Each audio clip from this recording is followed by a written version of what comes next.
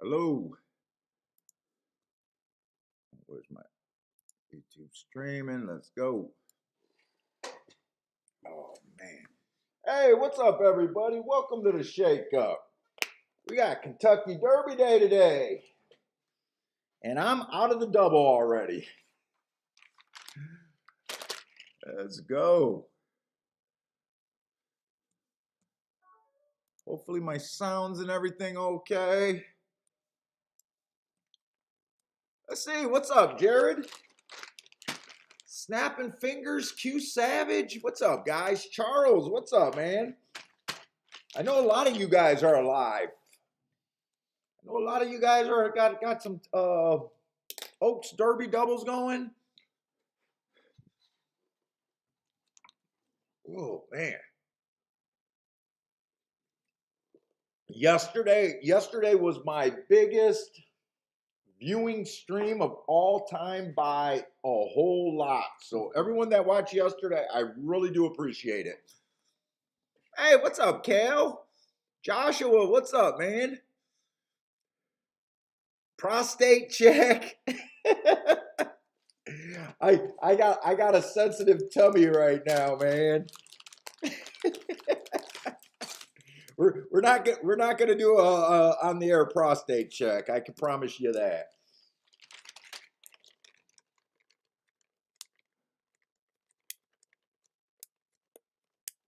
Monster check. What's up, Michael Lester? What is Snapping Fingers got the double 1-all guaranteed? Is that what he's saying there? I got 2 cigars today. Gonna get off to a nice start. Let's see. I got even more today. I don't know how these tracks are gonna intertwine with each other. We got Gulfstream. We got Churchill. I got Woodbine handicapped. I definitely want to try to look at Woodbine. I got Tampa on the turf yesterday. The bias didn't play as strong as I wanted to because 2 horses were kind of went wire to wire and 2 horses came off the pace. So if I lose anything, it might be Tampa Bay right now. I always want to play where I think I got the strongest advantage, and I'm only interested in that track if I think it's backing up. Let's see. What do I need?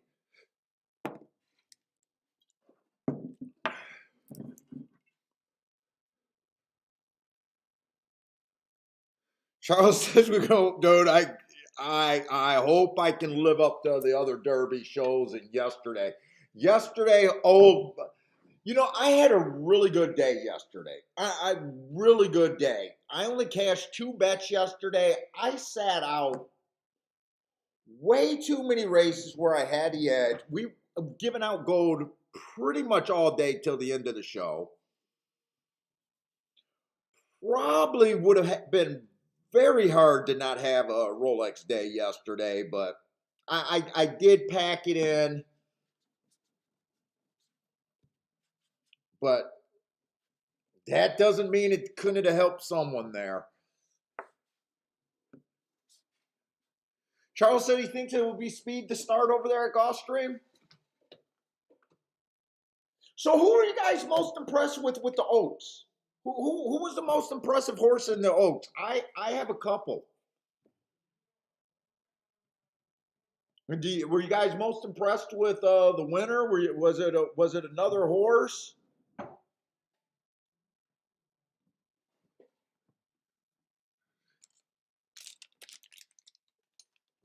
I think I was most impressed with Echo Zulu and Yuri girl. And I was impressed with them because of the pace. I thought was super fast. There was only one pace faster than that, and it was a 1-turn mile. I thought they went extremely fast, and I was impressed with the 9 horse who got third, not just because I had a little win bet, my smallest win bet of the group.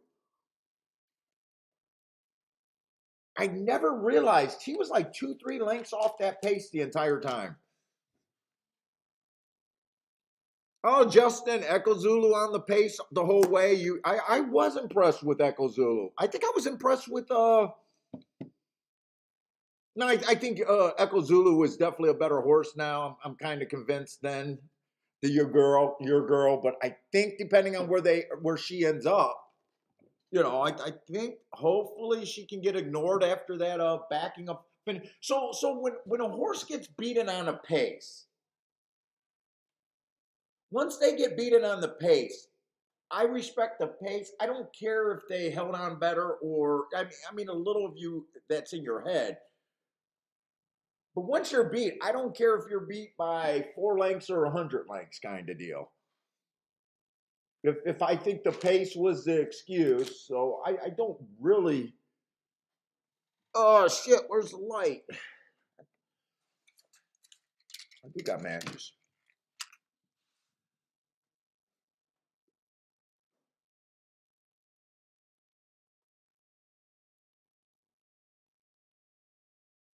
I had to be secret oath catching accident. Now I'm not sure if she ran against the bias. She did close farther back than anything, but nothing was really wiring yesterday for the routes. I think the only horse that technically wired yesterday was that 1-2 shot. No, she's just impressive. I mean, I thought the rail was bad. Sometimes you gotta, sometimes you make that call, and then after a race, you wonder if you were right. Now she did angle off the rail. I did. I'm gonna have to watch that replay a few more times to see. I know she came down the center of the track. I don't know how much of that race she was actually inside. My biggest reason for being against her was the rail.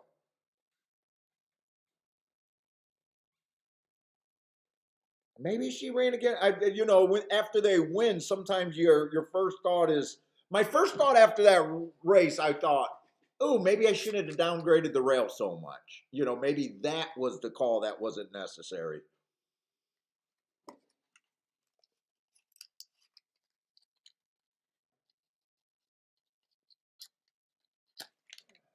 Oh man, I've been up since 6 this morning, but not awake. All right, let's look. We got some cheap races at Churchill Downs. Might as well get started. Let's see, how much time? Oh, wait, do we still got 37 minutes to post? I thought we were only gonna have like 10, 15. Wait a minute. Oh no, 5 minutes to post. What the fuck was I just looking at? The 3 and the 4 are scratched, so the outside horses made it in.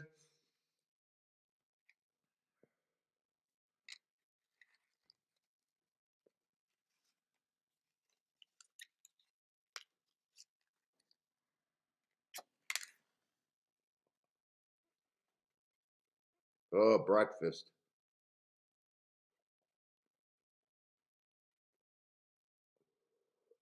All right, let's go. What we got? Made it special weight? $120,000 special weight. Why don't you guys cut the fucking purses in Kentucky and reduce a little bit of freaking handle for the players?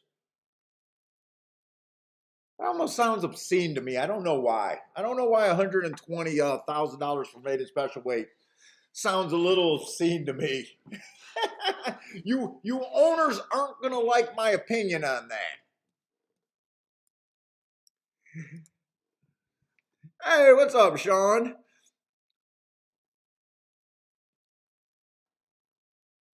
Sean likes he's thinking Cyberknife moves up in the Derby because of Secret Oath.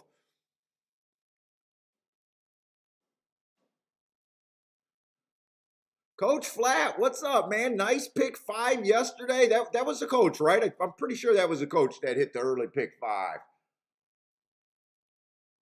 You hit it early. Hopefully you didn't blow it late, coach. Hopefully you didn't blow it late. Hope you take lessons from the shakeup and know when to say when. All right, let's go. 120,000 maiden special weight. I don't do anything with first-time starters. Let's just see if there's anything here in this race. A bunch of lightly raced horses for the most part.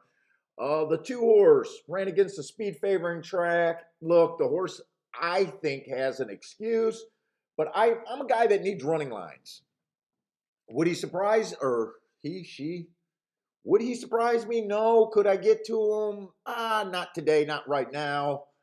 I want to see some races and just hard. I see excuse there, but I don't know where his talent is, I guess. Let's see the 6 horse, the 3 and the 4 scratch, or no, yeah, 3, 4, and 5 is scratch. Let's see the 6 horse, first time out ran on a bad rail. There's his excuse. 2 races ago, early pressing day, average slow, slow, tried a route. Then he goes back to 6 furlongs, another speed favoring track. There's an excuse.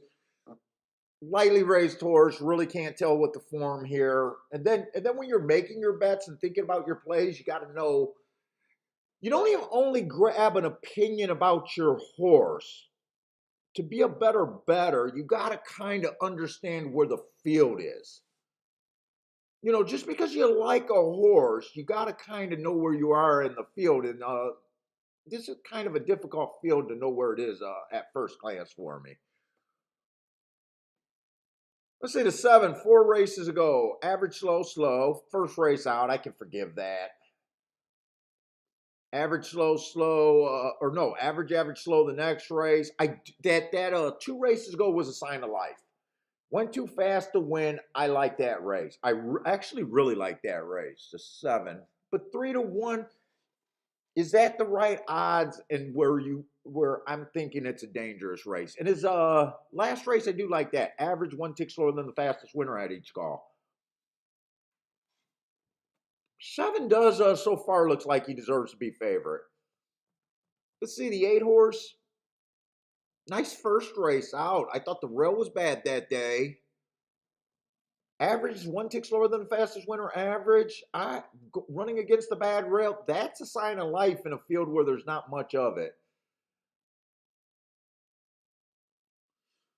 Let's see, 2 races go just average. I don't think I care for that race as much. Well, I know I don't care for that race as much. I shouldn't say things. And then last race, I don't care for that race as much either. Just slow on the slower. Came out too slow in the match strides with the slowest winner, not really getting in position.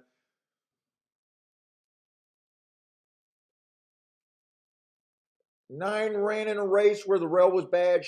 He had the 10 hole. That's a useful first time out.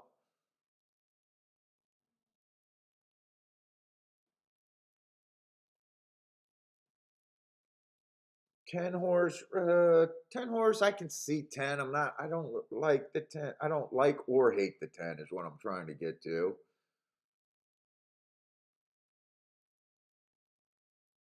There are some more interesting horses on the outside. Let's see. The 11's been running a couple useful races. Early pressing day, average match strides with the slowest winner. Each race did a nice job getting in position. Last race was just average all the way across the board, getting in position. That's a nice race.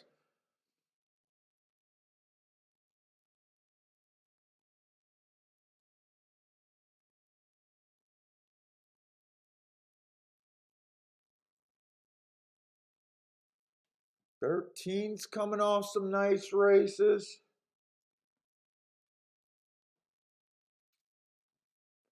Do I feel like I know where I'm at in this race?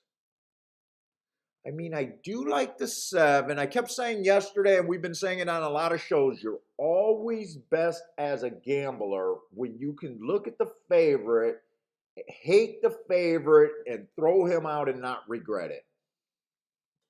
You're always in a stronger position in a race when you can declare that. Right or wrong, you're in right or wrong after the race, even if the favorite wins. If your opinion was you hated him and you threw him out, you're always in a better position as a gambler because you have an opportunity to do something better. I can't really say I hate this horse. In fact, to me, he probably deserves to be the horse to beat.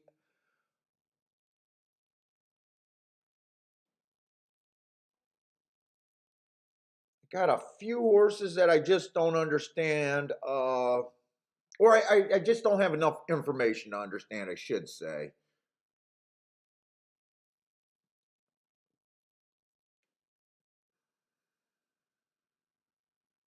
I think I'm sitting out this race. I think I'm personally going to sit out. Let's see, the 11's the second choice. I can't say I hate him either.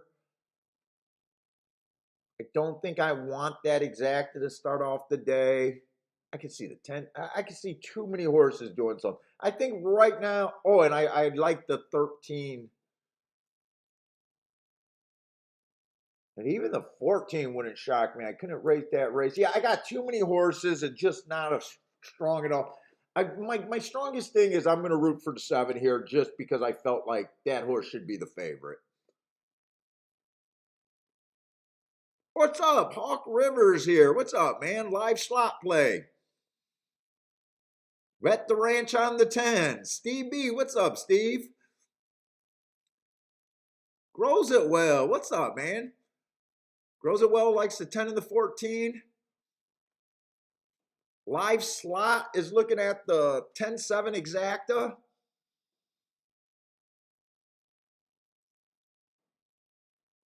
Who else do I see? Some new names in here? What's up, Sean? How does, oh, we talked to Sean. Okay. Let's see. See any more names? I'm excited to see new names. What's up, Frankie Tubbs? Attila's here. What's up, Attila? Let's see. Let's try to get an early grasp of this track. I'm not so sure how good my grasp was yesterday, even though I started off hot at Churchill.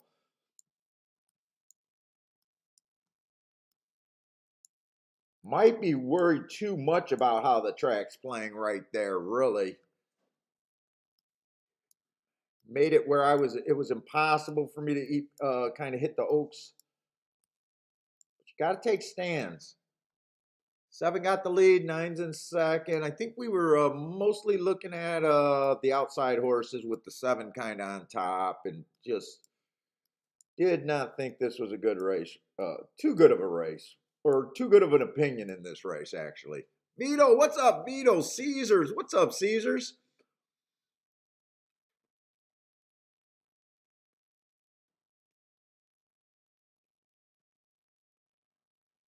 22 and 4, 46. That looks pretty snappy. 7 ran well, but I think the 9, yeah, the 9's taking. The 9's getting the, well, I think 9's winning that duel. The 11 and the 14 are kind of getting pretty good trips there. 9, I think we kind of had all of those horses. Maybe I get 9. No, we looked at the 9. We looked at the 9. 9 was the horse that we talked about. I rooted for the 7. Let's see, odds wise. 7 to 2, 9 to 2, 5 to 1, and 9 to 2. Actually, those are nice odds, but that's all chalk. That's actually ABC or ABBC.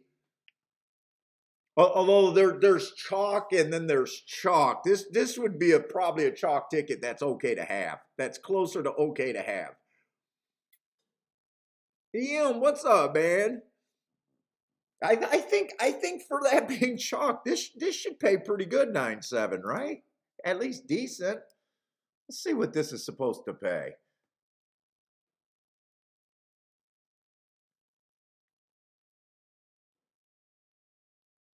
48, so 24 to 1. 24 to 1. I'm so used to doing the payouts by $1.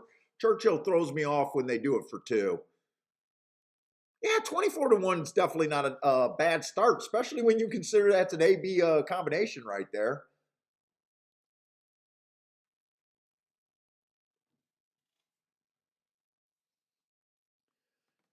I do want to watch that race because I think 7 had the lead, but I think 9 technically was in the horse's guts the whole time, meaning, if this is a 7, I think the 9 was, within 3/4 of a length. So I think I'm going to put 9 as wiring that field. But I need to be right about that, because if he's 1 length back, he's a stalker.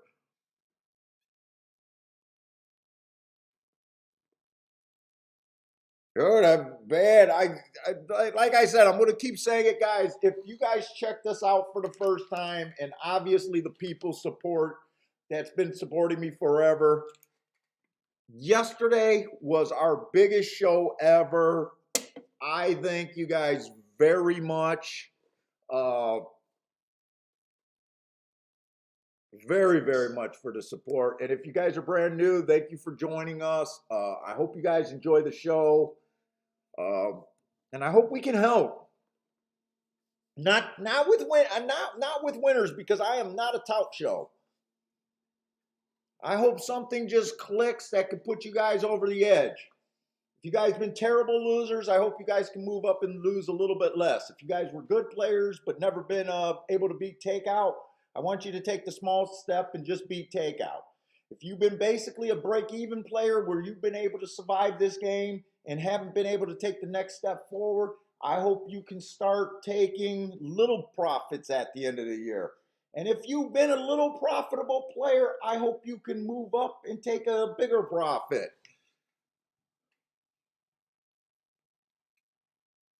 Once you get decent at handicapping, it's more about controlling yourself and the little things that matter more than anything.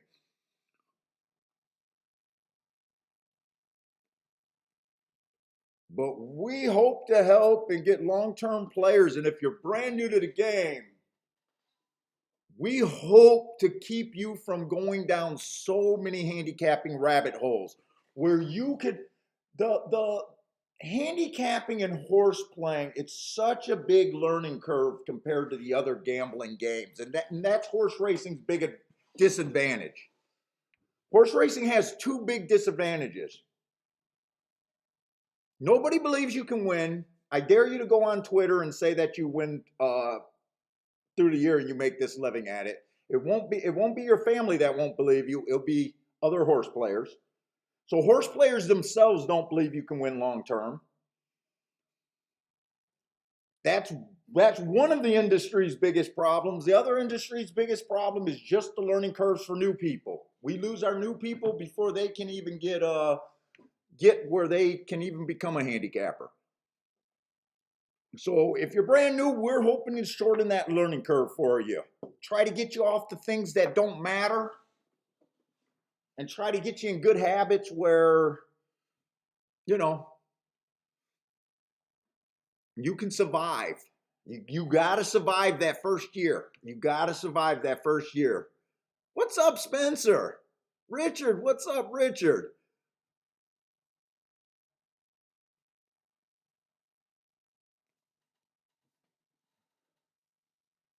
Let's see. We just want right now. This is a good time to throw out questions, to throw out your derby thoughts, to throw out what you thought about yesterday's card, to red board and brag if you killed it yesterday. Let us know, man. Let us know if you guys killed it yesterday.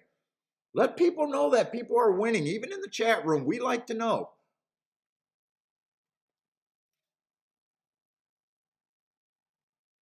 That's how the game's going to grow, is letting your friends and family know that you guys freaking had big days at the track.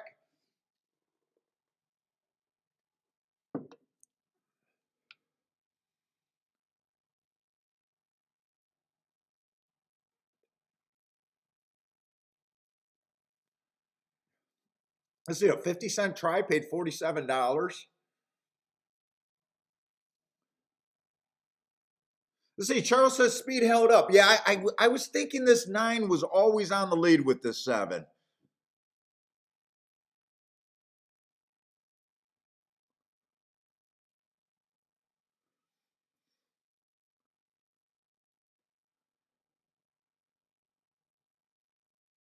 Oh, Justin, you hit that first. That was a first-time starter in the last race, wasn't it? I think I looked at the result and I was like, that's a bomb that I would have liked to have. And then I looked at the chart to see if I could red board, mark them up and see, because I was done. You know what? I'm going to put them as, God, that's so close to wiring and stalking. I'm going to put the 9. Was that a mile race, by the way?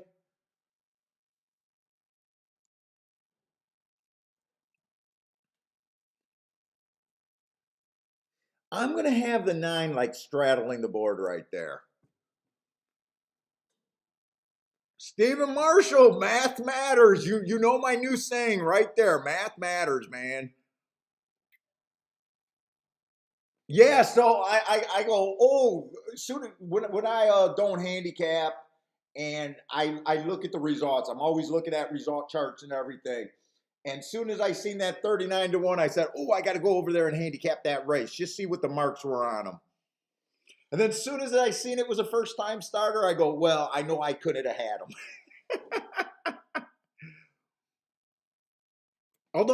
although Justin, did you see how fast they went that first quarter? They went that first quarter 20 and I think 3 or 20 and 4. They went sub 21 according to the charts. They absolutely aired in that last race.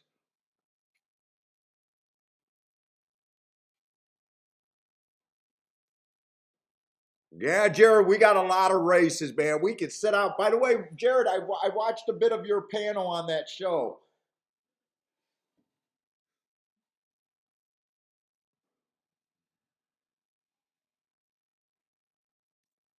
I watched a guy that I watched. I've been watching all the YouTube stuff and everything. I watched a guy today with a straight face said, "I think the winner of the Derby is gonna be one of the top 10 betting choices," and I lost my shit. I was like, can we take a little bit of a stand? What am I supposed to do with that information? Is that even information? So I was going to start off the show saying, I absolutely guarantee, and I will reverse everyone's Derby bet. The winner of this year's Derby race will not be a scratched horse. And 3 days after the Derby, I'll put out a big celebration video that I gave out, that I helped everyone with their supers, tries. Dude, the guy said that with a straight face to the fucking camera. I think the winner's gonna be one of the top 10 betting choices. Oh my God. Let's see, what's up, Zachary? Zachary likes God, I gotta think every time I say this name. No, I do not hate. I do not hate him. God, I'm trying to say the name. Tybia. Oh my God, I get it and then I lose it. I don't, honestly, guys. I don't hate anyone in the Derby. I don't hate anyone. To me, it's the math that I hate in the situation that they put you in the Derby. Dude, I had this thought and I didn't want to go into it on the Derby day. I'll probably go on to a Wednesday show. I'll probably go into a Wednesday show about, is the Derby really the best place to greet new horse players? Every hardcore shark is playing Derby Day. Through the undercard races, most of your sharks are probably more interested in the undercard races and the races at the other track than anything. So we invite a whole bunch of casual fans or brand new people to come to the track. They listen to people going on for 2 or 3 months about Derby picks. Everyone sucks at getting to the winner because it's that hard of a race. You can't throw out anyone. and the math does not make much sense there. And then most of them, unless they get super lucky, I mean, most people face it, are not going to hit the Derby, are not going to hit their connections for any amount of money. And then we send them home and say, you know what, come back. We'll enjoy seeing you next year. Is it really, shouldn't we be promoting the sport for a Tuesday? Shouldn't we be supporting a fucking the sport for an average Friday card if you want to get into the sport?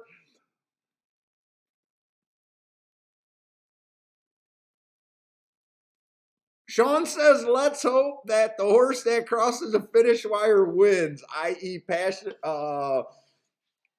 actually wins this year.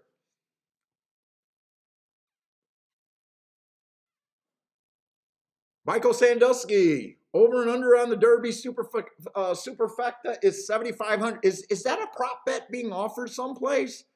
You know, I never look at the Derby prop bets. I never look at that.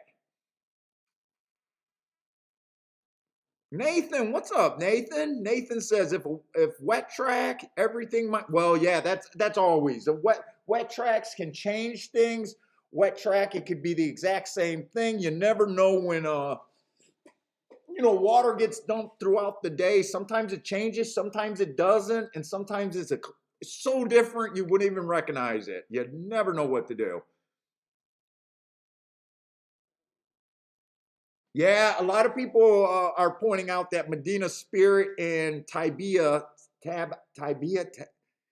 God damn it, I'm going to get butchered on calling these horses by the wrong name.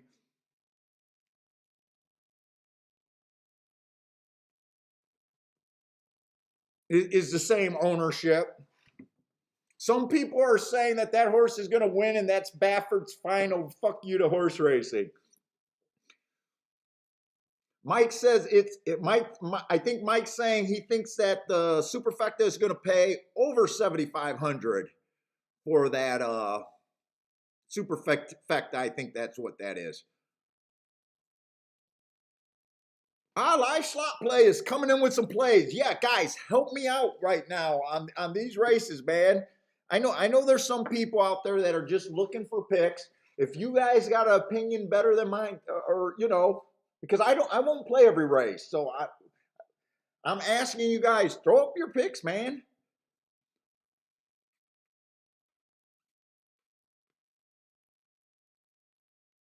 Mark, what's up, Mark? Mark Crandell, that's looked like a new name.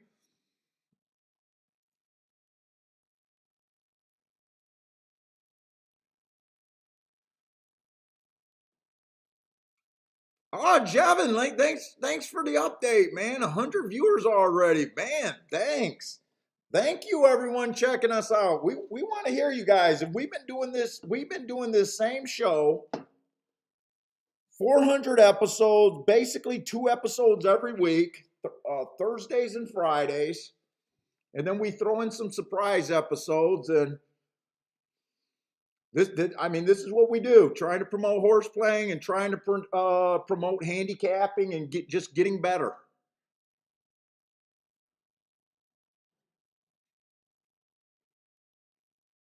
Mike says Bob is a legend. Michael Jackson, probably Michael Jordan of horse racing. I'm sorry, I don't think that's Michael Jackson.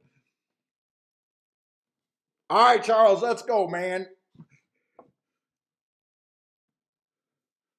See Money, what's up? Happy Derby Day, man.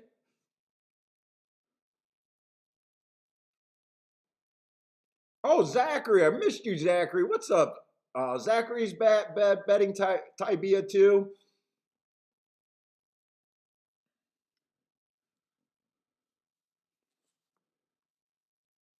All right, we got 6.5 furlongs, claiming 80,000.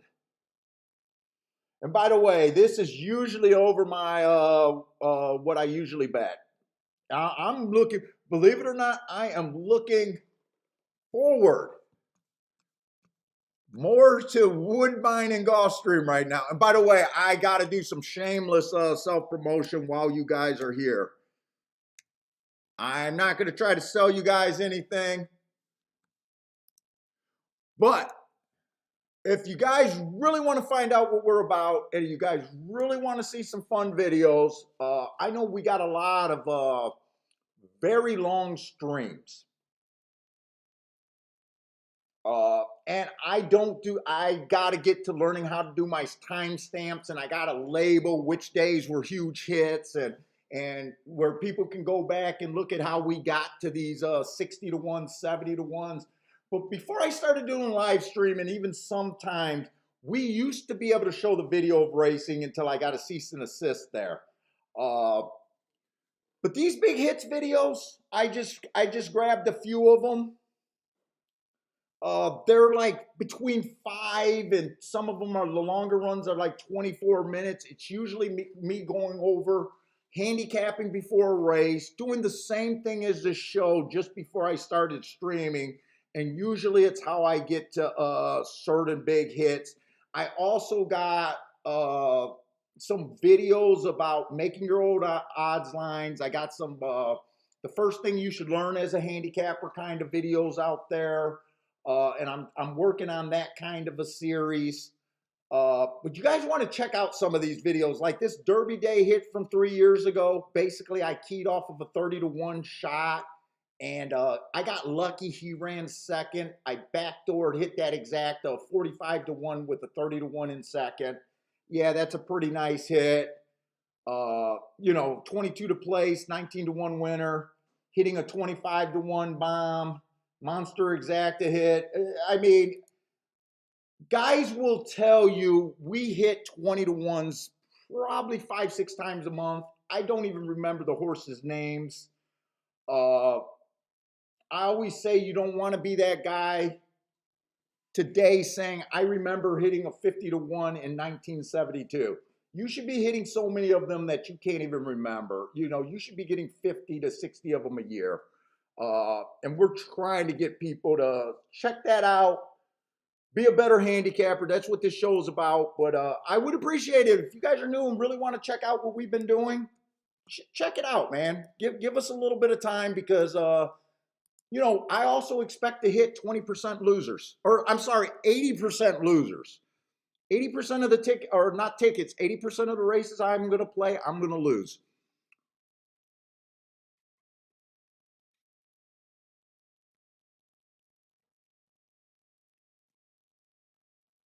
Caesar, Paul, how can I identify heart symbols at my local track? I can't tell you exactly what I do, Caesars. What you want to do on your database, I started building databases on spreadsheets. And the first database, I actually started in notebook on paper. So the first database I ever made was keeping track of all the winning buyers on a particular day at each of the distances. It's just whenever you start a database, you want to focus on the information for that day that you want to look up to see what was good compared to other animals. So I'm going to tell you a little bit of what I believe. Speed figures try to normalize times between different days, right? That's what they're trying to do. They're trying to normalize times, and they're trying to put a single number on there. My core belief with times, and it's proven, you can't compare times with different days. If you notice,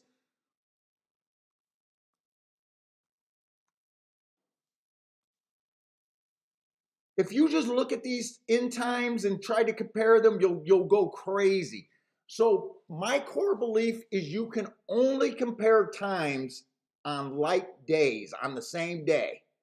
So build a daily profile kind of with that in mind, kind of think of the information that you think would be most important in that group. I believe pace is on the more important side of that. And just play with it, man. I can't say exactly what I'm doing, but a lot of people figured out can figure out what I'm doing. Pretty close.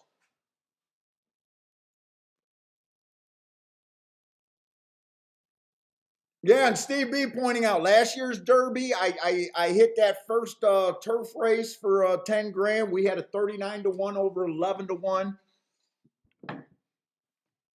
That was on camera. What's up, Gino?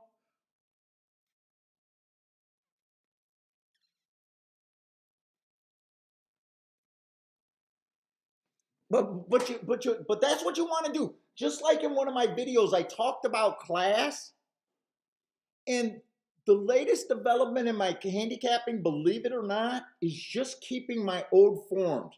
I can't tell you. Right now, we're on computers everywhere. Most of us are playing at ADWs. Sometimes it's so important, especially in stakes race or starter allowances. I only keep my forms at Gulfstream because that's the track I play every day. But sometimes you'll gain a big edge just saying, oh, this was a minor stakes race. Let me see what kind of horses were really in that race. And sometimes you can compare them, just the horses in this race, because we can't remember all of these, especially these starter allowances. I find a real big edge in that. So there's a lot of ways you can go about it and find edges that people are not doing. But most edges are going to come from work. I believe you get edges from biases, watching video, as long as you watch videos the right way. Too many people just watch a race without notes. You got to have your notes already there and watch a race with a bias in mind or a profile in mind, and you'll be a better race watcher that way. So all your edges are going to come with extra works and extra notes. It's not going to come in any paid publication that's mainstream. Soon as it's mainstream, it's done in the par mutual system. So that's what you got to think about as a new handicapper, or even a veteran handicapper that hasn't had enough winning years yet. And I'm sorry, we got to look at this race. I am sorry, but I'm trying to answer questions. Let's see the one horse. 4 races ago, inside of the track was good. He had the good inside. He was fast at the first call, fast at the second call, average at the finish. Technically a nice race, but he did get the inside of the track that day, which was good. I love that race. 2 races back where she went too fast to win early. I don't like that we got a 1 race sample in that stakes race. Looks like she fits in class pretty close here. But I got to see what else is here. 2 horse looks pretty live. Wow, this is a pretty good betting race if we can get by the 4 horse.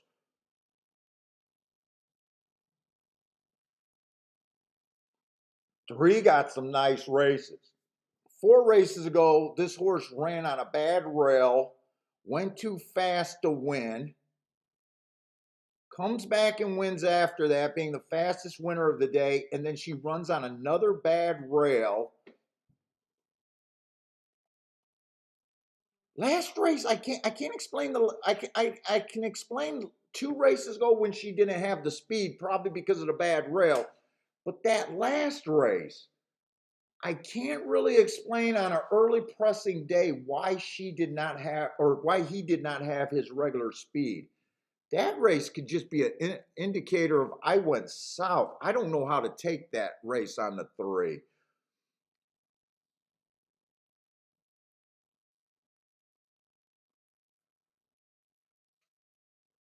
Let's see. We got to look at this favorite because we need to know what the favorite is before I can even bet. Let's see. In that stakes race, the Lecomte or whatever, the horse went too fast to win, which is always a good sign, but he did earn that at a route. I don't like route to sprint. They do win, but I do have a bias against that.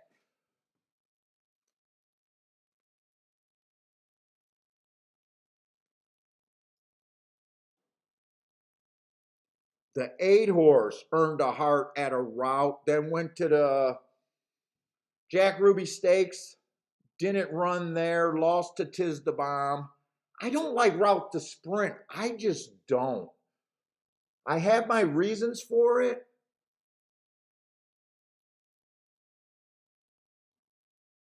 I really don't have an idea how this Churchill. What was this Churchill doing for the meet? I think the inside actually up until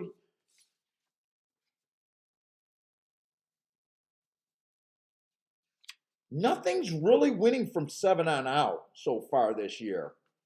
I don't have yesterday's stats, but out of 23 races, or 20, 27 races, it's been speed and stalkers. Do I got to play here?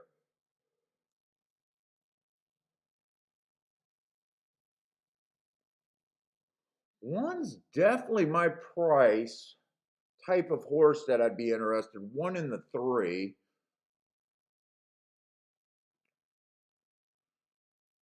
I don't know if I can throw out this 4. I'm going to sit out this race too.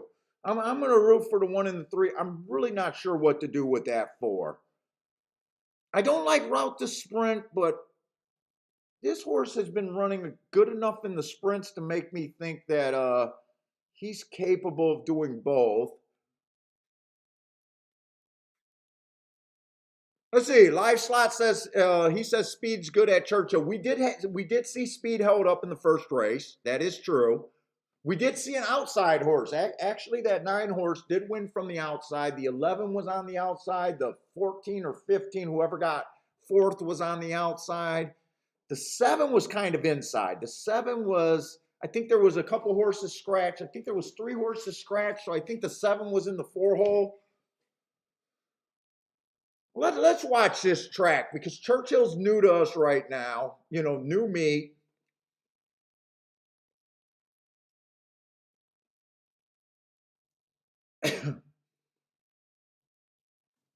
Who is it to? Oh, 2 was coming off a super nice race on the inside also. 4's right there. Right now, this does look like it's going to be on the chalky side of things. The 1 in the 3 didn't show any real speed. 4 is going to win the race stalking. This is going to be chalk right here. 4 look. Oh, 3's flying. 3's flying. Wait a minute. Come on, 3. I just want my instincts to be good. 3 ran a good race. 3 was definitely on my radar there. But 4 did win that race. By the way, usually, guys, I only hit 1 or 2 races a day. Usually I only hit 1 or 2 races a day on an average stream.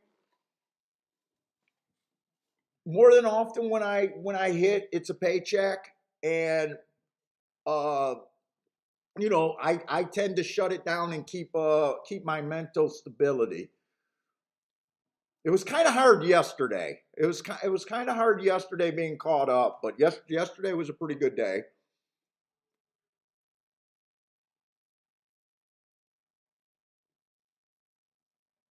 Ah, 721. What's up? Is that Illich? I can't. Little Chai. We'll just go with 721.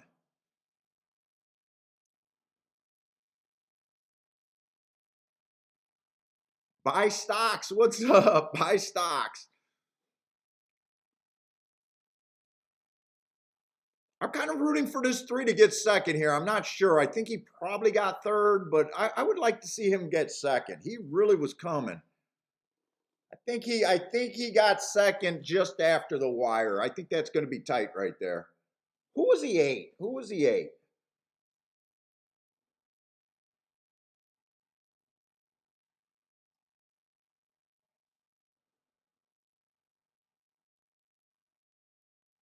Eight ran on a bad rail last race. Took a lot of action.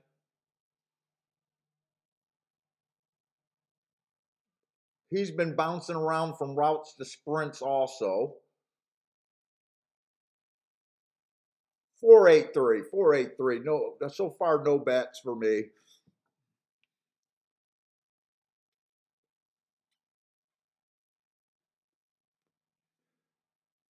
Mike says first capacity crowds at Kentucky Downs since 2019. Fucking really nice to see the crowds are back, right? So many of us got this COVID freaking, we got to get out, man. So many of us got this COVID being cooped up for the last couple of years is just a lot. It's nice to see the crowds out there. Stephen Marshall sticking with simplification. I was watching some replays last night. I kept having to look at the YouTube stats of you guys checking out the video. Like I'm going to keep saying it because it was my best show by far for views. I really do appreciate that, and I was watching a lot of the Derby prep races again.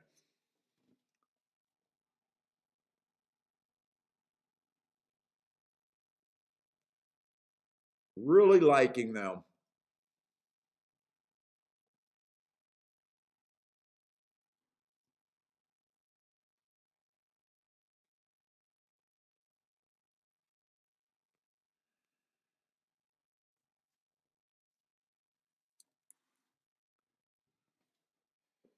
Joshua likes simplification too. I think simplification. You know what? I missed Discos and Caleb's video. I missed Discos and Caleb's video. I watched the first one, but I think they did the first 10 contenders, and I thought they were doing a second 10 contenders video, and I missed that. But I think Disco's still high on simplification.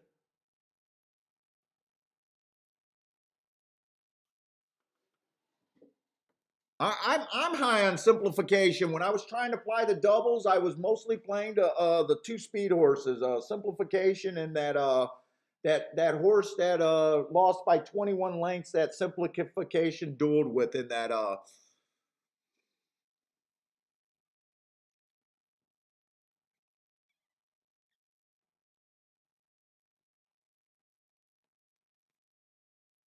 What is that? Tonto the kid? Tonto kid? What's up, man? To me, I'm a okay. I got to tell you something about myself. I do have a West Coast bias, and that hasn't been the best bias to have with the Derby horses with Bob Baffert in the Derby. Medina Spirit last year was a very good marked horse.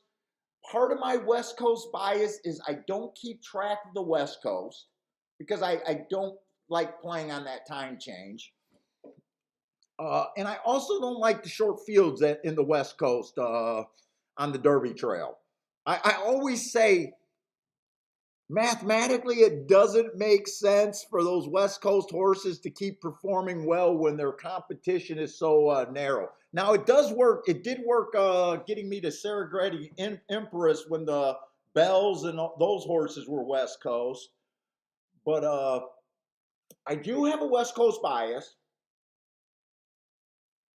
I just did not like the Santa Anita Derby. I didn't. I don't worry about that 1983. Those are weird stats that could just be a coincidence. How many horses were actually coming in with two starts? You know, most good horses don't win the Derby. You know what I'm saying? The Derby is a one-time thing. It's funny when guys say stats like that. It makes it sound like they're looking for biases and stuff like that. To me, those fall into more coincidences. And I'll admit, I can't prove the biases that I talk about, but at least they're for the meet and that week and that day. But when I look at, hey, the one hole can't win, I'm like, really? I mean, the one hole just did well in the Oaks. What? So six other horses in the field makes the difference. If the rail was gold, I don't buy into that. Like I know a lot of handicappers build just a Derby profile. You know, these are what Derby winners are. I don't look at it like that. I'd rather build a profile based on the routes that day, that week leading up to it. So I don't know. I think you're going to get an okay price on him, but my biggest thing is just respect the math. To take him at, let's just say, I don't know what the odds are on Taiba right now.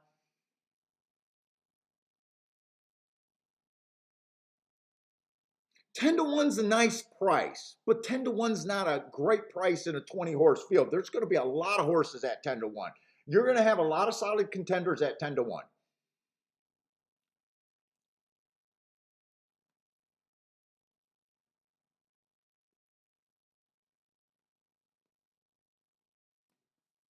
So I'm not saying he can't win. I'm not saying he's not going to be a great horse. My thought in that Santa Anita Derby, it was a stalking closing day. They bet 3 horses. There was 6 horses in the field. 3 of the horses everyone were laughing at. Taiba going into that race was the 3rd choice. He got the perfect trip. Messier was closer to that pace that was collapsing. True, he was a stalker that day, but he was the closest thing to that thing. And I know a lot of people are saying, well, how could you like Messier when Taiba passed him standing still? I mean, we bet against horses that beat horses on a Monday every day, and no one acts like. I think the Derby, everyone's trying to find that super horse, like the next superstar. Most horses aren't going to be superstars.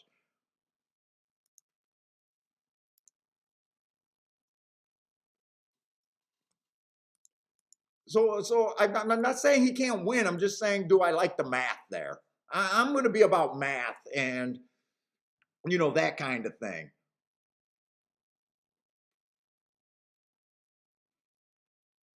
Live slot play says tis the bomb could be. They all could be monsters, right? Any one of them could be the next superstar. And some of the most impressive horses out there, you can make the argument that maybe they peaked a race or two too early. How many times have we seen the Super Bowl? The number 1 seeds, they get that bye week. They were dominating the entire year. They get that bye week, and then they get eliminated in the playoffs. Shit happens. Shit happens in all sports betting, right? Hey, what's up, Mac and Company?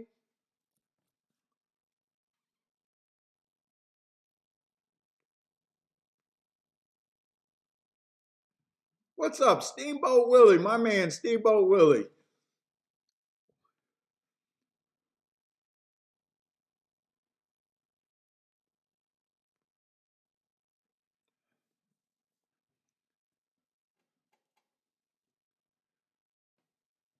All right, we do want to give ourselves more time. I was short on time there, but that was a race that I wasn't that interested because, we're trying to beat the favorite, and I could not get around him.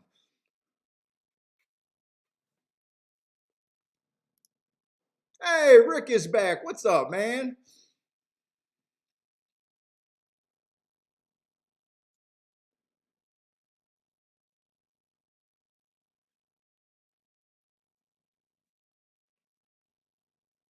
Ooh, we got 146 viewers. Welcome to the show, guys. We probably got a lot of new viewers, man. Throw up your picks. If you guys got picks, help us out. Throw them out. As soon as we get more tracks running, guys, make sure you include the track that we're playing. And our regular guys, let's see. What's up, Larry? Mac and Company. He's a sharp guy. Uh, he usually puts up some picks. Joshua puts up a lot of picks. Sharp. Stephen Marshall puts up a lot of picks. Charles B is always here. Sharp.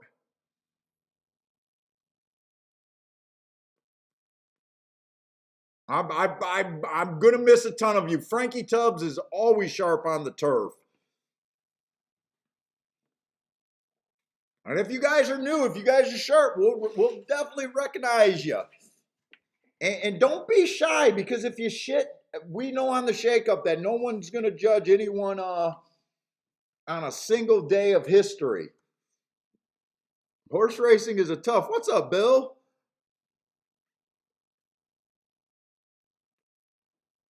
Bill knows allowance 127 is allowance 27 allowance $127,000 allowance is a little rich for my blood.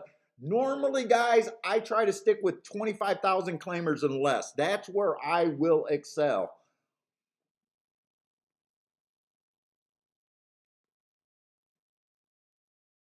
And I do want to, let's see, let me get all the tracks that we're playing in my menu. Because Tampa Bay, I think I'm interested in Tampa Bay's first race. So I just want to make sure that I'm definitely excited for Woodbine today.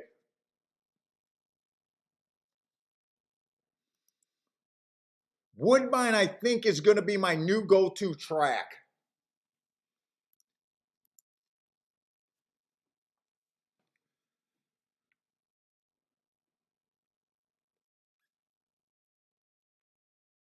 Oh, tell me it's not raining at Tampa Bay. If it's raining at Tampa Bay and they're off the turf, I'm going to dump Tampa Bay for today. Or are you saying it's raining at Churchill right now?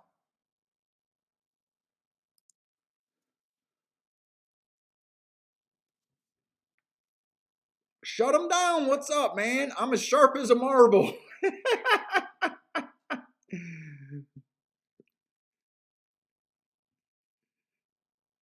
Shut him down. Sharp as a marble handicapping, but he got some sharp wit. I like it.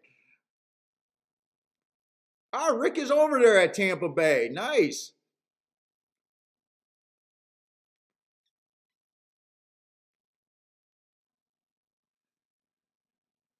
All right, let's look at this race. Let's give ourselves a little bit more time here. It is a turf race. We have seen very few turf races. I only played two so far. I hit one going wire to wire, but I have no idea how this track's playing. Yesterday, I think it was coming off the pace. But right now, I'm not calling any bias there or anything that I'm interested in. So I'm just going to handicap this straight up and see if something forces me to bet. Let's see. Stalking closing day, 4 races ago, the horse was a stalker, went too fast to win. I love that race.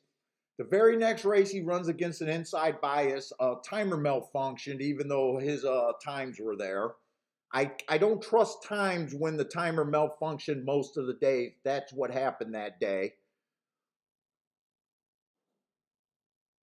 He comes back. Rail was bad. He had the 6 hole, went too fast to win. This horse should be sitting on a big one. He went over to Keelan, got a speed favoring track, and all of a sudden, he has no speed. Where the hell did your speed go on a day that you should have ran well?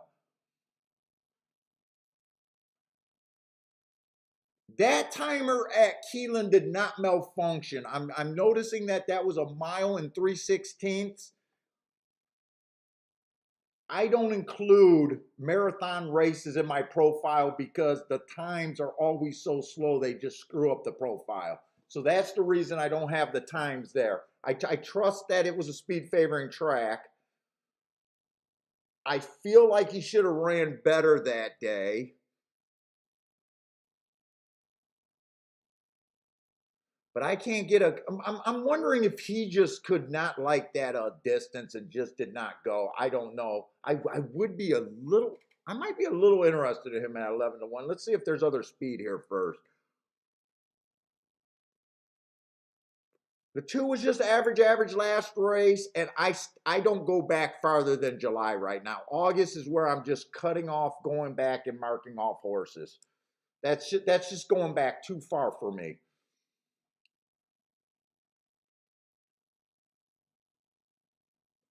These foreign horses, I don't even know where these from. I don't keep track of what's Europe, what's Brazil, what's South America, what's Japan, what's United Immigrants. I don't even know the markings. I don't even know how they can handicap without internal fractions. There's nothing there for me to look at. I ignore these type of horses. I never know what to do. Your guys' opinion would be way better than mine there. It wouldn't even be close, guys. So when I know that I'm ignorant on something, I don't talk about it. I just ignore them. When they win, they just beat me.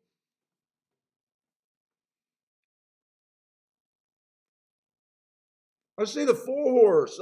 3 races ago, Bad Rail stalking closing day. He was outside. He was a stalker. He was fast early, but he really did fall apart. Hasn't been getting in position in the last 3 races. When I say that with a stalking horse or closing horse, you want to judge your closers by if they get in within 3 lengths here. I chart so many races. Most closers, especially in North America, especially on the dirt, needs to get within 3 lengths of the lead at the top of the stretch to be able to win. So if you're new, that's where you want to judge your closer at.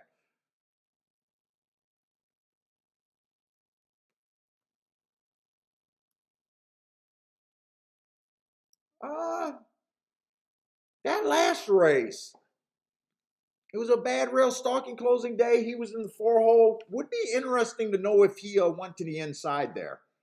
Would be interesting to know if he went to the inside. He did earn a heart that day as an off the pace horse. Off the pace horses earning hearts is not a normal thing on the turf. It's a really good sign of good things to come if they're in the right spot. And he looks like he's in an okay spot here. Oh, 25 to 1. Wait a minute. I might get interested in this race a little bit. I haven't got to the favorite yet. We definitely want to find out what we think of the favorite here.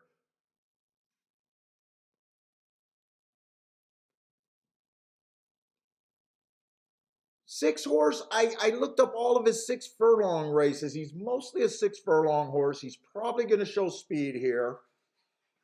I got a couple of excuses on the last race in 3. Oh, by the way, guys, the way that I do my marks, this right here where you see my cursor is his most recent race. This would be his race 2 back. This would be 3 back. This would be 4 back.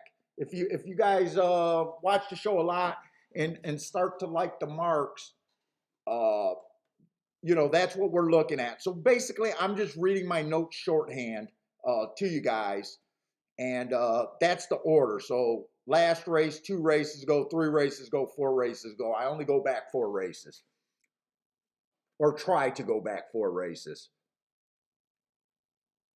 So he looks like he'll just add to the speed there. He got a couple of excuses. I don't know if I like them or not. I probably won't because there's some speed routers here that I could be interested in. Is this April 14th? I love rematch races. I don't know if this is going to qualify for a big rematch race. Probably not because you usually get rematch races when all the horses are running at the same track and not so much, when everyone's shipping in. And right now, everyone's just shipping into Churchill. He's a 6 is definitely interesting. 7 is the favorite, so 7 is always the key. You always want to see where the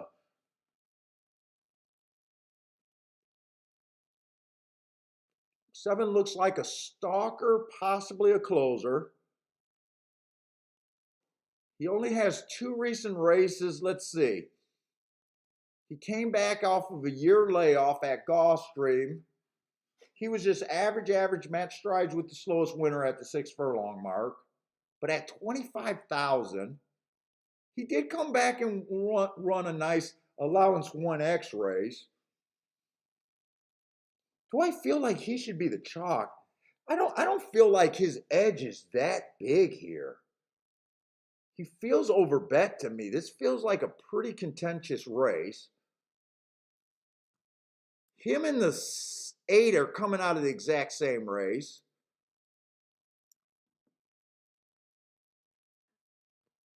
There wasn't much difference at the finish, although 7 got in position and 5 really didn't.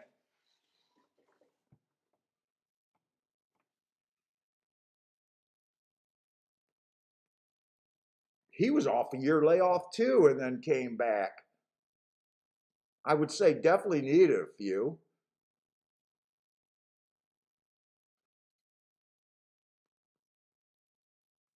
Here's another horse coming out of that Keelan race. 7, 8, and 9 are all coming out the same race, and I don't think there's much difference. I think this 7 could be beat. I could see the 8 or the 9 reversing this at a better price. But I'm more interested in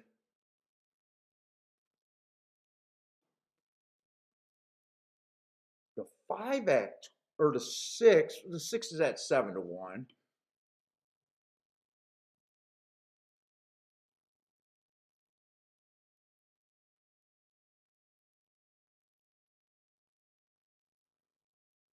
I think I'm going to play this race because I think I want to try out this 4 horse a little bit.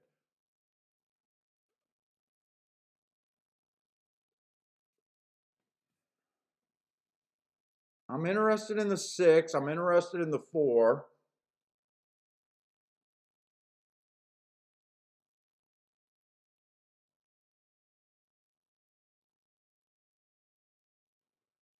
And I'm interested in the 1. I'm kind of interested in the front speed here. 4 is not front speed, but I think the 6 and the 1 could be front speed.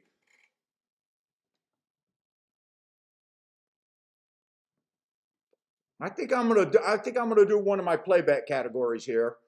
When I say I'm doing a playback category, I'm just betting on my lower end of my betting range. You know, basically, my play bets is like you're sitting at a poker game and you're just anning. You got a little bit in your hand. You're interested. You don't love it. You know, you need to see the flop. I need to see the pace develop. I got some value there. I think I can play it, but it's not a bet that I'm going after. You know, like that double I hit yesterday. I said I'm going after this one. I'm going after this one. That's why that made that single bet basically put me up for the whole day. You know, and I was making a few play bets kind of thing. So, you know, I don't always say exactly how much I'm betting things for, but if you watch the show, you kind of know where my play bets are at.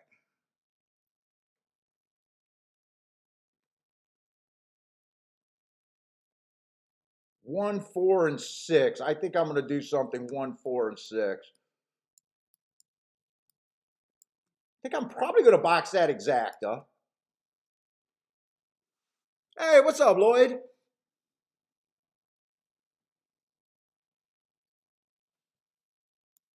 I usually think I'm going to take the 4 and the 6 to win there.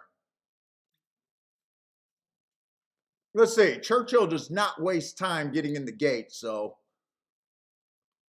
I'm going to put that bet in now.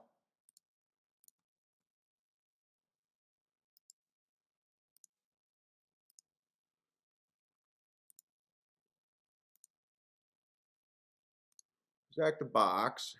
I don't usually I check my exactas and my doubles to make sure they're worth playing.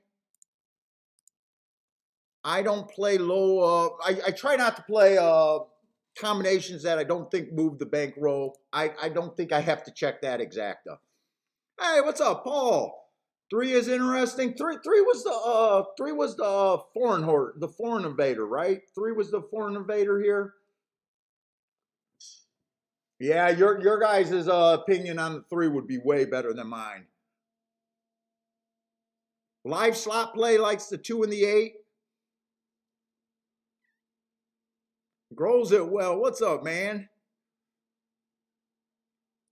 Oh, Jimmy Shine. What's up, Jimmy Shine? Cyberknife. You're a Cyberknife fan.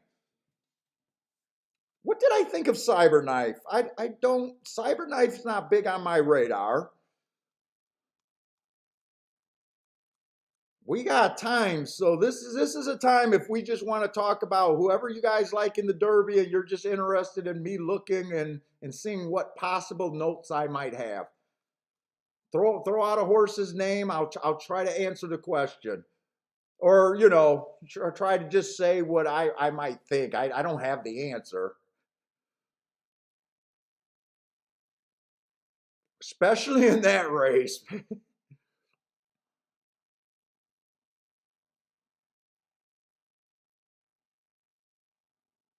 Who is Cyberknife? Arkansas Derby winner.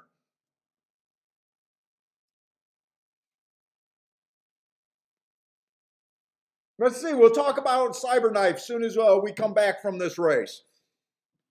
5, I think, was the sprinter stretching out. So he did. Oh, man, my 1 did not. My 1 is up there. Okay. He did not get the lead, though. I was hoping the 1 or the 6 would get the lead. I missed this pace call. I did think the 5 could get the lead, but I thought the 1 and the 6 would be there, not the 9 and the 7.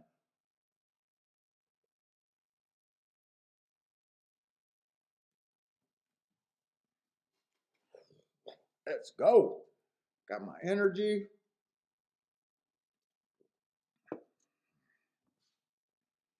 Grows It Well says hard not to root for Taiba. Oh, I think I got the name right there. Taiba is getting a lot of looks. Come on with this. Can this 4 be getting it working his way in position? No.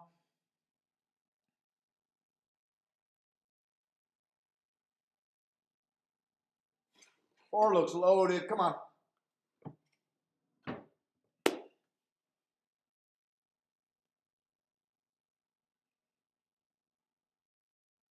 Nah, 4's not loaded.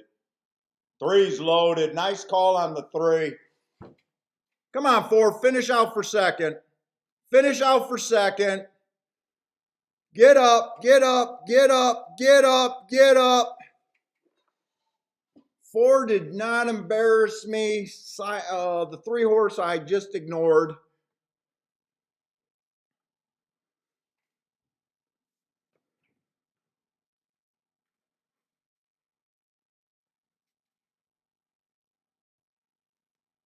ABC favor ties. 3, Rockstar Lady. Yeah, that 3 had nice turn of foot. You know, when I handicap and I get beat by a first time starter or a horse that I ignored, you know, like this 3 that I admit that I don't understand and I can't have an opinion, I got to take away mental wins in this game to keep myself sane. I handicapped that race as good as I could. I took a stand. I bet the 4 horse to win. The 4 got second. You know, you get second on a 25-1 that you played. To me, and you get beat by a horse that you have no opinion on, yet you're admitting, hey, if the horse wins, I can't complain. You know, that's where I sit right there. So, you know, I'm tickled pink that my horse ran second at a big price that I was able to handicap. I was hoping someone that backed the 3 would have said, hey, I threw in your one of your long shots and hit that exacta. I was hoping one of you guys hit that exacta.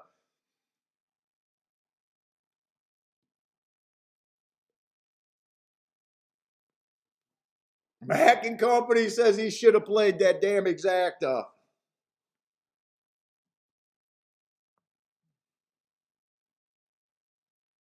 Yeah, that's going to be a really nice. You know what? And actually, I was just celebrating that the 4 horse won and was taking a mental victory. My mental victory just got bigger. I did not realize that the 6 got third. So if the 3 doesn't run, I'm on my way to a Rolex day with a playback. With a fucking playback. Boxed the 1, 4, 6, played the 1 and 4 to win. You know, you got to take this as a handicapper. You got to keep your spirits up. You know, and yeah, it's rough that you got beat by a horse that you didn't have an opinion on. But if you're seeing the ball from the information you have, to me, especially if it's a price, to me it's always a good thing. It's always a good thing moving forward because we will hit those horses. Yesterday we keyed off a 25-1, and we accidentally included that 14-1 winner, and I ran first and third there by a K hair for second. Let's see. Let's go to Cyberknife. Joshua, I'm not pissed enough to rant. my only rant was that guy saying he thought the winner of the Derby was going to be the top 10 betting choices.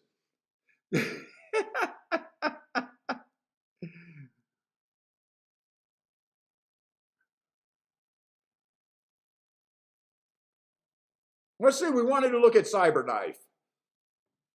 Cyberknife 4 races ago was just average, breaking his maiden. Nothing's wrong with that.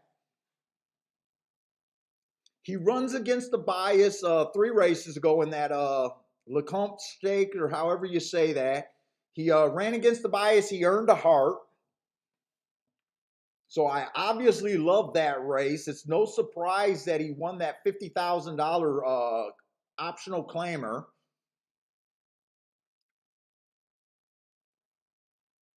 Not after that performance in the Lecomte. And then he wins the Arkansas Derby, being 1 tick slower than the fastest winner of the day. So he got a nice stalking profile. Obviously, a nice horse in a field with at least 17 other nice horses.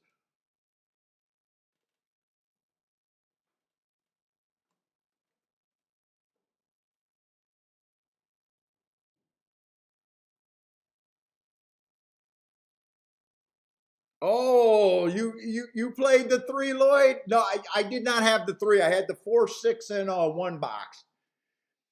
And 4 to win. By the way, that race obviously was won by closers. The pace completely melted down. 6 was stalking, 3 came out of the clouds, and 4 came from at least 5 lengths back. So for what it's worth, first turf race today, the pace collapsed completely.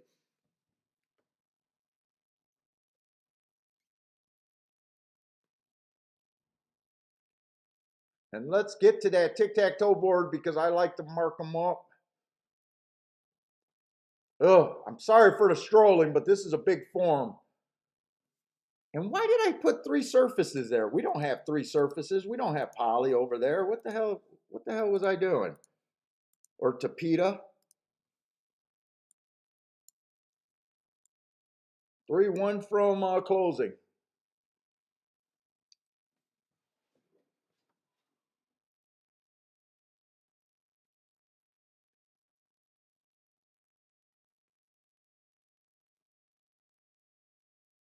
Lloyd says Cyberknife has a nice long stride, great for coming off the pace. Yeah, 92-1 exact to that would have been nice. That would have been a nice start.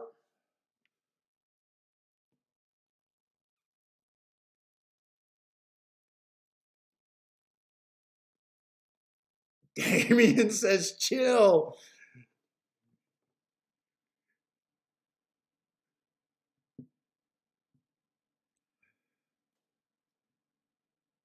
Oh, what's up? Harold Samuels. What's up, man? Charge it. He's a Charge It fan. I'm a Florida Path to the Derby fan. I do think the Florida, I don't know, maybe because I follow Florida more. Florida to me is one of the interesting paths to the Derby. I know a lot of people are shitting on the Florida Path. I don't know how you can say the Florida Path was terrible. A lot of people are saying the Florida Path was weak. I don't know if you can say that with Madonico running on the bad rail in the Holy Bull and then going to New York and winning. And then I don't think Tiz the Bomb running in, I think, the Holy Bull and then going to, he went to Turfway Park. Turfway Park is probably a weaker stakes, but Animal Kingdom did come from Turfway Park to win. So I don't know how you can say that Florida Path was exceptionally weak.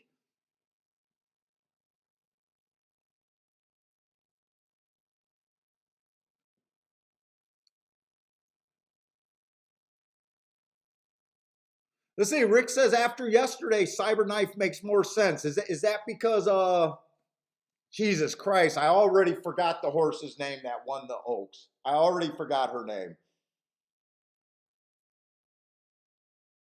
I try not to know names, by the way.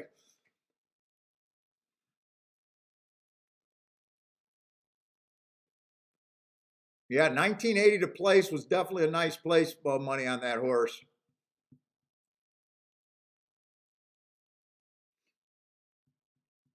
I'm kind of thinking to myself if I decided that was a race to go for, I probably would have did the 3-horse box. I probably would have bet the 4 and the 1 to win. But I bet a lot more money when I'm going for a race. If I would have relooked at the board and noticed that the 3 was taking 3 to 1, if that horse would have made it into a key box with the 4 singled. You know, I could possibly have 4 or 5 horses that I could have used there. And I'm just wondering in my head is if I would have decided to go for that play. But I made the decision that I only wanted to play that race in my play bet thing. So I don't have as much room to make that bet. I'm kind of wondering if, I did like 3 long shots there if I could have made that work. There's no way to tell, but I'm happy with the way that race ran.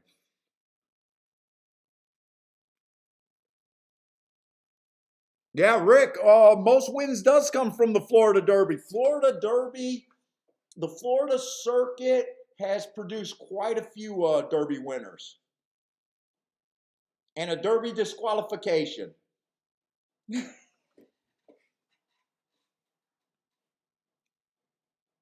Secret Oath. Secret Oath. I'm sorry I forgot her name. Some of you people are going to think that's disrespectful, but I usually try to just call them by their numbers because I don't want to have mental biases. This horse owes me, or sometimes I love horses and I look at them with rosy colored glasses going forward, and I try to avoid that. So that's one of the reasons why day in and day out I try to never look at their names.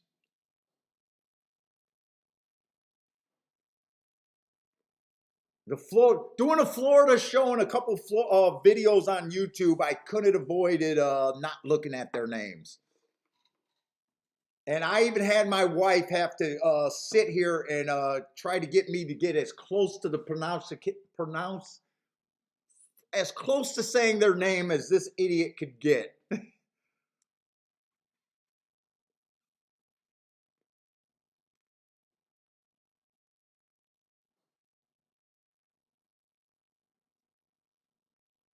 And that's ABC Favorites. What's up, man?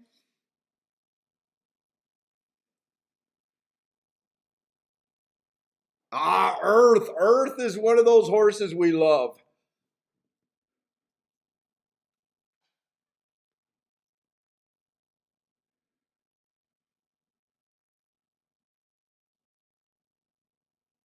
Now, Paul, I think in the Florida Derby, I think that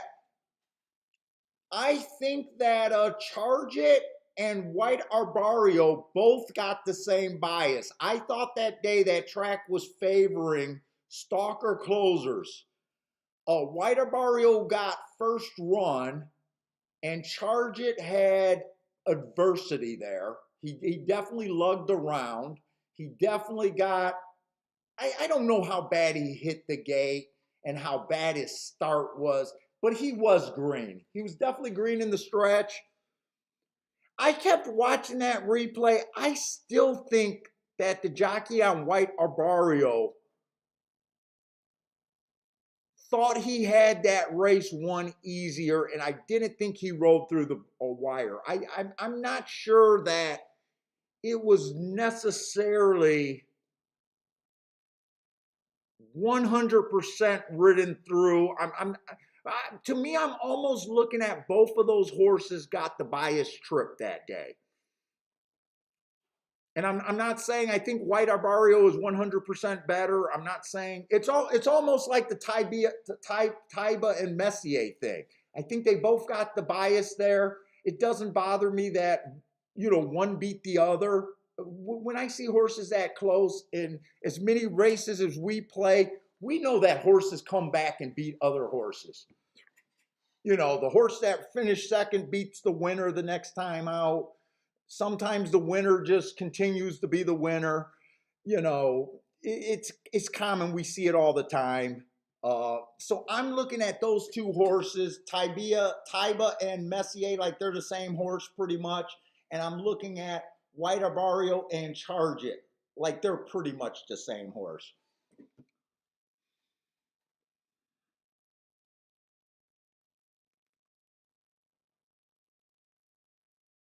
Oh, Stephen Marshall, you hit that exacta. Stephen Marshall used the 3 in my 4. Nice job, Stephen. Says he lost the internet connection on a delay and then realized that he hit that exacta. Nice.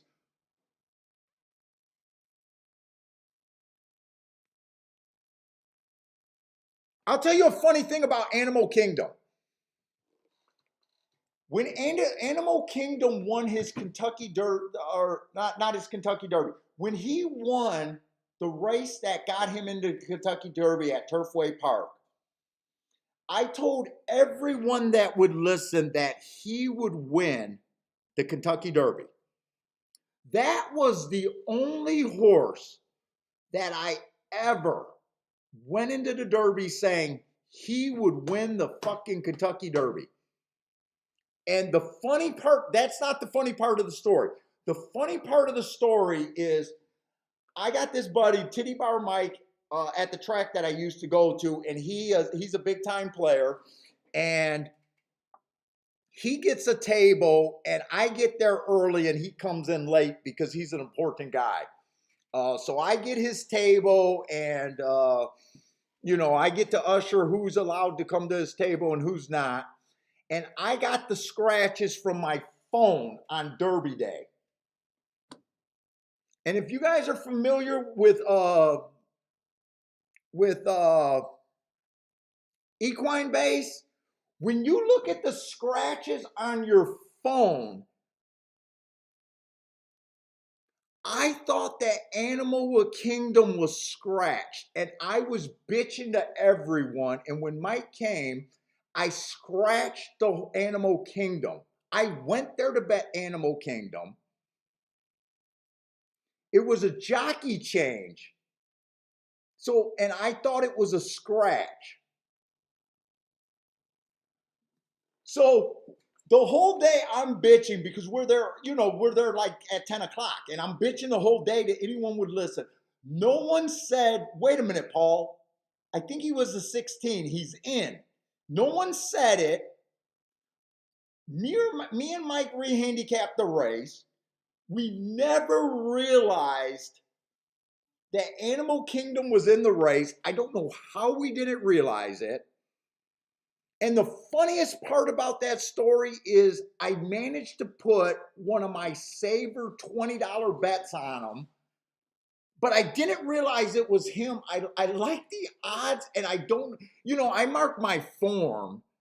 I don't even know how I did it, but I ended up with a $20 bet, but that was supposed to be a boxcar bet for me. And Mike, to this day, will not let me live that down.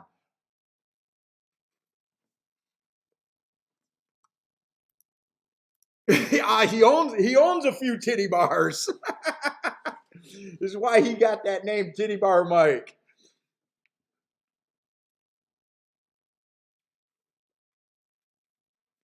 But that's my Animal Kingdom story. The only horse in my history of loving a Derby horse and I could not bet him properly because but because of that jockey change, I thought it was a scratch. And Titty Bar Mike, obviously after the race, he claims that he came there to bet that horse too. Thank God he didn't make me pay him what he would have won.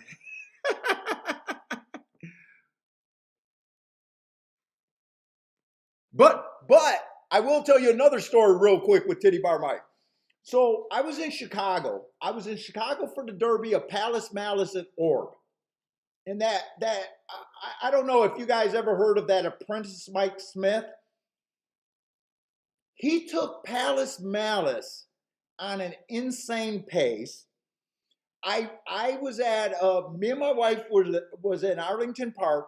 I stood up on my chair and I said he will win the Preakness and he will win the Belmont.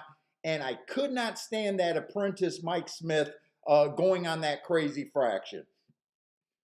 So when the Preakness came, I was disappointed that Palace Malice was not in the Preakness, but I was so impressed with that pace of the Derby that I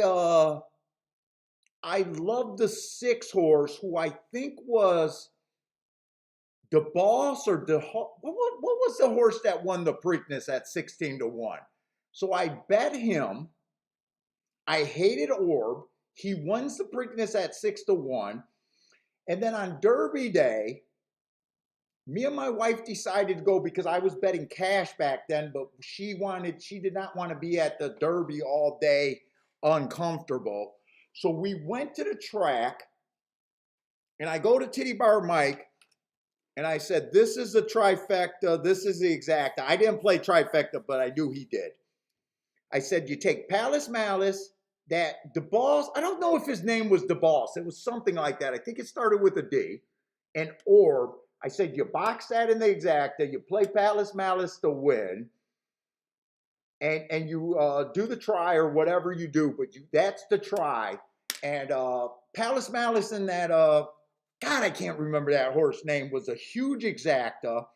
And Titty Bar Mike called me and go, did you win a house? And I was like, not quite a house.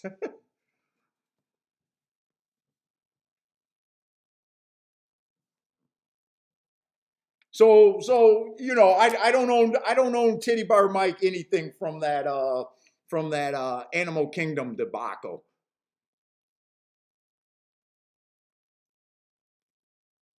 Hey, what's up, Bender? Dude, I was wondering if you gave up horse racing, man. I knew you couldn't miss the Derby.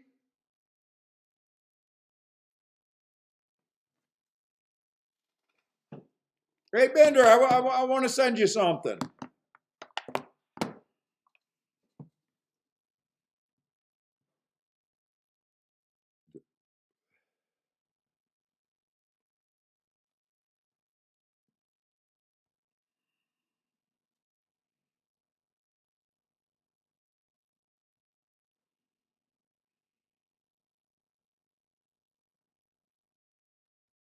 Oh, shit.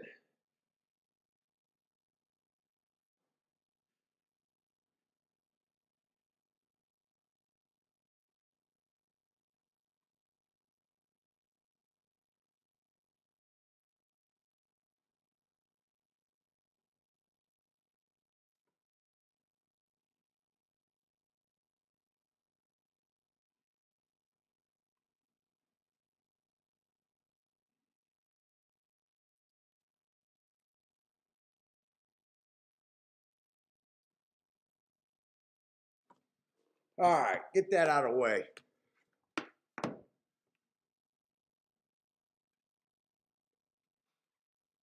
Yeah, Bender, I know you're like me getting discouraged with what's going on at Gulfstream.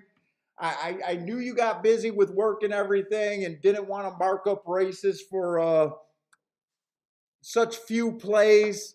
Fucking Gulfstream, we've been on fire at Gulfstream, but we still gotta, we're still complaining about it, but we're still on fire at Gulfstream. We hit a nice 40-1 in exacta the other day.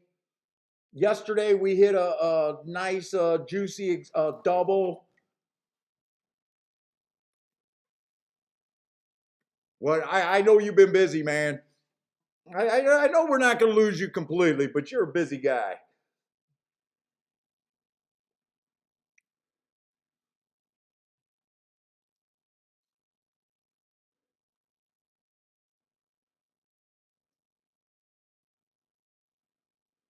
All right, we got another 80,000. God, man. Oh, well, we got 7 minutes. Wait a minute. We got 7 minutes.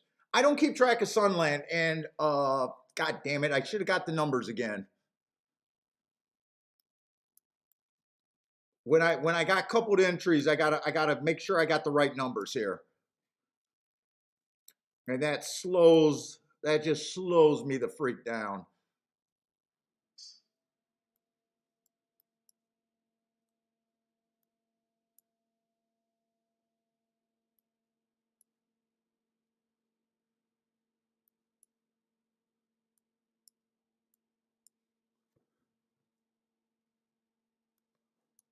These should all be right going forward, right?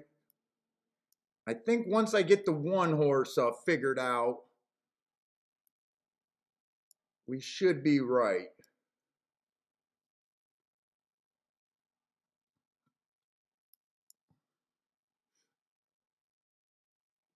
Oh no. Who is this American? Oh no, he is the 11. And that's the 12. All right, so this is the 10.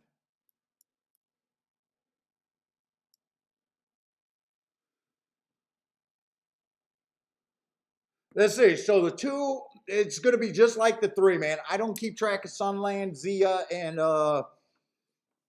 Remington. I don't know what that is. Let's see. The 3 horse just broke his maiden. I don't see too much there. 3 horse or the 4 horse is kind of interesting to me. Bad rail stalking closing day. He was nowhere near that rail, but he went too fast to win on a stalking closing day. 8-1. Definitely interested in that. I'm still not sure what I think of this track. 5 or 6 looks like a really nice horse. God, I'm not sure what I think of the 1 horse either. I don't keep track of Santa Anita all the way.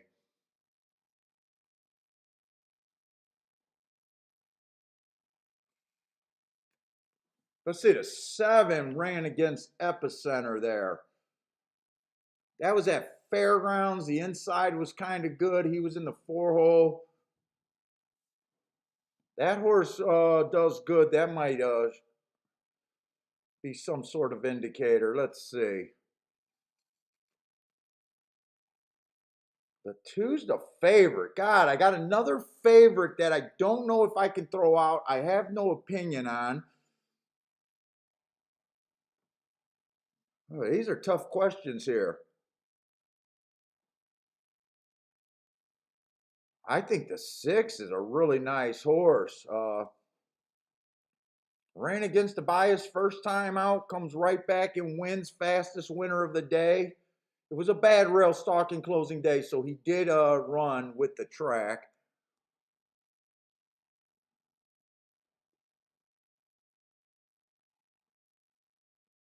Four is definitely or 4 is definitely a horse that I'm interested in.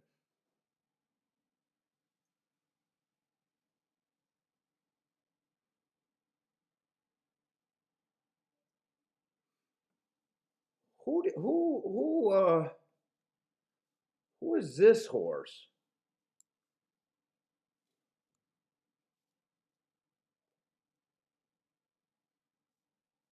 That's the 11 horse right there. Bad rail stalking closing day. He had the bad rail too. 11's 20-1. 4 is, I think I'm going to be forced to bet this race. I'm going to keep this race simple. Just a 4 and 8 in the Dutch to win. No, why did I say 4 and 8? 4 and 11. I'm looking at the odds. This is going to have to be a play bet because I don't know what to think of that Santa Anita horse. and I don't know what to think of that Sunland horse. So I do have to protect myself here. I don't need to get aggressive yet. I'm probably going to be more aggressive at planning on being more aggressive at Woodbine and Gulfstream.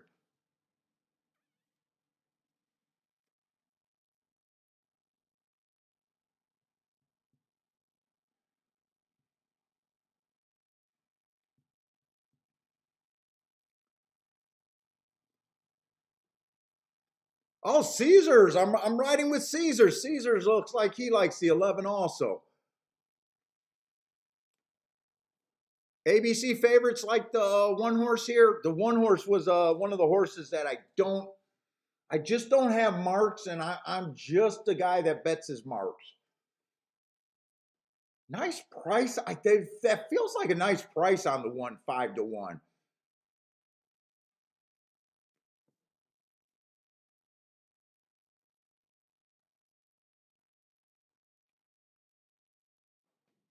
Let's see, Paul. Nice name, Paul. That's my name. Papa or Paul.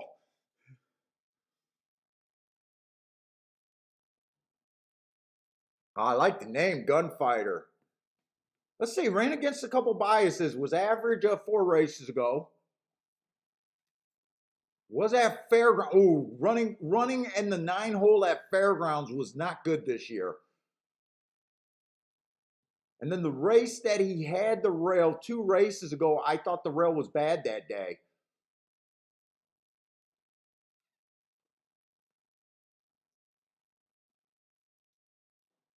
Let's see, this is my second bet, and I only made 2 play bets so far today.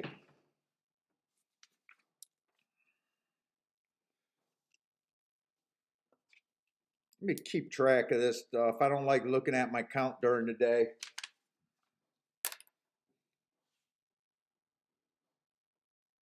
Let's see, Stephen Marshall used the one a bit in his pick 3. Who is this? Jonathan Bravo? Bravo? What's up, man? Larry likes the 1-2-10 in exacta box. Good luck, Larry. Who else got plays here? Stephen Marshall likes the 1-2-4 in exacta box.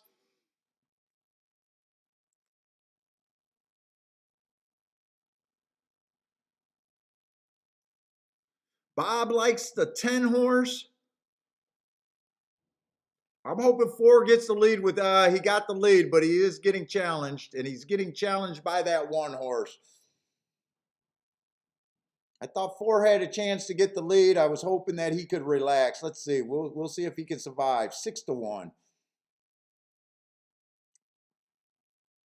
And I thought the 11 would come from the clouds if he came. I don't know if I thought he would come that far back. He does get that far back.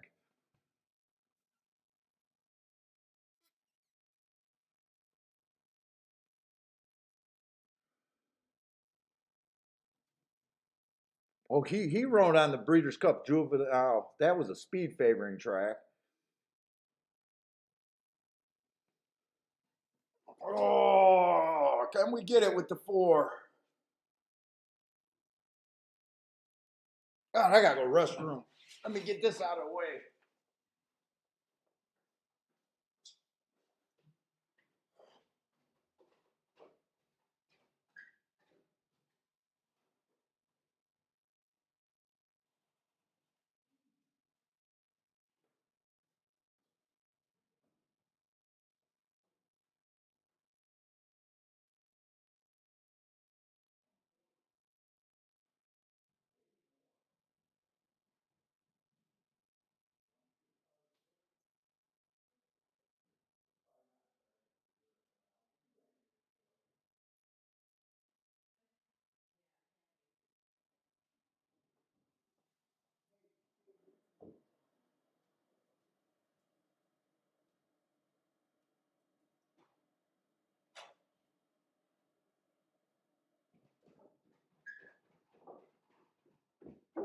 Oh.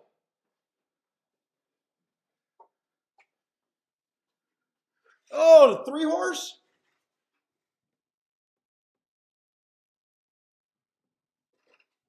Did I get run down? Yeah, I'm gonna get run down. I got second-itis. You know what? By the 6 horse. I'm running second.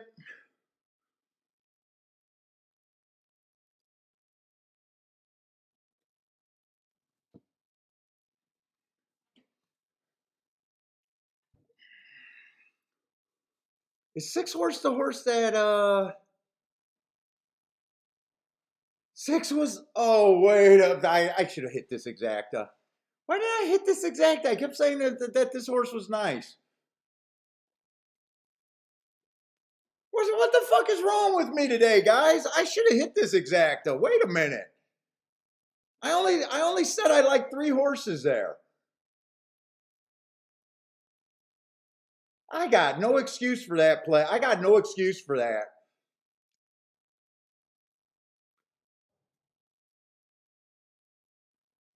I got no excuse for that. How the hell did I miss that? I got to go back to the tape. I'm pretty sure I said,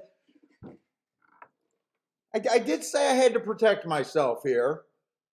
Maybe that's why I didn't think to do the exactas, but goddamn, I'm kind of seeing the board right now. Vito with the exacta there?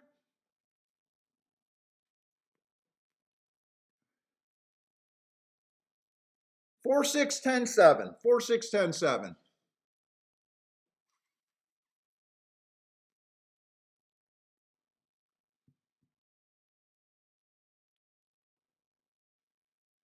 Yeah, you know, Charles, I'd seen the ball, but I feel like this was kind of a missed opportunity here. I like the 4. He was 8-1. I like the 11 at 25-1. I understand why I did them for the win bet. 6-4 did go down to 6-1, but with those odds, it would have been okay to box those 3 horses. I don't know what the hell I was thinking. I don't know what the hell I was thinking there. Vito Russell with the boom. Nice hit, Vito.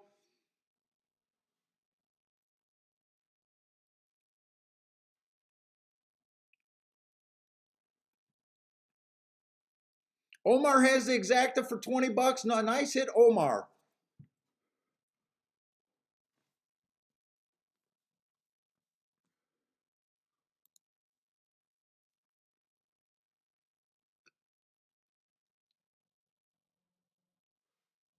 Ooh, I think that's the exacta we would have liked to have too. I would have liked to have that for 20 bucks too.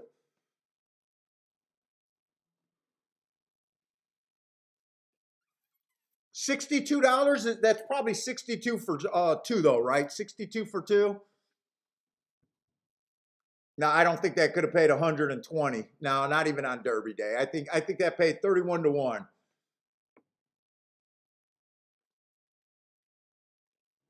All right.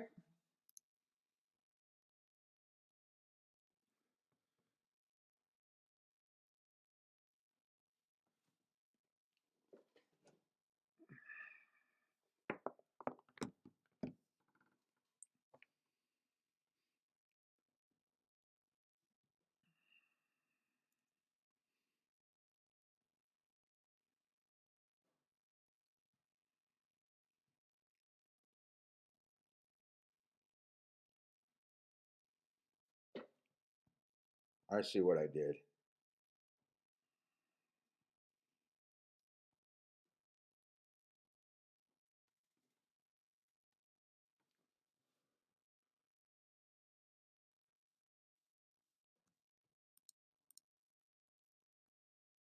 No, no, no. There were 1 minute from Tampa Bay, and video is unavailable.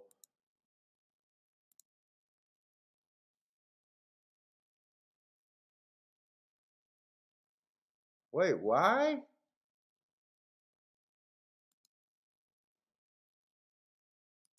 Tampa Bay. I wanted to look at this first race at Tampa Bay.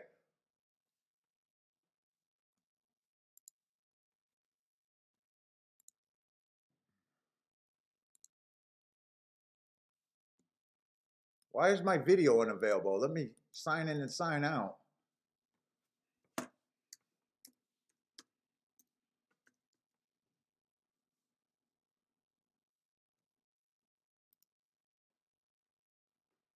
Fuck, there's 0 minutes to post. I'm not going to be able to look at Tampa Bay. God damn it.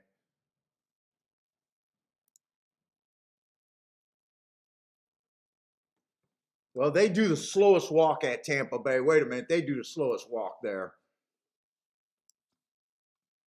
Tampa Bay, I love the Tampa Bay turf because speed is terrible there. They did go wire to wire 2 races though there yesterday. They did go wire to wire 2 races. Uh, I play to what my notes tell me to do.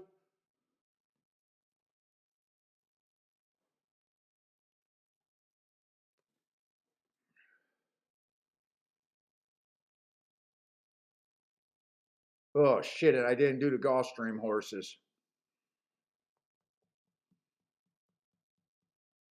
There does look like there's speed here. I love the races that the 9 and the 7 are coming off of. But man, I want to play against the speed here.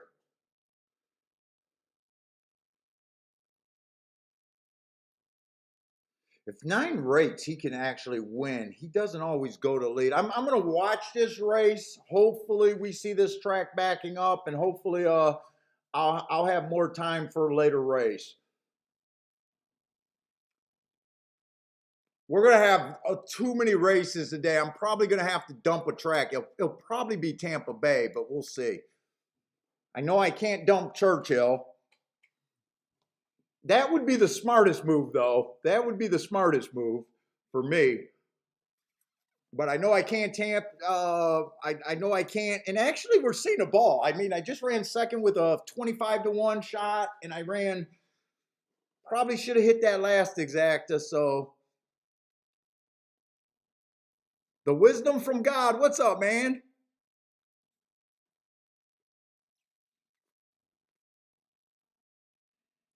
Stephen Marshall likes the 1 at Tampa Bay.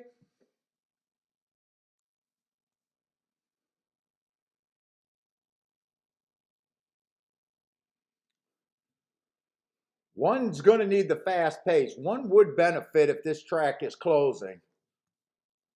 I would have had to look up the 2. I really would have had to look up the 2 here from Gulfstream on that Tapeta races. I think if the track's backing up, it also helps the 3.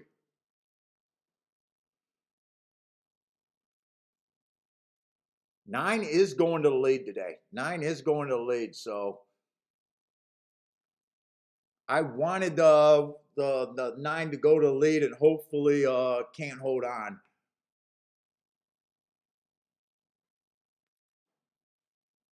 Let's see. Vito doesn't want to hear that opinion because he has the 9-6 in the box.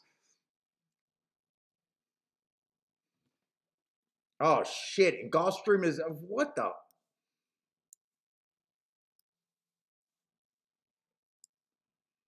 Too much shit. Too much shit.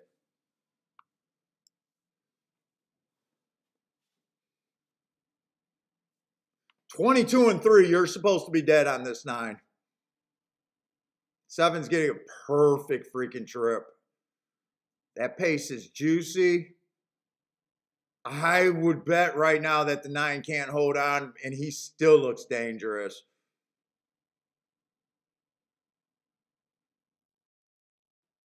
Come on, don't embarrass me going wire to wire. Yeah, I mean, we can't have 2 days of them going wire to wire. I think they're going to go wire to wire. He's not going wire to wire. Come on, 3. Now 3 got nothing, but 9 opened the door, but 3 just does not have nothing. So they went wire to wire 3 days or 3 times in 2 days. That's making me feel a little suspect about if with that speed holding up in the last 2 days like it has. 3 races in 2 days. That's making me where I might not be that excited about Tampa Bay today.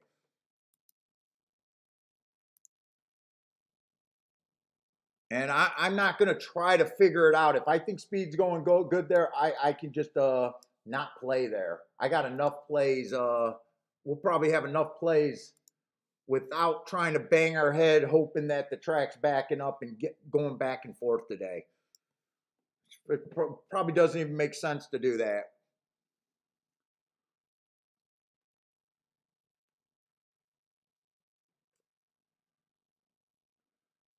Let's see, I'm looking at Gulfstream right now.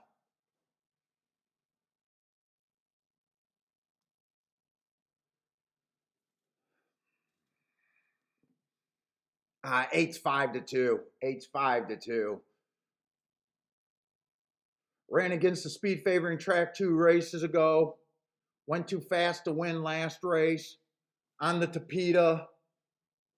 Oh, I like him. 5-2 is not usually where I want to live as a bettor.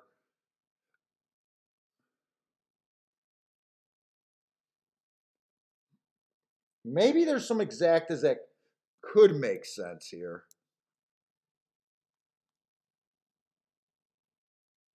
Next race is going to be a Tapeta route. We love the Tapeta routes there.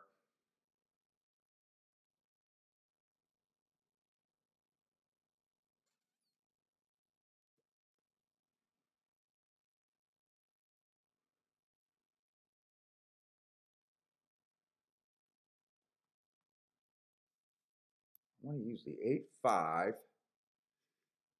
That's probably not that great of a ticket so far.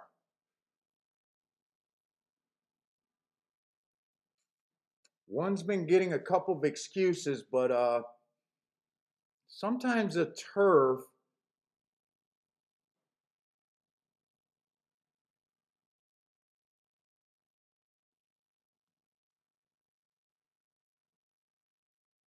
God, I'm mostly interested in just the 8 and the 5 there.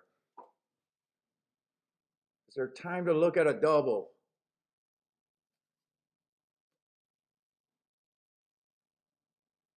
That's definitely not an opinion worth dutching there. That's not opinion dutching.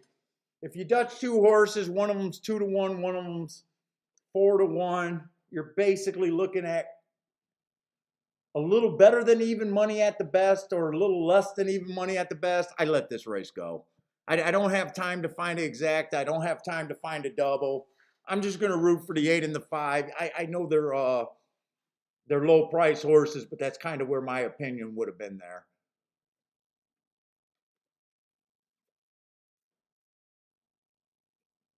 Bender, I'm going all over at Churchill on the dirt biases.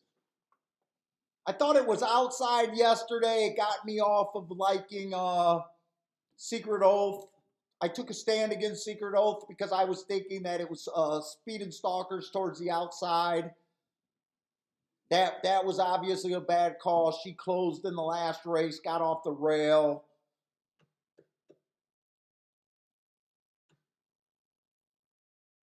It was just pretty much, it was pretty stalker heavy yesterday. The only horse that went wire to wire on the dirt route was a 1-2. I think that was the only dirt route horses that went wire to wire. I think there was a couple dirt sprints that might have went wire to wire. I know in the last race was a sprint, a first time starter won at like 30-1, 39-1. But they went 20-4 for the first call. They went insane.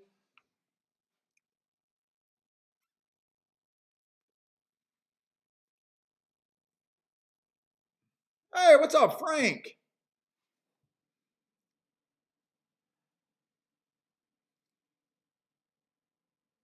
Oh, I don't think this 5 will have any excuse with this pace. And 8's in good position, and so is a 6. I think the most likely winner is going to come from those 3. If they close, if they come from far off there, I'm going to be thinking that speed might not be too good.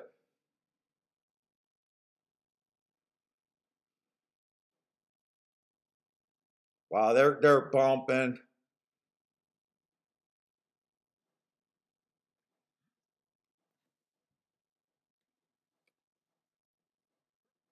I don't even know if the 8 got second there. One definitely won that race. The turf route race at Gulfstream, I don't have a bias there. I don't even, that track changes so much. One day it'll be speed, the next day it'll be off the pace. It's hard for me to get a grip on that turf route. I expect to do well on the dirt. I expect to do well on the poly routes is really what I'm interested in at Gulfstream. And if there's any turf sprints, but turf routes, I got to take that day by day. Listen, on one hand, a couple of excuses. Was dropping in class. A couple of excuses. I could see it. I know I wouldn't have been interested in him at 5-2, though. I thought the 5 getting the lead and the 8 being up there was probably the 2 most likely winners, so I was definitely wrong about that.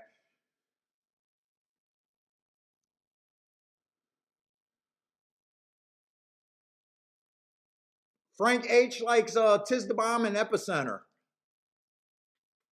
Now, I said I was watching a lot of replays last night. We know that Epicenter was running over there at Fairgrounds. And that I know he had middle post positions every race, but inside speed and stalkers dominated there. He got the rail in every race. The horse that kept catching my eye on the Derby Trail at Fairgrounds, I feel like I'm reaching, but he was on the outside every trip. He kept getting minor awards. He has speed, but I thought every time that Epicenter got the advantage of position on him, I don't remember his name. I'm trying to scroll to find his name. He just kept catching my eye in the replay, and I kept going, I think that's a good race. Well, I'm looking at Gulfstream.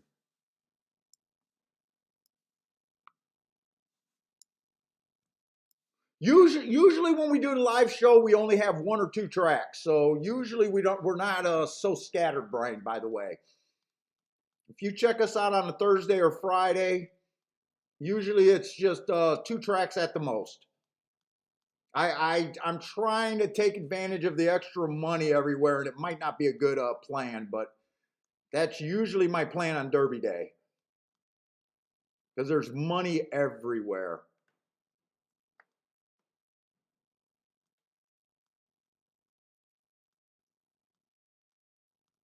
Let's see, who was that horse? Pioneer of the Nile, wait, it's not Pioneer of the Nile, that was another horse.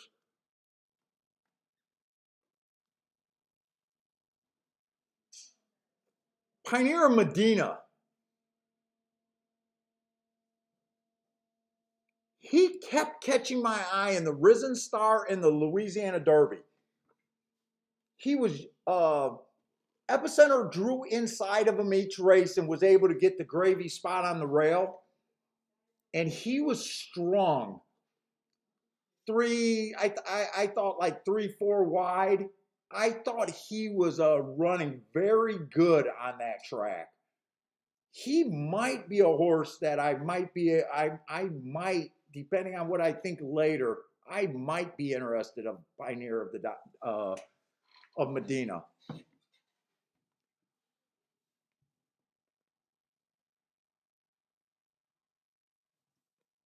Let's see. I'm not going to be able to say that first name. Hertz, what's up, man? You like Zaros? Zozos? Yeah, they were really bumping down the stretch at the 8 did finish second, but I thought there was going to be an inquiry here, and there ended up being one.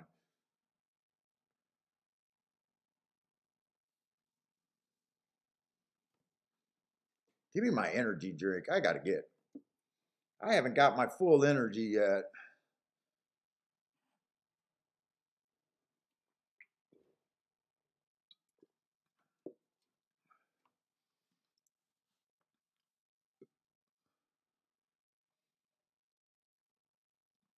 Yeah, Zozo's definitely going to be big odds. Zozo's, if I remember right, was in the 2-hole that day in the Louisiana Derby, where he ran second to Epicenter. So I thought he got a good part of the trip. Actually, in that race, Zozo's got the lead, if I remember right. Epicenter rated in like third, and Pioneer of Medina was stuck wide. So that I kind of was Pioneer of Medina kept catching my eye. See, here's Zozo's. He went too fast to win, so that was obviously a good race, and I could see him stepping forward. So he does have a sneaky excuse. I just thought he had the best part of the track there. Medina got the perfect freaking trip. Zozo's and Pioneer Medina was kind of battling, and Epicenter just was in that gravy spot. I don't remember if he came through the rail. He might have had to tip out, but he ran 90% of that race on the rail.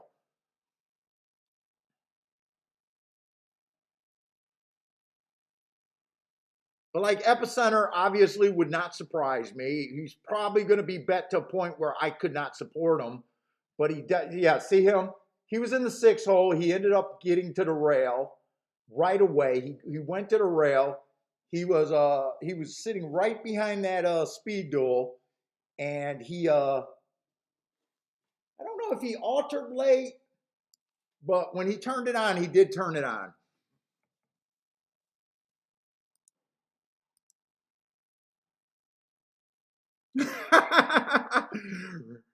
Rick says, "My boy Mike Smith." Who is that? Who is that? A 50-some-year-old apprentice out there?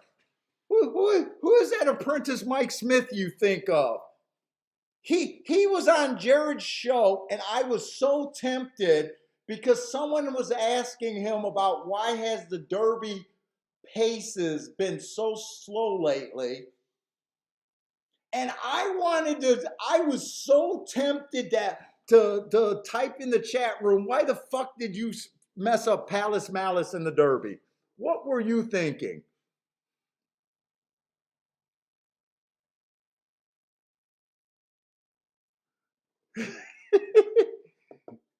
I told my wife I was gonna write, I know you were apprentice that year, but why the fuck did you go guns blazing with freaking Palace Malice?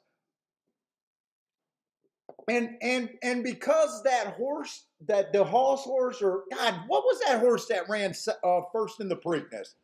That I can't think of his name.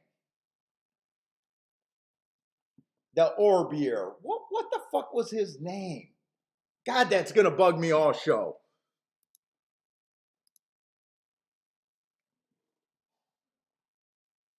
I thought that pace was so impressive in that Derby. Like I said, I automatically was going to bet Palace Malice in the Preakness. He didn't show up, so I bet the horse closest to the pace.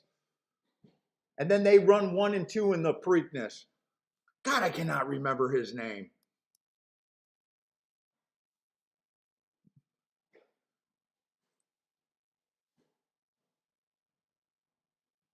Boy, you guys, a lot of you guys love that Taiba. Dude, if he wins the Derby, I would say he's probably a horse to get very excited about. Historic. Frank, I do not even know who Cox is. I don't. I try not to pay attention to. I don't do any handicapping with owners or trainers or jockeys. In fact, I'm the worst guy in the planet to ask about those questions.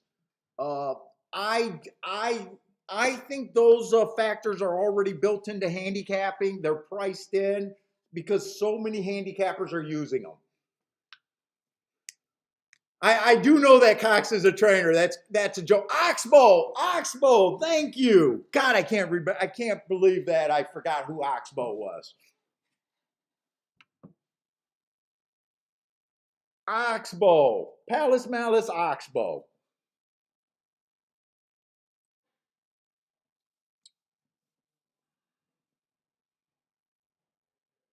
Oh, Orb. I hated Orb. I absolutely hated Orb. Yes, it was Oxbow. That's the name.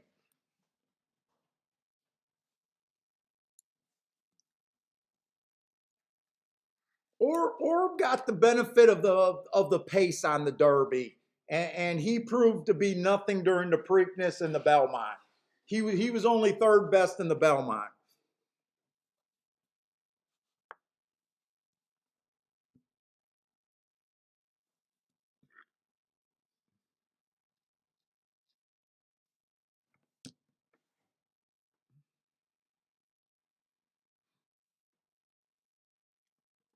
And is that Sean or Sheen? I think that's Sean. What's up, Sean?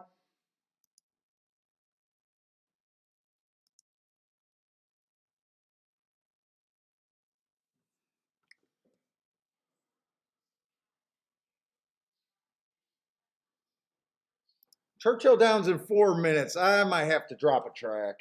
Hey, I'm heading out. I'll be back. I'm gonna go shopping with Judy. Oh, shopping. I haven't made any money.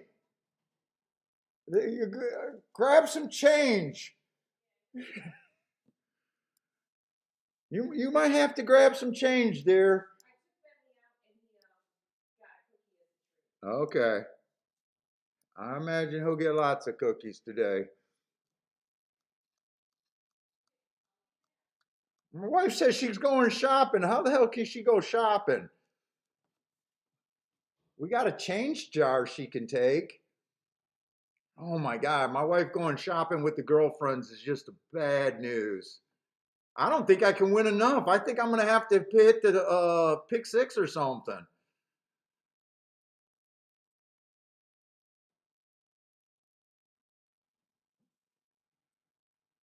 God, how can they be in the fifth race? My God, we're going in the stakes part of the card, I guess.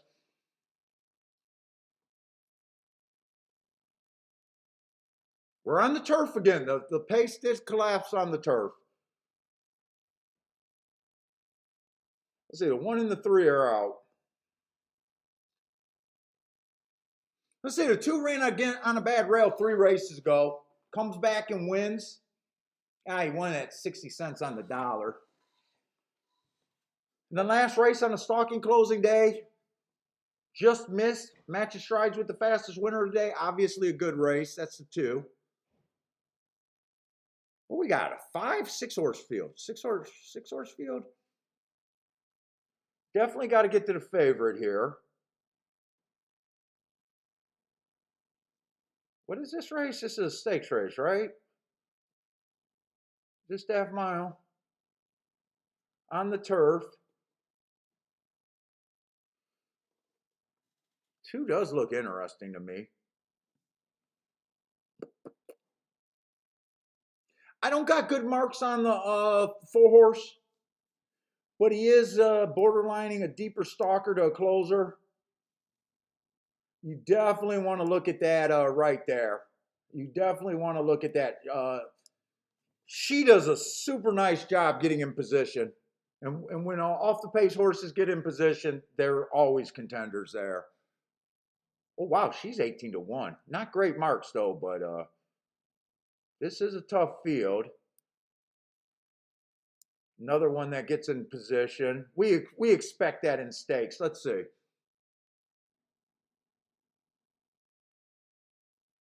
Six horse been running a lot of hearts and he's been getting a lot of excuses.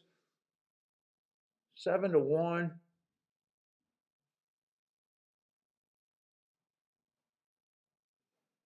We got one of these Chad Brown foreign horses. You know, I do know that horses from Europe on the turf do have an advantage. They're just better horses than our horses for the most part.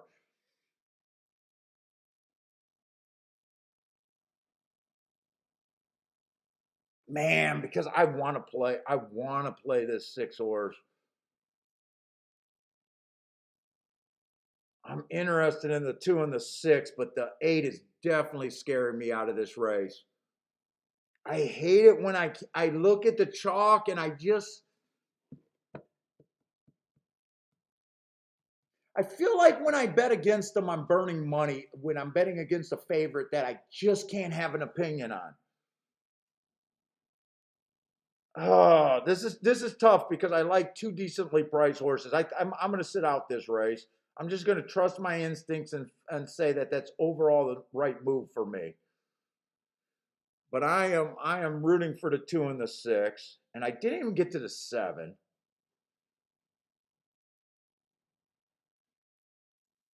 Wow, 7's done nothing wrong. Whoop. I didn't mean to hit that. I just think there's better opportunities.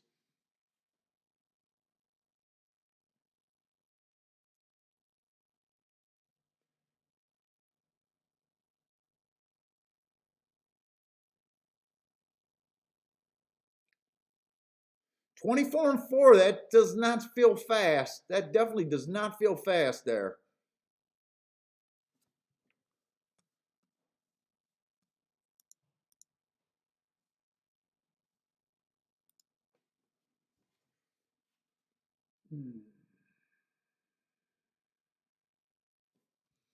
Let's see what we're rooting for with the chat room, because you guys actually got plays.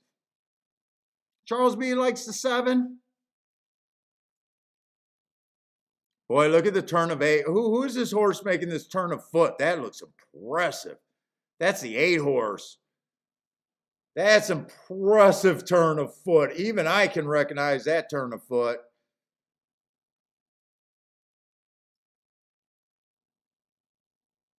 Yeah, gotta trust your instincts. When you can't answer the question about the horses, the short price horses, you really gotta trust your instincts and be able to sit out races. You just can't be taking shots just to take shots. Woo, that was impressive turn of foot, man. That horse made an impressive turn of foot, and that is what even I know that's what you expect out of European horses. Jared with a boom there. Jared likes that one. Oh, Jared, I don't know if you're allowed to come in the shakeup and boom with a one, even money over a 2-1.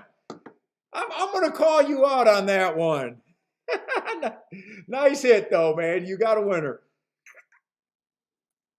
There's some things we don't allow on the shakeup. Hey, Jared, it's a puff. It's a puff.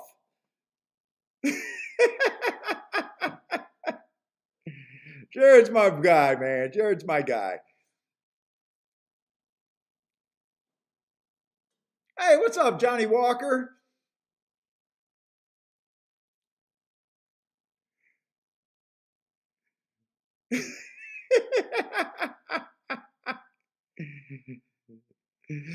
Jared, you could have played that for $100, and I don't know if I would let you call that a boom.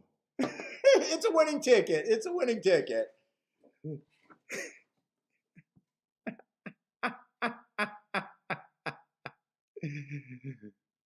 Dude, we're having fun, man. Dude, I'm not busting. I'm busting Jared's balls a little bit because we know Jared. We know Jared.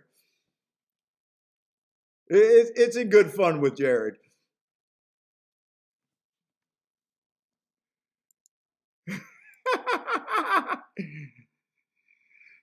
Jared says anytime you can cash at Churchill, he'll take it. Turf has been a bitch. Yeah, I get it, man.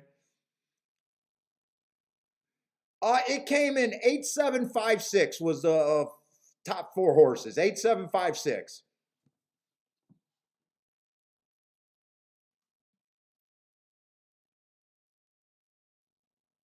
Yeah, Jared, we're having fun, man. We're having fun.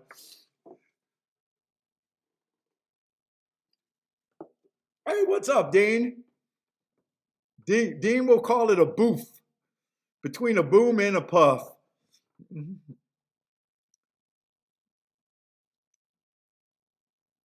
Lloyd had a show on the 5. All right, we got to move on.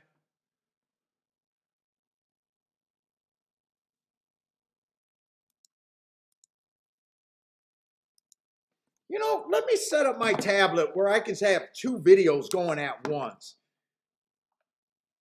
I don't want to put multiple players on my screen because just lately it's been crashing. I updated, and whenever I use the small video players, when I can get a bunch of them, I keep getting them freezing on me. So Let me take a second and just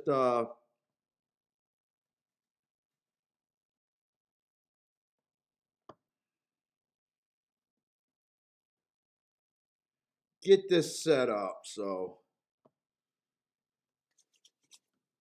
sweaty hands.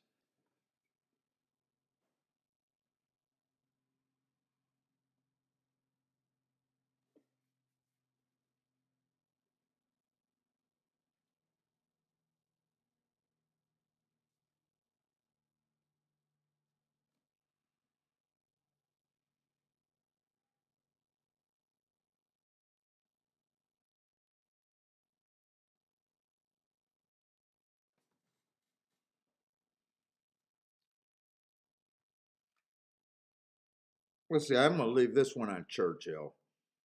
I know most of you guys want to play Churchill.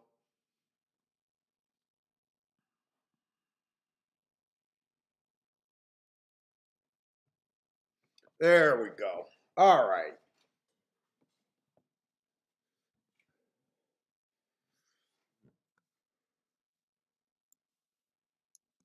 Impressive turn of foot on that horse.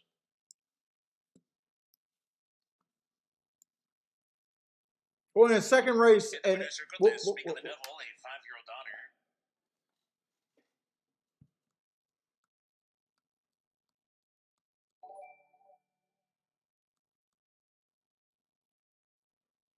dude, I think those rings are.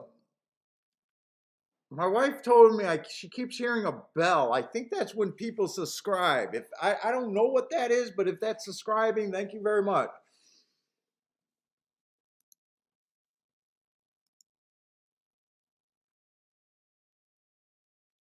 Oh, Lloyd says we got 150 people viewing today. Thank you very much. We do appreciate it.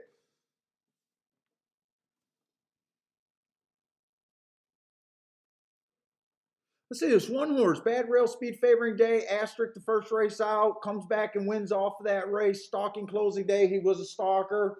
I do like his last race going too fast to win. Is he coming off the pace? This Tapeta has been very hard to wire on, and that's part of the reason why I like it. We've been doing really good on the Tapeta routes. Tapeta sprints hit or miss, but Tapeta routes have been pretty damn good. Is there a dirt? Oh, a dirt route, a dirt. I normally play doubles, but on this show with so many tracks and all the extra stuff, it's been hard for me to look at my major bet. Usually I play doubles more than anything. 6 does fit this track perfectly. He's 2-1. I'm going to try to quickly see if I can find a double here to find some value or possibly exacta. I think the 5 horse is going to definitely add speed here. So I think the 5 horse, if I'm right about how the track's running, I think he could get chewed up.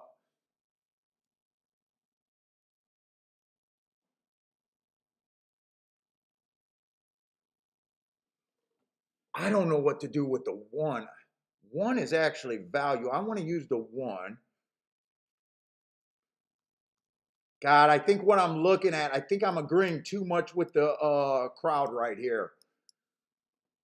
I got a feeling this is a race that I kind of like, but it looks like a race where just looking at what I'm considering is really an ABCD ticket. Let's see. The only way I can play this double is if I really like something special next race. Otherwise, I let this race go. Next race is a dirt route. I love the dirt at Gulfstream. The inside of the track is winning 43% of the races. That's a huge edge if you can just blindly bet the inside. Some of the best horses in the race are on the outside that race too. So can I look at let me look at the odds in the third race. Let me see how they're betting that. The 6 is going to be the favorite. Let me go back so I'm not betting the double in the wrong race. And let me set this up if I do. Well, I got to check these pools.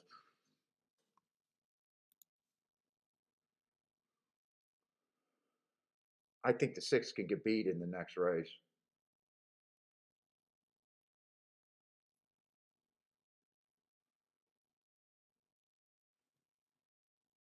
I like the 4.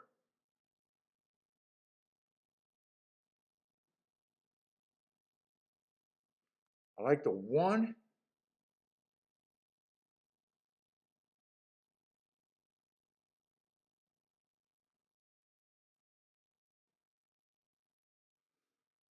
I like the 1 and the 4.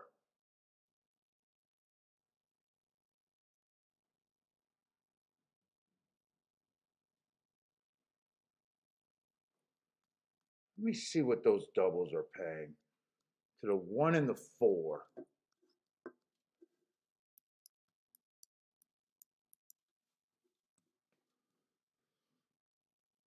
1 to the 4 is paying. Oh, wow. Wait a minute. These doubles are paying good. Actually,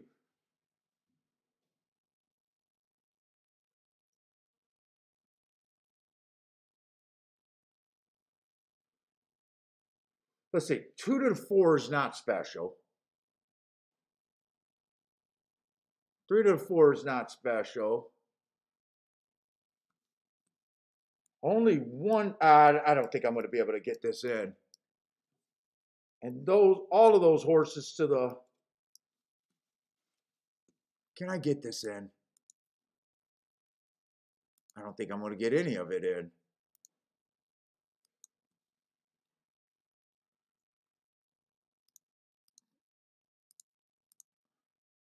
To the 1. I got everything to the 1.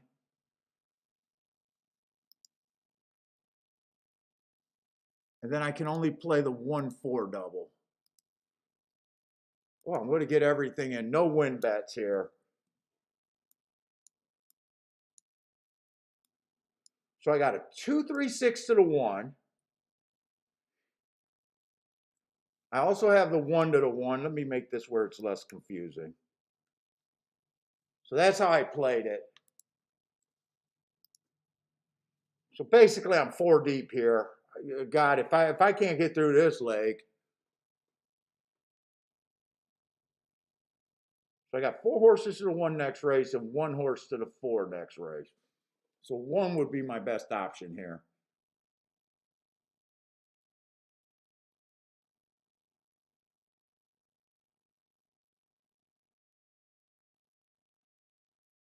Who's a 5? Oh, 5 did have speed. 5 did have speed.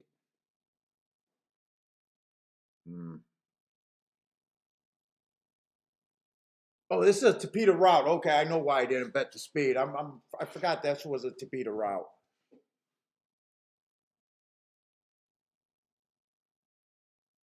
Come on, just be a regular Tapeta race at Gulfstream, and I think this 5 should quit.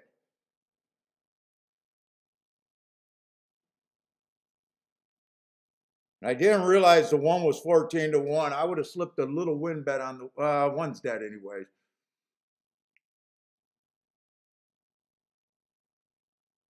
Come on, just be Gulfstream, and I'm not even worried about this 5 not quitting. Oh, maybe I should be worried about it. He rebroke a little bit. Ugh. Come on, this is Gulfstream. You don't go wire to wire on the Tapeta. It's impossible. Come on, 3. 3 is my best option. 6 would be my second best. Just don't let the 2 win. Come on, 3. One more time. Nah. I'm going to have 1 horse alive.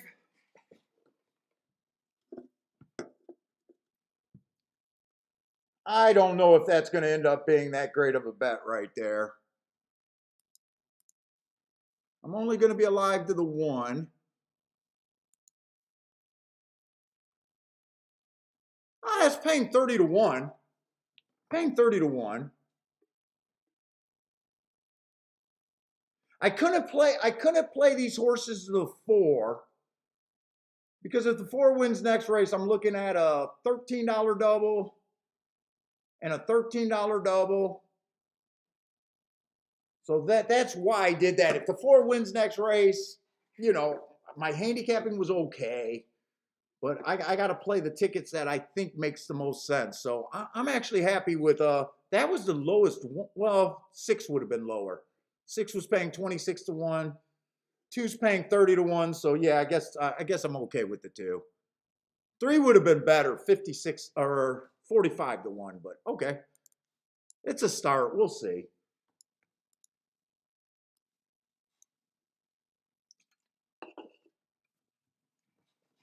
We'll see. At least I got a live finally.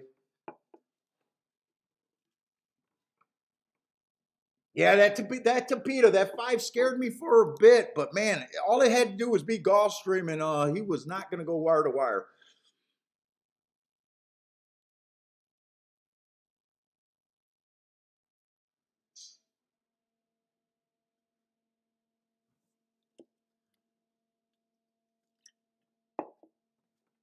Let's see what do we got on the docket? Anything, or do we got some time?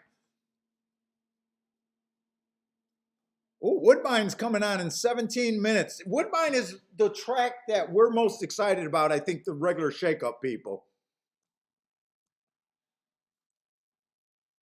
And they're saying I can't get the video there either. Every time I switch video, am I going to be having to sign in and sign out? Hopefully that's not going to be a thing.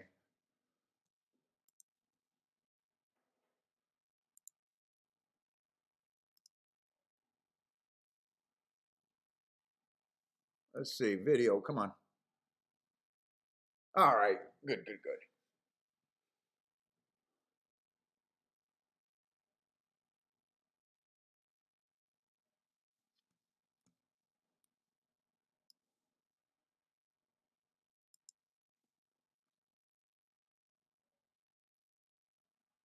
Jared, you have problems at Woodbine?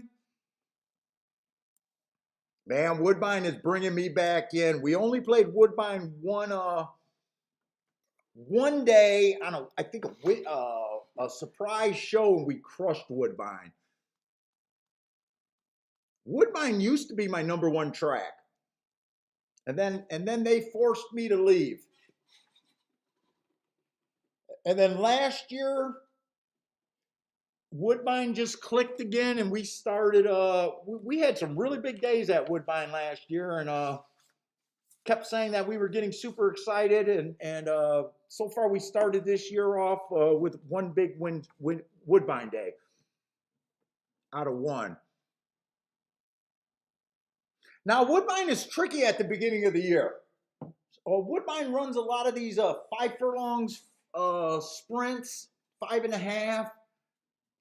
A lot of the horses don't ship, and they just let the horses be horses, so they kind of just run a lot of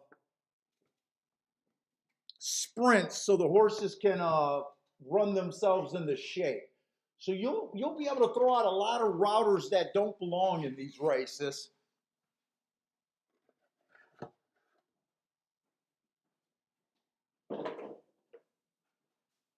And a lot of your information that you're handicapping with, you're going back to November and December, which is, it's a few months layoff.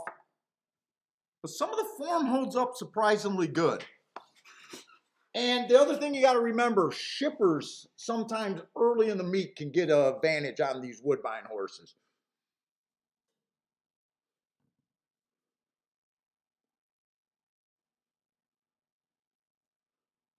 Boy, come on. I hope we have some bigger fields than just 6-horse fields early.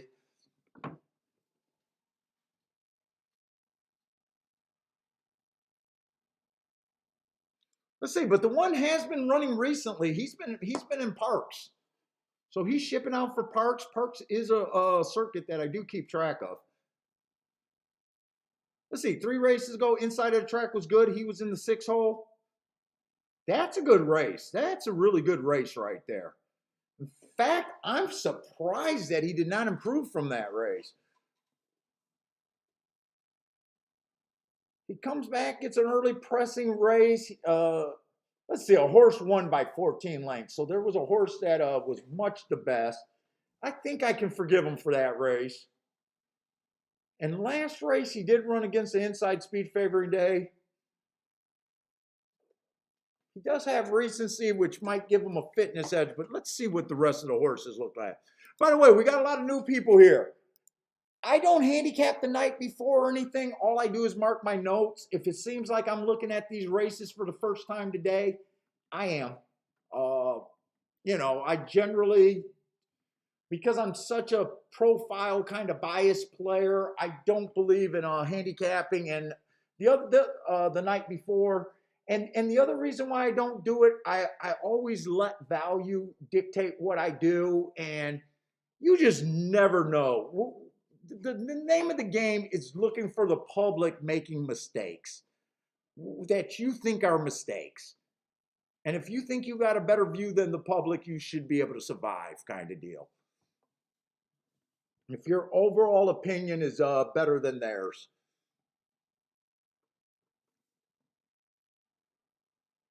Hey, what's up, Vito?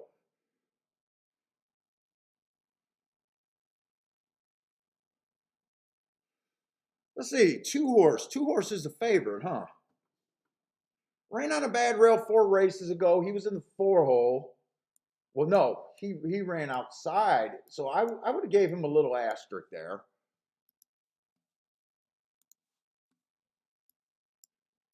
He matched strides with the slowest winner. With that asterisk, to me, it makes sense that he popped in his next race. See how the asterisk makes the difference?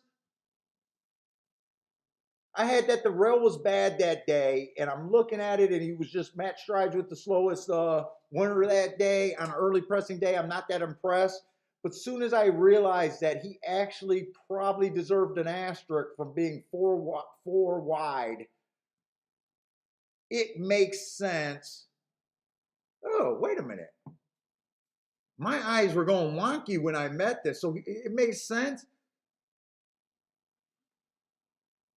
This mark is wrong. My eyes were going wonky here. He won that race. He could not have been the slowest. He would have been the slowest winner that day.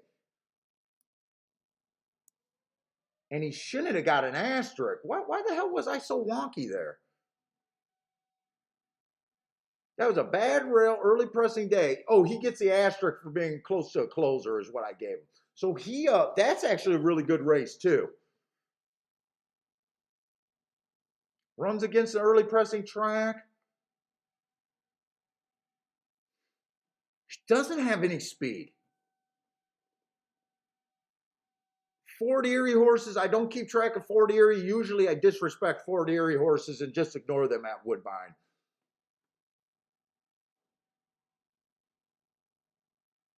Let's see, Fort's taking a bit of a class drop from his last 2 races. I like that race back when he ran against the stalking closing day. I like that last race where he was average while battling. 7-2. I don't see a lot of prices here. It doesn't feel like anything will get you overpaid here. There's not a lot of speed in this race.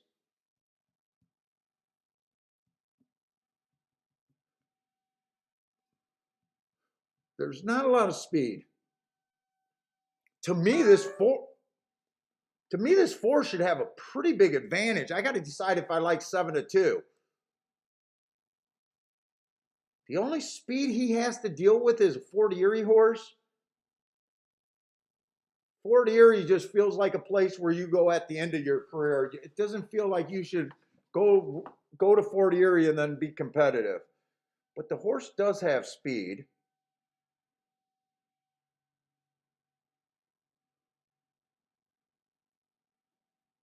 I think I like the 1-2-4 there. Let me see if those exactas are anything. 1-2-4. Let me see if I can do something here. Let's see, the worst possible outcome would be if the 2 wins. Let's see, 2-1 is paying 22-1. That's not bad. 2-4 is paying 10-1. I don't think I could do a box. because that's a $6 base bet. If you get the 2-4, you're not even making even money. Even if that bet hits, if you keep making plays like that, you're going to end up being a long-term loser. So I don't think I could box the exacta. Let's see, 1-4 is appealing. That's appealing in a box.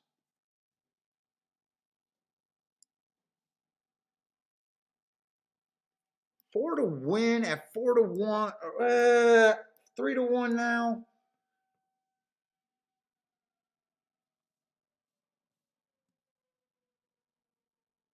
One over the two. 1-2 is appealing straight. Wait a minute. No, you can box 1-2. You can box 1-2. That's paying 24 and 30 bucks. I could box those two. You just can't box the 4-2 because if it comes in 2-4, you don't want that. You could play 4-1, or I'm sorry, 4-2, but that's borderline. That's only paying 15-1. Right now, I can do these bets.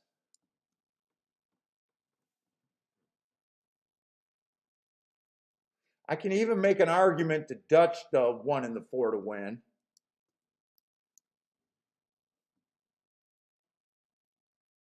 Do you want the question is, I think I want to do this. The only question I got is if I want to play a 4-2 straight. That's the only question. There's not a lot of fat on this bone, though. There's not a lot of fat.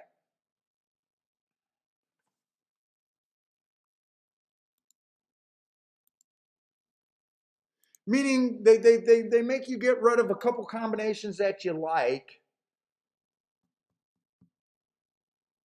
But I do think if I'm right about the Fort Erie horse not being able to get the lead, I think the 4 should have a pretty big edge here. 4 is now 9-2. I'm betting this race.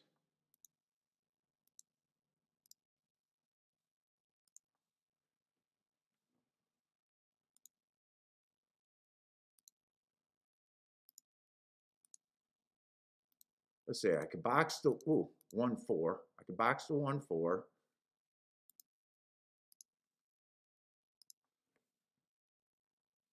Let me just make sure I can box that 1-2 again. Yeah, 1-2 is paying 36 and 23. I can box that.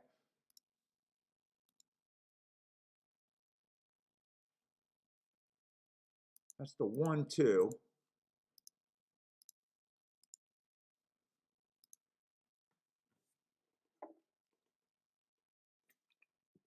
And the only bet I still haven't put in was that 4-2. I'm still waiting to see if that goes down or not. Right now it's 14-1.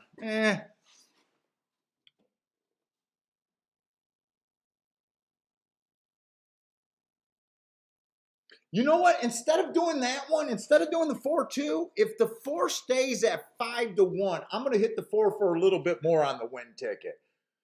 So I think I'm going to end up, I'm going to set it up where all I got to do is hit send. But if we stay at 9-2, 5-1, I think I'm, even 4-1, I think I'm just going to do an extra win ticket on the 4 horse. Let me set that up because I'm just going to send that at the very last. When the horses start loading, I'll decide if I'm going to send that one. I just don't want to put the bet in and then have the 4 all of a sudden be 5-2. Right now he's 3-1, so he is dropping.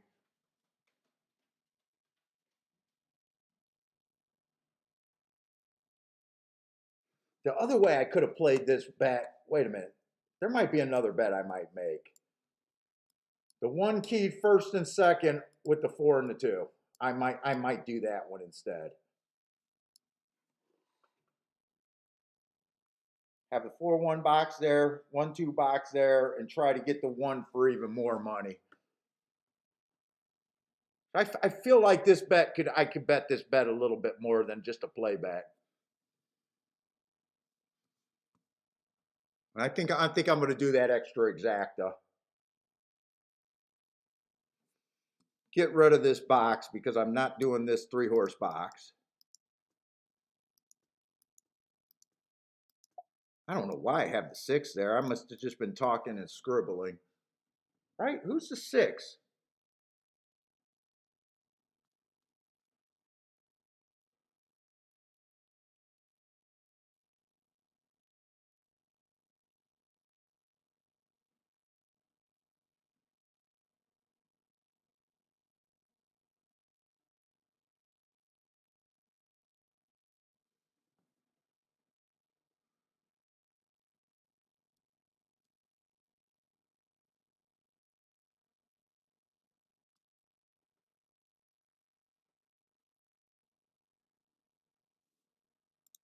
Let's go to the chat.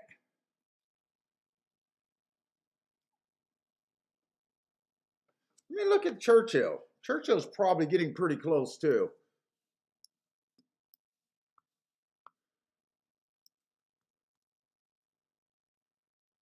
Oh, this is Nick's Go handicap over here.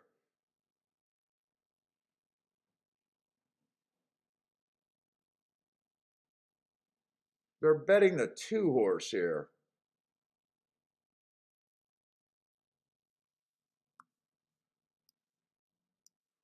He got a nice win last race, but this horse lets horses get in front of him.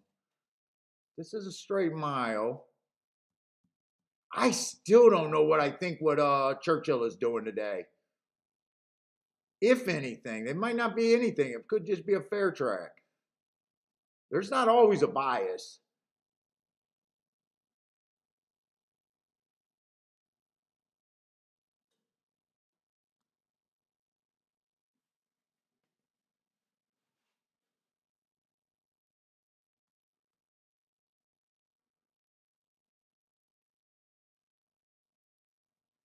Oh, this is a nice race. Let's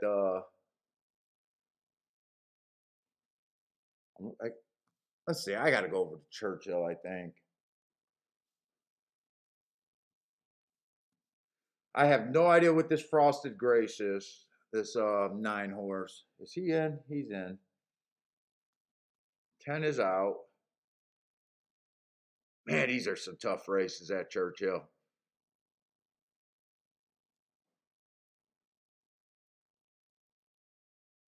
Dude, I'm definitely interested in this 8, and he's 7-1 at Churchill.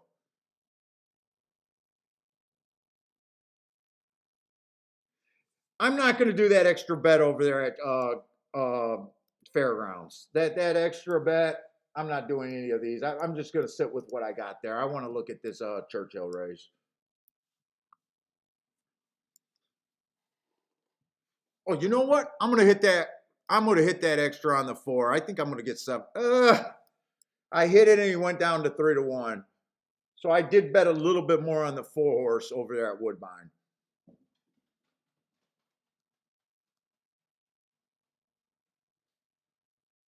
I think he should have an advantage as long as I'm right about this. Ooh. Ooh, he did not break. No, he did not break. One's going to the lead there? Ooh. I mean, I'm happy that one's going to the lead, but that is not how I've seen this race develop. Can we get this 3 and this 6 out of there? I do got a win ticket on this one. Come on, 1. I need 1 to just keep going. I'll worry about the exacta later. Ooh, 4. I think 1's in tough. This Fort Erie horse is just putting me away. Oh, Fort Erie, how?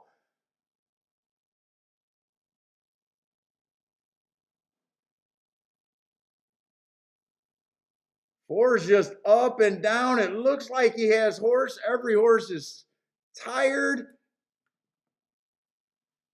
Dude, I am running second today like crazy. I'm just running seconds.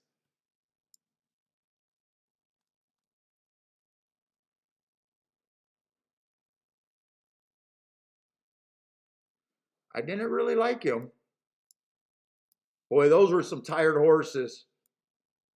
They're running into shape.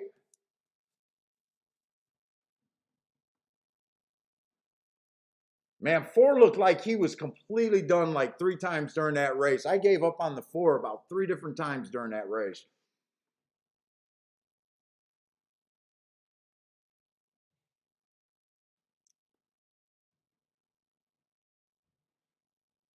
Oh, he got a little slammed in the gate. Maybe that's why he didn't have the speed that I was counting on. I didn't think he'd rate. I thought he had an advantage with speed. My God, was I wrong.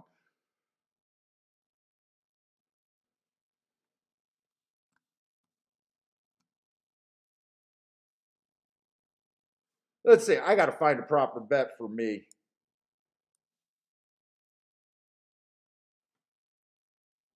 Oh, wait a minute. I got a bet going over there at Gulfstream. I got a bet going over there at Gulfstream. Let me just check the odds on those horses. So I like the 1 and the 4 there. Let me just check at Gulfstream real quick.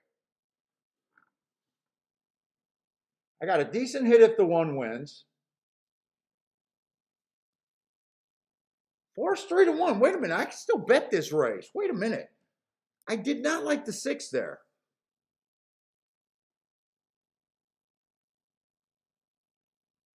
That's Gulfstream's race too. Wait a minute. I'm going to come back to this race.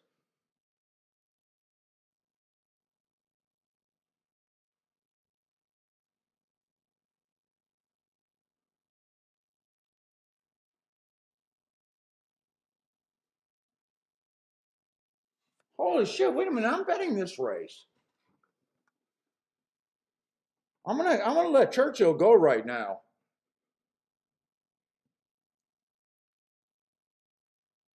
Boy, I did not see this 2 horse being 10-1. Wait a minute. Am I in the right race?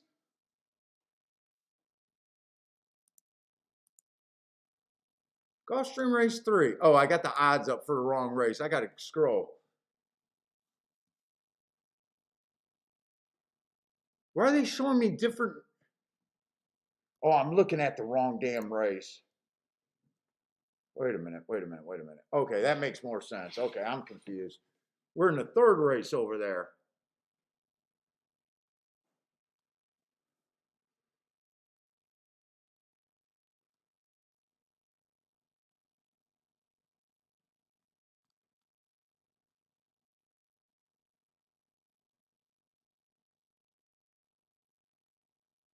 I need Gulfstream to be Gulfstream to do what I'm going to do here.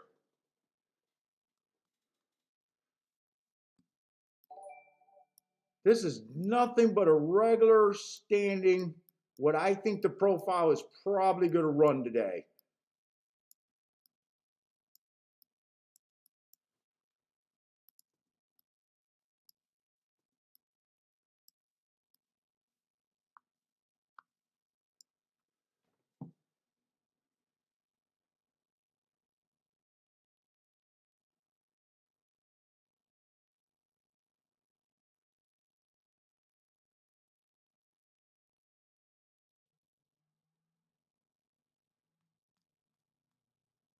The only exacta I'm not sure about, but I'll hit it twice as much if it comes in 1-4 if I bet it like that. Oh, those are paying 20-1. Both of those are paying over 20, a little over 20-1. Don't think I'm going to do a win ticket there. I'm going to do it just like that. Boom.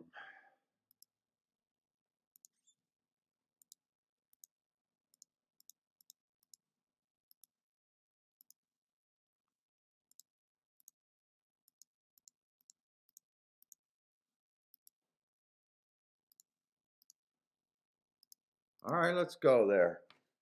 What is Churchill doing? 5 got the lead.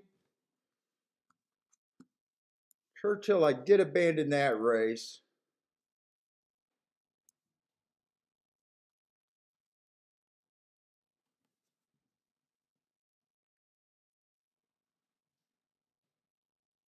Looks like they're going to come off the pace and get. Oh, man, that's a bombs away. 3-8.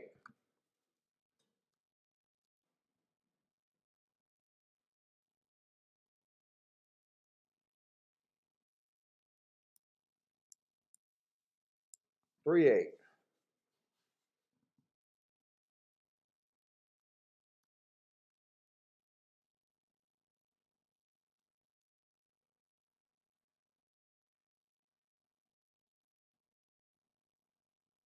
Three had some good marks. Three's coming off a couple of good excuses. Just ran in a grade 3 race. Ran on a bad rail too. Oh man. Oh man. I might have made a mistake looking at these minor tracks.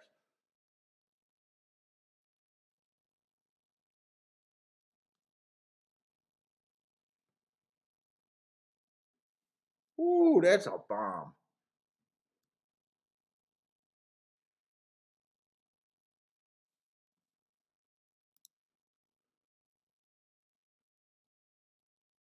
$36-1. That's a bomb. And this horse does make some sense, but you definitely got to look at it.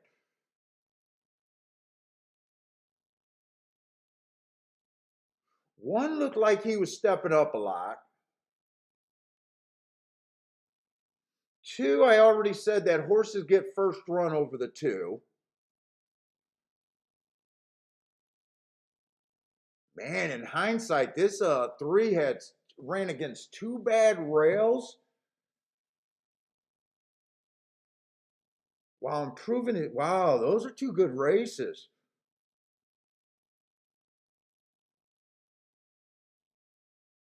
The 4 horse was stretching out. Speed has not been great. He did have the lead and quit.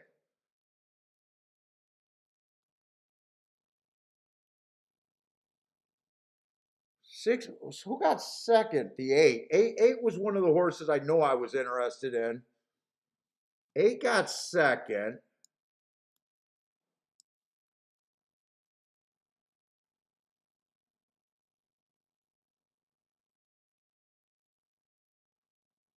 A lot of decent marked horses there, but I can definitely see the 3. Now hindsight's always the best handicapper. I could see myself keying off the 8 horse first and second, and possibly backdooring that exacta. And then I got distracted and looked at Gulfstream. I wish I would have. I wish I would have kept looking at that a little bit longer to see if there was a chance that I could have hit that.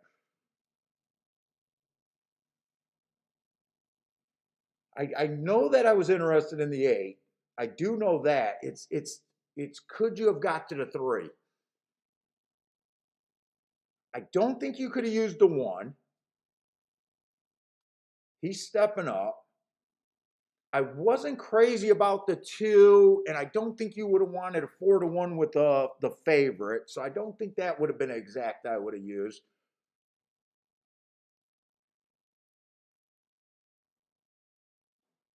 I didn't like the 4 horse, but I can't be sure what I would have did outside of that. Well, I might have to keep looking at Churchill. I feel uncomfortable there, but I might have to keep looking there.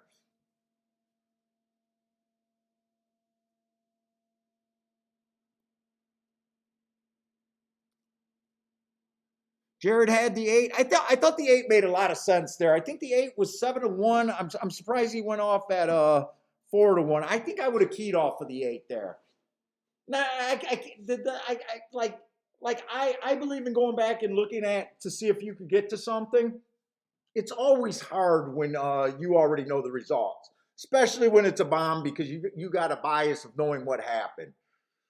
So don't if you're new, don't think I'm just trying to. Oh yeah, we would have had that.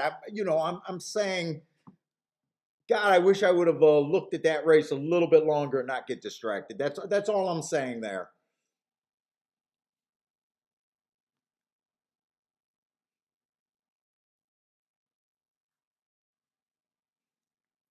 But if you guys watch for the last 2 days, if you're new, you know the type of horses that get me to make a bet for the most part.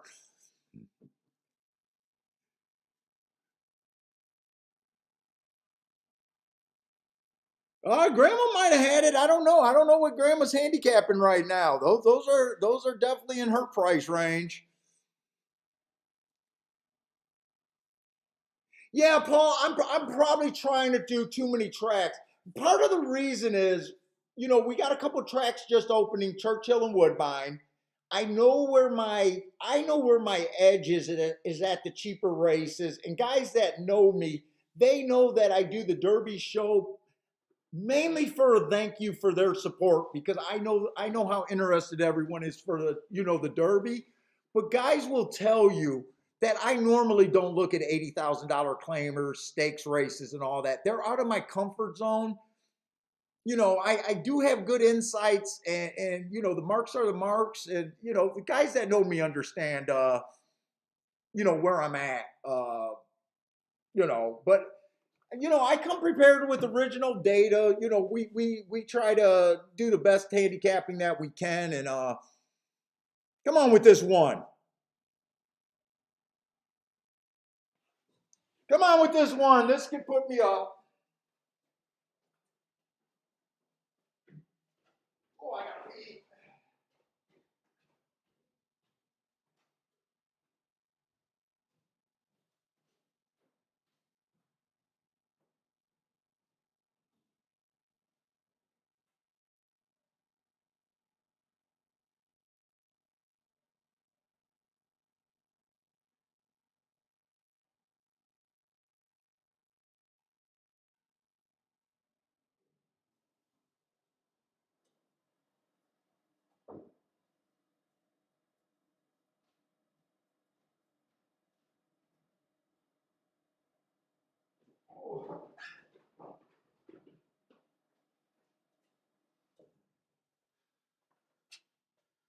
Oh no, the one could not finish that race. The six that I didn't like won that race. Okay. 641. Oh, I would have hit the double. That exacta that exacta was paying 20-1. Oh. Now I really wish I would have put the money in at Churchill. Win or lose, I wish I would have took the shot at Churchill.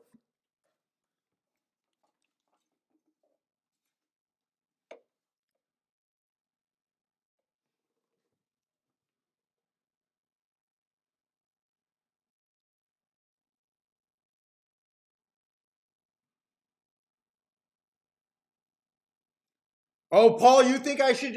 I'm thinking that maybe I should stick to Churchill, or at least prioritize Churchill. I think we're going to throw out Tampa Bay. I don't think we're going to try to. In fact, I'm going to get rid of the Tampa Bay form.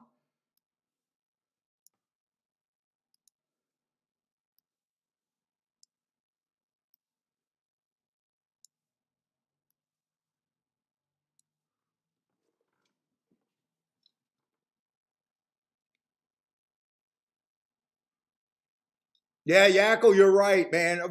I hope I said that name. Yakko. Yeah, I'm way better at the cheap races. It's a comfort level thing. Paul, yeah, Paul, I'm chucking Tampa. We don't need four tracks is proving to be too much. Three's generally too much. It's also like everyone around me knows that you better not die or get married or graduate during Derby weekend. Because I'm not showing up. And it's never because of the Derby. It's always because of undercard races. I try to look at as many of them as I can, because I just know that there's all that extra public money and people are making mistakes all day. But you're right. If you're trying to go all over the place in your scatterbrain, you know, you're giving up. I'm probably giving up whatever edge I possibly could have had.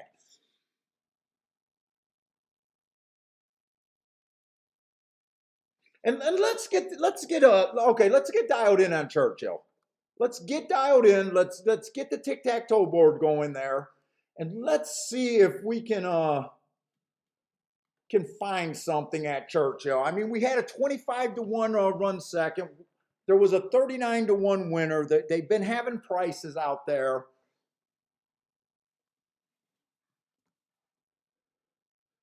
You know, we should have had that exacta, shoulda, coulda, woulda. Uh, you know, that 6-4 exacta. We don't need to hit more races. We just need to hit one of the races that we actually play. And I'm leaning towards a scatterbrain approach is probably not the right thing to do. And yesterday it was so easy. It just, you know, it made you feel more comfortable today just coming in with that approach.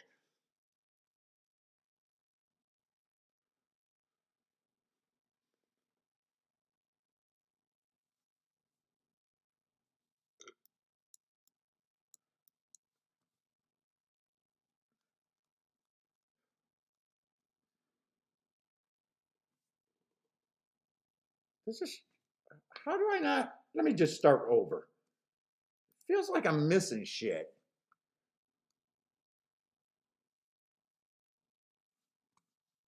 They got that 9 going wire to wire, so I'm gonna put that 9 wire to wire.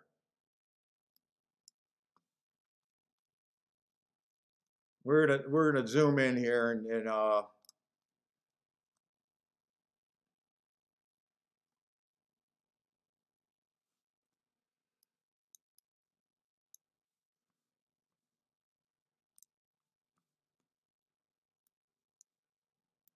so let's see, what races are we missing? We're missing the 4th, the 5th. Oh wow, they're already in the 6th race today at Churchill.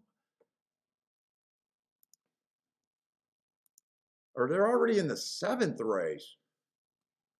So we want to see what happened in the 4th race if we can find a chart there.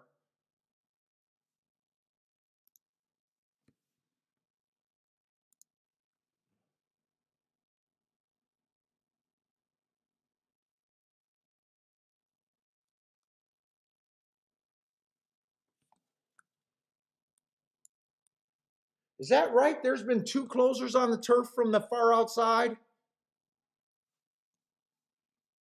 That was the 8 horse in the 6 hole. Let me just make sure here.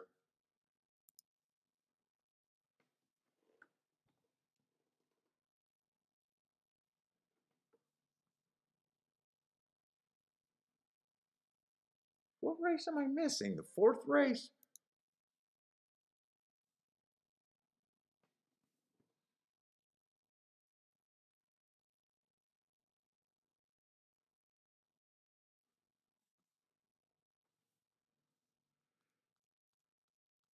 That was a 6 horse winning in the 4th.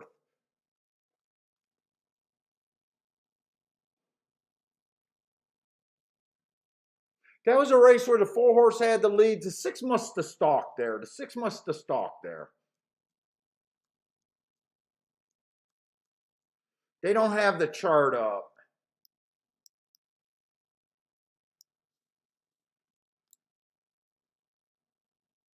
So that's 5 races. So we just know that the 3 horse just won. And I'm going to say the 3 horse came from out of it. He must have been 5 lengths back.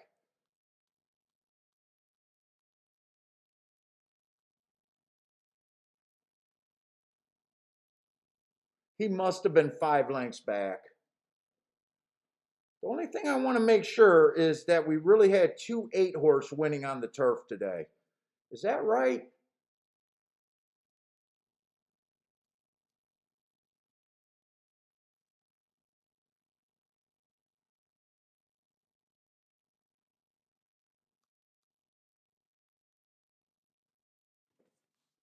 I think I got this 8 twice. I think it's the 3 horse, and I think the 8. I think that's what is confusing me. I think that's what's confusing me.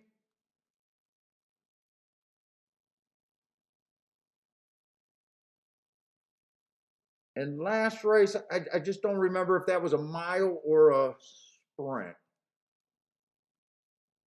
That was a mile. So the 3 horse closed at a mile.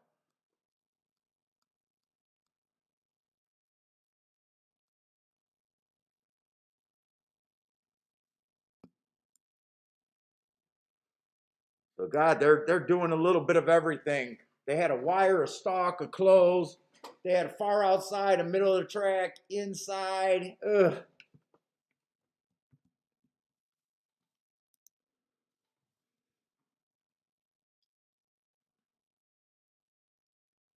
All right, we're gonna wanna do Churchill. You guys are right.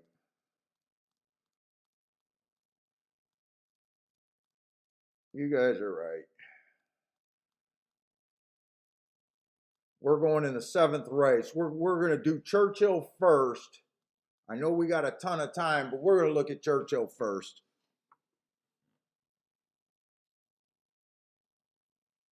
We got the Pat Day Mile over there on the dirt.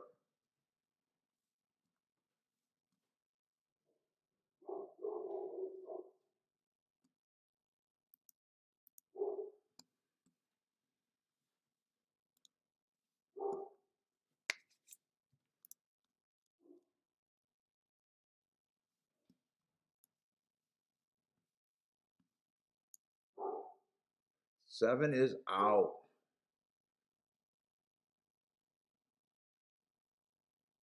And this is a race where I think we got 3-year-olds where everyone was on the Derby Trail and now they're off.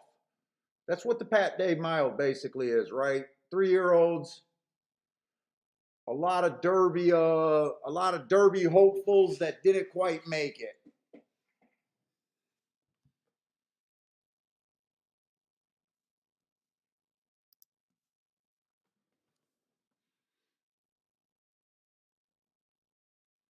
Feel like we should be able to kind of understand these races. Let's see. The 1 horse, stalking closing day last race in Kentucky. I stand by that. I really thought it was a stalking closing day. Was dueling, tried to go wire to wire, went too fast to win. Obviously, I like that race. I'm not sure what the track's doing today at Gulfstream, or at Churchill, but I do like that race. The 2 horses coming out of let's see, 4 races ago was a nice win. That Tampa Bay Stakes, I don't like that race at all. Tampa Bay Derby was okay. He chased a slower pace of the day. That's what that looks like. The only race I like him off of his last race, I thought the rail was bad in the Bluegrass stalking closing day. He was a stalker, but he had the bad rail. You could go, yeah, I think there's an excuse there, but I don't know where I like him. Wow, 30-1. How much speed we got in? 3 horsemen in the running against some big time horses too. I think all of these horses are. Let's see. 3 races ago in the Lecomte, early pressing day. He was a closer that day. Went too fast to win as a closer. He was closer to the pace in the Risen Star. The rail's usually good there. He had the rail tired out badly against Epicenter. Obviously, nothing's wrong with not finishing against those horses. And then in Florida Derby, I thought that was a stalking closing day. Technically, it was a stalker, but he stepped in that pace pretty quick and went too fast to win. I like that race. I could see I like, I think all 3 of these horses got some things to like about. I don't think I care about the 4. Arkansas Derby, he was just average. And the Rebel, it was an inside day. He ran against the bias there. Didn't take a big jump.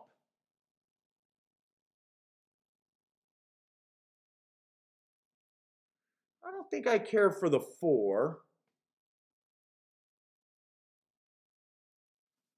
5 horses undefeated, first time out, got a speed favoring track, done nothing wrong.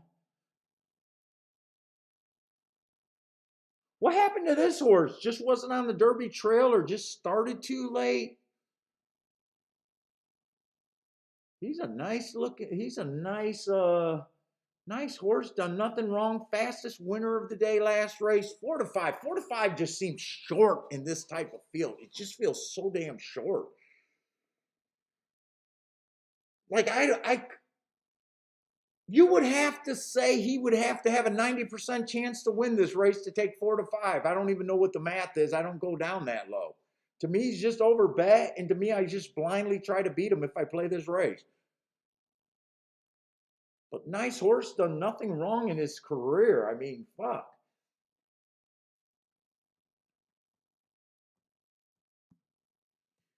I don't really care for the 6 horse. I don't care for the 6 horse.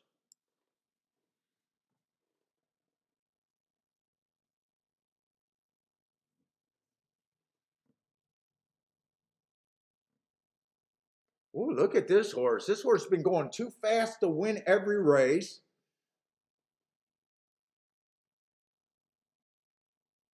So we might want to do some extra stuff in this race. We got a lot of time here, I think.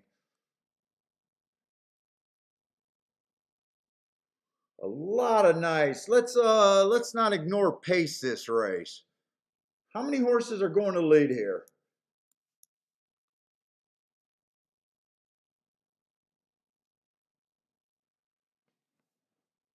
One could possibly go to lead.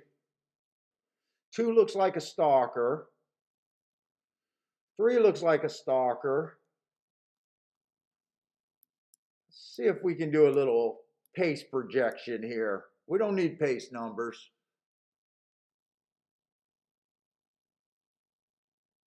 4 after his last 3 races look more like a closer to me. He looks like he's been a closer, or he went off form. I'm going to look at him like 4 is a closer.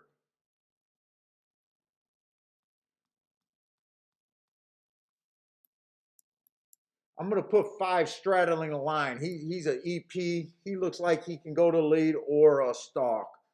I don't think we'll know until the race starts. I don't even feel comfortable guessing there. Technically, he's never been on the lead. Well, he's been a cunt hair off the lead, I guess.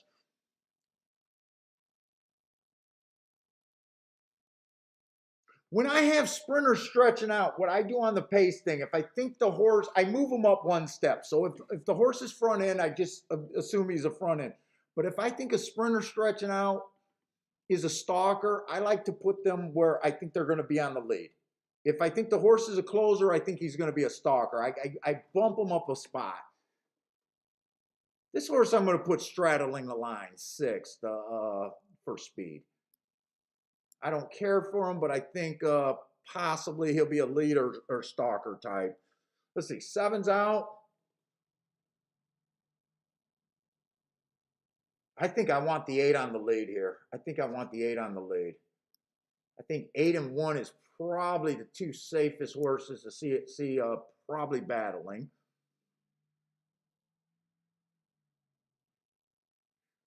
Nine horse stalker closer, I'll have him bordering the line.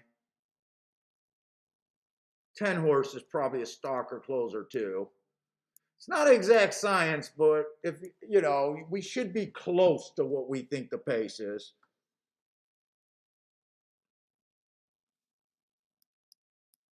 $11 looks like a stalker. I'm gonna look like the 12 as he's a closer. Let's see, Spencer. Spencer got to play at Churchill. Pick 3. He's singling the 5 here.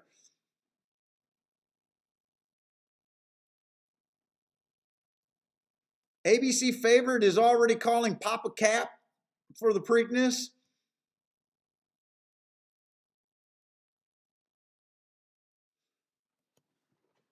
I think this race goes through the 8 and the 1 and what we think this pace is going to be. And yes, the 5 could be in it. What is this 8 at? 36-1. I'm definitely interested in him. Definitely needs to take a step forward, though. When I put hearts, I expect the horse to win if he's going to win within 3 races. He hasn't done that, but he keeps earning hearts, so he keeps qualifying.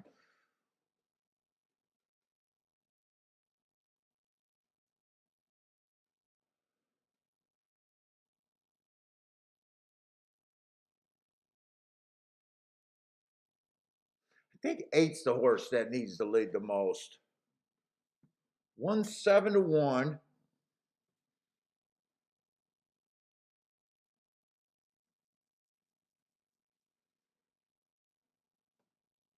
Scott give out the 5 here as a single. Boy, I don't like him as a single.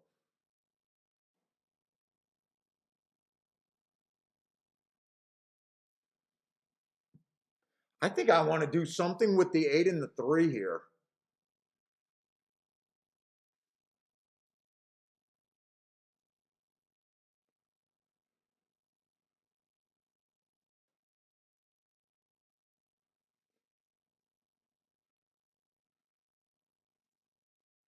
I think I want to key off the 8 and the 3. I like the 8.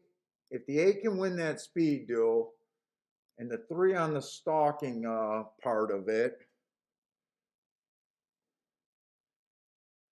3-7-1. Why am I looking down there? 3-7-1. Do I go for this? Now, my biggest question is, do I go for this race? Do I go for this race with this 5 in it? I can't say if I like the 5 or hate the 5. You definitely got to respect the 5. Definitely got to respect the 5.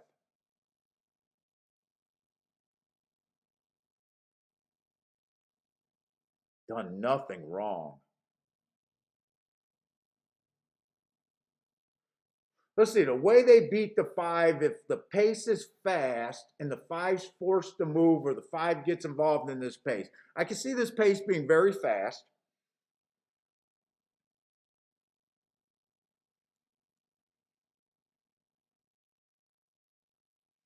If the pace collapse, which speed has not been crazy good. Speed has not been crazy good.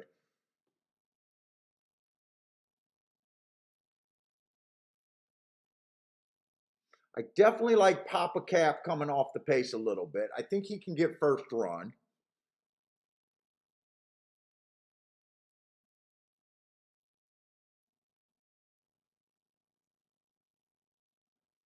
I think I'm going to look at this race 2 different ways. I don't think I could get by the 8 at 39-1. I definitely want a part of the 8.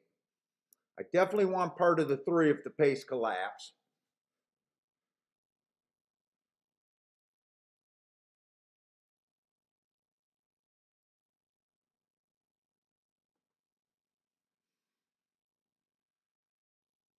To me, if I got to have the 5 on top, I don't even want to be in the race. That's just a long-term betting situation. If I come to where I think that I can't beat the 5, I'd rather not be in the race.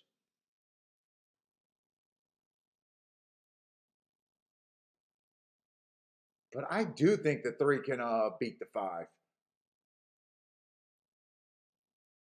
I think you can even go back to some of the races on the 3 where the 3 can beat the 5. What did the 5 do? He broke his maiden, but he did win the champagne, so he is a grade 1 horse. It's going to be tough to beat him. Does any of these other horses even have a graded win?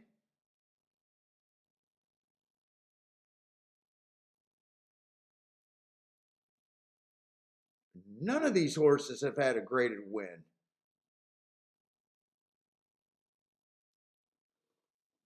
Which makes me nervous about saying that the 5 can get beat here. That does make me nervous.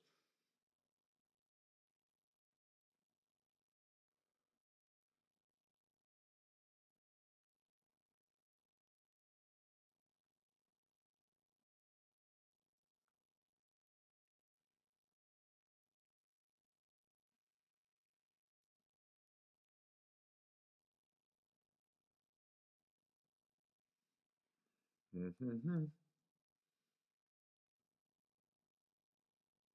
This horse really got to get a bump.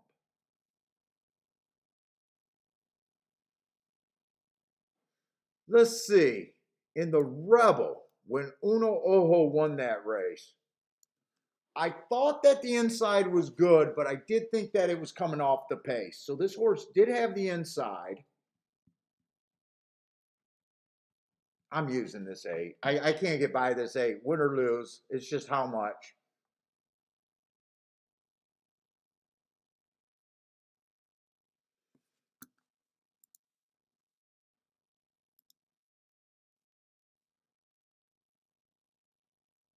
Let's see. I could play a 5-8 exacta because if that's paying 121 for $2. So if that's the only way I could use the 5. I can't pair the 5 up with the 7 though, or with the 3. 3-5 is paying 39, but what is 5-3 paying? 5-3 is paying 24. Wait a minute, I could use the 5. Wait a minute, these exactas are actually paying way better than I thought with the 5.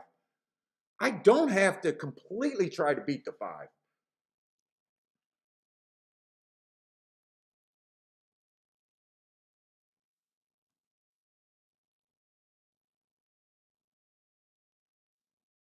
One 5's paying 34. You know, I'm going to do a couple tickets here. I'm going to play this race a couple different ways. Definitely putting a win bet on the 5. Or I'm sorry, definitely a win bet on the 8.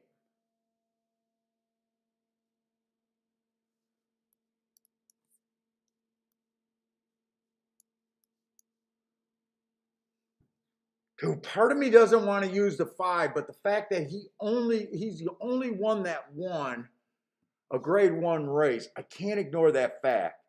I checked the exacta with the 5 first and second to the 138.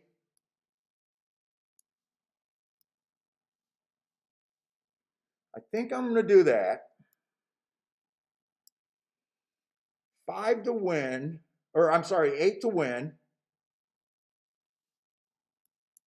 And then I'm going to give myself a chance for a really special ticket. 138 in a box. I think that's how I play this race.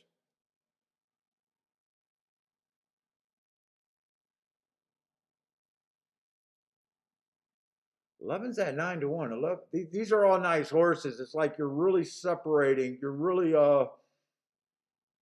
you got to make tough calls here. Got to make tough calls. I wish the 5. Well, if the 5 wasn't in the race, we wouldn't be getting the prices in the other races.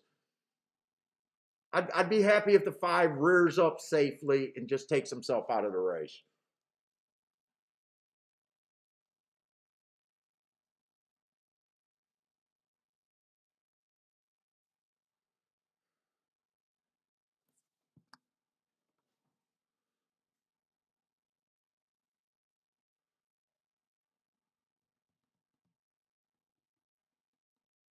We still got 6 minutes there.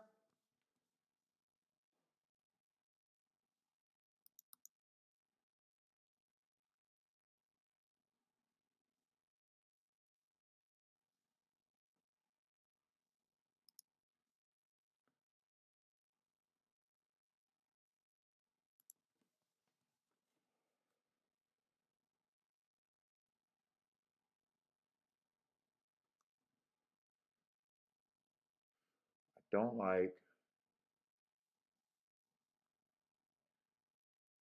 I think 11's the only other horse I want to make a case for.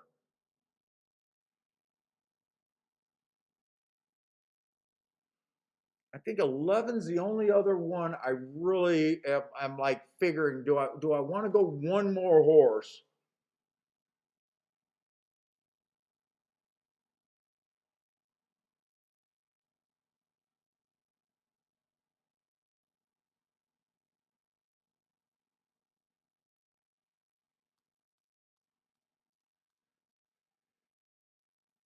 Let me put these in. Let me put in what I want, and I'm gonna still think.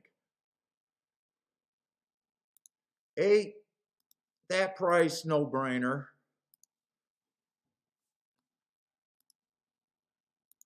Exacta box,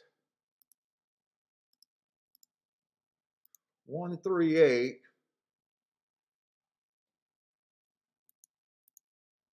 It's no brainer.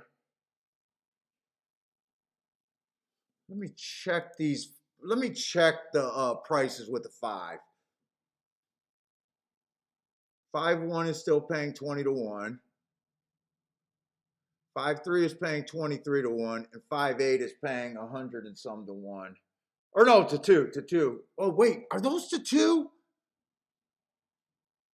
Wait. Those are for $2. Those are for $2. No. I'm glad I did not.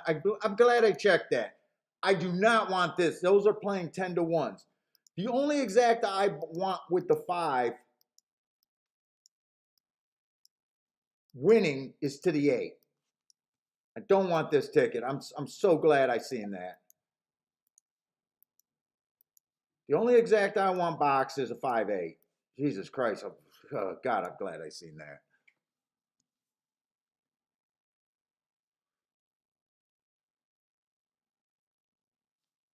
So I think I'm going to do this ticket instead.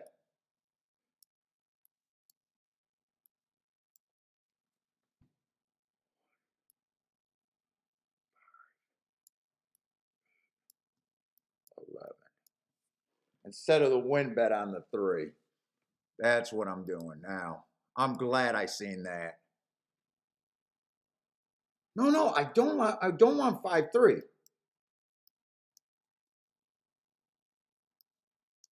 I don't want 5-3. 3-5's okay. 3-5 I think is okay. Let me make sure 3-5 is okay. Yeah, 3-5 is okay. But 5-3 is a no-go. Okay.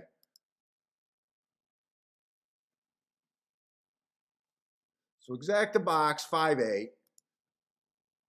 That's the only one.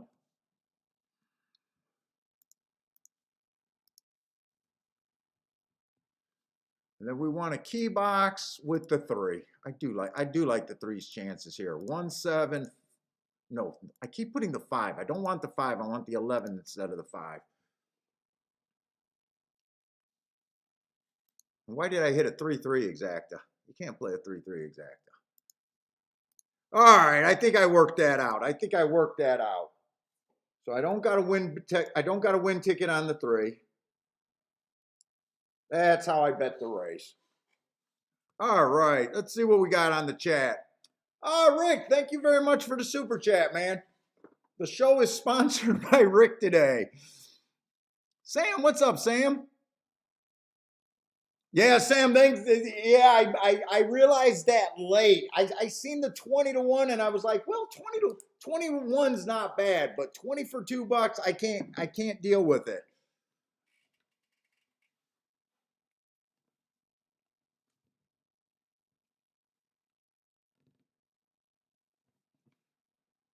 It's you know, I know sometimes I put myself in bad situation getting tickets that I hate because they're not paying any reward.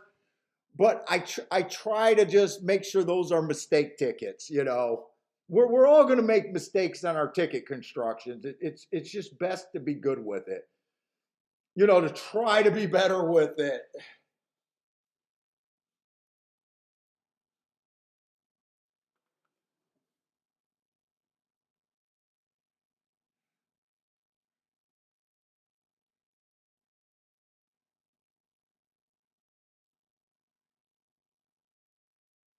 Stevie likes the 11 too. He was the only other horse that I wanted to make a case for.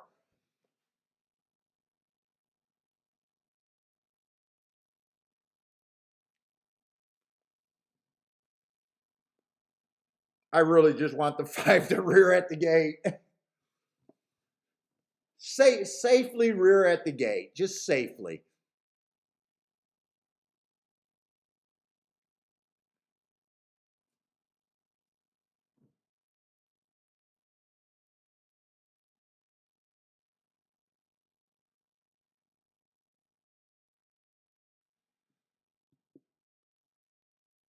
Rick said that was just to get. Dude, Rick, I thought we've been talking today.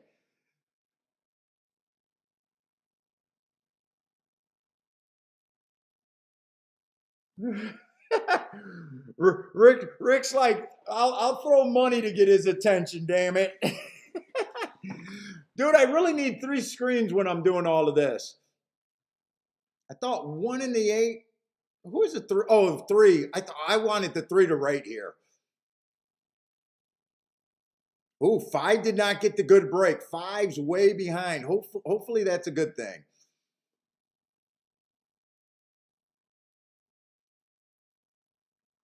Ah, come on. I guess you made it when I guess you made it when you start getting nailed by Tinder adult dating sites. Ah, shit. 5 moved up into contention pretty easy, but hopefully this okay, they got the 10 up there. It's the 3 that's on the lead.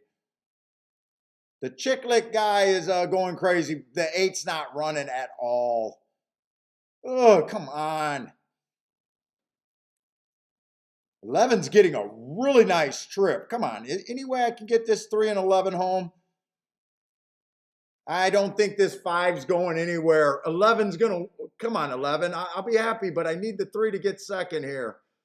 No.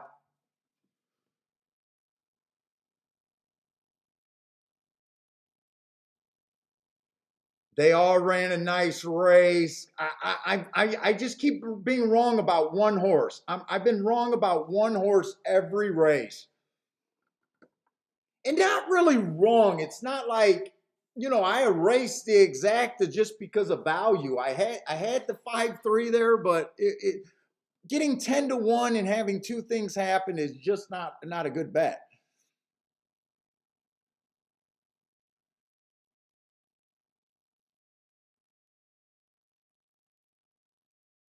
Oh, who was your 10 horse?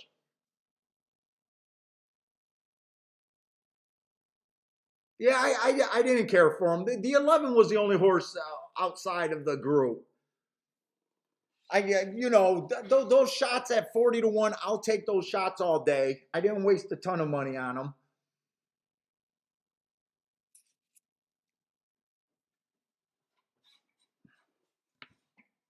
Steve V got the try. Oh, not only did the 8 not run, it looked like he took out a couple horses. I think that was the 8 in the pink taking out the 6 and the 7.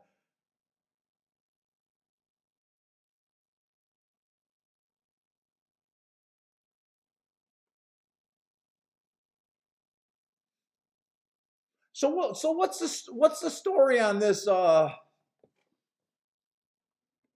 what was the story on this 5 horse? Why did he just get a late start?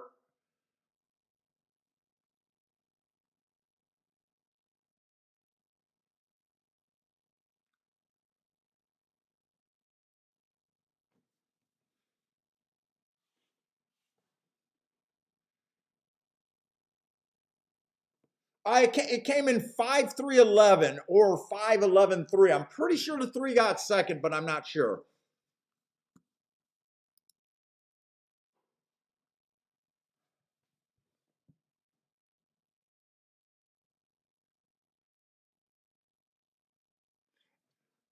How big is the delay today? Are we on a crazy delay? We should only be on 30 seconds or something. Oh, Jared, he was okay, so he was sidelined with an injury.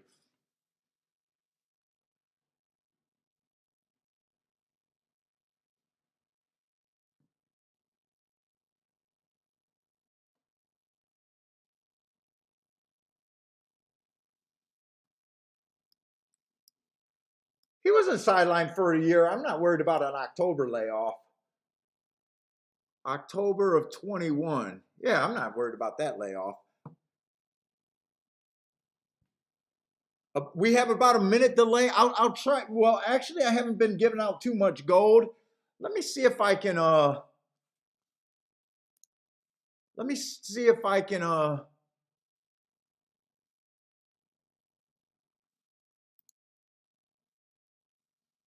Oh, I can't redo the latency.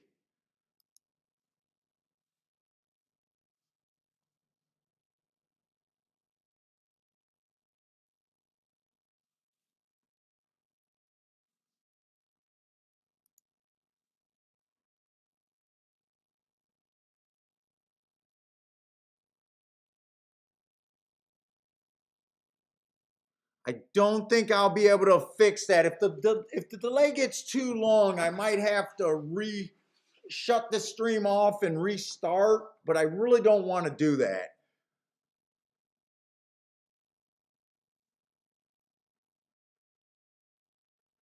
I thought I could adjust it during the stream.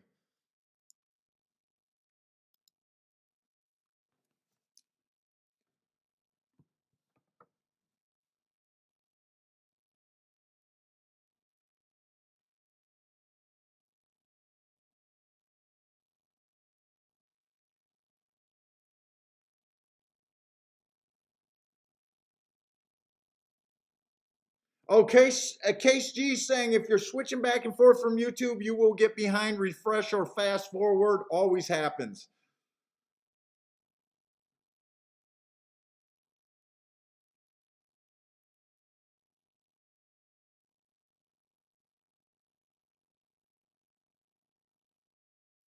I think we can work with a minute delay. I don't think, I think if it gets too late than that, it's really going to be tough.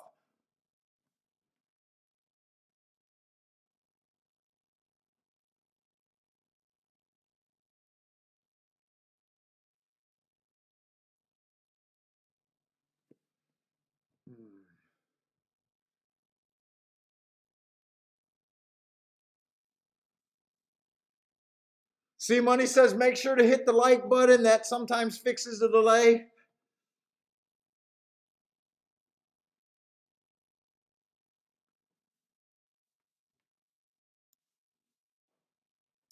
Bender's the only one that notices. I hope maybe it's just Bender.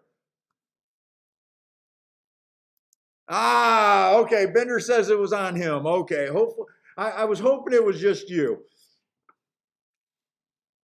All right, so we're not doing anything better than just running second. It's a little sad that we keep getting beat by kind of the favorite. Hit the thumbs up button if you like your mother. Oh man. 3 ran a nice race there though. 3 ran a nice race. 5 stalked that race. Was the horse to beat. I mean, we knew it. I said if we couldn't get past the 5, we probably should be sitting out there. I just trying to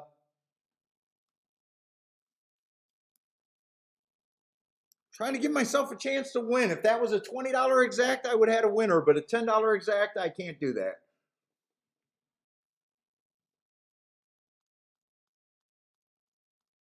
Because $20 exact, or $20 exact, I would have picked up 400 bucks. I couldn't take the 200 bucks. I mean, that would have cost what was it? 60 bucks, 60 bucks to do that 20 times. Then you got, I had 10 to win on the 8, so that's 70. Then I did that box for 10 bucks, that's $60. If I didn't realize that mistake, I wouldn't have keyed the 3 first and second. I would have made a little bit of money not doing the math in my, doing the math quickly in my head. I would have got back 200, but I would have probably bet a total of like 120 in the race, maybe 140. I don't know. Let's see, what would that have been? $60 because I didn't key that. $60 for the $10 3-horse exacta box. That's 120. And then 10. So I would have put 130 in to get 200 bucks back. I'd rather take the loss, I guess is what I'm saying.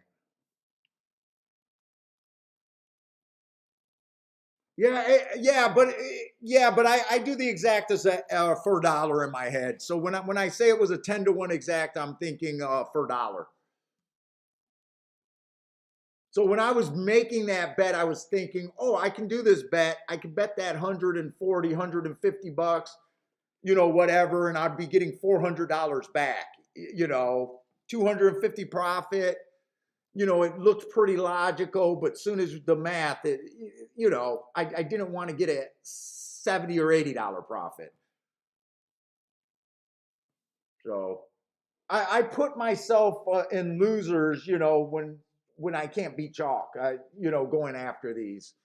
But I know in the long run, it's the right move to make. In the short term, yeah, it could make me have a bad day. You know,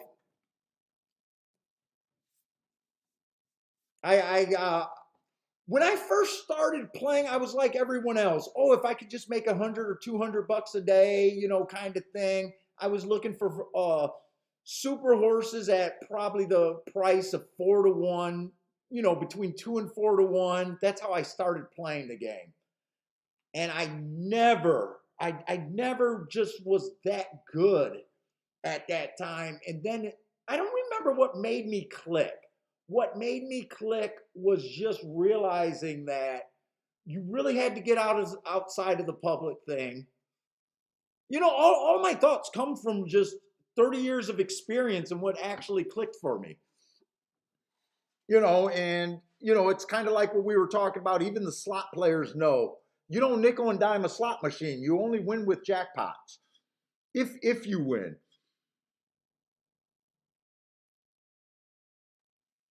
So it's just a a game theory, I guess. I guess you call that game theory or whatever.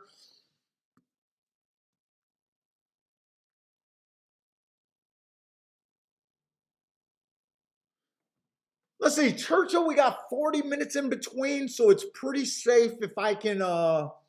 Woodbine and Gulfstream is on the same time, basically. So I'm going to look at both of those races and see if I can pick if there's one I want to play or not. Because 40 minutes, we got a long time there. So I'm just going to glance.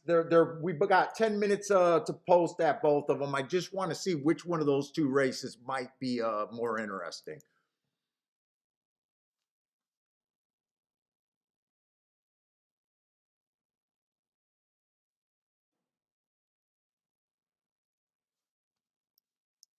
Let's see. He was scratched. There's no real favorite over there at Gulfstream in a fairly big field. So that looks like that might be worth looking at.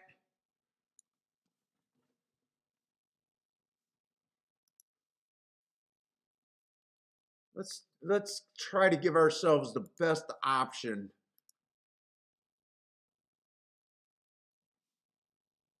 And what do we got at Woodbine? Woodbine. Oh, we got a 4-horse field at Woodbine. We got a 4-horse field at Woodbine. With a 1 to 5 in the race, I don't need to look at Woodbine.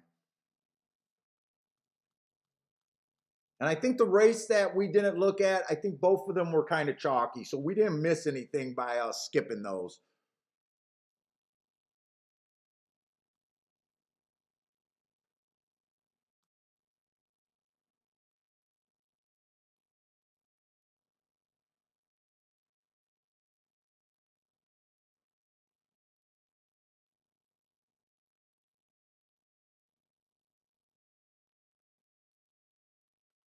I'm just glancing to see if I think this horse can be beat at 1 to 5. I kind of like the 3 at just first glance. Maybe I'll keep an eye on that Woodbine race, but I'm going to go to Gulfstream first and try to give Gulfstream a real look.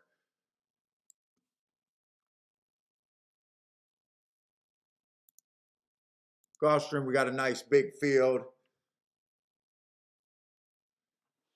We got we got 2 horses being bet. We got a horse being bet at 2 to 1 and a horse being bet at 3 to 1. Wow, they're in the 5th race too. My God, days going by fast. That is a Tapeta route race. The only ticket I got alive was a Tapeta route race with the closers there. Is there speed in this race, though? There's not a lot of speed in this race.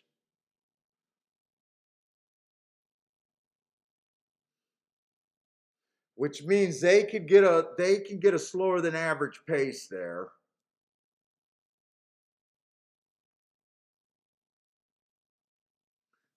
I don't got any work on this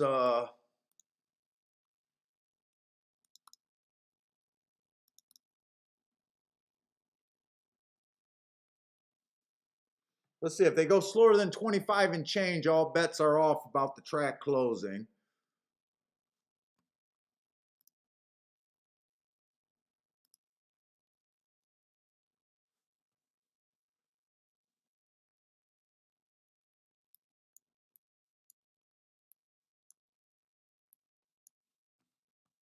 Let's just grab these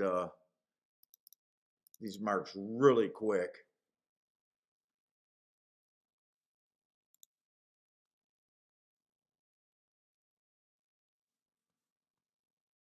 Wow, that was a day that speed was favorable there. Really?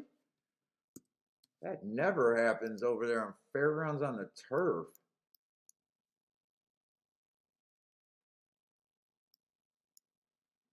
And he had a slow pace that day. But he's not a speed horse.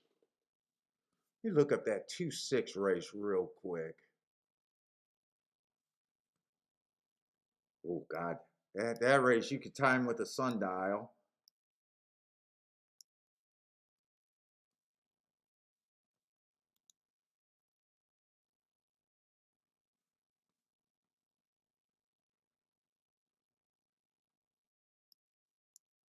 They run crazy slow on that turf usually. All right, that's all I need.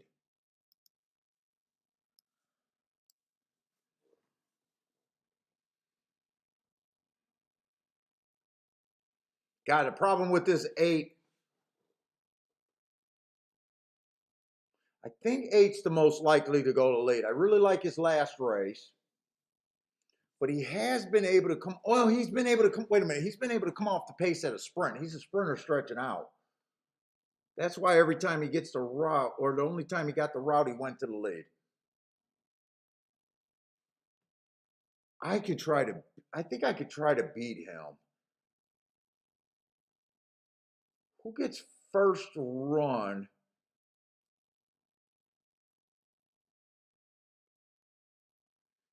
Inside stalking closing day, early pressing day. 6 horse has a whole bunch of excuses. 7-2. I just don't see any prices here. This 5 may go to lead. He got some races where he was just slow, but his better races he was closer to the pace.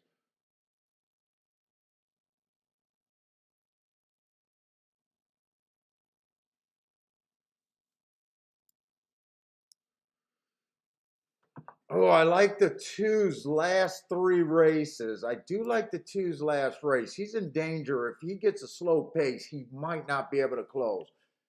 10-1, he is a price that I'm interested in.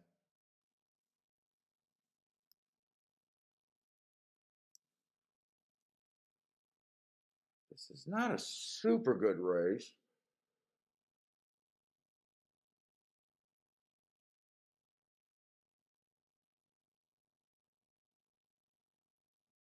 I kind of like the 5. I wouldn't mind doing something with the 2 and the 5 here.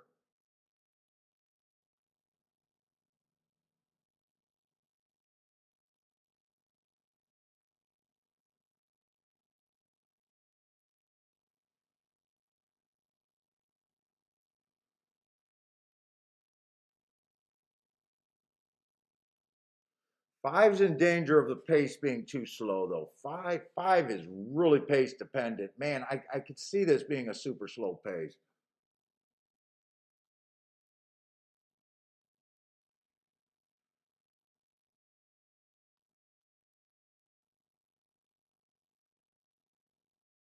Man, I only played one real bet today. Let's see. Another play bet. Or do I want to go and play this?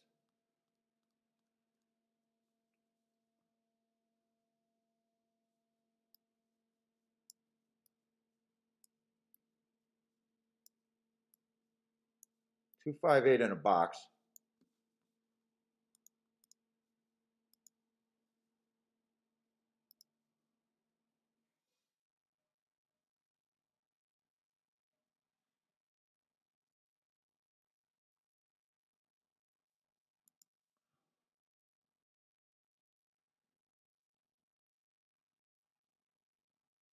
I think I'm going to do that.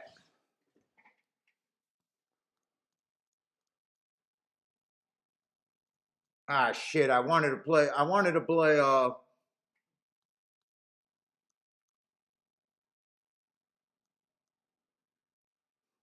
some doubles. I'm going to get that 258 in a box real quick. I don't want to get shut out of that. Whoop, double, exacta.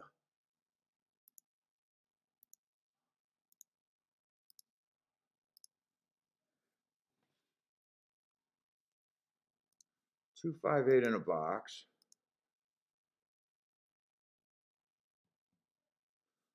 I think I want the 2 and the 5 to win.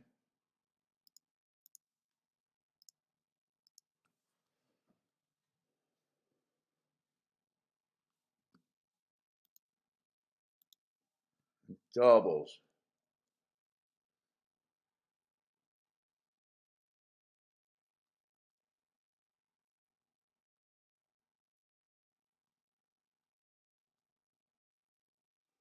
It's dangerous, but I think I want to play doubles.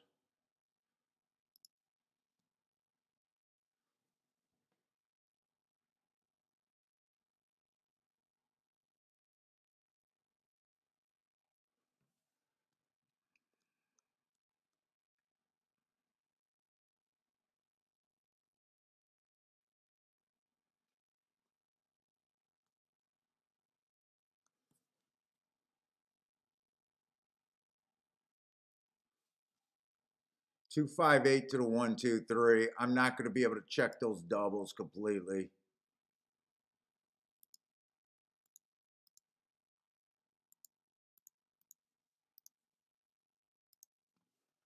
All right.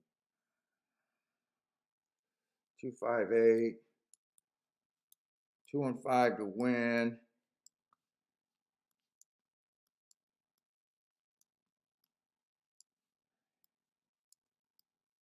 I'm worried about the doubles with the 8. All right, what you guys got? What do we got here? Hey, Ross, what's up, man?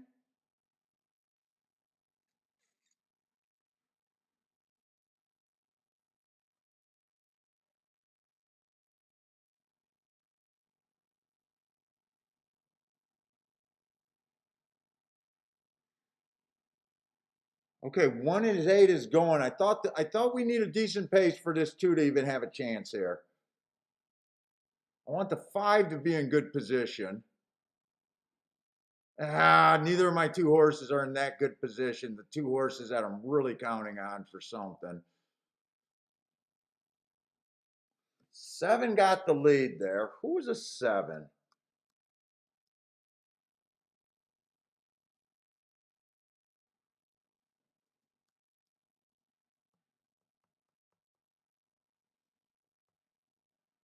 Wow, I couldn't put him on the lead. Oh, he had his couple sprint races. Yeah, I could see him on the lead now. Those were sprint races.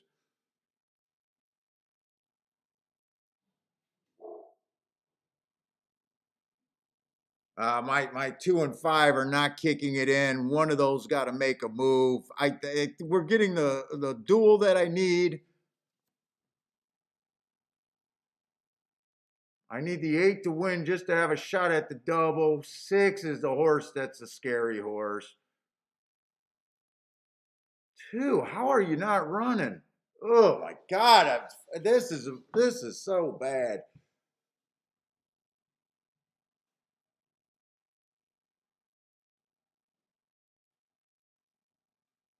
So bad.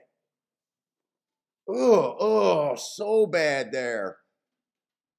And the public just nails it. 3-1 over 5-2. I'm supposed to have a better opinion than the public. Not that race. Holy shit, not that race.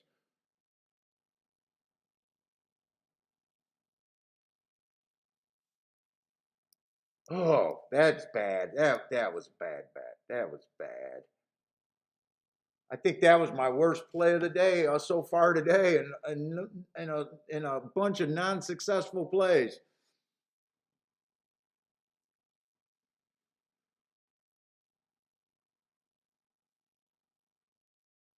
Jared's not playing church or Gulfstream. You're done with Gulfstream today. Oh,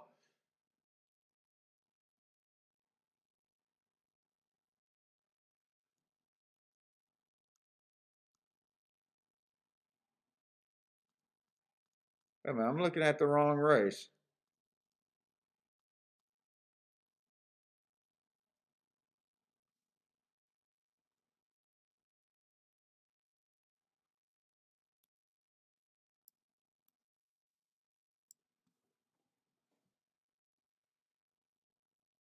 This horse trying to get us to buy us 4 times. I missed it. I just completely missed it.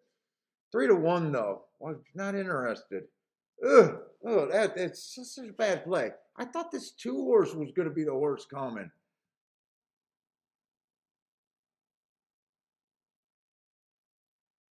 I really thought the 2 horse. I don't know why I thought that. I got a bunch of 1 race samples. I overestimated the 2 there big time. And I thought 5 would be possibly sitting in the gravy spot. Man, I bet 2 horses that didn't run a lick.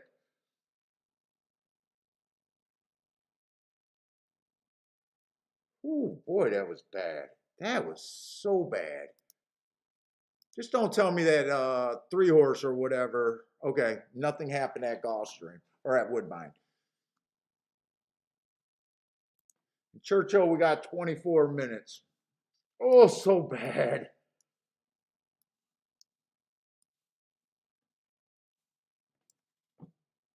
Look at Gulfstream real quick.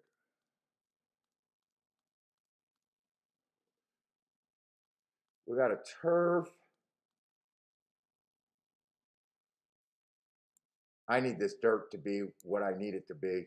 I need that dirt to be good today. God, and they're running turf dirt, turf dirt. They are. Oh, that's what Gulfstream used to do. I'm not complaining about it. I would love to have 2 dirt races back to back. I think that's 2 dirt races back to back, isn't it? Yes, yes. So I got to be interested in the 9th and the 10th race. That might be my best spot today. That's probably my best spot at Gulfstream today, right there.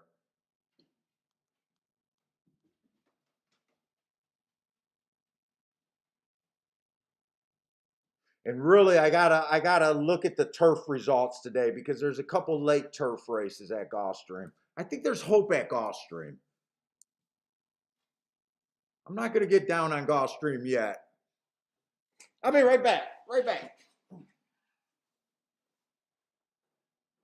Billy, what you doing?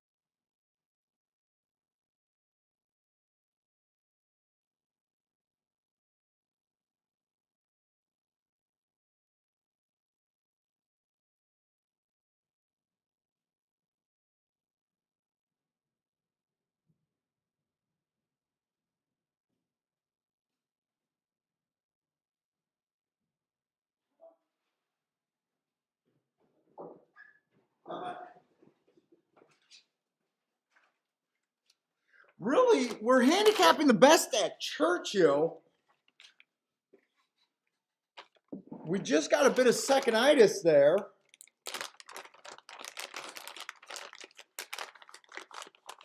Let's get you snacked up. Let's get you snacked up. Okay, you're looking at the bag, and I just gave you a handful. What?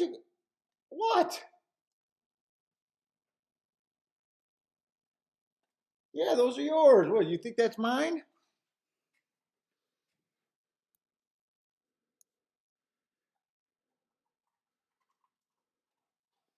Going into the 8th race, 7 furlong sprint.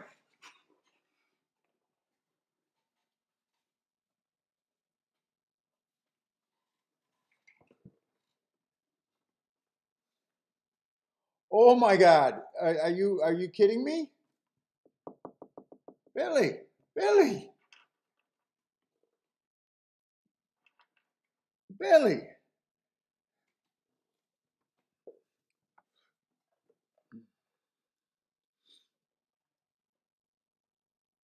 Oh my God, he thinks we're going through a training phase or something.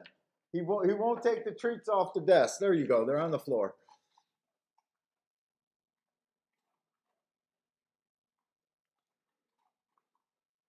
Say we got 7 furlongs.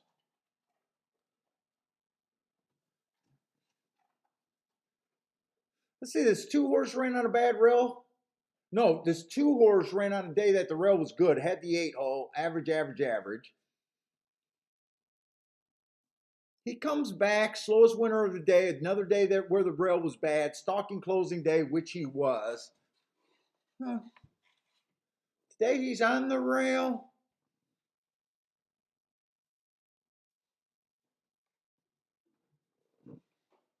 I don't know. I'll come back to him. I don't see any real adversity there. Obviously a nice horse. Wow, done nothing wrong in her entire career. Wow, she's done nothing wrong. And she does have speed. That was at Penn National and Presstyle though. So she had speed at lesser tracks. But as soon as she got kind of to Gulfstream and Keelan, she no longer had speed, but she maintained her form and changed her running style actually. Wow, nice horse. Usually you don't see front runners all of a sudden, but you know, was she a front runner back then just because she was running at a lesser track, probably beating a lot of lesser animals maybe? But God, a really nice horse.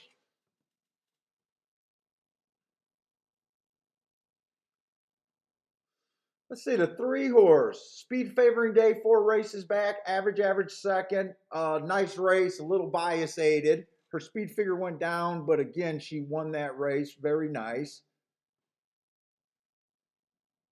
Then they're going to go up to a grade 3, speed favoring track, ran away and hid. And then last race, I got that the rail was bad. She had the rail.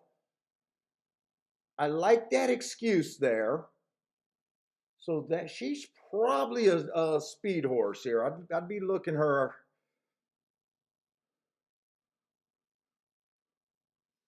And we got a common race. Her and the the 4-horse? Coming out of the same April 9th race.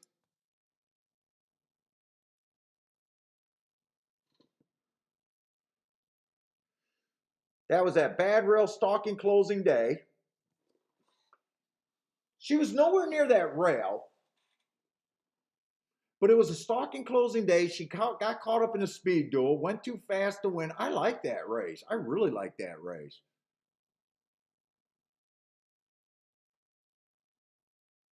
Wow, those are some nice horses there. That's the 4-horse, 6-1, and 15-1 are kind of on my mind. I don't know if I trust that 1 horse, even though. Oh, that's the same race. This is a rematch race. I love, if you guys are new to the stream, I absolutely love rematch races. That's why I'm putting that little square around April 9th.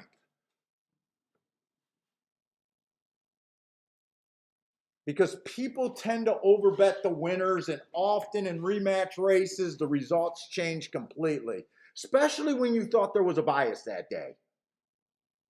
So I looked at only the 2 to 3 and the 4. 2 beat those horses at Keelan on April 9th on a day that we thought the rail was bad and it was a stalking closing day, and she got the perfect conditions there. Where the 3 horse, in my book, faced adversity, being on the bad rail, and the 4 horse faced adversity, being a speed horse that day. So I can see these results, but we got to check out the other horses. Let's see, the 5's out of that race too. And the 5 ran his best, one of his best or her best figures on that day. She was outside and she was a claw. These are the kind of races that I really like. Fuck, 8's out of that. So we want to look at this race like April 9th is probably the key. Sometimes I get too wrapped up in the rematch and I forget about the other contenders. Now the 7 is coming from Santa Anita. I do not have those marks. God, I want to ignore the 7. Let's see. Definitely has speed. Obviously, she's a nice horse. Obviously. This is what I talk about my West Coast bias.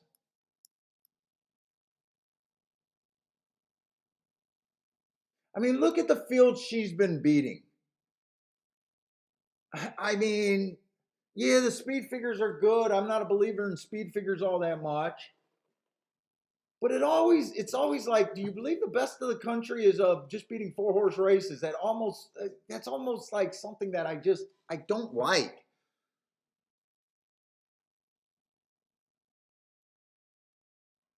Oh my God, Taiba is down to 5 to 1.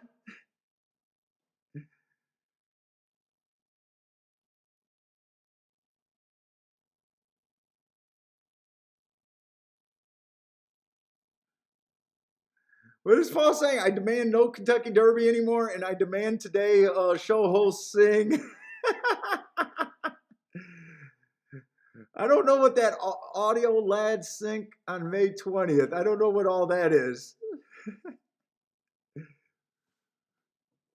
Oh my God, Taiba at 5 to 1 is just, I mean, it's such a ridiculous price in that field. I don't know. I mean, she gets to prove, or he gets to prove if he's going to be a super horse. I'd say if he wins the Derby, that's definitely a resume. That's probably one of the most impressive early three race resumes you'd ever see. Is anyone that liked Taiba willing to get off of Taiba because it's 5 to 1? Hey, Grandma, what's up, Grandma?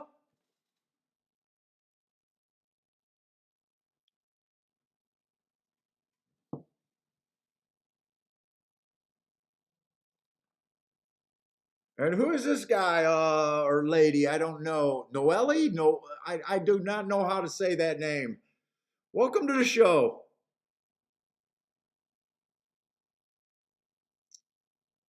Oh, the song people sing on New Year's Eve? What's up, Grandma?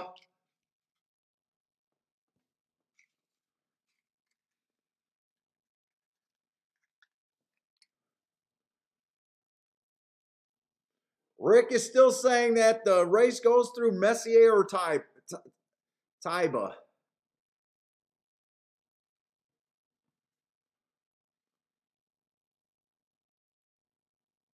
They have a 5 to 1 in that race. Oh my God. Oh. Let's see, the 8 horse ran in that same April 9th race. The only thing that I might be doing wrong is overestimating the contenders from that April 9th. She also had the 7 hole, so the bad rail didn't bother her, and she was a stalker closer. She ran the worst race of the group. If April 9th is the key, if April 9th is the key to winning this race, and I have not looked at any other contender yet outside of all the horses that ran on April 9th, I am so interested in the 3 and the 4.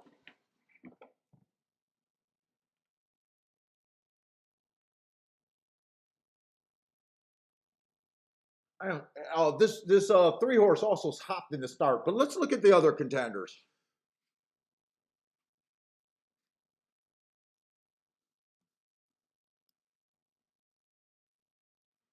Let's see, the 5 horse was just slow 3 races ago. Boy, I wouldn't have seen that big performance in his next race, I can tell you that. Unless I like the Parks race.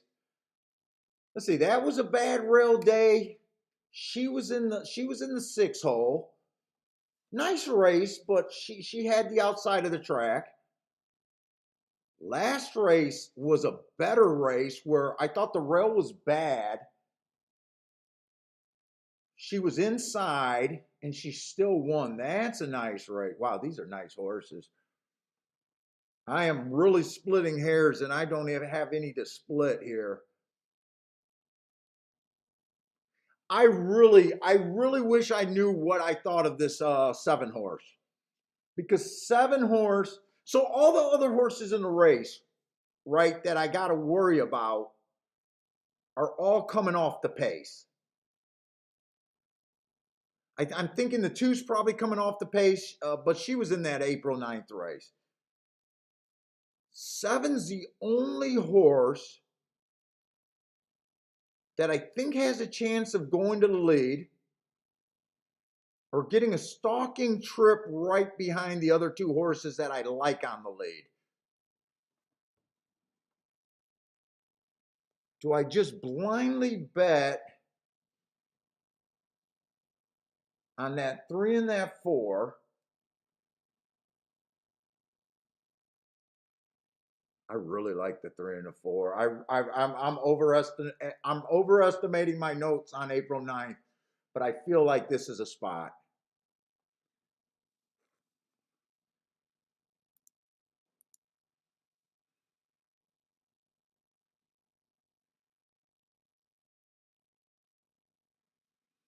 Thought I hid that user. Do I got to do every one of them? How do I just boot a guy? Hopefully I got rid of them.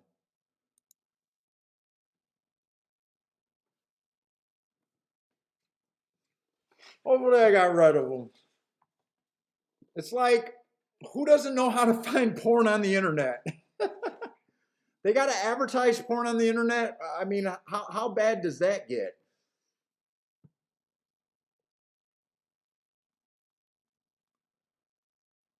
Shit, probably half of you guys got a window already opened on the other screen.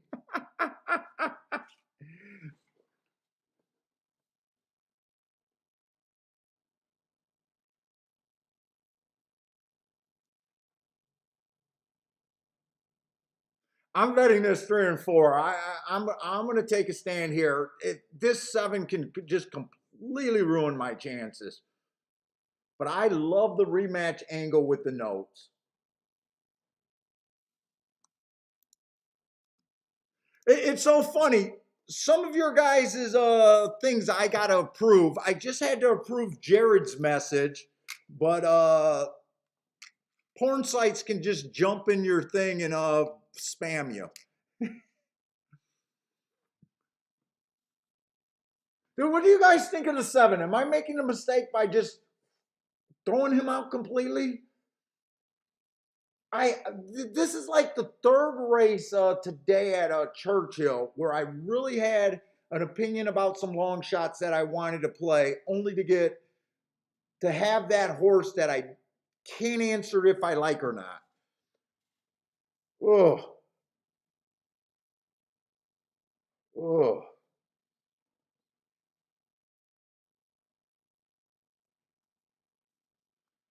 I'm betting the 3 and the 4 to win.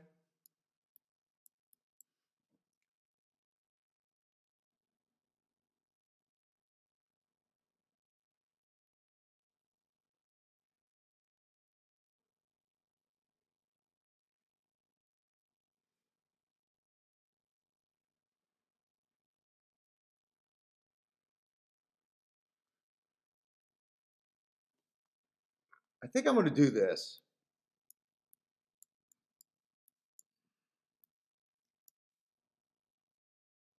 Charles says 7 is a toss. Add the 5.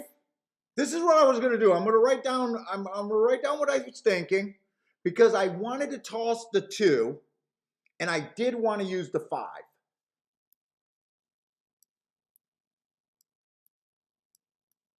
And I wanted to key box that so if I hit the exact, I could hit it for twice as much if it comes in 3-4.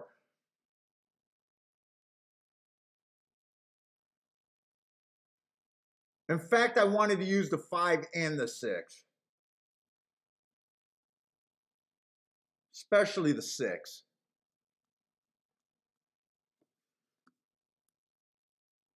I'm going to toss the 7. I don't know what to do, but that's kind of what I like right there. I want to toss the 7. I want to hit this for more, not less. I don't want to spread out too much. When you key 2 horses first and second, you're automatically, sometimes you're playing too wide there.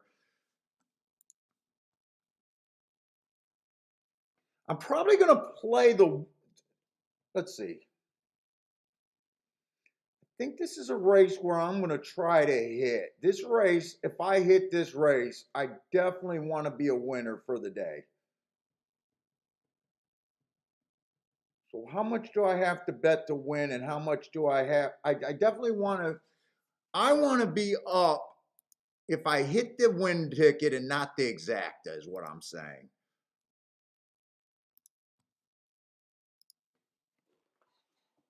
Okay.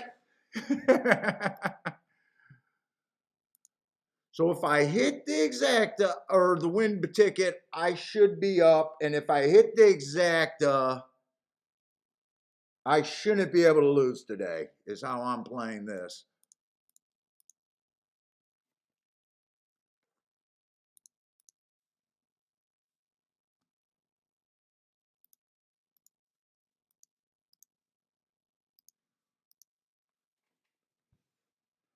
Jared says, yes, use the 7. Oh my God. Yeah, Yee thinks the 7 has to be in the exacta.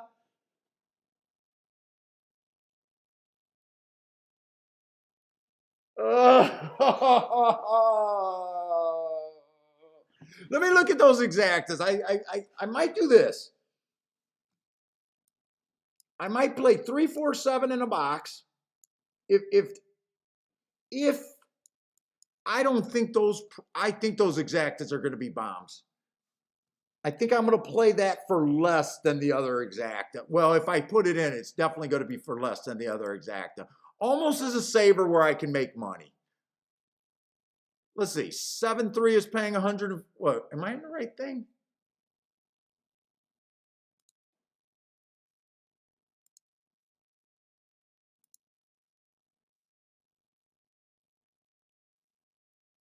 Well, I'm looking at the wrong probables, betting the right race.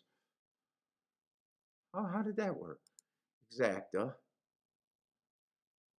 Oh, yeah.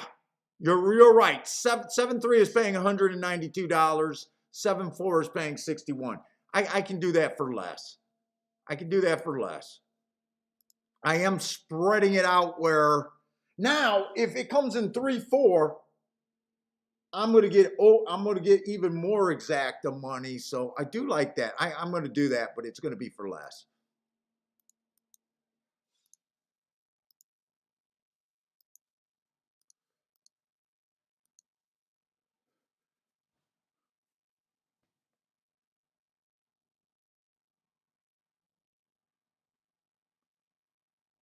Come on, man. I can't get shut out. I not shut out. Well, I can't get shut out for winners on a Derby day. Come on, man. That is not going to happen. Oh, that can't happen, can it? That's gonna make me regret not taking advantage of that whole this card yesterday. We were on fire yesterday.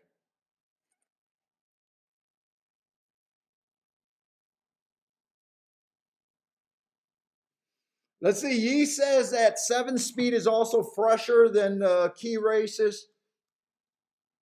Dude, I have such a bias. I really do against those short fields.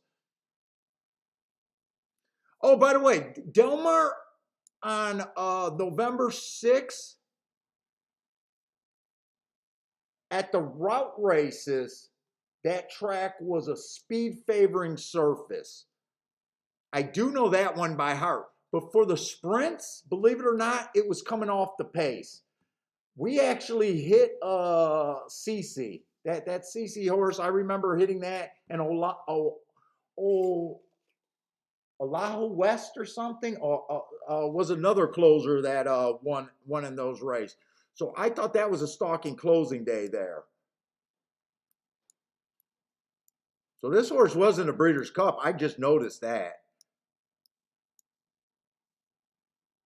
Although she ran with the track that day.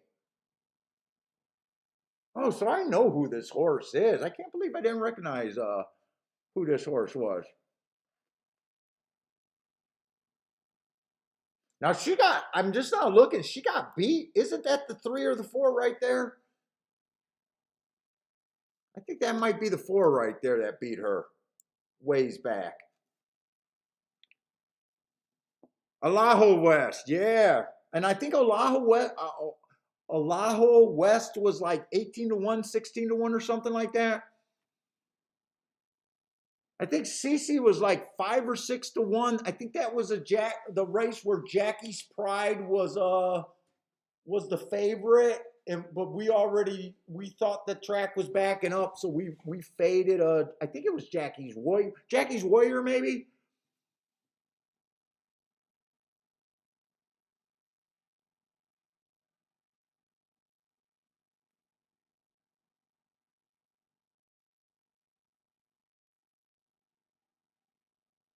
Dude, we also do a Breeders' Cup show. And I always have a lot of stress for the Breeders' Cup show, but man, the guys in the chat room will tell you that we're on fire. And I sit there and the last 2 shows I barely bet. The one show I remember I gave out 2 75-1s or 70-1 shots, and I didn't bet either of them. And they're like, dude, you got to get to the Breeders' Cup Classic. And I'm just so uncomfortable at that level. I'm just so uncomfortable at that level. What is the 2 doing getting the lead? I thought the 2 was not going to show lead after closing. No, I took a strong fade on this 2. I even said at Penn National, oh no, no, no. Oh my God, the public is so much better.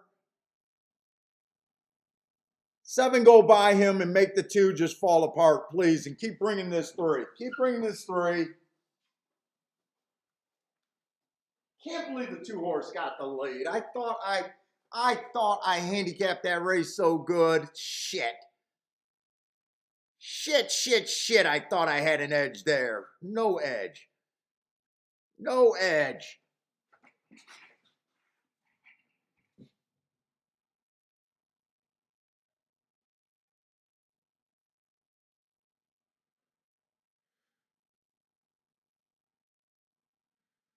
Well, the rematch race angled worked. I mean, not worked. The horse that I thought ran the worst in that race came back and beat all of the horses in April 9. I have no explanation there.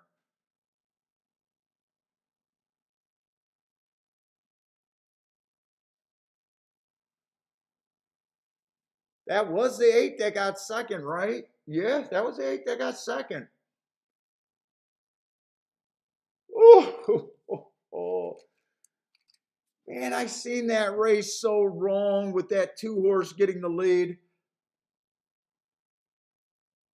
I can't say I'm subscribed. I'm not. You can't say we've seen that he used to have lead. I thought I was being smart saying that at a lesser track he could have the lead. At a better track he's an off the pace. God, I read that wrong. I just read it wrong.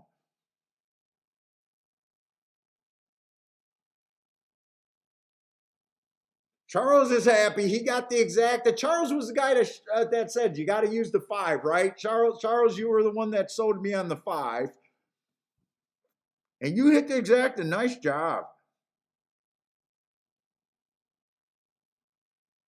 Mac and Company says it's unplayable. I wish I said it was unplayable.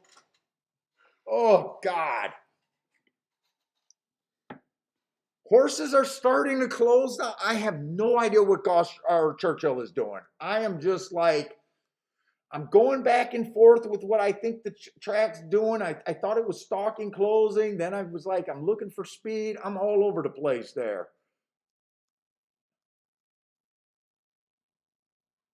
I am just all over the place.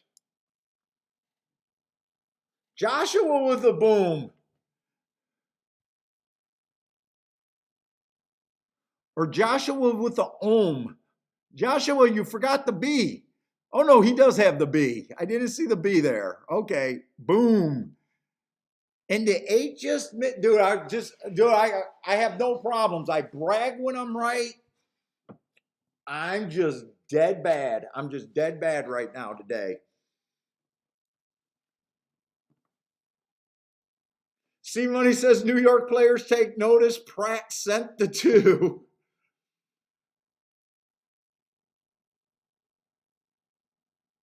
Guy is a genius of pace. Hey, what's up, Case G?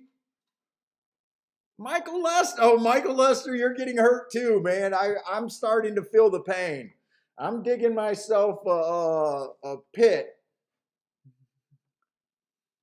I am digging myself a pit.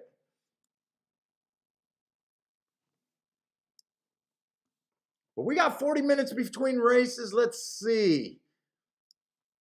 Now, Woodbine, Gulfstream, I was trying to get alive to the inside, but let's see. I don't know if I'm going to be able to separate and do anything here. 1's 3 to 5. I was trying to get doubles alive to the 1, 2, and 3 at Gulfstream. And that defunct, no longer functioning double.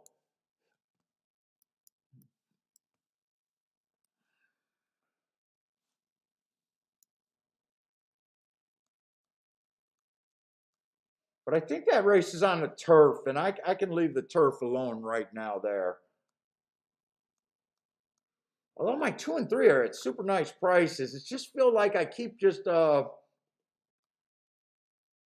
to make things happen that just aren't there and digging myself a freaking hole.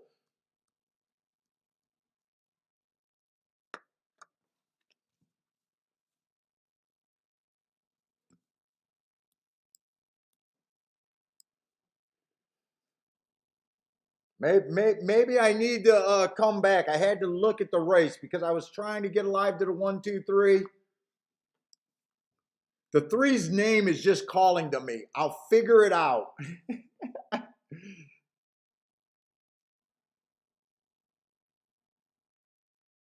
Dude, there is not much difference between the 1 and the 2. They both are coming out of the same race at Tampa Bay. They both went too fast to win. 1 did have the better of a race, but when I see 3 to 5 compared to 7 to 1, it's like I want that 7 to 1.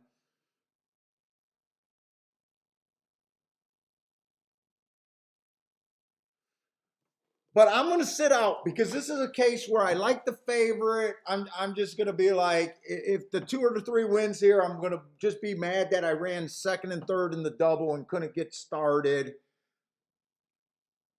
Like, I got to figure out where to stop the bleeding, and I need to find some chalks that I'm just against. That I'm against because I know I don't like. And this 3 to 5 chalk, I actually like.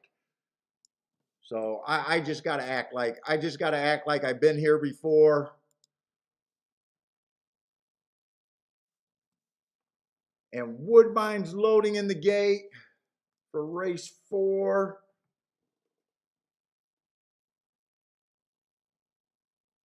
Boy, I don't think I would have liked the 1 there at first glance.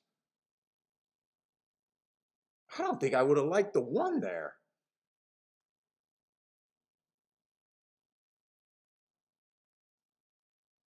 Why did they bet the one at at Woodbine? I drive it in class.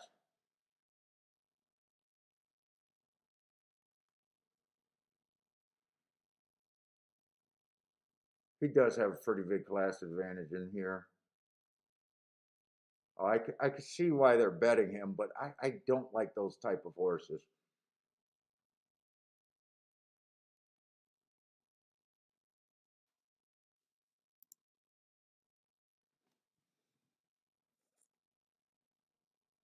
I would have been against this one. If the one wins, I don't think the one's gonna win. God damn it. 6 was the horse that's on my radar. I think this exacta could have been hit.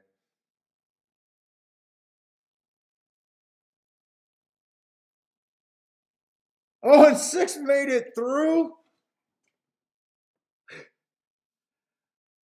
6 made. I'm. Come on. You know, we stopped looking around. Shit. That exacta been hit. I know. I know. I could have hit the 6 horse there. Oh my God, dropping from 40,000 with those marks.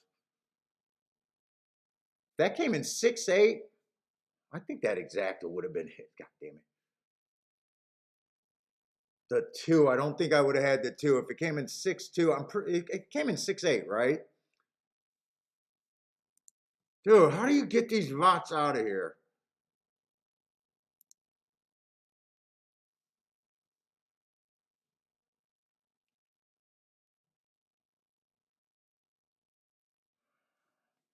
That one just screamed out terrible chalk to me there. He just screamed it.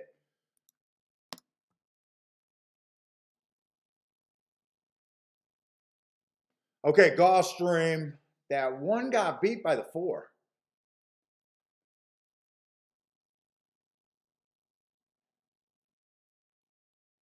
Gulfstream Turf, I'm not that excited about. Wait a minute. No, the 4 didn't. Did the 4 win that race? And where the hell did he come from?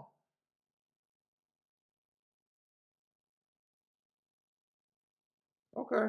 4 horse won that race. I just got to keep tabs. There's going to be a lot of turf races later, so I want to see if I can get a grasp of this turf. I need to get a grasp of something. All right, so that was a good sit out. My double that I was playing had no chance.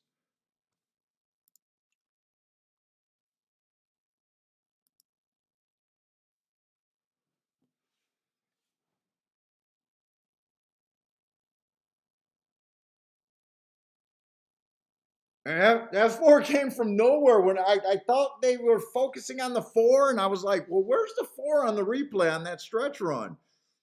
Rick says that's a boom. Very nice. Charles got a 75-1 exacta somewhere. Where was that at? Was that a Gulfstream or Woodbine?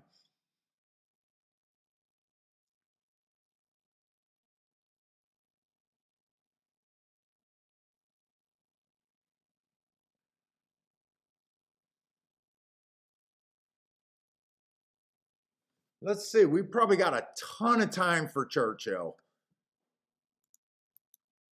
We got a ton of time for Churchill, but we'll go look at Churchill, and we might have to actually God, I don't want to be in a position where I have to bet the Derby. Usually I'm in a position where I'm on cruise control by Derby time. Today I'm in a hole. I do not want to be I do not want to force myself to have to take a real play in the Derby. I normally never make a real play in the Derby.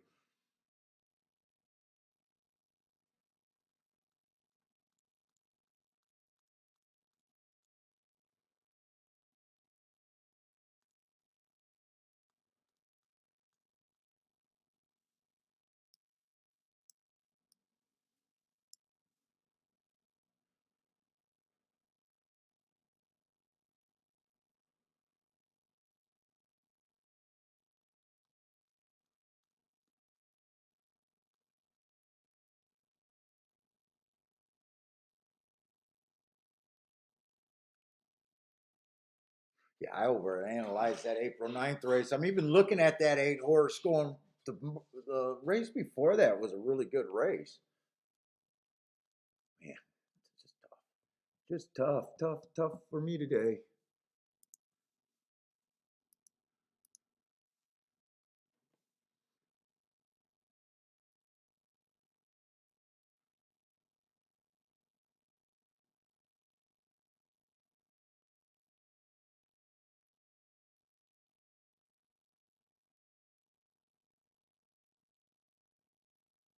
Look at this rally at Churchill on this 5 horse. My God. He came from dead last. I'm re-looking at that Churchill race. I'm seeing a replay right now. I didn't even know where that 5 came from. Man, did he come from dead last.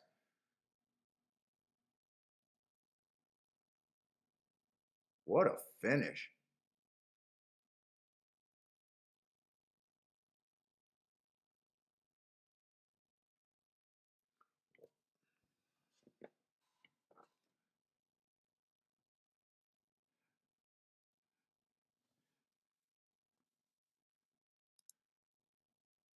Dude, as a host, you got to know the days you can rant, Joshua. On days that you're getting your tail kicked and tucked between your legs, it's really hard to come off with a rant. It's really hard to rant. You start second guessing yourself. You're gonna have all the new viewers going, look at this guy fucking rant, and he can't pick a freaking winner. Why am I even on this channel?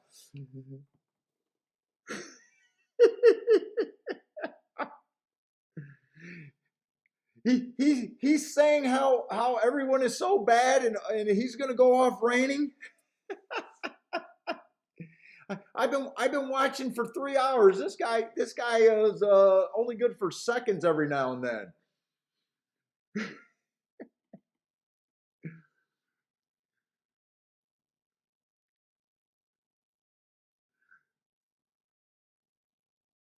Let's see. I do find on the turf so far that they closed every race on the turf. I believe every route race on the turf.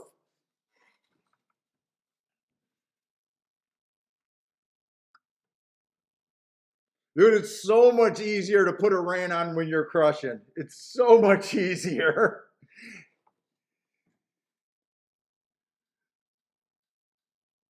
Or talk about handicapping concepts.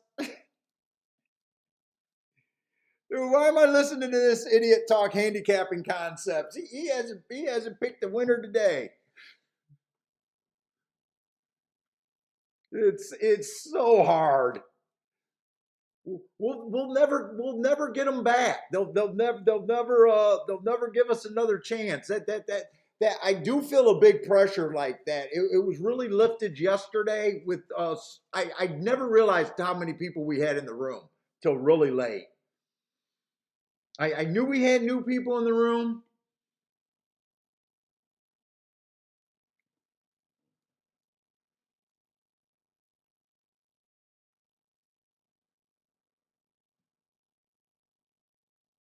Let's see, the 10th race is going to be the Jackie's Warrior race.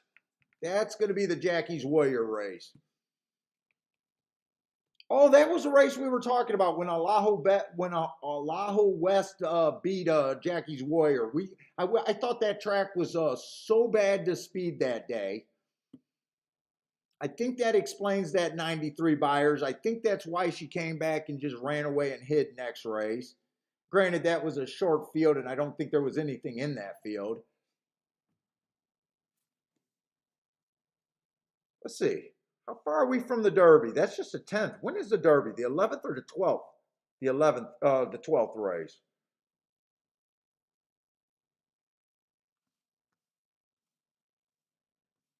Jared is alive to his Oaks Derby double. Nice. I know a lot of you guys are alive to the Oaks Derby double.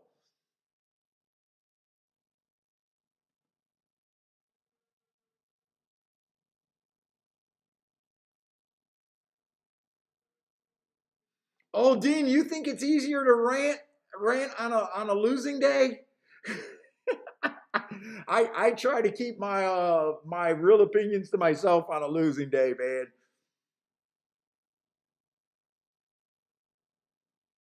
It's also because yesterday we had such a big, so yesterday we had a really big day. And I told my wife a lot of times when we have a big day one day and we got the show the next day, sometimes I come in with too much energy. And I always notice those days can end up being like really bad days. So I was really trying just to keep it cool all day today.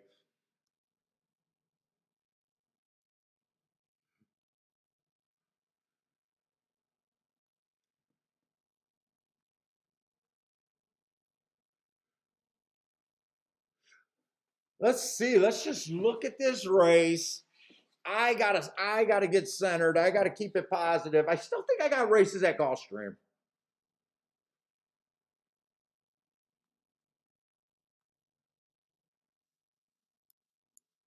I'm excited about the dirt races coming up at Gulfstream. I think that's going to be my best shot.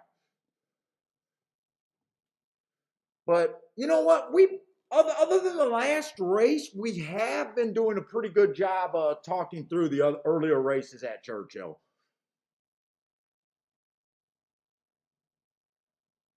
Just a little bit of bad luck there.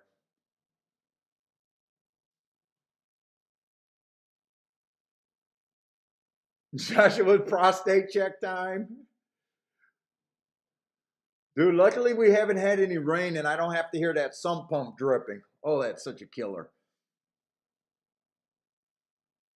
Let's see this turf race. Let's see. 4 races ago, early pressing day, average, average, average. Nice win there. Comes back on a mistimed race. No surprise at Gulfstream, so kind of hard to give that horse an excuse there. I didn't think there was anything track condition wise there. Comes back on another one race sample at Gulfstream, was able to wire on the Tapeta. That's hard to do, but it was a one race sample, but that's generally hard to do.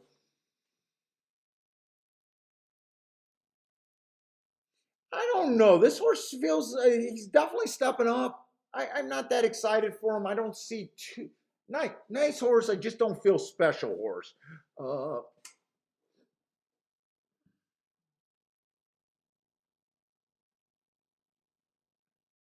has any of these horses ran in any graded races? Right now, I don't have that great of a thought on him. Let's see the 2 horse. Bad rail when he went wire to wire from the 6 hole. Nice win. Came out fast and was just average and coasted there. Gulfstream early pressing day. Timer malfunction that day. Boy, that adjusted time looks super slow. 26 is what he went. It was an early pressing day. You know, that might have been a case. The timer malfunction. I don't know if I can trust that clock there. That could be a case of that was the slowest winner of the day on an early pressing day, and that could be a sneaky good race, right? With him coming a little bit off the pace, jumping in. I'm wondering, let me look up that race. I'm wondering if that could be the case there. Let me see if I can look up that day real quick.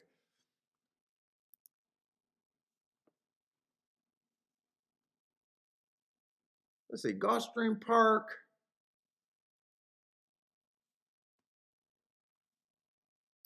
Results.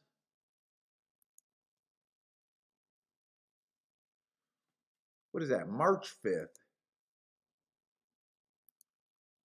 March 5th. What race am I trying to look up there? Because he did come up and improve off that race. That's why I think that was a sneaky good race. 7th race.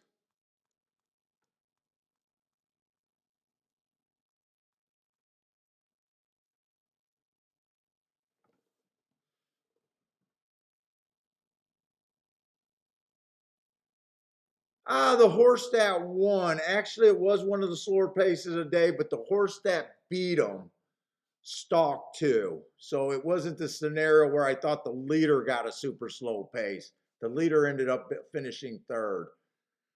I still think it's sneaky, and he definitely got a bump off that race. He definitely got a bump. Runs his best speed figure, best race ever, fastest winner of the day. So that last race was a nice race. I'm still looking. Let's see. Red Run might give you a little bit of clue about how good the Jack Ruby Stakes was. He didn't look like he did much. He was just average there. Probably didn't need to be in that race though. He doesn't look like he was really a contender that race from the earlier races. Let's see, this is a grade 2 race. So he's actually been in a couple grade 3s and a grade 2, hasn't really performed at a grade 2 level. I'm not crazy. There's a lot of horses to get through. Good thing we got 40 minutes. You know what? A lot of these horses, in fact, a lot of these horses are coming from Gulfstream. And a lot of them are just stepping up, trying to find graded races off of a few little stakes, minor stakes. Or at least that's what I'm seeing so far. Let's see. 4 races go on stalking closing day. He closed the win. Timer. Runs against the inside bias. Speed figure goes down a little bit. Comes back, early pressing bias. Not crazy about him one way or another. He did run with the, I think that's the 2 horse and possibly the 1 horse in that race. Ran a second, just kind of average there.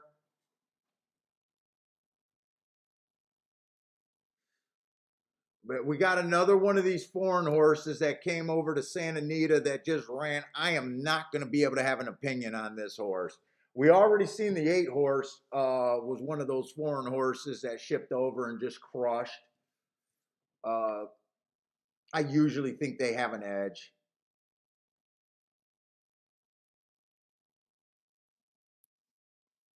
Let's see this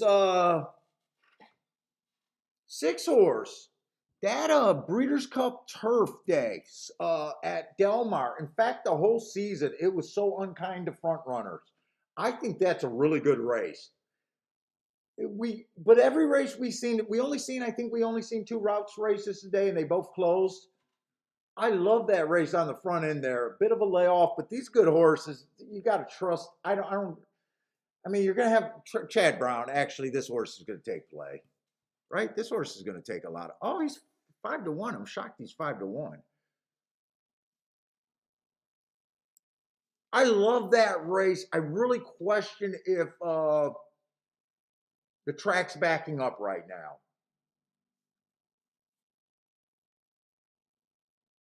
We got, and I can't even go look at like last meet's notes because we got a brand new turf surface. So I can't even look up to say, yeah, the turf at Churchill Down generally favors something. I don't even have that to go with. Let's see that race 2 back, stalking closing day. That's a really nice race. But my biggest problem with him, he has been in graded company. I think he definitely belongs. God, 5-1. I almost want to make the argument like, say I'm confused about the turf right now. There's not enough evidence to say there was a biased day and just play them.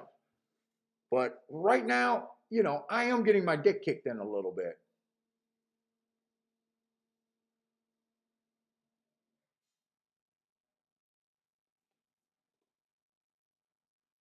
Seven horse looks like a stalker closer. Won a grade 3 race, being the slowest winner of the day.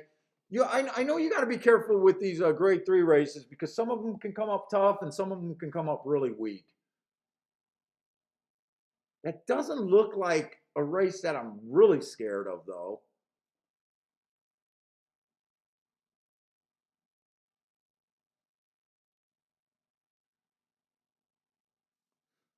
Let's see, the 9 horse was in the Breeders' Cup Juvenile. We do know that the track was backing up there. He was a fringe contender at best. He was 40-1. He did make a nice close. Stolen base.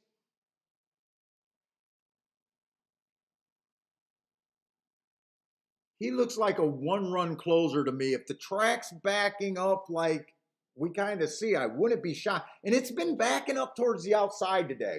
I think both of the horses were outside. Dude, how do you just get rid of a guy or or do these porn sites just got it? Where they just know how to get undone.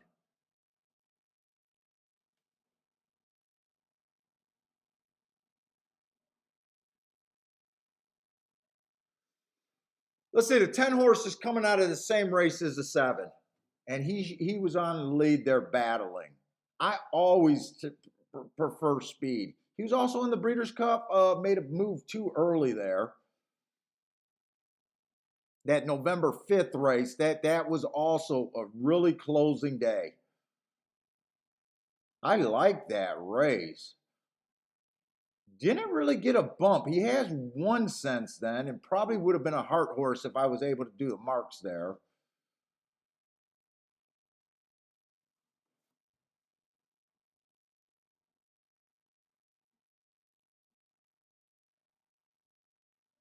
But then we got this horse who tried the Jack Ruby Stakes.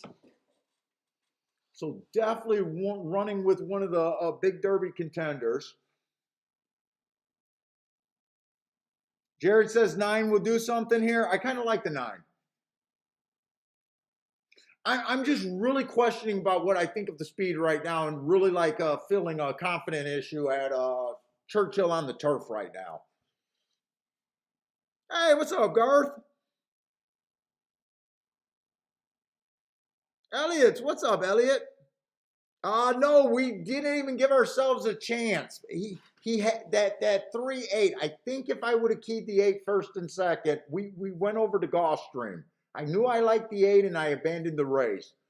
I think there was a chance that I could have backdoored that 3, but honestly, I don't know if I would have pulled the trigger. Or I don't know if I would have seen it at the time, is what I should say.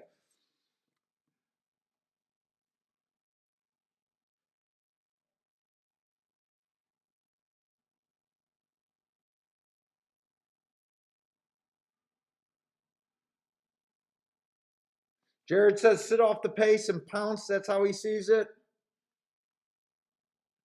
I really don't know what to do with the European horse here. I really don't. I'm kind of shocked he's not the favorite. I don't care for the 7 that much. I can see the 7 winning, but he does not scare me.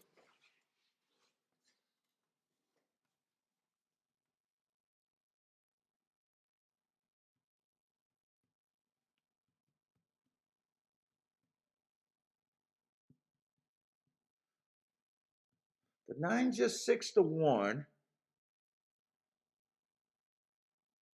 Like if I was to take anyone between the 7 and the 10, I would take the 10 here. 10's probably going to force a bit of a bet out of me here.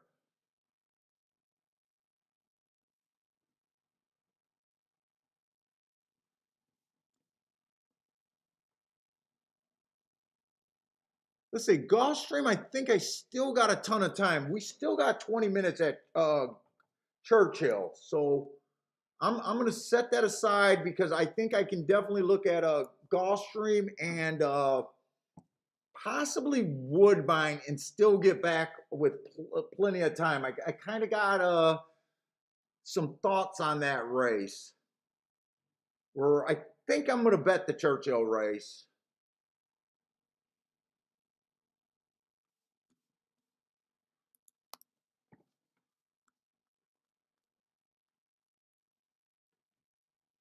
Let's see, Gulfstream, we got a dirt race. Finally, thank you. Thank you, Gulfstream.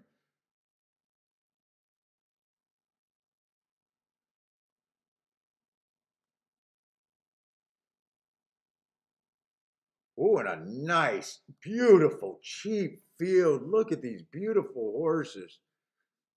16,000 maiden claiming. This is what I need right now.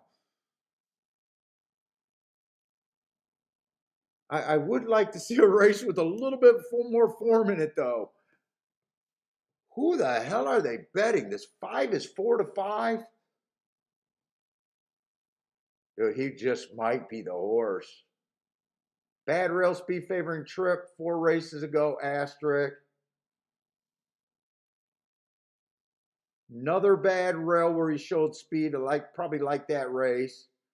One race sample, and then he ran against an inside bias. God, he probably is the horse to beat there. Usually at Gulfstream, 1 through 3 is winning like 43% of the time. 5 through 6 is the next biggest group. As soon as you get to 7 on out, they have a really hard time winning. To me, the 5 is the best horse on paper. To me, the 5 is the best horse on paper. He's the only horse on the inside. He's as close to the inside with any amount of form. God, I'm like desperately wanting to play this race, but I think I'm going to have to go to Woodbine.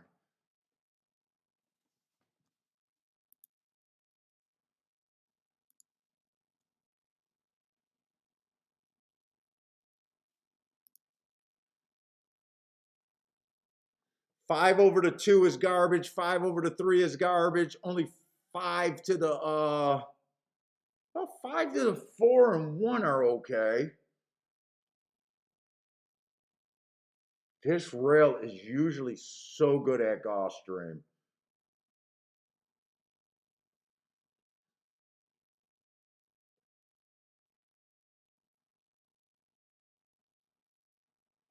Let's see. The 1 and the 2 are coming out of the same race.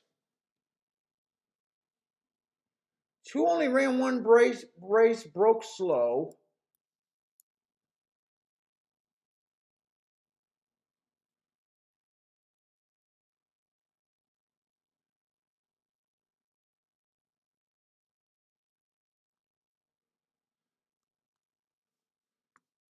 God, is this worth playing?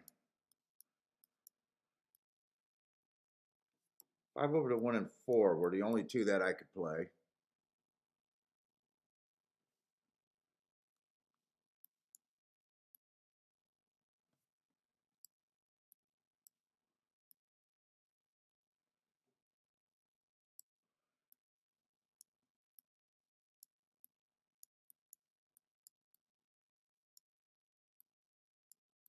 That's cheap.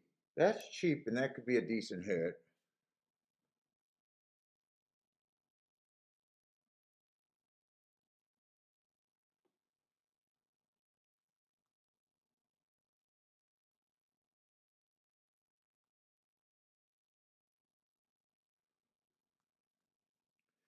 Play this for more, this for less.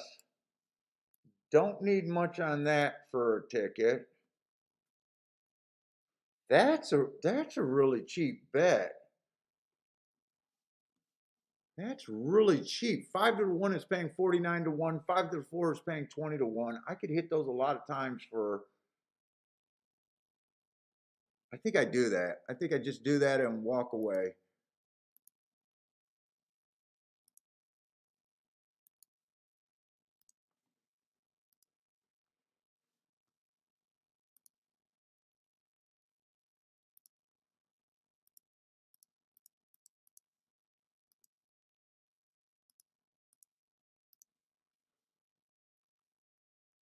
What did I not get? The win bet.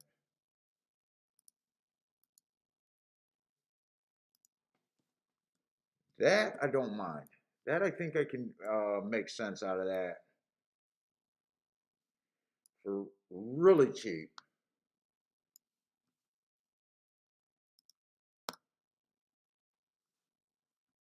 Oh man, I gotta take a bathroom break. I said that sump pump was not running, and all of a sudden, tinkle, tinkle, tinkle.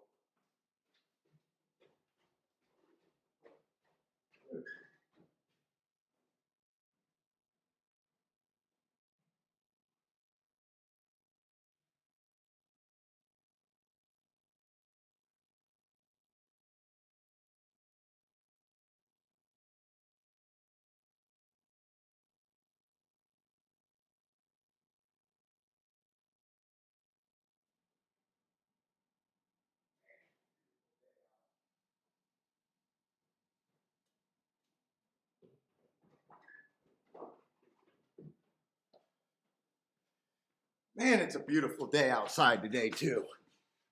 Absolutely gorgeous out there.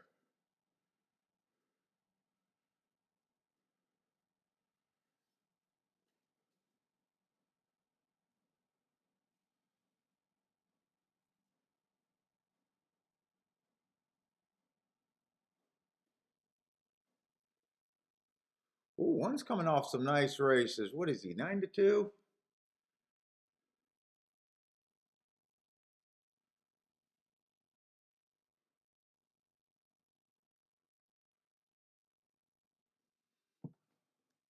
I do not like the 3, but I'm getting rid of a 12-1.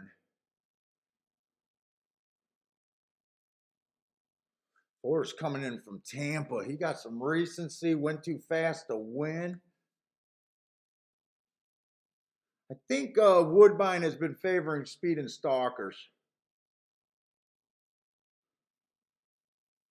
They're betting this 5. This 5, you want to look at those starter allowance like they're $20,000 claimers. What kind of race was this? Just a $15,000 claimer, so not crazy class advantage here.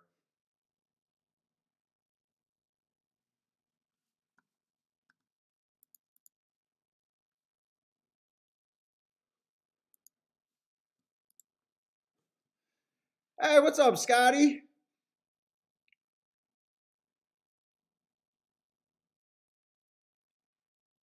Attila likes Charge It to win the Derby. Garth B is grateful for the adult dating tips.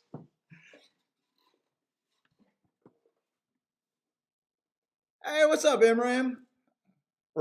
Dude, I forgot how to say your name. I'm not sure if I ever said your name. Right, what's up, man? Our India representative or Pakistan? I know you're over there somewhere. What's up, man?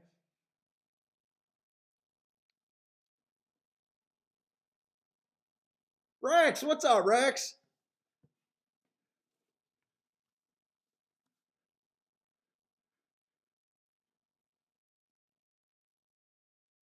I don't know if I want to play this Woodbine race. There are definitely some interesting horses. The 1, the 2, and the 4 at Woodbine.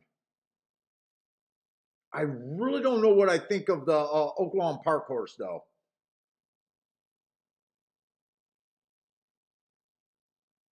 You know what? He's been on the outside a lot.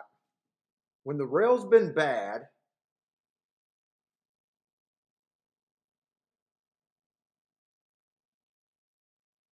oh, this Tampa Bay. I missed this on this Tampa Bay horse. This is a big step up right there.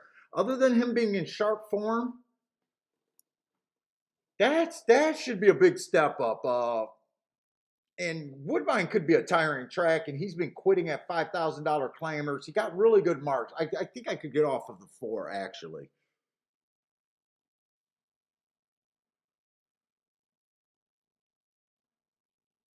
So I'm mostly interested in the 1 and the 2 there.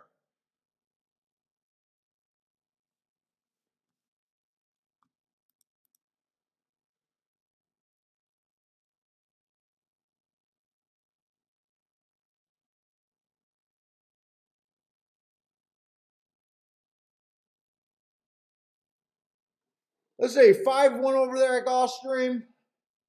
I know the 1 did not get second. So I only got 1 out there. Come on, 4, hold on. Actually, this looks okay. I can't watch this stretch run.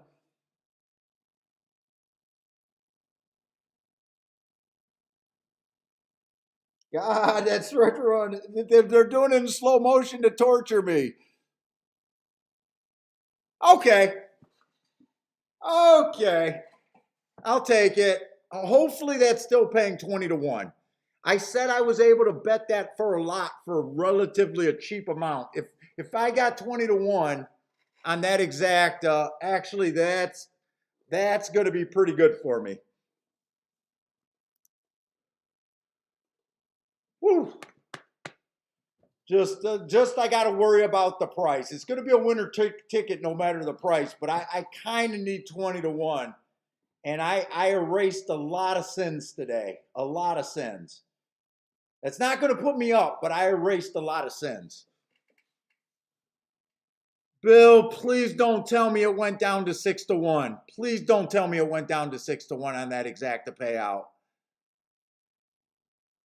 Oh, PDT is saying 7-1. Okay. I thought I was stealing with that exacta. Okay. I knew that 20-1 was a good price there. Oh, God. Okay, it's going to erase some sins. Half as many, not even half as many sins as I thought I was going to erase. And I should look at it like it's almost free money, because if I seen that it was paying 6-1 or 7-1, I would not have played that ticket. Please tell me the guys are wrong. Tell me the guys are wrong. You guys are not wrong. Okay, you guys aren't wrong. You guys aren't wrong. Hey, Jared, I hit a puff. Jared, I hit a puff. I ragged you earlier. You can rag me, man. Oh, shit. Yeah, Charles, let's go. Churchill Downs.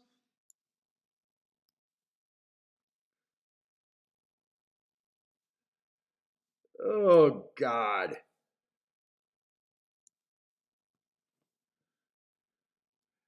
Oh, I'd like to say you guys bet that down, but I got a feeling you guys knew that that was going to get bet down and were smarter than me. I'm not going to blame that bet down on that price on you guys. I think you guys are too smart to fall for that. I had to put my bet in earlier than I usually had to. I was trying to look at other things, but ugh. That's what we got so far.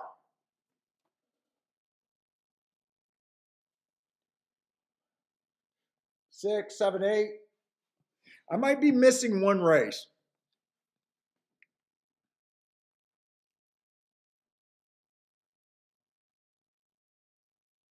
Oh, God, I can't believe. Jared and I are now betting buddies. I can't believe I don't see I can't believe I don't see him giving me shit.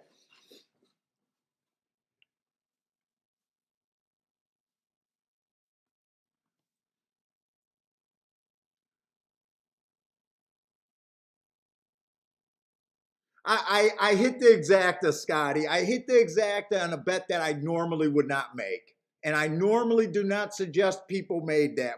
When I looked at the bet, the 5-4 was paying $20. And I thought it was stealing, and I would have been stealing at $20. The public said, no way, we're gonna bet it down to 6-1. So hopefully it pays $6.90. But do not take away and say, hey, this shakeup guy is celebrating a $6 exacta, please. You'll ruin my image.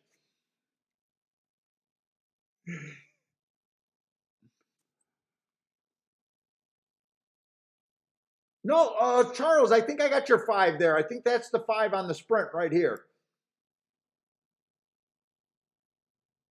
No, I was looking at the exactas. I was looking at the exacta. They were just, remember, I bet like 3 minutes earlier or something like that. So they had every right to catch up and correct that error. I know I was looking at the exactas there. You want to know how I know? I didn't have to change the screen. So I was actually looking at the right thing.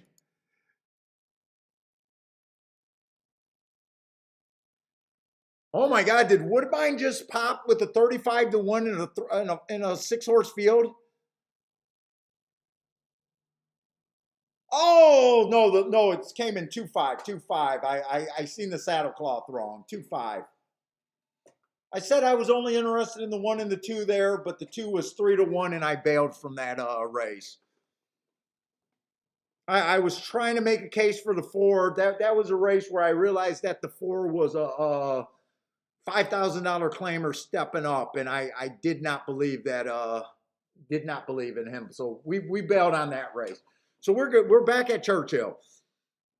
Case G is tweeting that plus player 4, the shakeup just hit a $6 exacta. Hey Chase, I'm sorry, Chase. Don't say that I said boom though. I did say puff. I did not say boom. That was Jared Sin. Jared Sin was saying boom. Hey, what's up, Gregory Ross? Yeah, dude, I would love if anyone in the shakeup would hit something special today. Anyone in the chat room, I would love it. Well, especially a bet that we don't handicap a Kentucky Derby Super, a pick 6, a pick 4, something like that. I would absolutely, I would be tickled pink to see one of you guys freaking hit something like that. And I hope it's you, Gregory.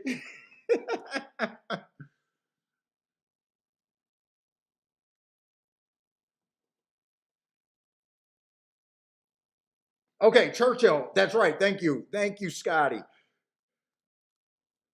Because I am interested, and I did say I had some thoughts that race. I've now, since I got to celebrate my $6 exacta score.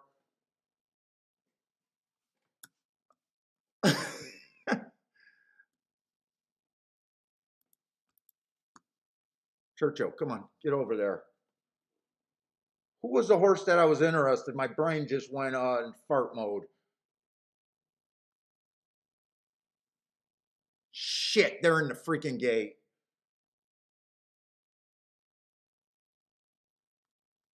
I think it was the 9 and the 10 were the horses that were on my thing. I think I kept saying I didn't like the 7, or I wasn't scared of the 7. I'm sorry. I thought we could look at the other races. I'm sorry we didn't get back to that race. I have no idea what I was gonna do, but there was a couple horses that I was interested in. Let me just make sure even who they were. I didn't know what to do with the 5 horse.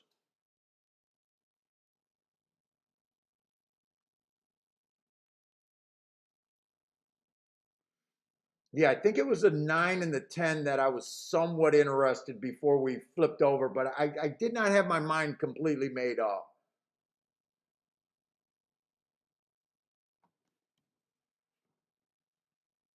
Let's say the 11 who ran on that fast pace with Tiz the Bomb got the lead on the turf over there.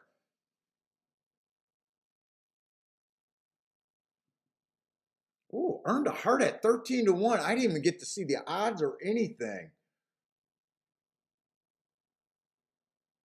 Who is a 4 horse chasing? Who's the 4 horse chasing? 4 horse is one of the Gulfstream runners. I did have the thought that the track was backing up. Yeah. Oh, I thought the 9 was going to explode. 9 actually made a winning move, and I can't tell. I think the opinion's going to be second. Well, is he going to hold on? I mean, it is what it is. I think missing Woodbine cost us a really nice ticket with that 11-1 and me not getting back. I don't know if I would have played the exact. Well, wait a minute.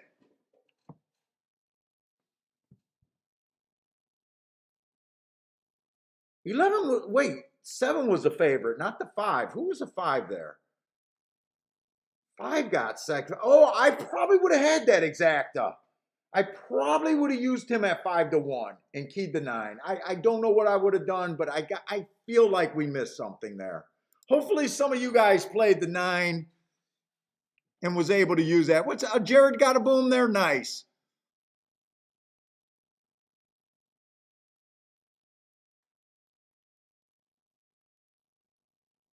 Dean says hit a big ticket or score with that. Well, Dean, we got adult dating sites here for you, Dean. We can get you hooked up with a hot chick. All right, Rick got a nice boom. Bet the farm, winning exacta. Nice. Jared with a boom. Yeah, it came in 9571. 9571. 9 was definitely the horse that I kept saying I would bet the 9 over the 7 all day long. I was definitely going to do something with the 9 and possibly the 10. Oh, Mizzou man. What's up, Mizzou man? I think this is the first time I seen you today. Not the first time ever. We always see Mizzou man, but I think first time today I seen you. And I got to remember, we got 2 Rosses in the chat room. We got Gregory Ross and Ross Number Ross. I'm going to call you Number Ross.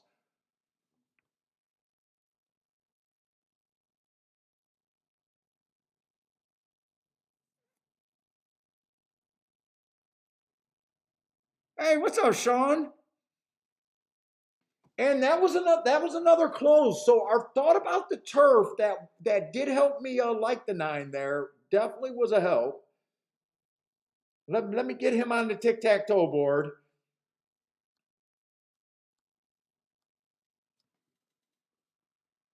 So that's kind of shaping up to be kind of a bias. Did the 9 come? Did the 9 come from 5 lengths out or farther, or more like 3 or 4?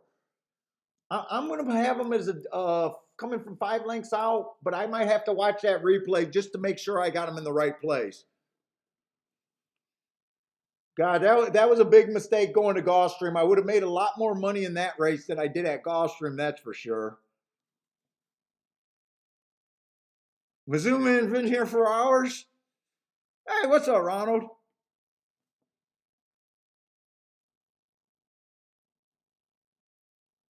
Dude, are we still doing numbers? Are we still doing pretty good?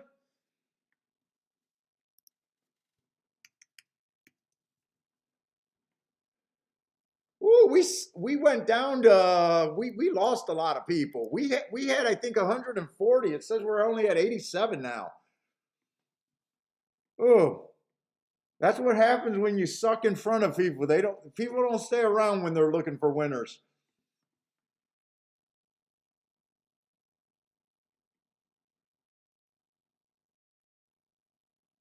Rick put it in the chat for everyone. Nice, Rick.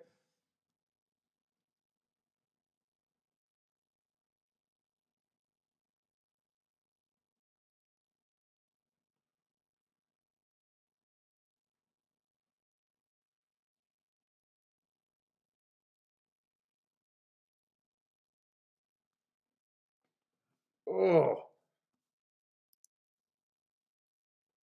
Oh, Bender's ready to play, man. Good luck, Bender. Hopefully you didn't play too much so far. Unless you had something. Oh, Mizzou, man. Maybe that is it. People are heading to parties. That could be it.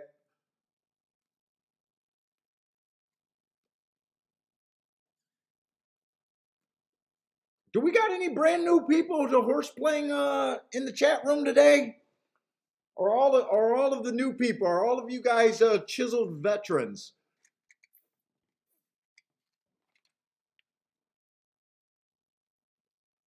Throw a 1-up or something if you guys are brand new to horse playing.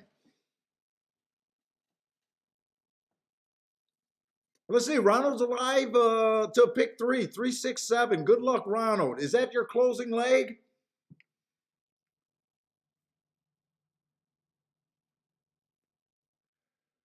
Dean's alive to pick 3.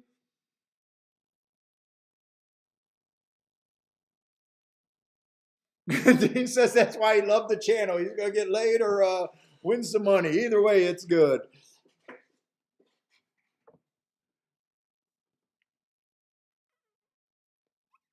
Hey, Bender, if you're looking at Gulfstream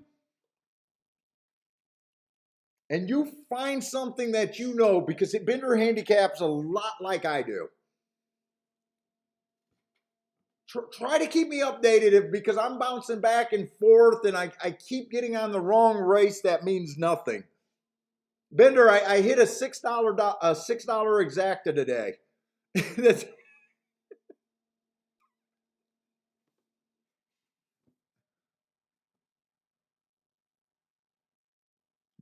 Mizzou man is more grizzled than chiseled.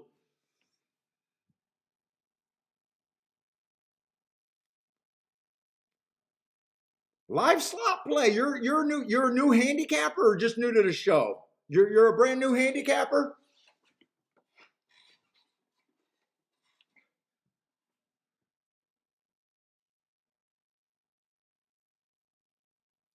Scotty says played through the years, just not good at it. Most people aren't. Most people aren't. Hopefully you give us some chances here. Hopefully you give us some chances. The thing I'm most proud about is when we're not doing a live show, everyone is free to send me tickets and celebrations of their big scores. I'm convinced from a few people on a personal level that we turned into winning persons, winning their first year or their first meet ever. Really super proud of that. Really super proud of that. And people, there's some people that don't even have very much time at all that's made major scores that many veterans haven't even made. Oh, you've been playing since '89. Okay, so you're new here. So we are super proud of people changing the way they played and sharing their results with us here. That's one of the things that I tell you. I get thank you cards. Yeah, I get some haters too. The haters are a little bit more to deal with, but we are super proud of some of the people that made really fast steps in their game. Just really fast strides in their game. Guys that said, "Hey, this is the first meet I ever won." You know, it's something that I take a lot of pride in. This is the first year that I came out profitable, or this is the first year that it wasn't a living, but I played daily and was able to take out some money on a hobby. That's a really good thing. Grandma's one of our star pupil. If you haven't seen Grandma's tickets, Grandma took down a half a pool at a Parks Pick 3 on a $8 ticket because Grandma's a shark and she's able to key single 20-to-1 shots without a problem.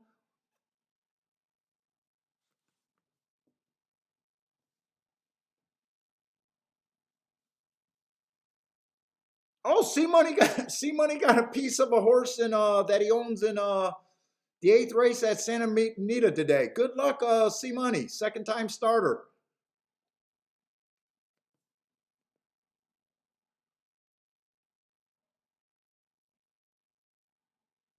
Hey, Bender, in my defense, I had to play the bet a little bit early, and it was paying 20-to-1, and it went down to 6-to-1. I thought I was stealing at 20-to-1.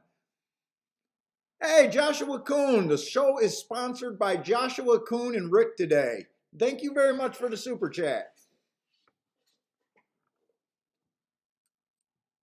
And let's go. We want to keep looking at some races. We are getting longer and longer post times at Churchill. Amazing. Even with the longer short post times, I still managed to get shut out. This guy's amazing.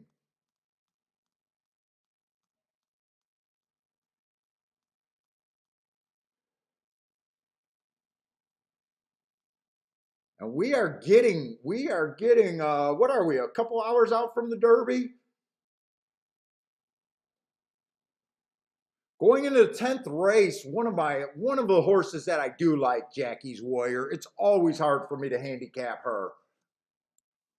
Or him.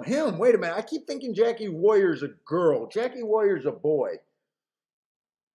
If you guys remember last year's Derby, Jackie Warrior ran a race with fractions on Derby Day that basically made my jaw drop. And he was the reason why I really thought that Derby made sense being ran the way it did. Because of what Jackie's Warrior did, I really felt last year's Derby was a speed favoring track. And he explained why, to me, why at least why Medina Spears was able to break at the top of the stretch. Joshua's been here. Yeah, Joshua, you've been here for a long time. You're back when maximum security. You seen me be on Country House every race, and then finally got off of Country House when I was putting in the double, and it was because of Bill. I said we got to play it for $40, and he's like, "Fuck Country House, we're done. We're done making excuses for that horse."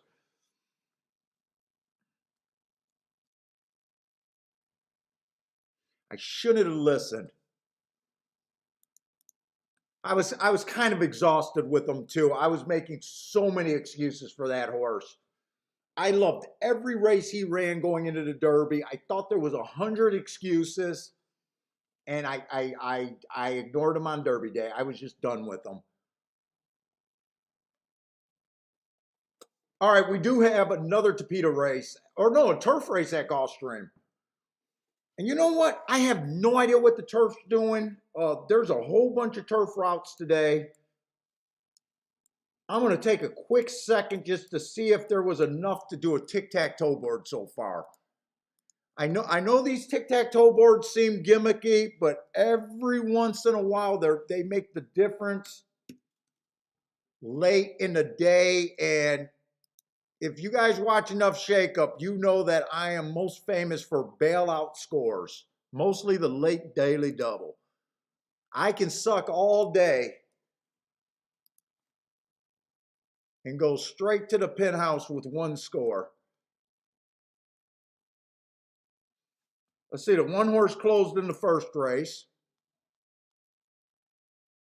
And I explained the tic-tac-toe board. If we got time, if I get some questions, we can do it again. But we did talk about it yesterday. It's not. I stole it from an old book that I read. I don't remember that book.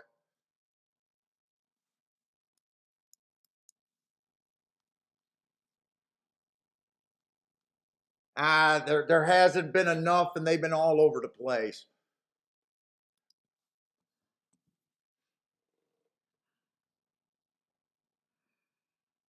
Let's see, one's taking a lot of action. The big problem with Gulfstream right now is these one race samples and the timer. I really hope they get this straightened out. Let's see. I do love that race 4 races back, and really would have expected him to win. He didn't win, but he kept just missing. His speed figures did improve off of that race. But that's not generally the bump that I'm hoping for.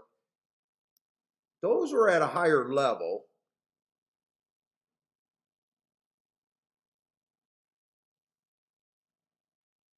I would have expected that race to be a little bit better.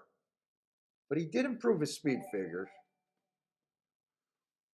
I just wish I could say what I thought of the one race samples, because he is a chalk, and you get your edge by throwing them out and being right when you do. Let's see if there's something I'm really interested in. 3 Horse ran on a bad rail last race. It was a stalker day. He had the bad rail, and he tried to go wire to wire. Not the fastest pace, but he ran against the bias. I could see him getting a bump off that race. 2 looks a little cheap here. I'm not crazy about his marks other than just being on the average side on the races I could see.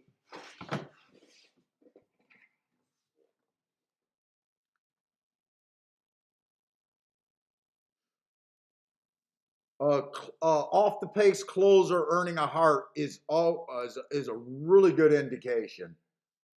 Came back and popped his very next race at a nice price. Feels like he could be a little cheap, but he's a little cheap with good form. I'm not scared to bet cheap cheaper horses with good form if I think I could get something.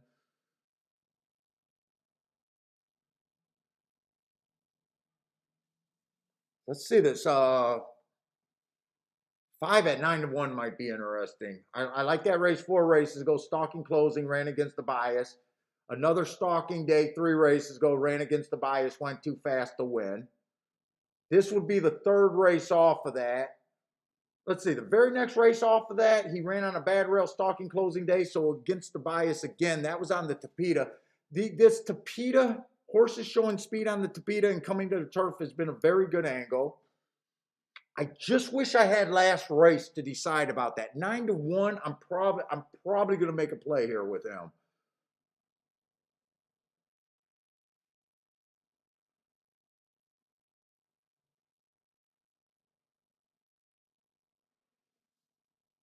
Let's see. Here's a Heart horse that popped with 3 races later. That's what we expect. He seems a little short there. He seems a little short on price. I want to do something with the 5. Let's see. I got a minute. I want to do something with the 5. Is it exactas or doubles?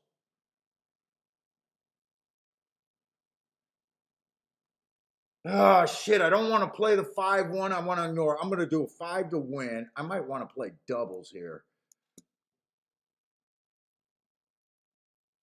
God, 1 scares me. Do I really want to play the 5 and the 3?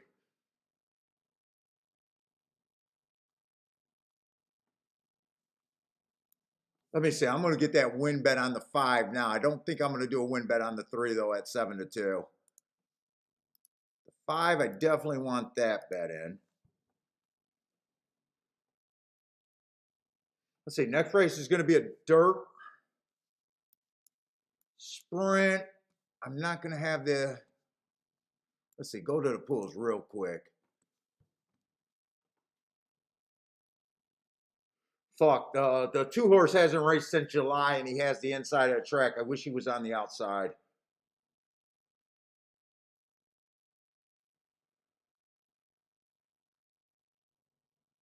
The best horse in the race, I think. How are they bet? What's the morning line on that? Show me the odds real quick. Let's see the 8. Oh, he gets scratched. Okay, he gets scratched.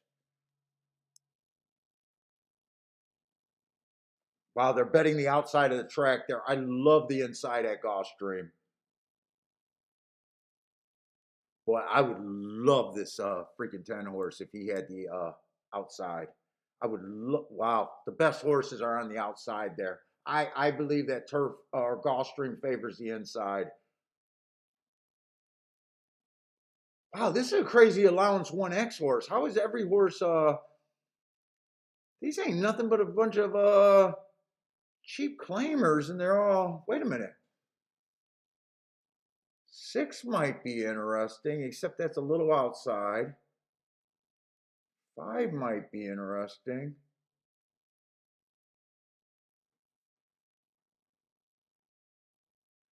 God, I can't use the 2.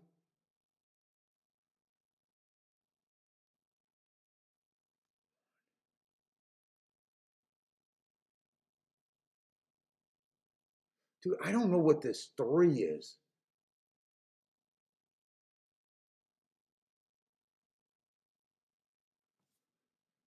Five, 4.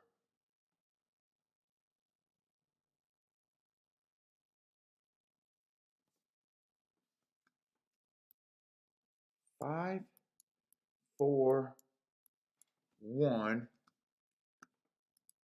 Will I be able to get that in? 3, 5. Oh, I'm in the wrong race. I got to go back to the 8th race.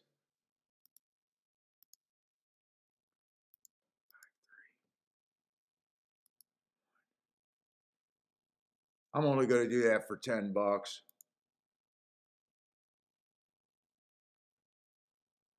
Oh, wait, I can't play a 5-5 double. Wait a minute, am I in the right race?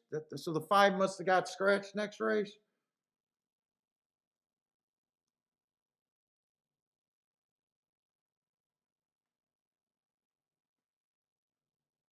Why is it not? Ah, shit. Did he get scratched next race? 5 is scratched next race. All right. So I don't have a 5-5 double. So I just got the 4 and the 1 next race. So I got 5 to win, 3 and 5 in the double here to the 4-1. All right, so 5 got scratched next race.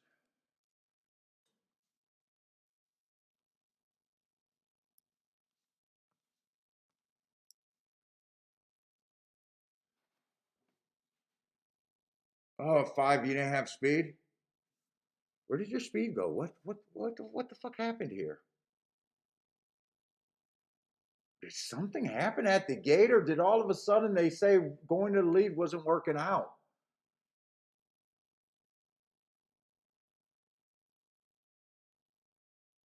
I couldn't bet enough that this 5 would not be near the pace. If there was a bet who would be on the lead, wow. I don't think this horse can run from behind. There's nothing that says this horse can run from behind, and the pace is slow if you trust the clock. Oh my God! Why? I got to see the break. I got to see the break there.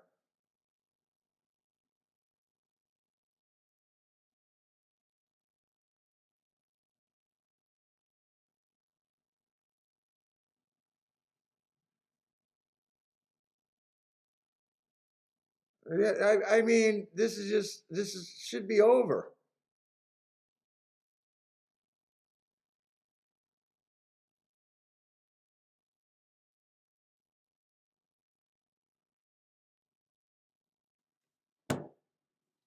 And he did rally. I got to see the break. Did something happen at the break?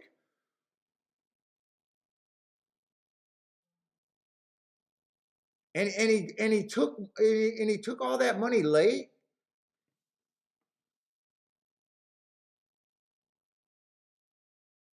Four horse goes wire to wire.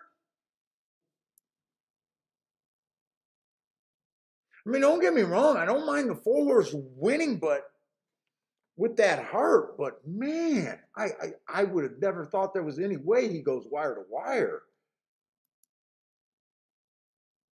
Joshua hit the exacta. That's a nice exacta. 4-2. I thought the 1 was a bad favorite there.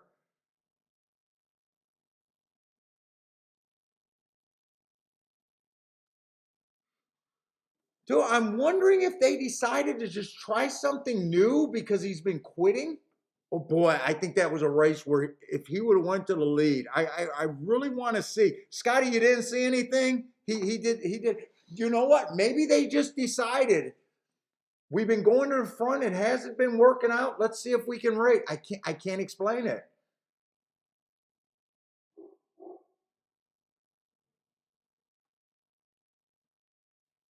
I think they might have tried something. I think they might have tried something new, and they probably hate that they did that. When they see the fractions, unless the horse just went south and we don't know it as handicappers. I mean, that's another thing that could happen.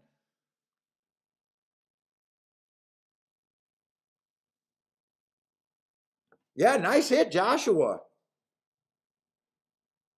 Oh, that's a rough one to take. I really like the 5 there. Oh my God. And the fractions just are screaming out, why aren't you on the pace? My theory is they said, let's try something. That's my theory in that race. Oh, man. Yeah, man, it's not my day. I can say that.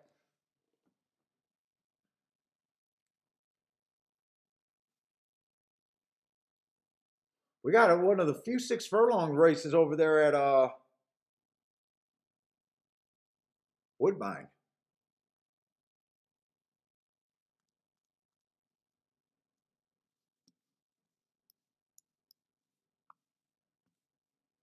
Boy, I thought I was getting the advantage there big time. Big time.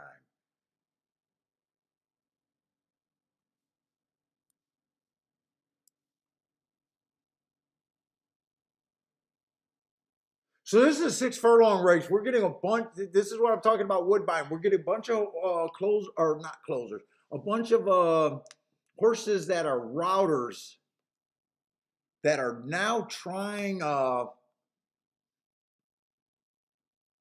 6 furlongs just because of the way they card races there early in the meet.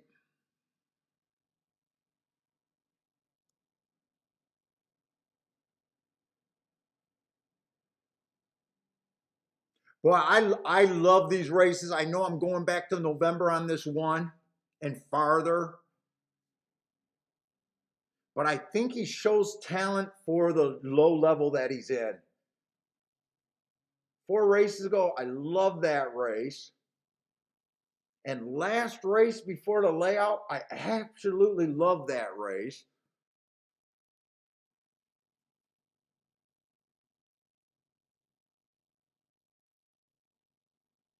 Boy, I think I want to do something here. I think I want to do something here.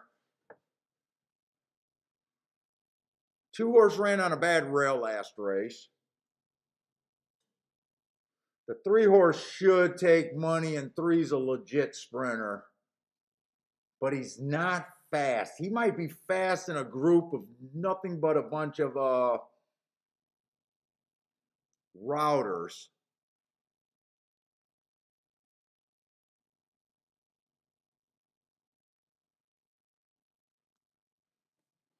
Five's okay. Five's okay. I want to do something with this one. I really do.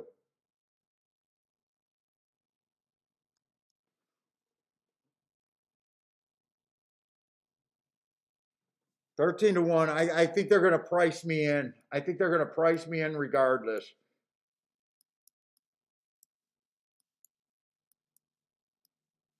Whoa, whoa, whoa, whoa, whoa, whoa. We're betting. We're betting.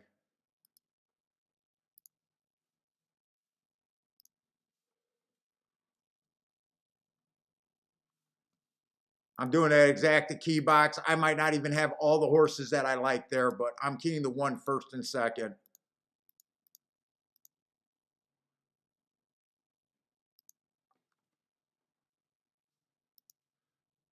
Submit. So one with the two through five. One with the 2 through 5 first and second. And one to win.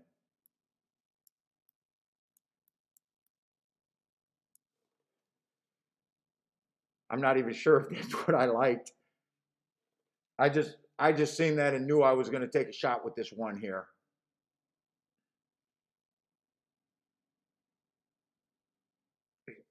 I can't get a break. I can't get a horse that I think has speed to show speed. This was a reckless bet. This was reckless, but I thought at 13-1 I was going to play it.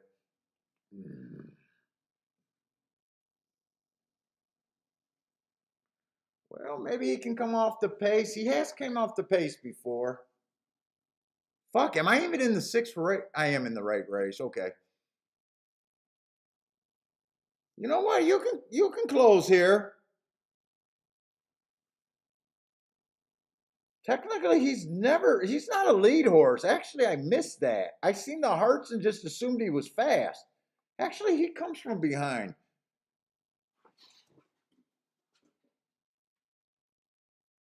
Come on with this one.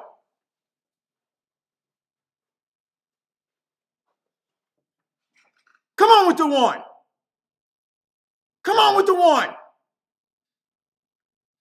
No, that's not the one. I'm seeing the shadow. That's not the one. I thought the 5 horse was the one.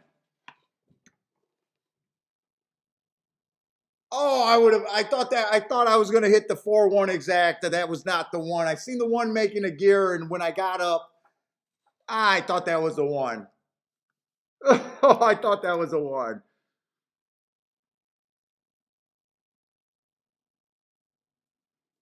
That was a reckless play for me. 4 was a legit sprinter. So was the 3. And 5 was a horse that we were going to use. Okay. Ugh, I don't like that bet. I probably should have just said there wasn't enough time. Just bet the one and not try to rush with the exacta there.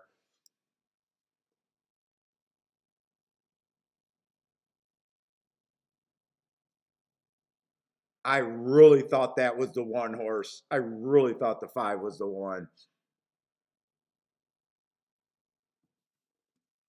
All right, let's just go to Churchill. God, it's getting rough. I'm gonna give back my $6 exacta.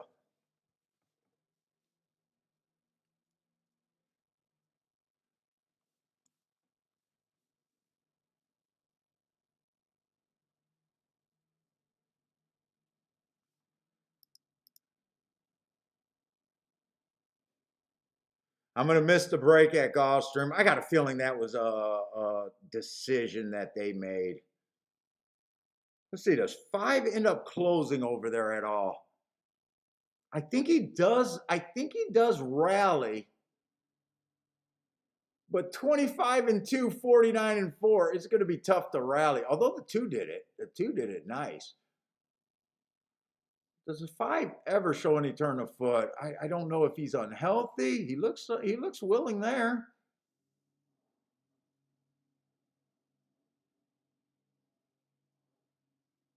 Well, I think I'm going to get to see the head on. I think I'm going to see the head on.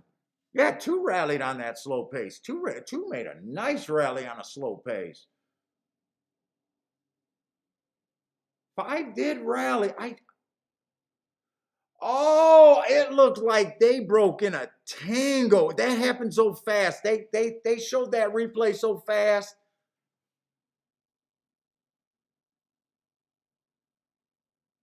I think there was trouble at the gate there. I'm not sure. I think I seen something. They loaded and showed that video so fast. I'm not sure what I seen there. But I think 5 broke in the tangle with other horses. When they re-put that video up, when it's on the, when I can check it on my own time on the video thing, I'm gonna watch that. I really want to see that. I think there was something there at the start, but it just happened so fast. I need to see it again.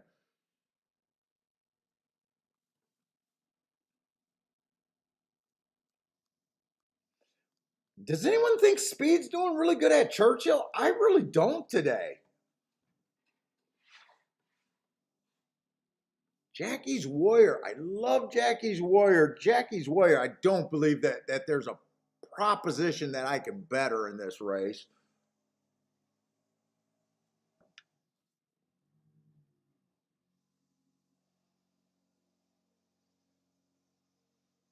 I hope you guys can't hear that lawnmower next door. It sounds like he's doing my house. We got a big ass yard. I'm shocked. Or that lawnmower is louder than fuck.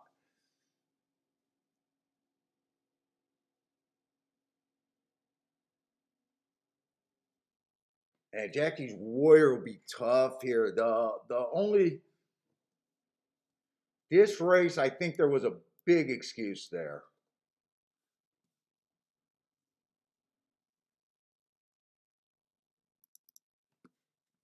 I'm just wondering how much today. Let's see, the 8 horse is scratched. Yesterday we didn't think speed was especially good.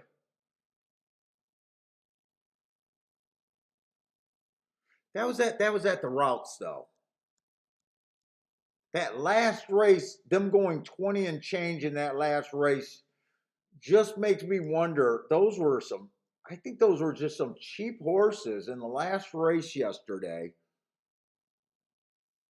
We've only seen 2 sprints today. The middle of the track won both of them. In fact, kind of when you look at this group, it's been kind of middle to outside. This 3 horse that won, that was that 39 to 1 winner. Didn't she rally like super wide? Didn't she come from the clouds and was super wide, like super off the rail? I wonder. Could I make can I make an opinion right now that the rail's not that good? That could get me off of Jackie's Warrior. It's so dangerous when you play biases and you play like that. It's so dangerous. You're basically saying that you're going to predict how the track's running. There's no way I can prove biases to anyone. I could just be a very good coincidence handicapper. I just believe in them so strongly because I know where all my major hits come from.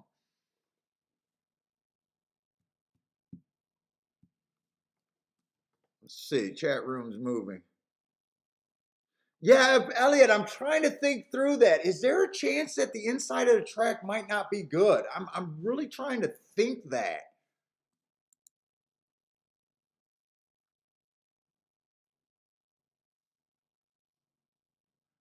No shit, should have came up this way, dude. Oh, he's talking to someone else. I was wondering what Bender would say.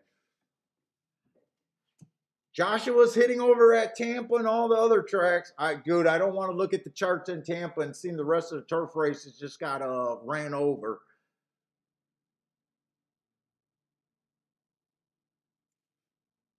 Dude, it would be beautiful if the inside was bad and we could get rid of Jackie's Warrior on the front end and we could get rid of Alaho West in the one hole. It would be, that would force that horse to have to come wide.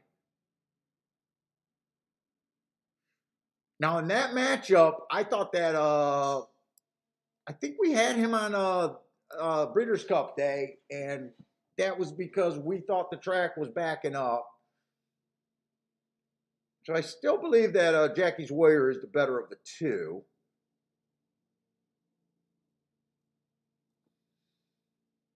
Man, the outside is so damn juicy.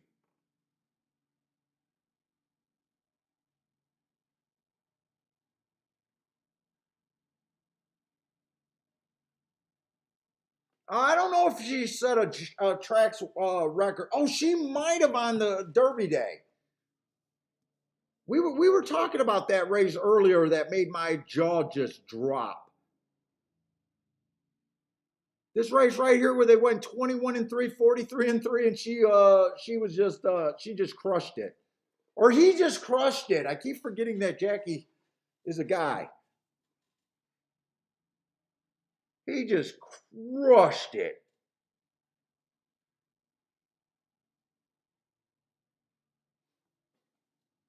Although I thought that was a speed favoring track, I wouldn't be surprised if that's a track record. 107-4 at the 6 furlong mark is just insane.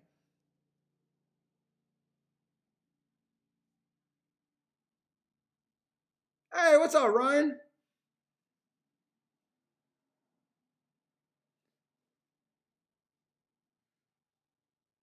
But on the outside, who do you really get to? Who do you really get to outside of the obvious horses?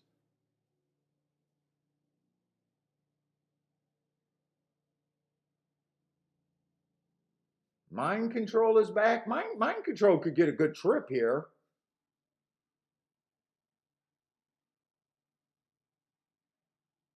Those look like two decent races there. But it was at Parks and not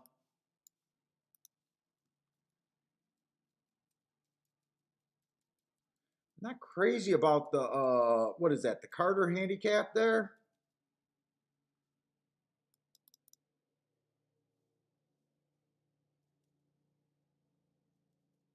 $9.25. That's going back a ways.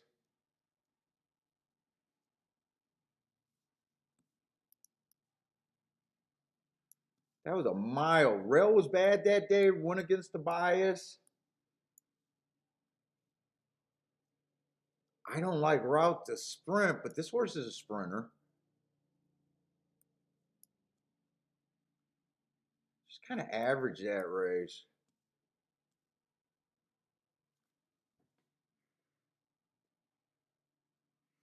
This race was a nice race. That August 20 race, the Fargo speed favoring track, nice stalking trip.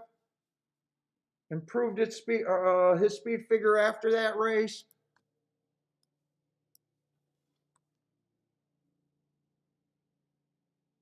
I think he could get a nice stalking trip that goes with the thought if the track's backing up, I could get to him.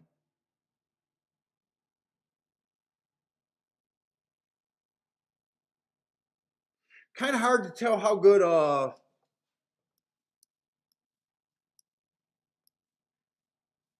the 6 is.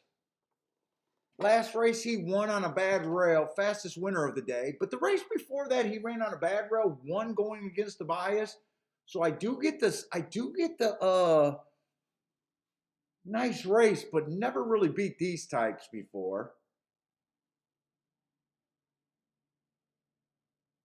Could I get to mind control?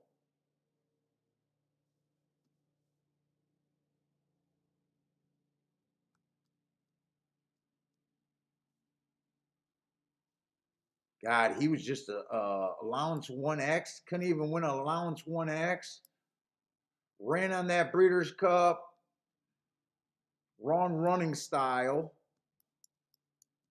Wrong running style there. God, he couldn't win allowance 1X. Kind of hard. And if he just beat mind control, God, that does not look good for mind control. Dude, trust me, I want to do something like box the 6, 7, 8. I really do. I just don't think this is a spot. Jackie Warrior. I wish I didn't know the horse's names in this race.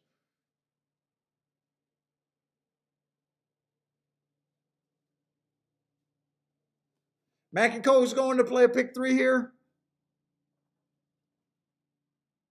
Josh is chalk here.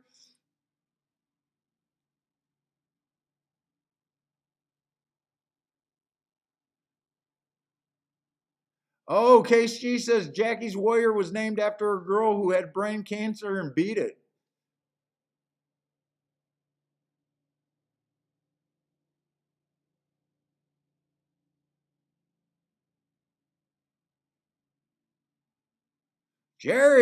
Jared needs a 7 here. I really want to do something with the 6, 7, 9. Or I'm sorry, this 5, 6, 7. I'm looking at the odds. 5, 6, 7, and I'm feeling a little like do I want to keep digging here, or do I need to find something that I have to really take advantage of? I've been digging myself a pretty deep hole in playback categories today.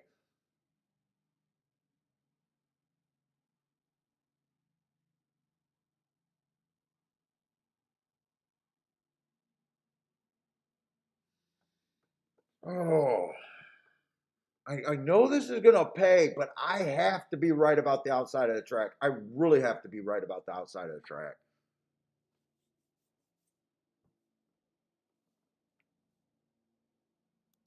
Really have to be right. That's really the only chance I think you can beat the inside horses.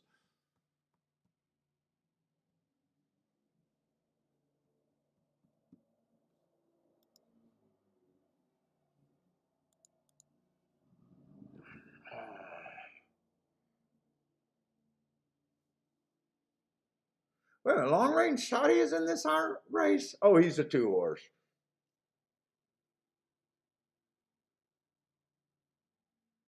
He ran a nice race on a bad rail. That's a bad rail day.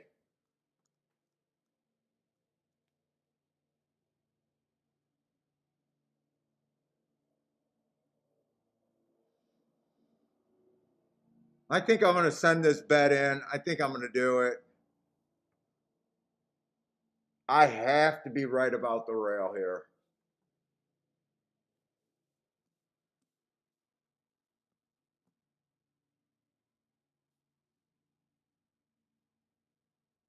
Let's see. I think if Jackie Warriors get beat, I don't think Jackie Warrior runs first or second. Because I think he gets beat if speed's not good and if the inside's not good. I think that's how Jackie Warrior gets beat here.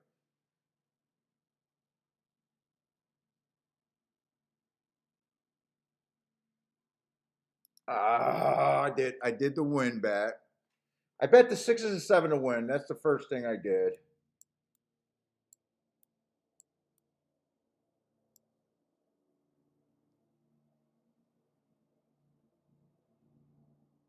Dude, I kind of like long range Toddy to tip out here.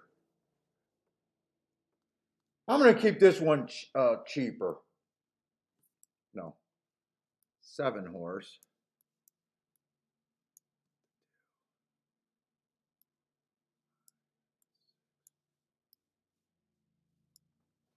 I can't believe I'm betting mind control here.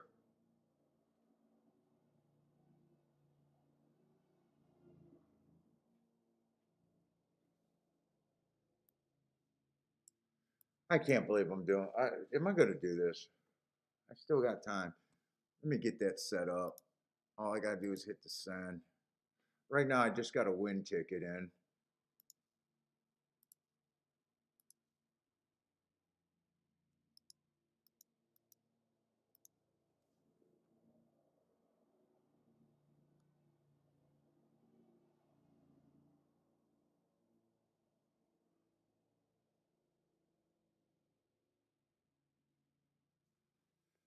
I'm going to do that bet. I'm going to play for the outside. I need to be right about this exacta because I'm doing one more. Not wheel. 672 is the last bet. Ooh, cheap tickets, even though you think they're cheap for you. They add up. They add up. They add up. Oh boy.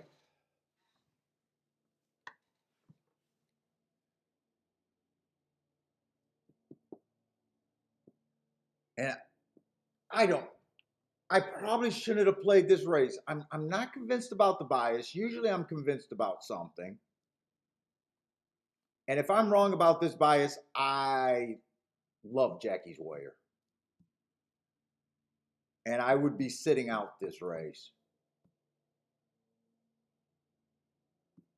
These are the type of bets that I make when they don't work out, when I know that I'm like just kind of playing to work myself through things and putting myself in a worse position. These are the type of races that set me on tilt. Hey, what's up, Matt Gray? What's up, man?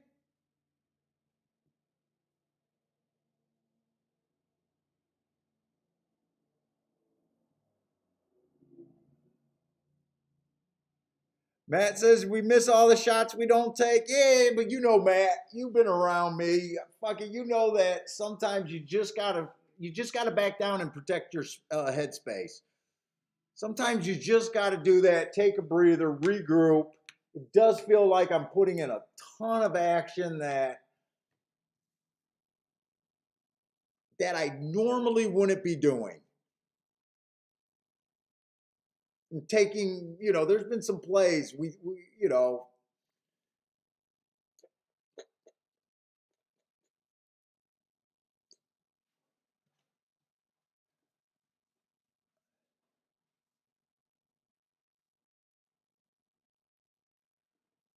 22 and 3. She should be able to handle 22 and 3. This inside has to be quicksand for Jackie's Warrior not to win with 22 and 3. Has to be quicksand. This horse is gone. This horse is gone. Tips out. Come on, long range Toddy. No, can long range Toddy get second? No. I'm making bad bets now. Come on, long range. Oh no, that's the 5.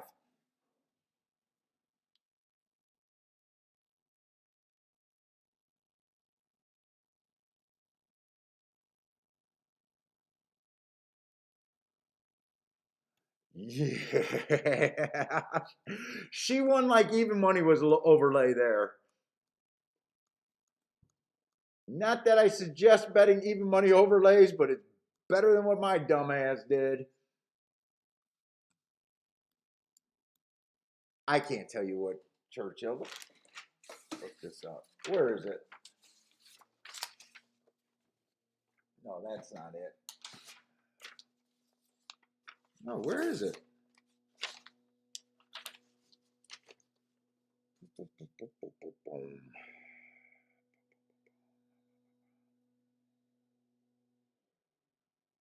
It's not. There's nothing. There's nothing matching this week. I have no idea what that track's doing. None. I am kind of convinced that the turf's backing up.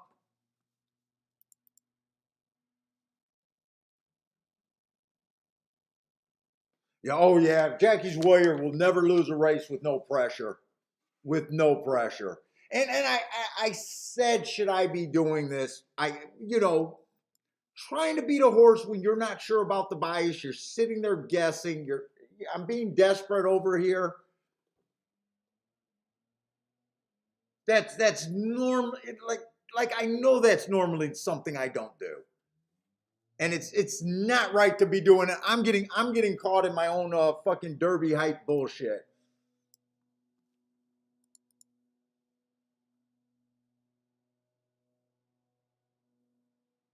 Yeah, Bill's saying that you got an hour between races. Who knows what they're doing? I don't know. I think I'm gonna have to no more of these little play bets to me. It's either I got to make major bets because now I got to put myself where I got to make up.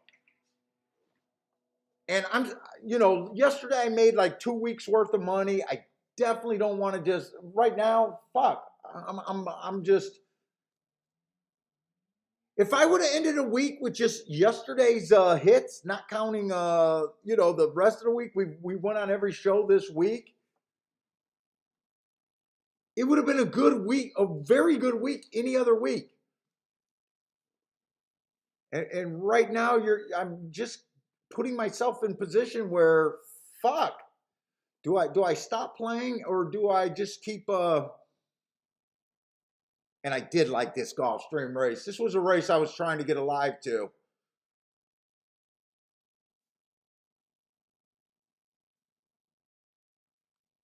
Oh, I did like this race. I did like this race.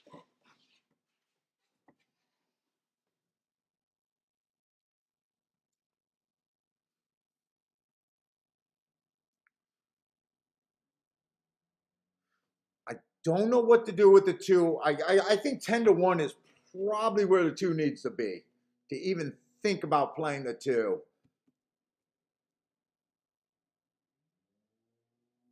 I thought the better horses were on the outside, but I hate the outside.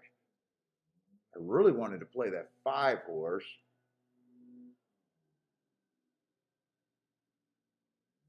6 is probably the fastest horse early towards the inside.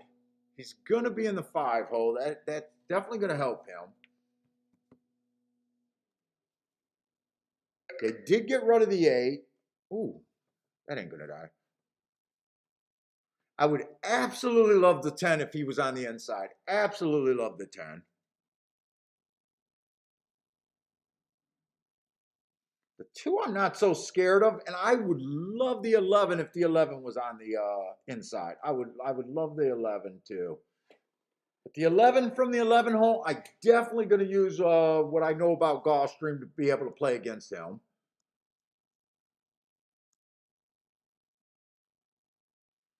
6 and 4 are the 2 fastest horses on the closest to the inside.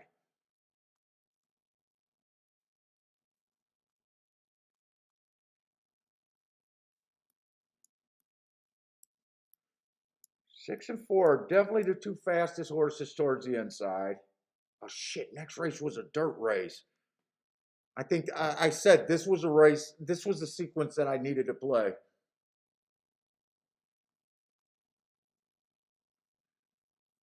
I really don't know what to do with that one horse. Or no, I'm sorry, the two horse.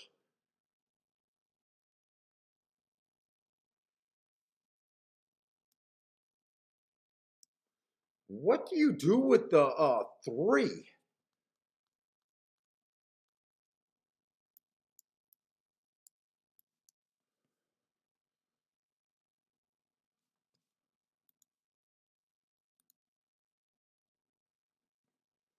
Exactly.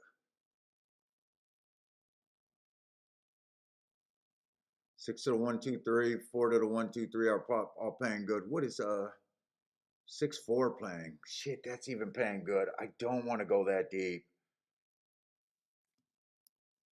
I don't want to go that deep.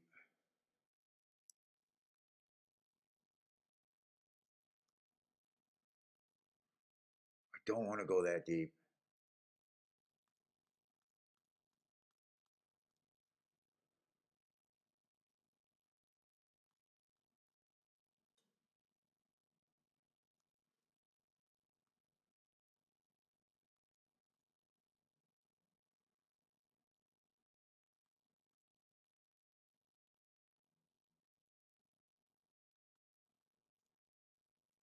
God, I like the two next races, and these two next races look like I can make real plays here.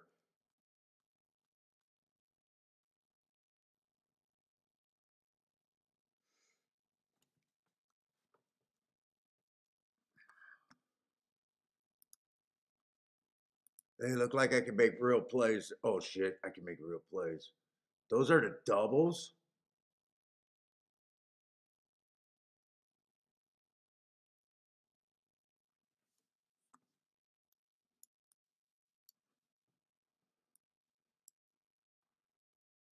So the only one I can't play is the 4-2.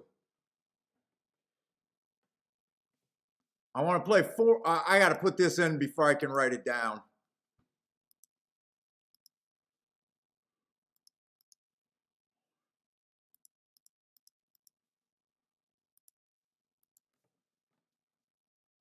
All right, the exacta is in.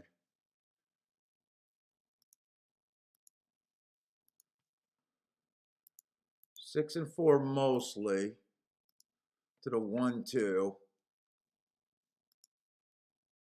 The 1, 2, 3 to the 1, 2, and I think those were all pink. Wait, I didn't. I got the one bad combination. I do got the one bad combination in there.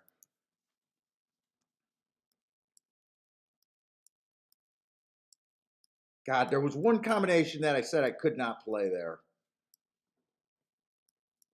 And then smaller amounts, 1, 2, 3 to the 1, 2, double. And I got this straight, but I do have it turned around for a little bit less.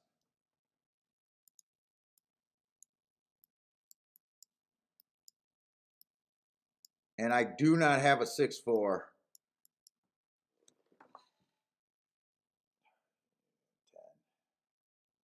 10's able to instantly get over. So 6 did not have the speed. I kept saying I would absolutely love that 10.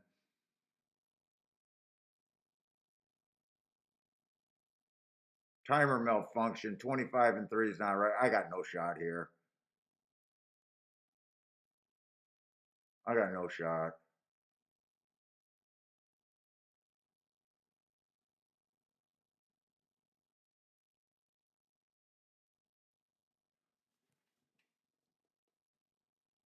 Four is my only hope, and that's to get a double home. Nah, four's done. I kept saying I absolutely love the 10 and the 11, but I can't play them from the outside.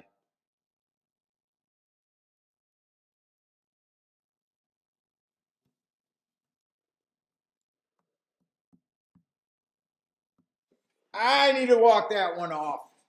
I need to walk that one off.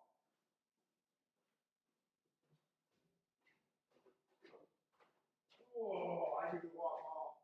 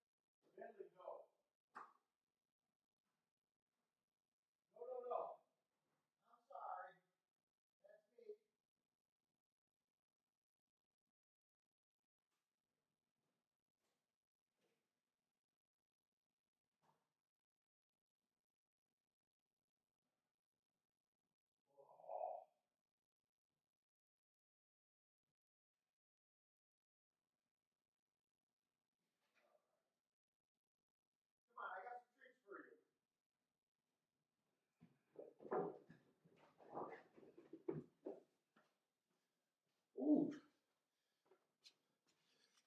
Oh, no, no, no, no, no, though. That couldn't have happened.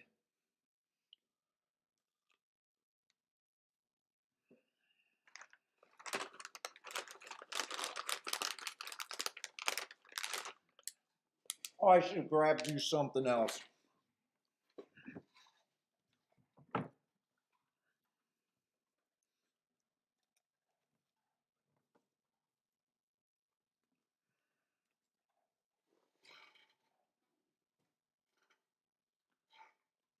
I need a towel. Like,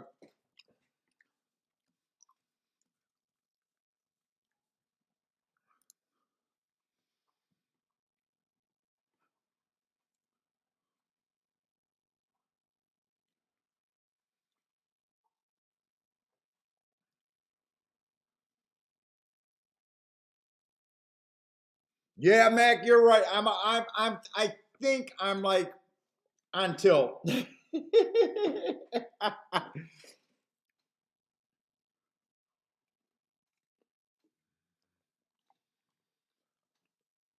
I think I'm on tilt right now.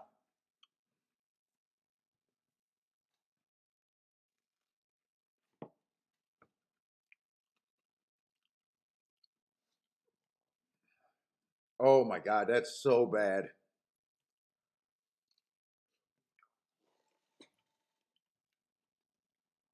The best horses are on the outside. I would love the 10 and the 11 if they were on the inside.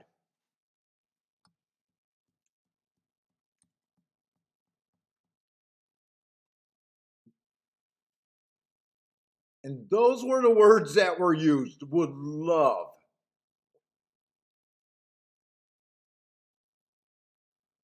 Oh, it was such bad betting. Just so bad. And then to know you were dead, as soon as the gate was open, it's hard to watch.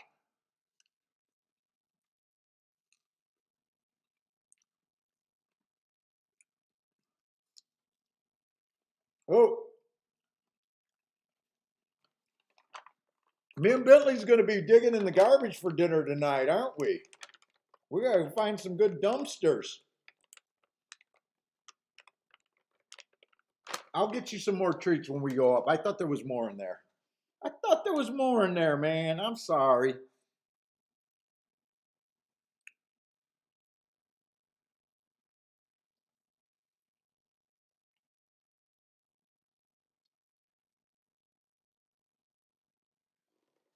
Oh, yeah. I am going to review everything I did today, and I will not be happy with my not my handicapping. I can risk my I can handle my handicapping days being bad. I can be put in a tailspin. I think I'm more embarrassed being the action junkie and trying to make things happen that aren't there. With mixed with bad handicapping is a terrible thing.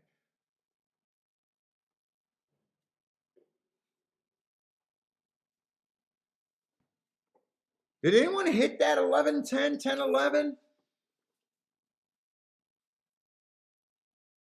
Oh, that was such bad handy. I mean, my instinct.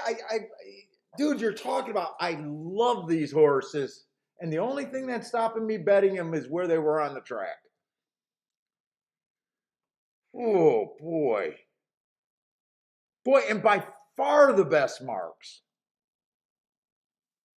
Heart, excuse.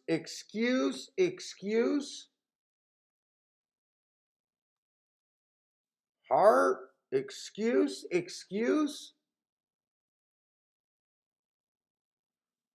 They're by far the two best marked horses in the race. The 8 was scratched. The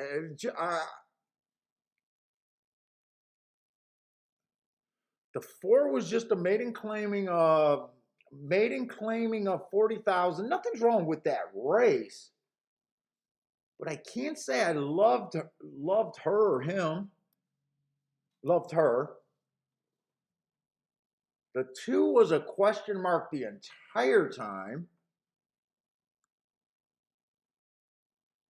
You know, off the layoff, I used the 3. What are these marks? Slow, dude, this is just bad. This is just what happens when you're in meltdown mode. I used the 1. I mean, he does have excuses. He does have excuses. Oh, I am definitely. It's time for me to slow down. I am not gonna turn a good few days into a bad day just because of Derby Day. But I gotta admit to you guys that my head is really on tilt right now. No, Joshua, I'm not going to lose it. I'm not going to lose it. You guys seen me lose it before. I'm not going to lose it.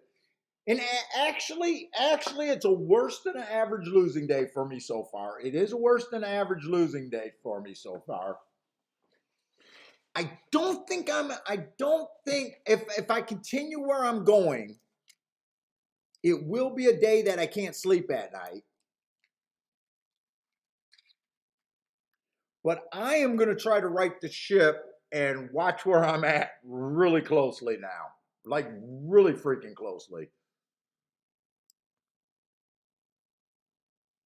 But I just got to get back to handicapping, forgetting about the betting, forgetting to worrying about looking bad, and just get back to what I do.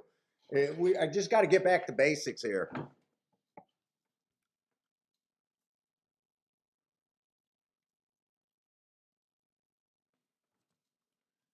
And I need some confidence. I need some things. So I am ready to slow down and get my ass back to basics here. Let's see, Woodbine. I just want to see. There's an inquiry at Woodbine between the 3 and the 2.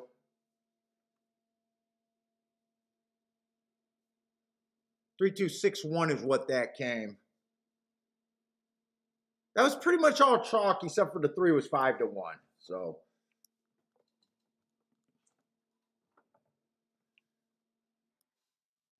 definitely, let's just get back over to Churchill.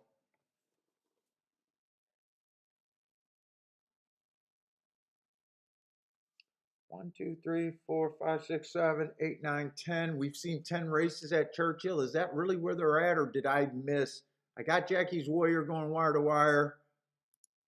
Oh, they're going in 11th race, so we're straight there. I think that's. Let's see. The next 2 races going into Derby. I'm firing up a cigar. We're gonna go back. Let's get a double cigar today, so I can wake up tomorrow just feeling like just feeling terrible tomorrow. Let's fire one up.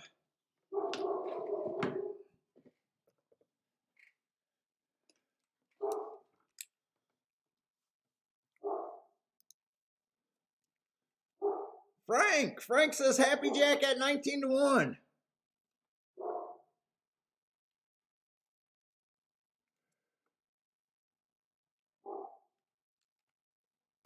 Joshua Kuhn said, this is how soccer went for you yesterday. Oh, Caesar wants to see the dog. Oh, that's right. I got the camera a little different, I think. We'll try to get him on there. Bentley's a star, man. Bentley's a super handsome boy. We'll try to get him on camera for you.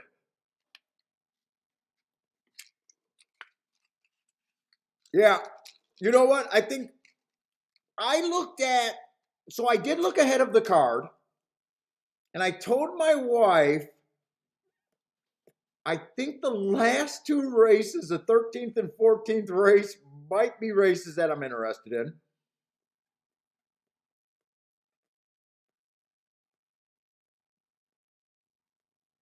There's no need for me to keep jumping around right now. We're slowing down. I'm centering myself. Let me go get Bentley his snack, and then we're gonna work on because if this is a turf race that I'm thinking of, we have seen 3 closers close on the turf today. That I know.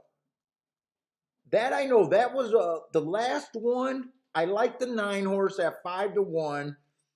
Felt a little lucky that we said that. I said I'll be able to get to that race, and then we ended up getting shut out, or I ended up getting shut out. So I might be interested in playing a double. I wasn't planning on playing that double to the Derby, but maybe. I'm pretty sure, right, the Derby is the 12th race, and we got this race where we might have a closing bias. Yeah, this is a turf race. This is what I'm thinking. Let me go get Bentley a snack. Bring him in front. Let's try to see if we can get the Bentley up. Bentley!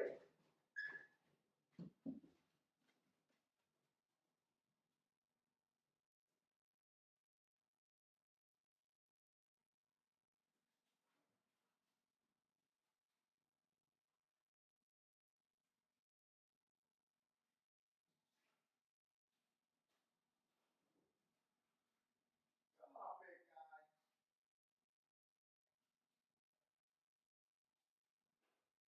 Come on, big guy. You're going to have a play date today. Your best buddy's coming over. Come on, you got requested. We're going to bring you on the show. Come here. Come here. Come here. You know the deal. Come here. You going to say hi and bring me some luck? Oh, my God. Come and look at your food. Right here, Billy. Come here. You being shy?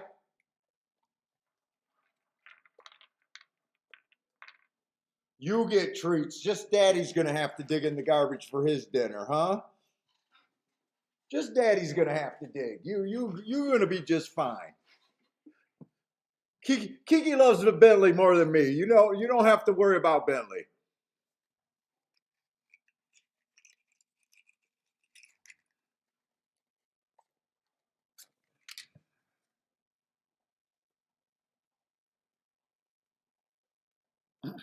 All right, let's go. Yeah, Charles, you're right. We had too many good days. But I am I'm not embarrassed about the handicapping because I don't have a problem saying that everyone sucks at picking winners. You know, but I do have a problem with losing control of myself and playing too many bets, and the bets been getting worse. Caesar wants to know, yo, Bentley, what's your Derby pick? He said, "Would you?" So Caesar's Bentley. When we have big days, Bentley gets his own fillet around this house. He doesn't eat off Daddy's plate. He gets his own fillet. So Bentley is in love with the bailout races.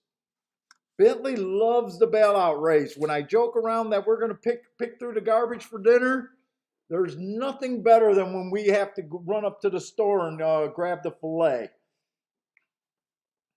So it's still possible. All right, let's take a look, and I'm probably not going to try. I'm probably because I need to slow down. All right, this race is leading into the Derby, so let's go. I do believe if I play this Derby double right here, the Turf Classic going into double, I am looking at the Turf Classic like this track is backing up. We've only seen 3 turf route races today. They all closed.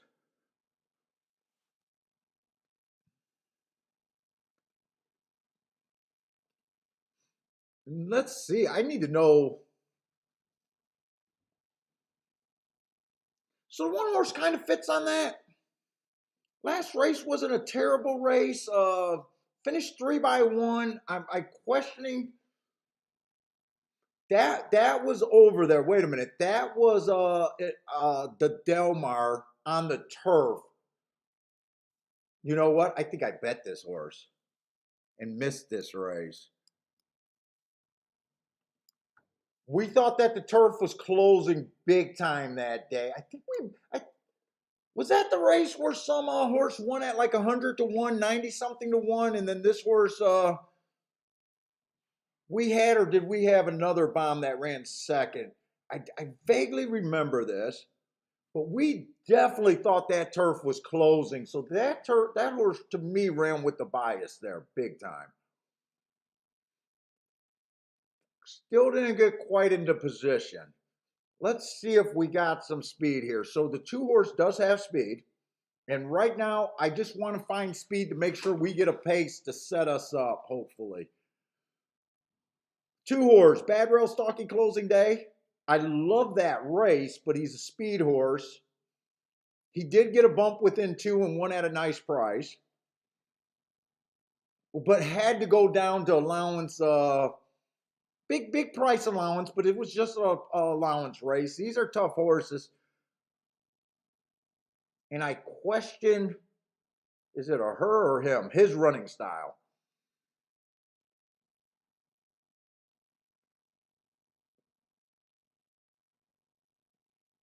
Let's see, the 3-horse, Stalking Closing Day over there at Delmar. That turf was just stalker closers.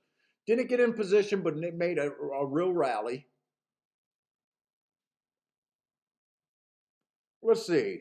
Go all the way back. 4 races back, inside the track was good. Had the inside, won. Pretty good race there, but had the 8 of the bias. Then a Stalking Closing Day, stalked there, nice run. Then he ran on against the bad rail, nice win there. I think he's a stalker more than a closer, though. I'm not sure if we were. I think the track's backing up, so they've closed all day today, but stalkers might still be in play. Let's see, the 4-horse is definitely the front end engine. 4's our engine. He ran on that Breeders' Cup day where I keep talking about how bad the speed was. He has an excuse, but I'm trying to get past them. Who are they betting here? We haven't got to the favorite yet. I hope the favorite is nothing but front end.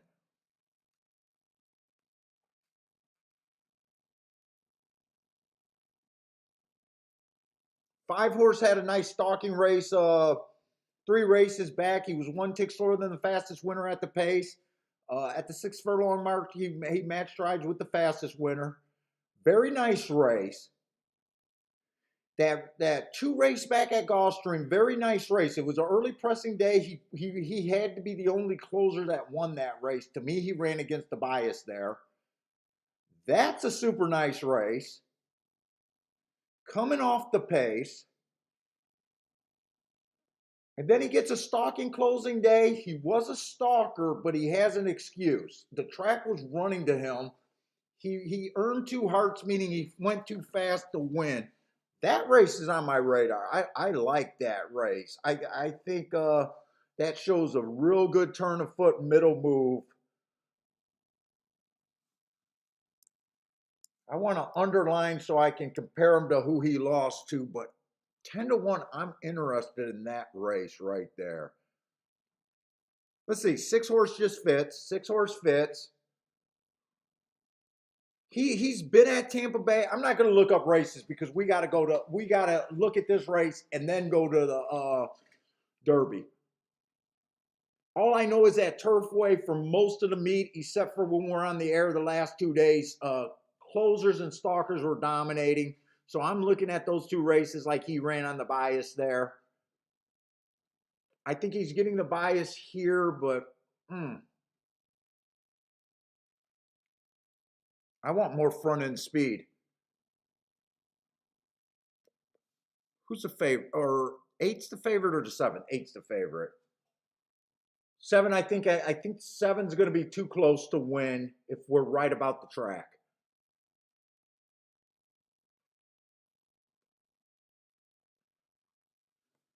Fuck. Why does 8 have to be a euro? I don't know what to do with this horse. The horse looks like a closer.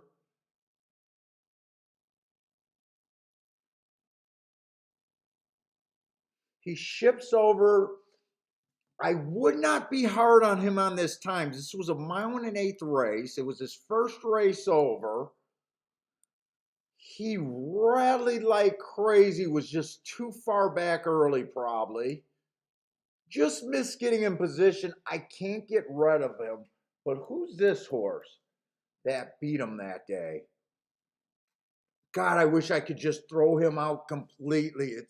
Man, we've seen how dangerous it's been kind of throwing out the Euros on the turf today.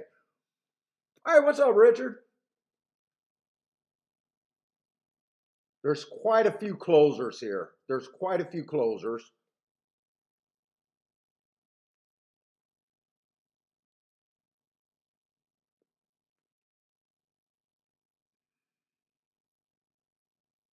Dude, I can go with a lot of horses here. I think I want to go to the Derby. I think I want to really think about the Derby on this end and decide at the last minute probably if I'm going to throw in a double here.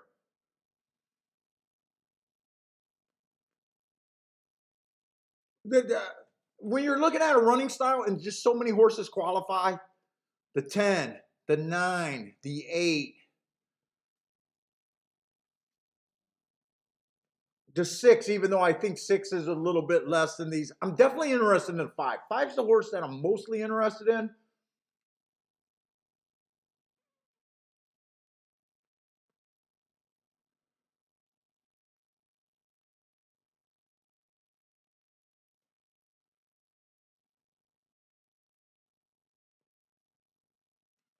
There's one horse I wanted to look at. One more horse that I look at. I think I want to use the 5. I think I'm just going to be chicken and use the euro. Definitely going to keep these tickets skinny because I have to hit these tickets for a decent amount if I'm right. I know where I'm at today.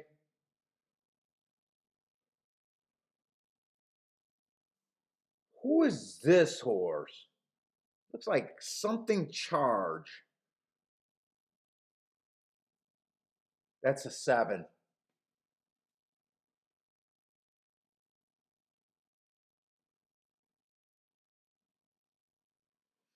7 won that race going wire to wire on the lead, huh? I think I mostly want to use the 5 and the 8. I'll take the damn euro.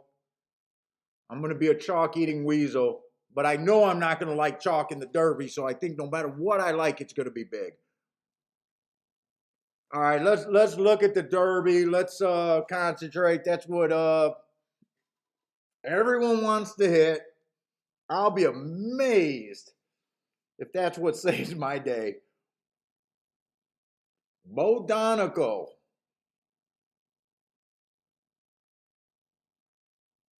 I I think the Florida path was super tough. I know if you guys have been watching the stream the whole time, you guys know that I keep thinking I think the Florida path was tough because Mo Donica went to New York and won that race. He had that bad rail. I got to see these odds. Let me advance the race so I can get the Derby odds. 9-1. Whew. Gets the rail. I know they got the new gate. Fuck. I don't know how you can say the rail's impossible on the Derby, and then we watched the Oaks and the rail won, even though the horse angled out there. You're able to work a trip. I really like that improvement off that bad rail. Even though I have that race just being average, I'm really respecting that improvement there. And I'm really respecting my call and really thinking that the Holy Bull was a bad rail day. I like that story in my head there. I can get to him, but I know there's a couple other horses I'm really interested in. Simplification is one of them. Happy Jack, I kept saying of all the Santa Anita horses, believe it or not, if I believe that Happy Jack just ran on a stalking day instead of a closing day and the track's backing up, which I think it might be doing a bit, at least for the routes, but I'm getting off that. I'm getting off. I'm going to get off a Happy Jack. At this time, I can't just be making really crazy calls right now. I really got to bet the front end of what I really like. That was a scenario that I kind of wanted to play. I thought I was being cute and sneaky and full of myself. Let's see, Epicenter. We talked about Epicenter. I think Epicenter has been getting perfect trips over there in Florida. Obviously a great horse.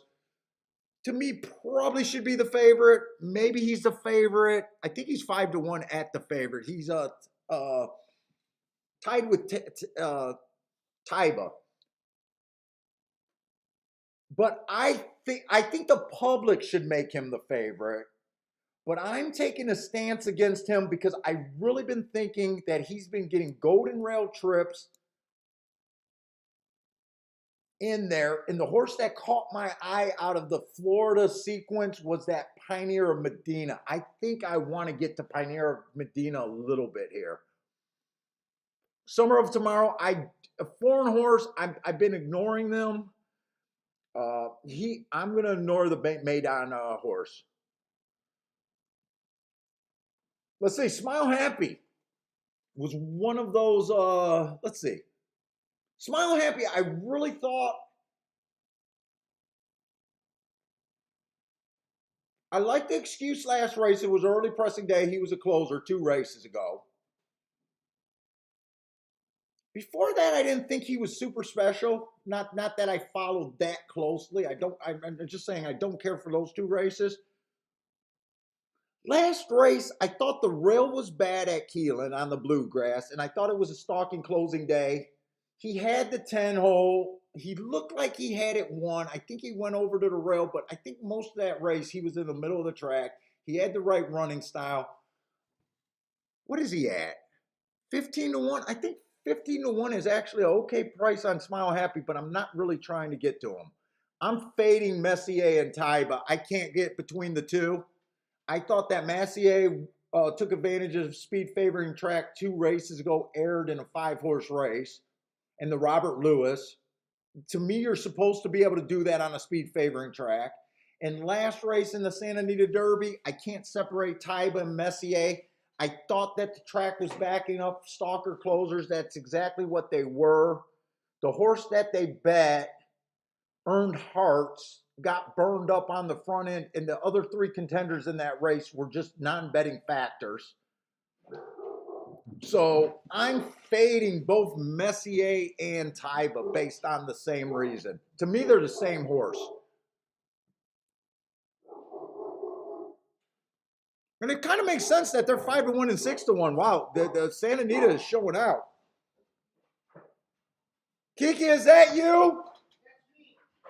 Oh, hold up, I'll grab Loki. Let me grab these 2. Let me grab them. I'm gonna bring them downstairs about they can tear up. I'm screaming right now. We're on short time. Awesome. Good. Don't rush. You don't gotta rush. You don't have to rush, man. Come on, you 2. Guys, wanna come downstairs with me? Come on. I'm probably gonna wait till you leave, but yeah, have fun, man.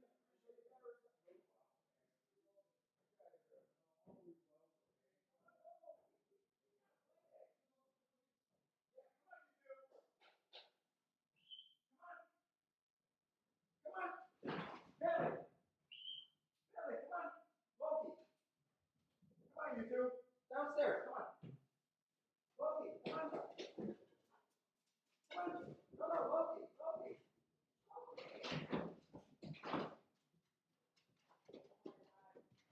You're in trouble?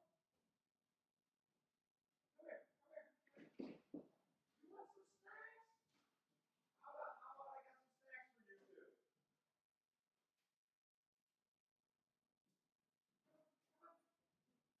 Come on, guys.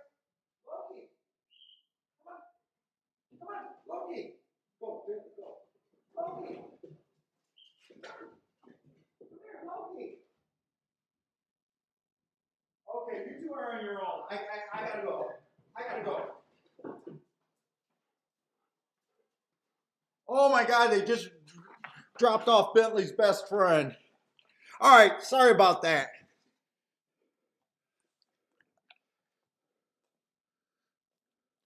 Charge It, I do like. What is Charge It at? 14-1. I'm gonna have to just see the odds. I'm definitely trying to get to Pioneer Mandina and Simplification. That's the 13 and the 11. I'm trying to get to those two. I'm putting that in now. And then I'm going to play to a few more horses in the Derby, but I'm just using the 5 and the 8 this leg.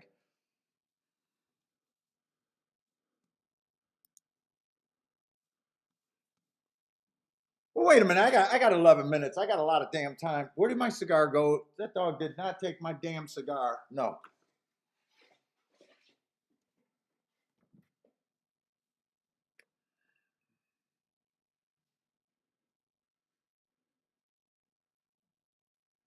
Let's see. Who did I end up with? I think I stopped that Charge It.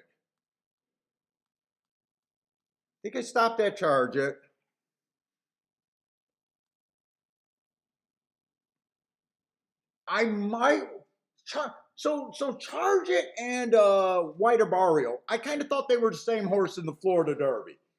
We talked about Charge It being green.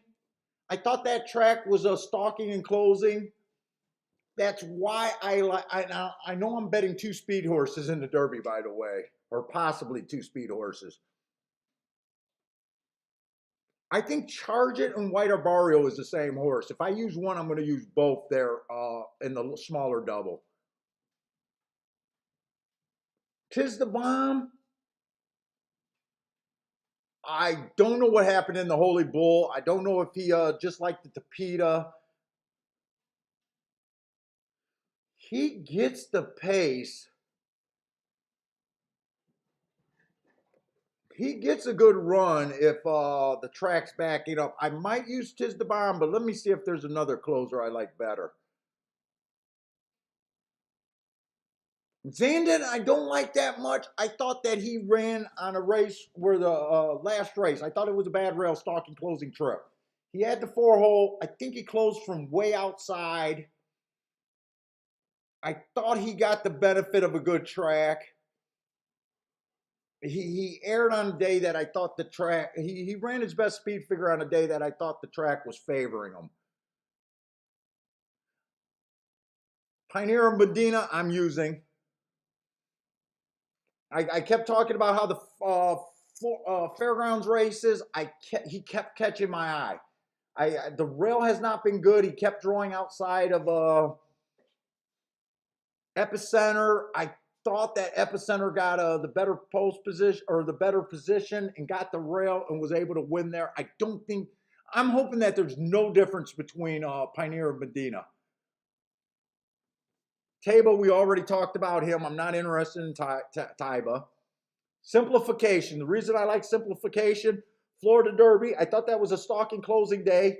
He dueled on the lead. He earned 2 hearts. In the Holy Bull, we know he got a terrible break. In the Fountain of Youth, I didn't think, I thought that was an easy race for him. I thought that was an easy call. Inside of the track was gold that day, and I thought he just benefited from that. But I really, the only reason I'm betting him is my thoughts of the Florida Derby. Is the only reason I'm betting him.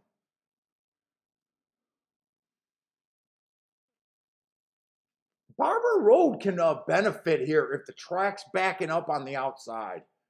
I'm just not so confident here. I can use him or Tis the Bomb. That's a 50-50 call of which one I'm going to use him. White Barrio, if I use White Barrio, I got to use Charge It. I'm just not sure on that one yet. Cyberknife, I don't like. I'm against Cyberknife. I think his Pioneer Medina might be faster than him.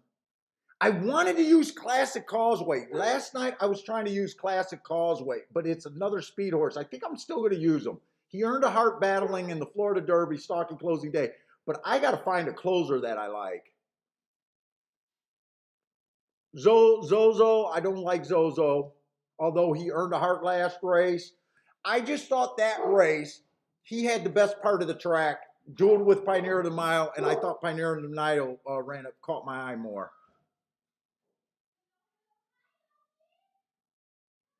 Strike it, Rich. Is Rich Strike in this race? I know there was a scratch. Eternal Road got scratched. You know, this horse will benefit if they come from the clouds, but I think Tiz the Bomb would be a better option.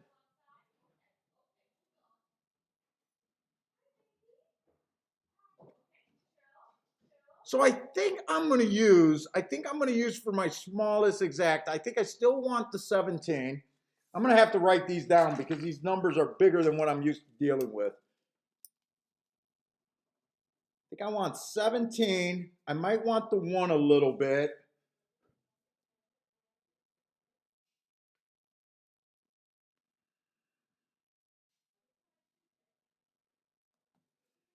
I might want the 15.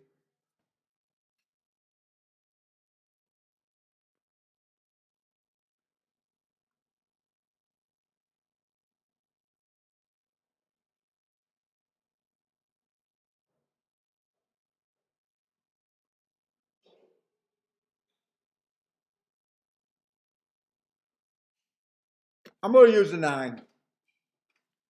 And then if I use the 15, I got to use Charge It because I don't see any difference between those two horses. Fuck, what number is Charge It?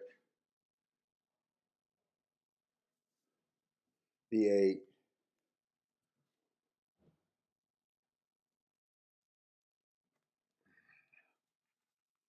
So I got these up bigger and I'm playing these for smaller. Comparably smaller compared. 1, 9, 15, and 17. Why does it feel like I'm missing someone there? Mo Donico, Charge It, White Abario. I want to Tiz the Bomb.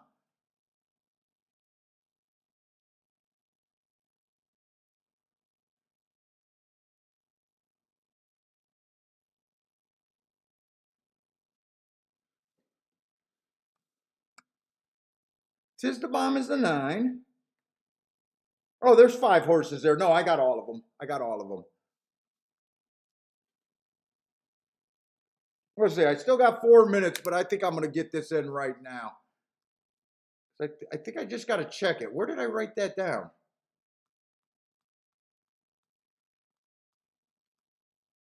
One, 9, 17, 8. And I really got to just make sure if the 8 horse wins that those doubles, I think those doubles are going to be fine. But let's see, I got to go back to the 11th race if I'm playing the double here.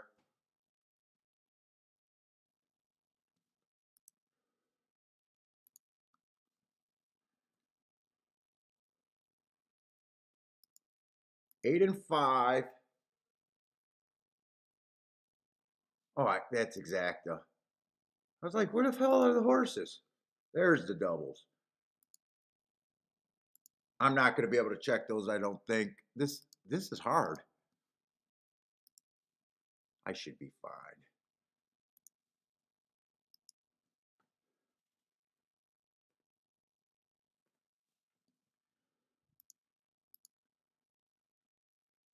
Five and 8. To the 1, 8, 9. 1, 8, 9. 15 and 17.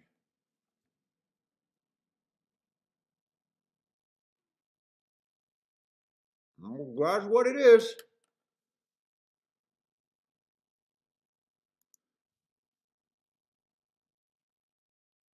And usually I'm making a token bet on the Derby. I guess technically I'm in a real bet here.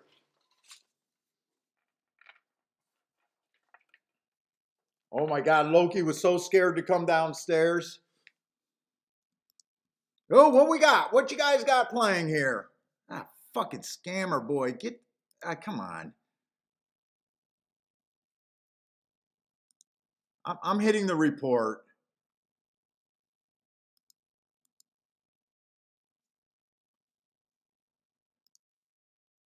Put the report.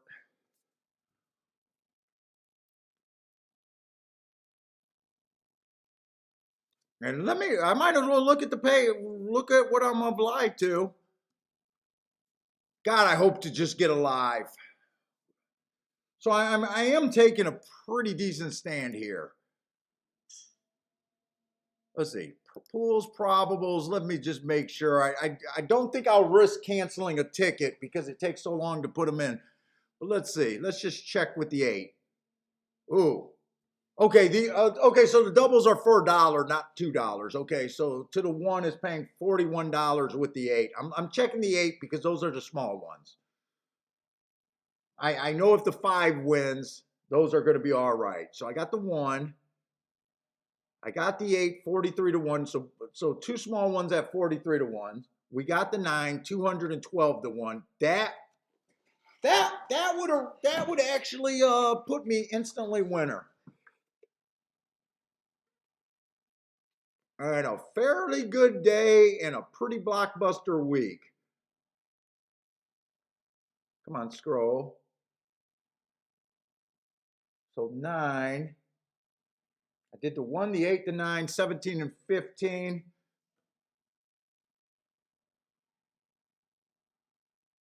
17 is paying 440 to 1. Yes, I want that one. 15 paying 63 to 1. Pretty good there. What is it? 11 and the 13 playing? I missed those. 13's 144 to 1. 11, 334 to 1. So I got a lot of blockbusters that can, come on. 8 or 5. I don't care. Either one. Good luck, guys. Good luck. Let's see what you guys got. Mackey Company did an all double. He's going to get alive to some of his Derby horses.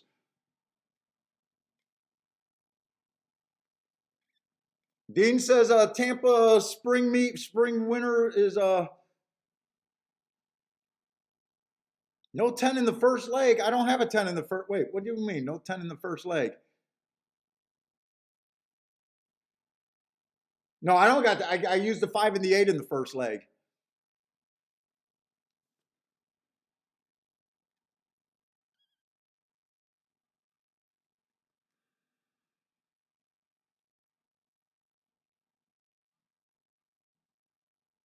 Oh, who is this? 4? 4's looking scary, but I was not believing in the front end. It just, come on. I need a close here. God, that was the horse that ran on that Delmar Bias track. Come on, I wish the Chicklet guy was right about the 5. Come on, 5. Come on, 5, you sexy son of a bitch. Come on, 5. Get up. Get up. Get up. Get up.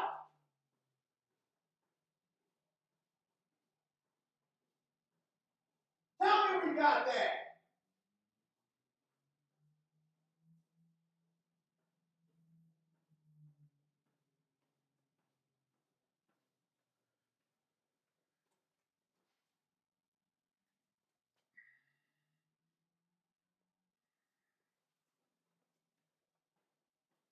Tell me we got that. Come on with the sexy son of a bitch.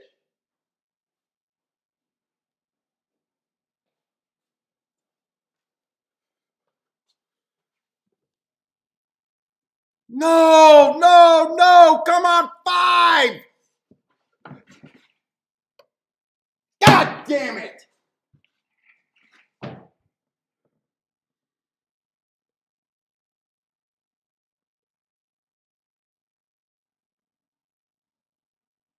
Oh, he looks so sexy. I thought he was gone. Congratulations if you guys had the 10. I know some of you guys had the 10 there. But yeah, that feels like a brutal beat for me there, right there. That feels like a brutal beat. The doubles with the 5. Brutal, brutal, brutal beat. You guys don't even know if I get any of those Derby home with the 5, it's disgusting.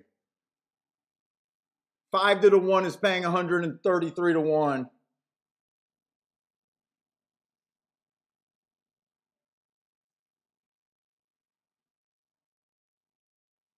5 with the 8 paying 63 to 1. 5 with the 9 paying 202 to 1. Oh, Jesus Christ. 5 to my 11, 349. 5 to the third. Oh, Jesus Christ. Come on. I can't keep looking at this. It's too bad. It's too bad.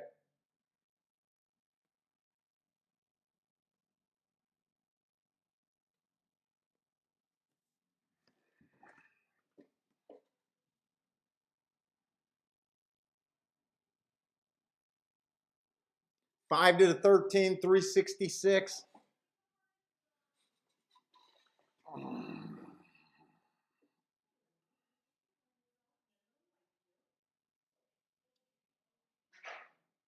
KK, I've been bad today. And I would have got a live. I just ran second with a long shot, and I would have just got a live too. 7 or 8 horses, 7 horses.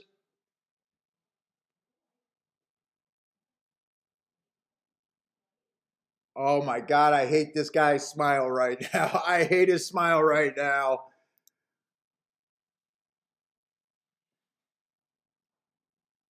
Scotty, I'm with you, man. Can't hit the broadside of a barn right now. Oh my God, this is gonna be this is bad, dude. I'm proud. I wish I didn't use the 8. Was a 10.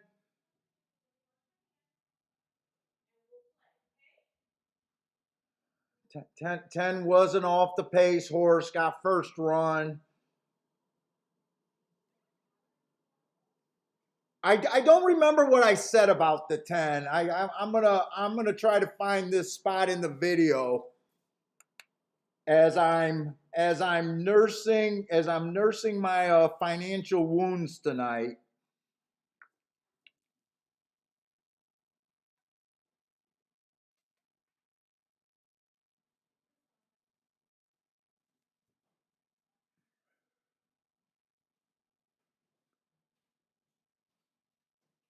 Oh, Richard, don't tell me TVG picked the 10. Oh my God, no. I'm being outplayed by TVG now. No, no, no. No, they picked the 10.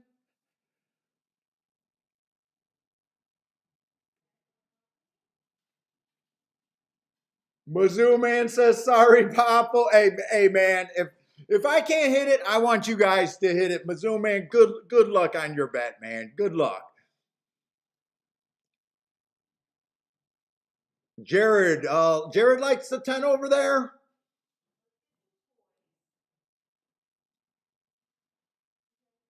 Dude, you know what? Of all the bad bets that I was making late,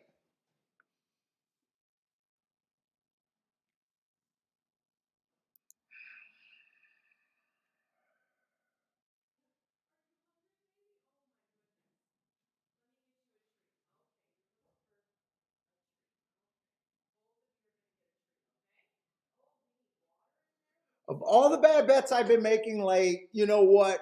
We took a stand. We had a reason why I took the stand. I can live with that loss right there. That's probably I I like the horses and I like the amounts that I played. Any of these tickets that would have hit would have been a pretty solid score for me, and definitely would have turned this day into a pretty profitable day for me. Live slot play got an $8 double. Good luck, man. Good luck. You know, we a bit of second-itis today. A combination of a bit of second-itis early, and then a sequence of some really bad bets. You know, I don't have a problem admitting to you guys when I think my plays were when I got to some really bad plays today.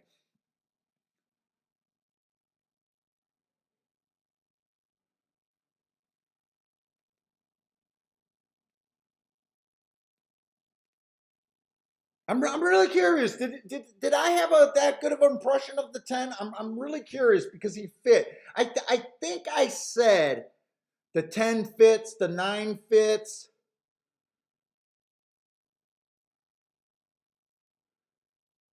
The 8 I was just going to use because of the Euro. And I'm definitely using the 5, and I think I stopped at that. But I couldn't. There's no way I would have went 4 deep going to all the horses that I wanted to play in the Derby. So that wasn't an option. If I didn't use the 8 and just said, I'm going to be a big boy and play against the chalk, I got a feeling I would have been on a 50-50 call between the 9 and the 8, right? There was no other horse that I said, right? Did I say that I thought the 6 horse fit? No, I said I did not like the Tampa Bay horse. He's a closer. I did say that. I do remember saying I wasn't going to use the Tampa Bay horse. You guys know that I wasn't going to use the 4 horse because of front end speed. I'm positive I didn't have nothing to say about the 2 or the 3 or the 2. And now if I would have been a big boy,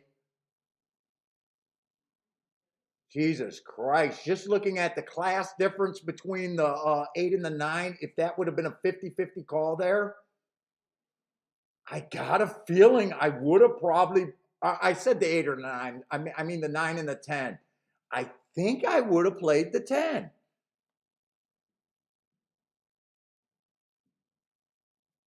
The 10 horse never ran, I'm sorry, the 9 horse never ran in a race better than a grade 3, wasn't that competitive there.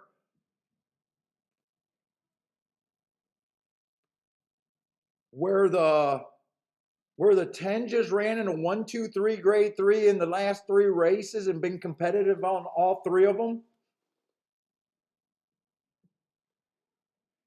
You know, I think there was a way to get to the 10 there. We had that strong opinion that the track was backing up. And I said I wanted to leave the door open for a stalker. You know, maybe I shouldn't be that ashamed. I'm not ashamed of that bet because I took a stand, but I probably shouldn't have used the 8, right? Yeah, Richard, kind of surprised that I took the 8 there. I was so intimidated by the Euro. I was so intimidated by the Euro. What's up? All right, I gotta go. I'll be right back, guys. I'm not leaving because I'm tilted out.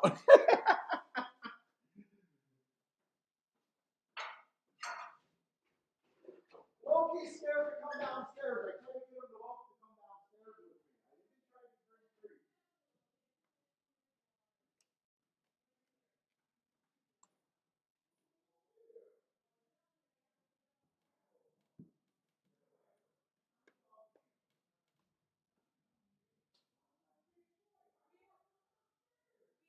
treats.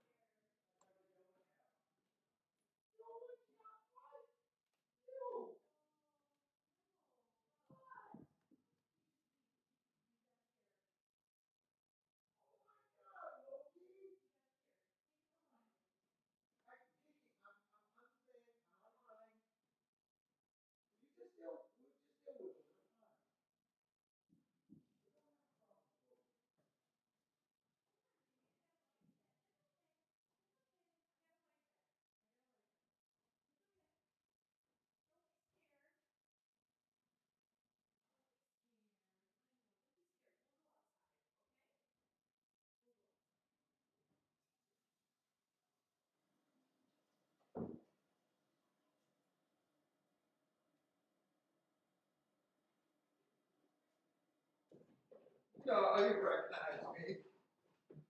What are you talking about? Yeah, I'm probably just talking loud for him. I'm probably just talking loud for him.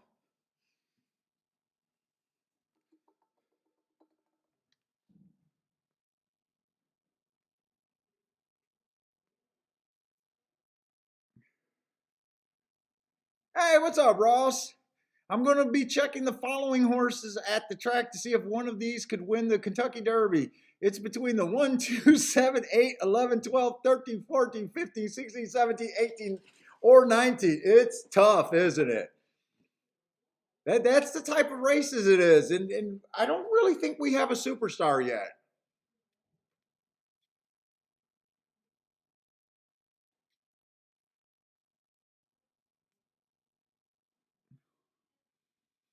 So who's all alive? Who got Oaks Derby doubles and who got the double that just started out? Who's alive? What do we got? Anyone got any pick threes, pick fives, pick fours?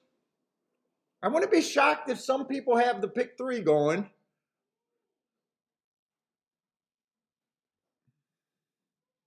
I hope you guys are enjoying the show. By the way, I really hope. I wish I could have been a bit better today. But that's I mean that's the life of a daily handicapper.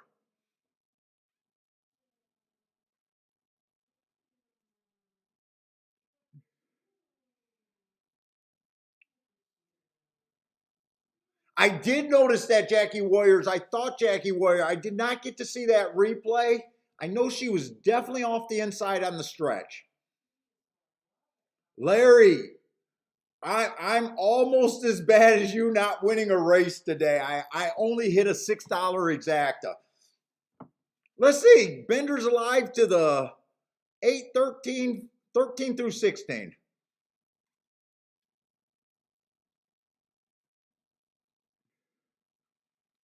Live slot play needs a 7 for a $1,200 payout.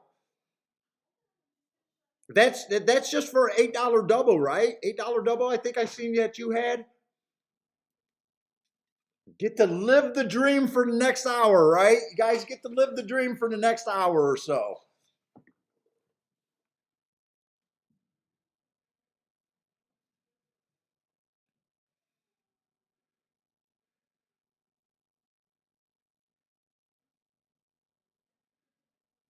Larry says when all his bets picks haven't worked out, it makes him want to bet all the horses that he doesn't like in the Derby.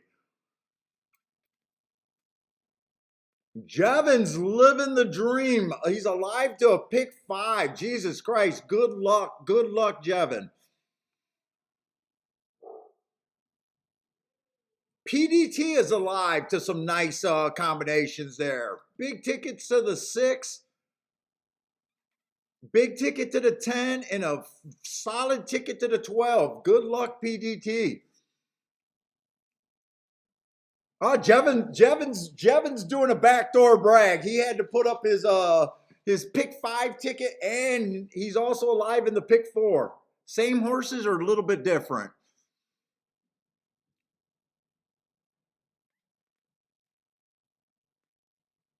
Oh, Jevin's pretty covered right there, Jevin.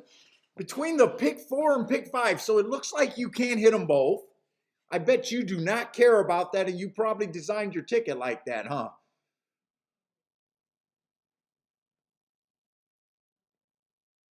Charles alive to Oaks Derby double.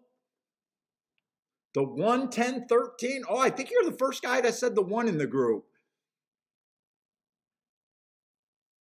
Ernest, what's up, Ernest? Ernest alive to a pick 3 in the Derby. Good luck, Ernest. You took that free square that this idiot tried to beat. Oh, I am gonna hate that I did that. I am gonna hate that I did that. Most of my damage today was self-inflicted.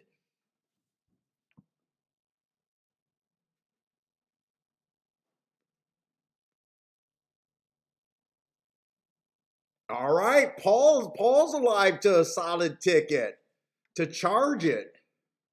Just one horse, huh? Good luck, guys. Charge it. I think charge it. A few people probably got charge it there.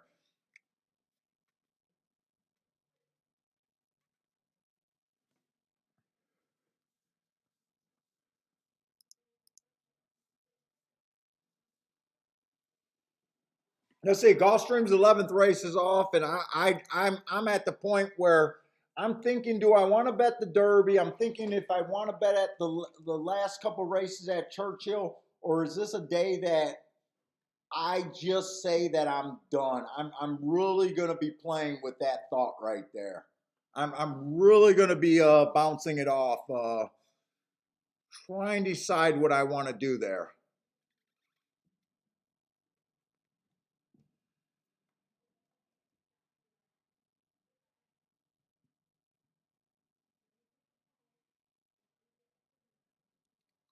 Let's see, single to the 11 in the last race of the day.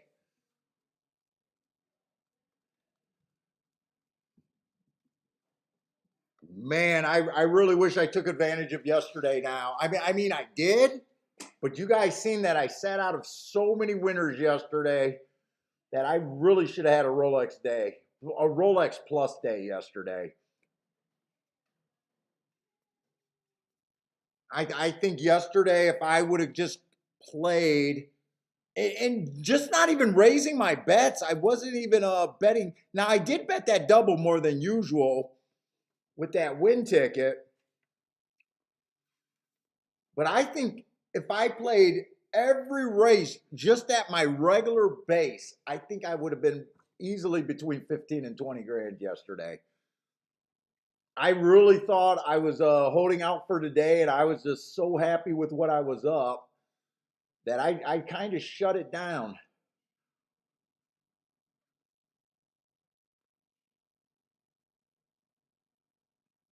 Dude, the problem, Paul, I like so many horses, probably more than Charge It in that race. I like so many horses. If you've seen how I bet my double, I really wanted to get alive to Pioneer of Medina, and I really wanted to get alive to Simplification. I played those doubles pretty good.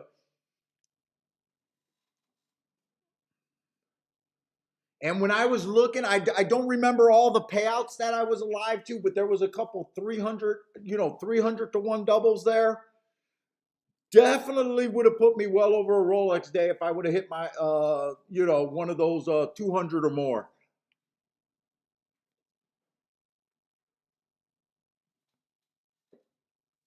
I'm even wondering if I want to double down and bet the Derby again. It's kind of hard when I was trying to get alive to 7 horses. It's kind of hard to do. I might just play my top 2 and call it a day, and see how it works out with that.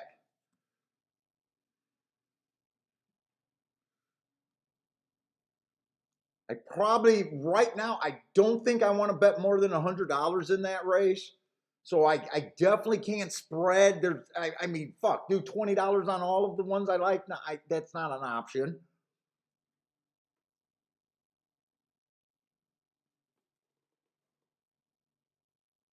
Well, Paul, this is what I say. You know what? So Derby talk. What's the quote that you hear all the smart guys going? I don't think the horse can get the distance. I don't think the horse can get the distance, right? I always think that's such a weird saying because I think that every horse,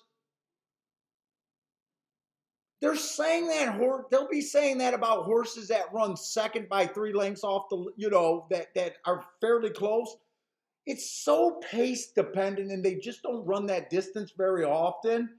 No one ever says that about sprinters stretching out to the most part, people love to play sprinters stretching out for the first time. We never say that. I think it's just the thing that people say. I believe that all the horses can get the distance given the right circumstances on the right track on the right day. I don't buy into that.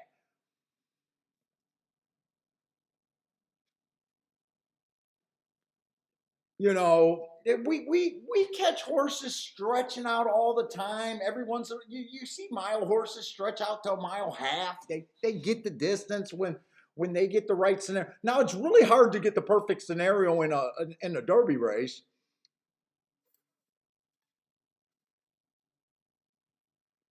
But I also never say, oh, this horse is a 5 furlong horse. He can't ever get 6 furlongs. It just doesn't make a lot of sense to me. I think it's just because you don't see that many horses run at that distance. Like when they go out of there, I don't know if they don't try to get in those distances afterwards. I don't know if they believe it or what, but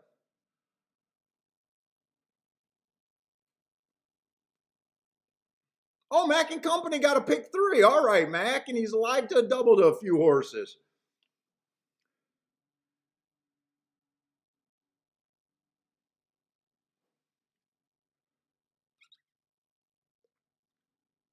Let's see, the 2 horse just won over there at Gulfstream. I'm almost done looking at the smaller tracks because I really don't want to have my maximum kind of losing day today.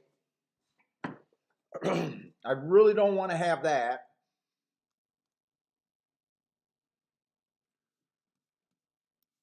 And I don't feel like I've been super sharp today.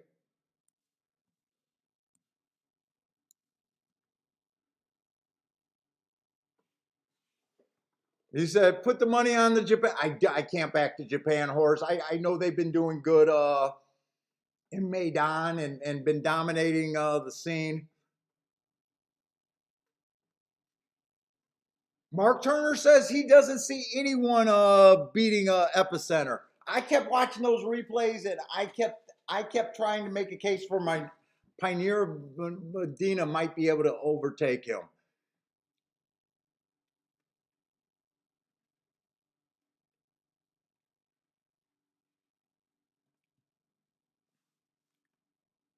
Let's see, who was that 2 that just won at Gulfstream? A nice price horse finally at Gulfstream, and I'm not looking at it.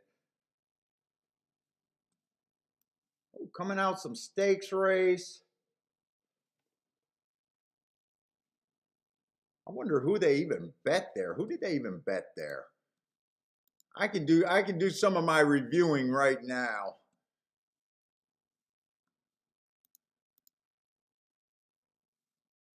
Three was scratched that race, right? Lady Punch. Ooh, that would have been that's a pretty tough race right there, actually.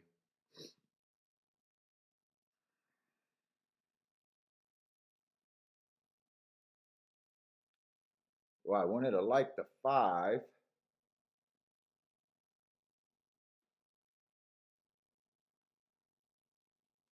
10 was scratched that race. Let me get the scratches because you guys know that when I have days like this, I'm obsessed. I will obsess over every play I made today.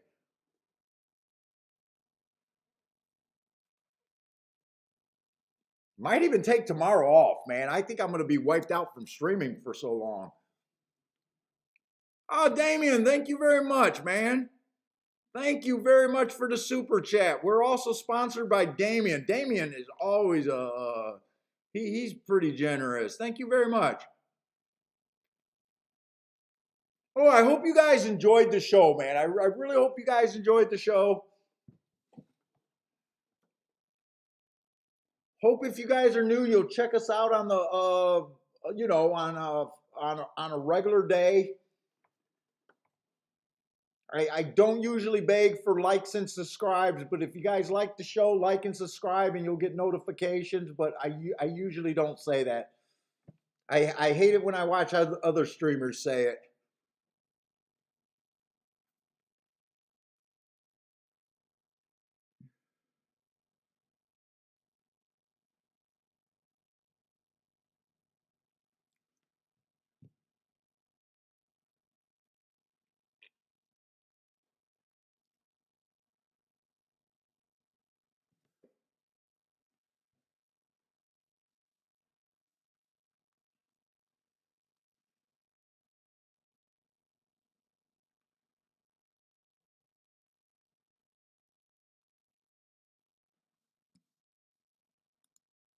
And I really didn't get to focus on Woodbine today.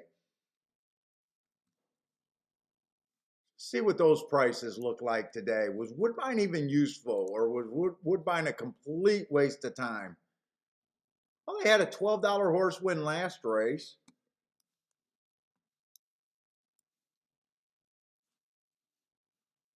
$12 horse win last race. What would that have been? Oh, first time starter, so not useful for me. Oh, I wouldn't have been interested in that race.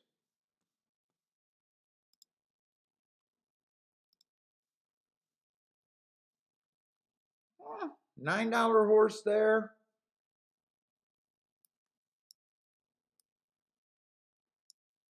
Oh, that horse. That horse looks like he jumped off the page. Yeah, that horse jumped off the page. Let's see. Any other horse? I just like to go through my form and circle the winners. Let's see. Did 5 get scratched there? Because 5 is no 5. Wow, 5 was 30-1 there.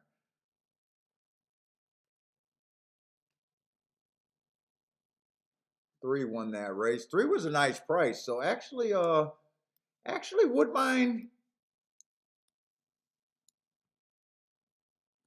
wasn't a chalk fest. That's the most I can say about that.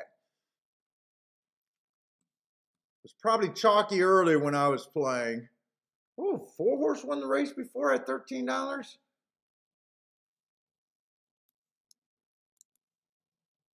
Move that there. Past the pudding, right? Past the pudding.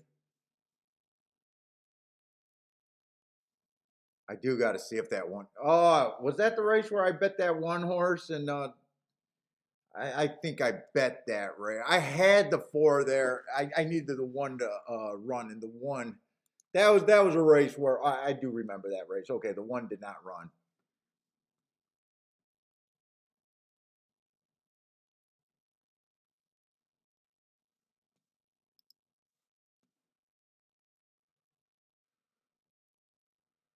Two horse won that race. I don't remember if we looked at that race. That was probably a catchable double right there. That was probably a catchable double. Oh yeah, that was a catchable double. That was a race where I liked the 1 and the 2, but did not bet. That's right. Or maybe I bet. I don't think I bet. Let's see. What did this horse pay?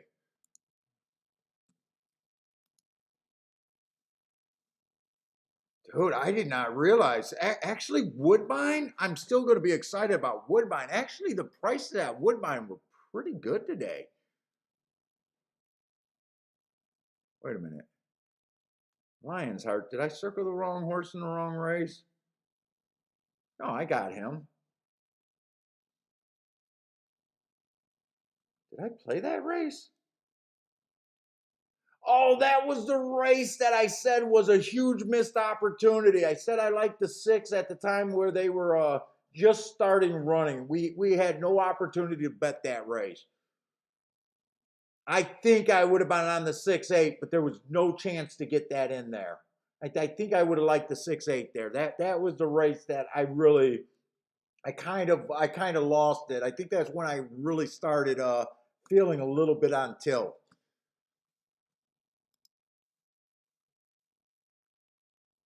And one horse won the first race, but I don't think we even looked at that race, if I remember right. So Woodbine was actually pretty good today. Woodbine was pretty good. Churchill, Churchill wasn't a chalk fest either. It just hard. I ran second in a few races, or was it exacta that I should have hit early in that 25-1 that ran second? Probably should have just wheeled him first and second and caught that exacta instead of that just the win ticket there. So Churchill, once the Derby's over, I will be still playing Churchill.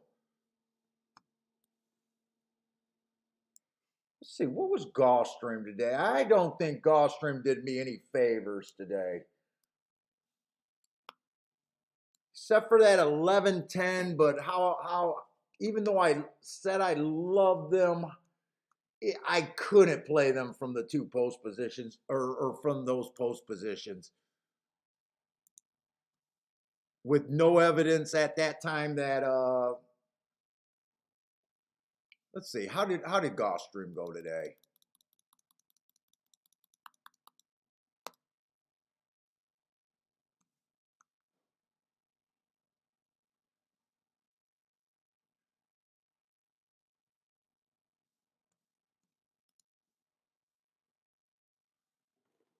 5-2 horse won the first race on the poly. I know I didn't care for him. I know I played that race a bit and I did not care for him.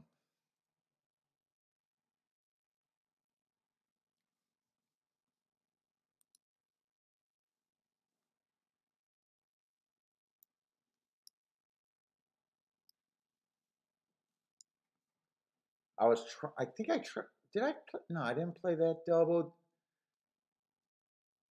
That was a double that I could only play to the one horse. I did not like the 6 in that race. 6-1, it came in okay, I know where that went wrong.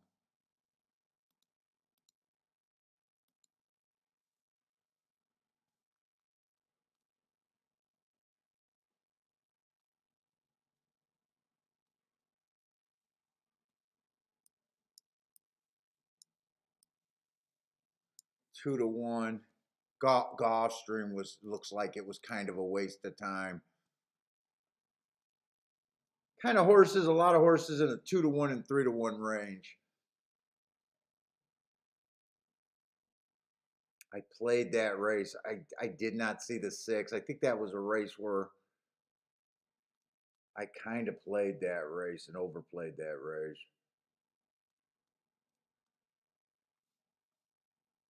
Let's see where we're at. Did not play that race. And I don't think I think this was this was a race that set me on tilt. This was definitely another big part of the wait, no.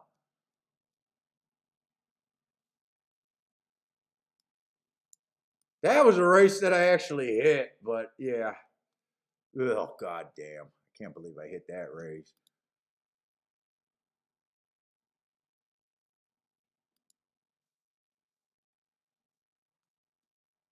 This was a race that I didn't play. Didn't play that race.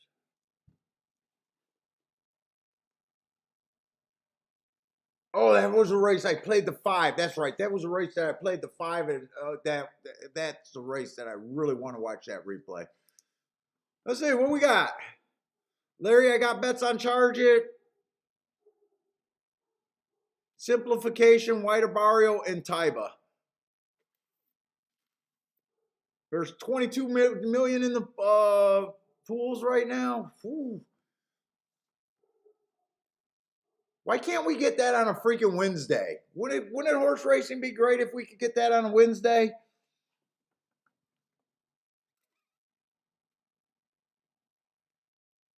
Larry also went a little bit crazy on a few tries in exacta boxes. Good luck. Mike says it's good to review. I do it a lot. On a bad day, I review like crazy.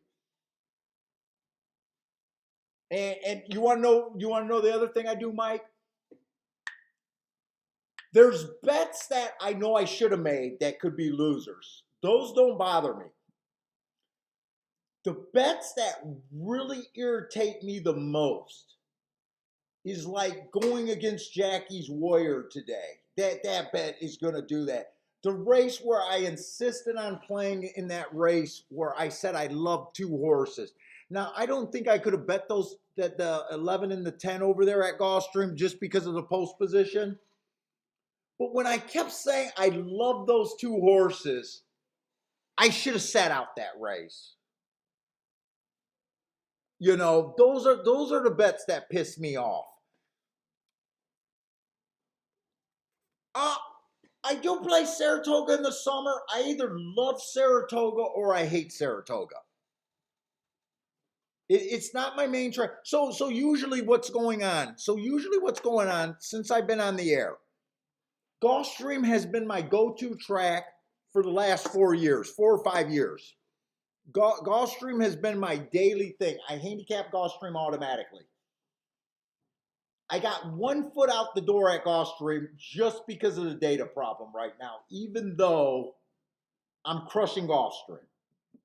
But it's irritating, and it seems like we're being forced with a lot of chalks, but I keep hitting that 1 or 2 races in a day or a week that really matters. So I'm crushing it. My winning percentage is down. I don't worry about my winning percentage that much. There's times where I can have winning months with a 10% winning percentage or less even sometimes, depending on if I hit something special and crazy and go for it. But I am a little bit irritated with Gulfstream right now. And then the other track, Fairgrounds, was pretty much a must play. Fairgrounds was a big deal for us because we had a super strong bias there. And then we've been bouncing around between, at the end of the year, Woodbine was becoming a really big deal for us. Tampa turf races only was a pretty good deal for us. So I'm like spotting biases. New York, I don't care for Belmont that much, except I'm interested in a rail right now at Belmont. But they just started. I thought the rail got off to a fast start, and I'm keeping my eye on it. No, I never been to Saratoga. The only track in New York I've been to was Arlington for a contest. Not Arlington, I'm sorry, Aqueduct for a tournament. I've only been to New York once in my life. Disco's trying to get me to go to Saratoga, and he says that he has a house out there or a condo or something that he can put me up. I might actually make it to Saratoga this year. I might have to go see C Money too. So the other tracks, I don't really have, other than Fairgrounds, I don't have a solid B track that I play all the time. I play Park sometimes during the early part of the week, but that's never on air because I Monday and Tuesday is when I do all my data collection. It takes me pretty much all day Monday and Tuesday to do all my notes, believe it or not. So Monday and Tuesday is just basically straight working on my notes and starting to handicap.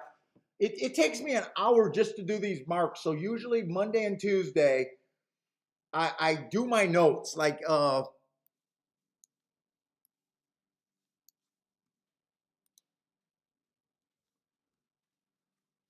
let me show you what I do. These are my documents. I got Mahoney Valley. Do I ever play Mahoney Valley? A little bit because that rail on the routes get really good. I got a Laurel there. Here's my horse racing photo or horse racing stuff of all the stuff I do. I got a photo for Fairgrounds, Evangeline, Ellis Park, Delta Downs, Churchill, Belterra, Arlington is done, but Aqueduct, Belmont, I keep track of all the New York. So I got to do all of this work. Gulfstream, Hawthorne, Houston, Indiana, Kentucky down. I got to keep track of everything. Keyland, so that takes me 2 days to do.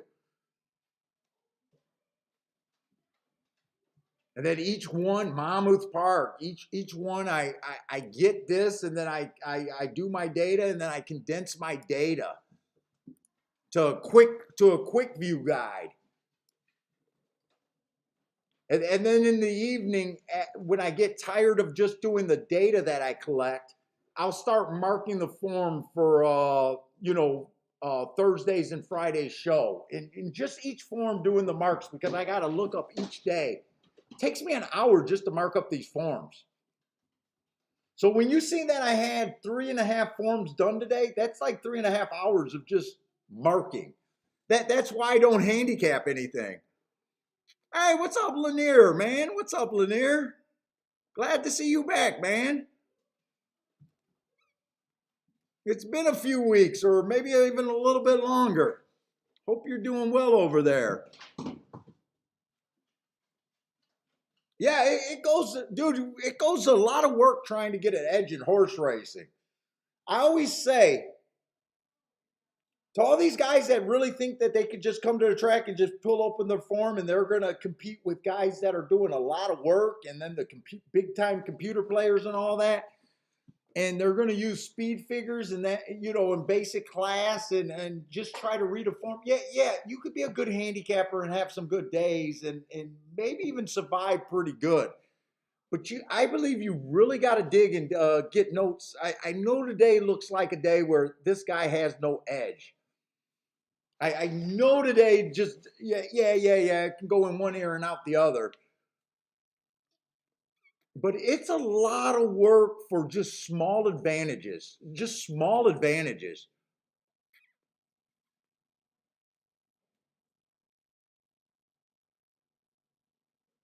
And then you got the reviewing and the obsessing when you have one bad day. The nice thing about me, I usually protect my headspace, and guys will tell you I'm pretty consistent winner. It's usually a shock when I have two bad days in a row. I'm pretty damn consistent. You know, I'm pretty open with what it takes to be, you know, a winning player. You know, most of the year we're just trading money back and forth. You win a few bucks, lose a few bucks. You really just got to be in the game for your basically Rolex days and plus. And usually I'm good for 5 or 10 Rolex or more days, and that's usually the difference between winning and losing in a year.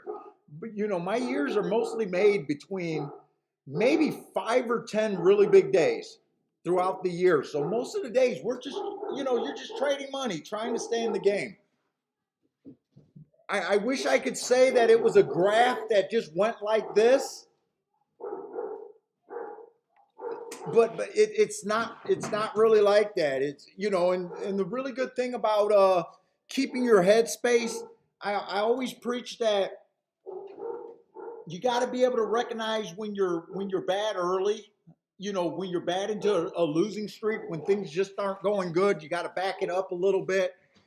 You know, that's why I'm so, like, yesterday I could have won so much more money, but I said that I won enough to, you know, for the next 2 weeks, I basically, you know, made 2 weeks of what I need, you know, and I was willing to pretty much sit on my hands, you know, and get really scale my bets down. I did go after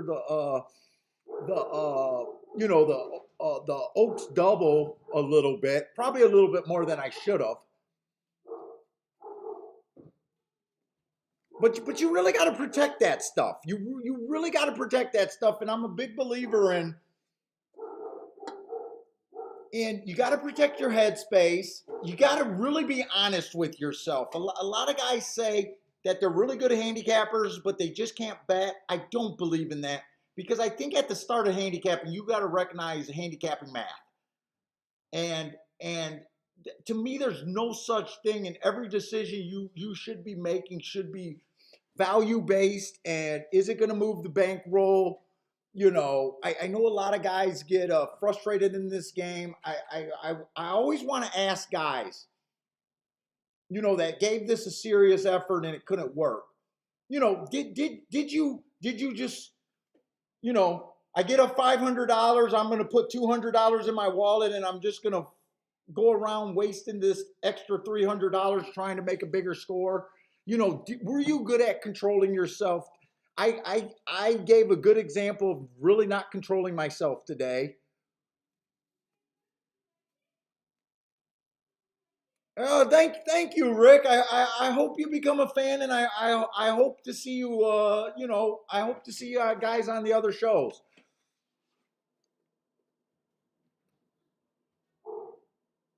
You know, I do basically I do everything except for show my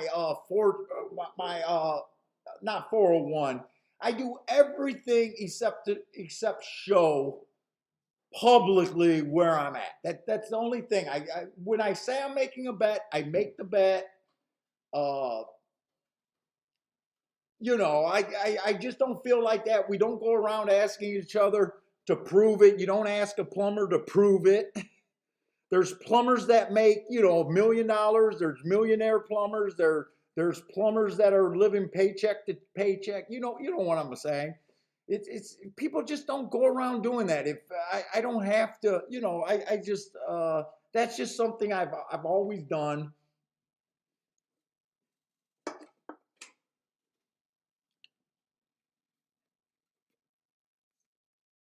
What's up, Rose?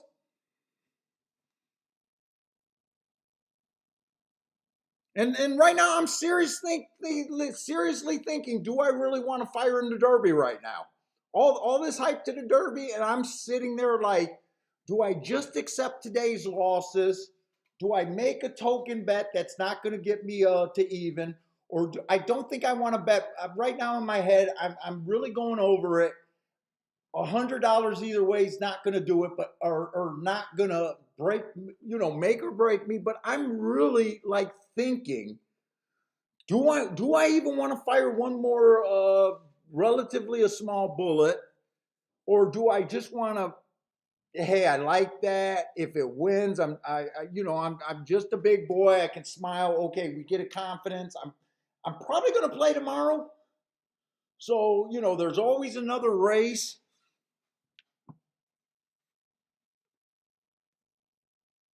You know, that's another reason why I won't delete this stream. You know, I took the thought that, you know, I'm going to leave all my winning days up, my big hits up. Why would I take my bad days down? Kind of deal. Life slot says just shoot the $100 out there. Just shoot it, dude. There's an amount of money that I lose in a day where I can't sleep. I have an average losing day where that doesn't bother me, and when I lose, you know, quite a bit more than that, that bothers me. You know, you know, it's hard for me to function the next day.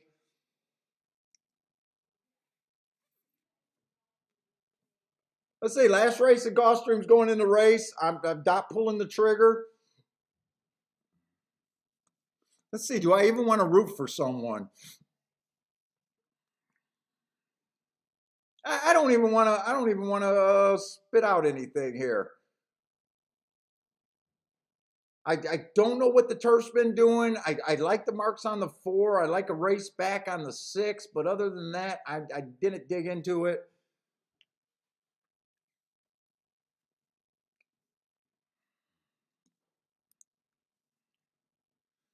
Yeah, there is a lot of money out there. Let me see what the odds right after this race. I still think there's plenty of time.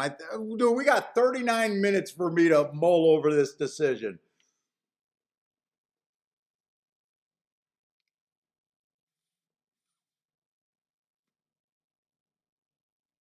Charles is saying Zandon 6-1. Is that one of your plays, Charles?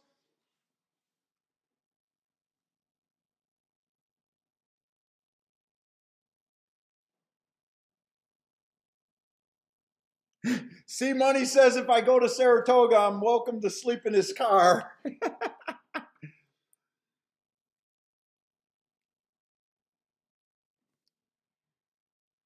Oh, I really smoked this second cigar. I didn't think I'd make it all the way through. I'm going to have a headache tomorrow. Ah, your favorite? I love Let It Ride. In fact, Let It Ride in long shots with who's that comedian? Who's that comedian that was in Long Shot? Sometimes when I'm on a losing streak, those are the movies that I watch. I think it's Long Shots with Tim Conway. Oh, and 7 would not have been on my radar there. 7 would not have been on my. Oh, 6 was scratch.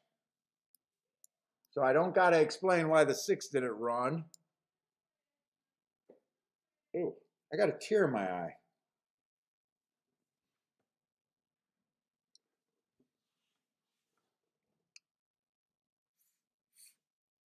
Oh, you're a Rodney Dangerfield fan? What was that movie? Old School, where he went back to college?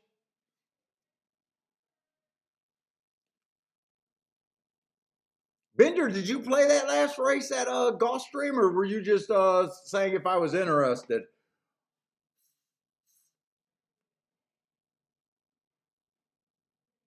I have no idea what this turf was doing over at Gulfstream today.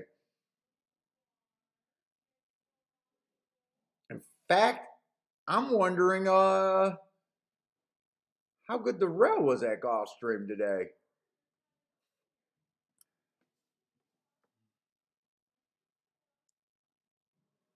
God, you're telling me that simplification is 36-1?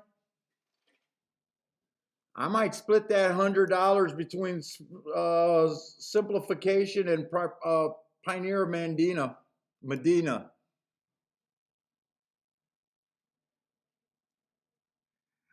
Ah, live spot play. Trotter, what horse do you like?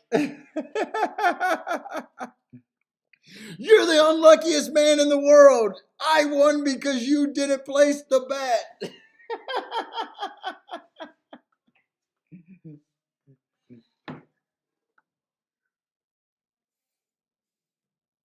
Dude, that movie can get you, I swear to God, those two movies can get you out of a losing streak.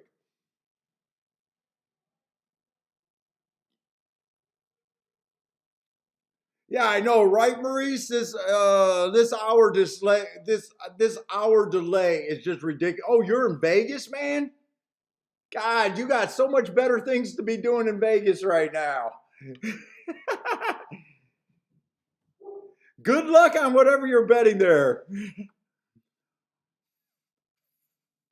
Give you a whole bunch of extra cash over there in Vegas. Ben Taylor, what's up, Ben Taylor? Thank you very much for the super chat, man.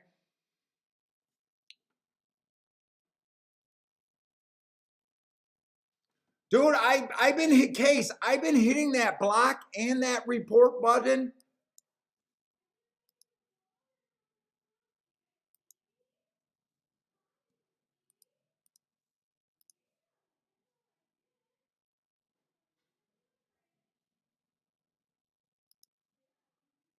They keep saying if they got to verify it and then they'll remove them from the community. Let's see. I think if I just hit, can I just remove them, or does that removes a tweet at a time? I keep trying to block them, but I got a feeling they got a workaround. I've been blocking them all day.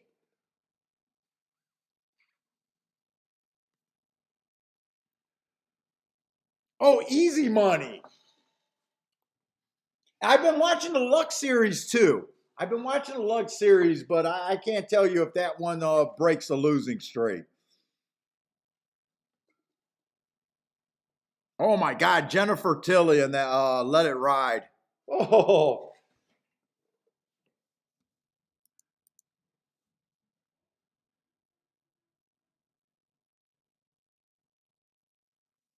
I think you're a pretty cool guy. I just came down to see if you wanted to make out or not.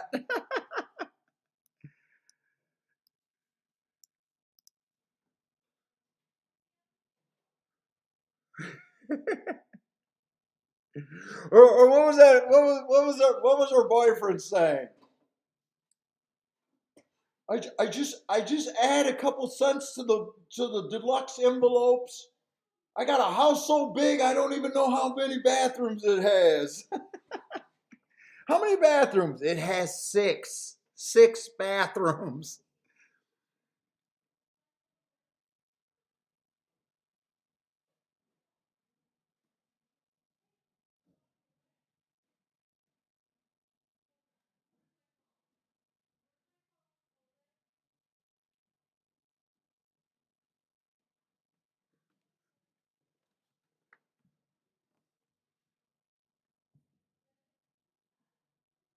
Oh, Paul. Luck was directed by the guy that did Heat and Thief. I like Heat. I don't remember Thief.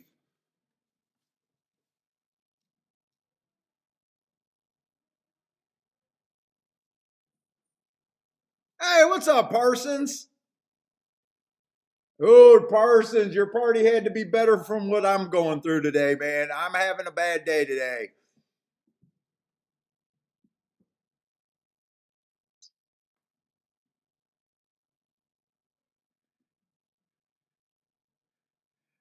Checking in from the party you may hear about me on the national news. I have to explain what an exacta bet is. Jesus Christ, this fucking guy. Can I put user in timeout? Does that do it?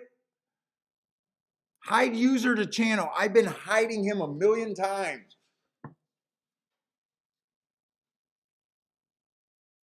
Let's see. And Woodbine just ran with a nice long shot. So man, Woodbine, I am excited for Woodbine this year. We'll get back to our two track sample and get it back together.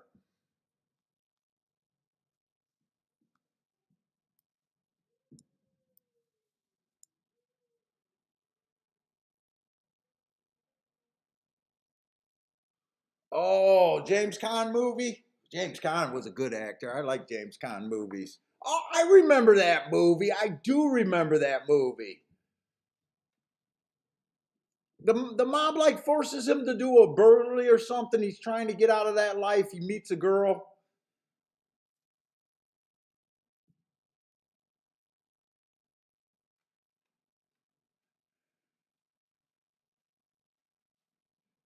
Ro- Rosa is not a Trump fan. We'll just leave it at that.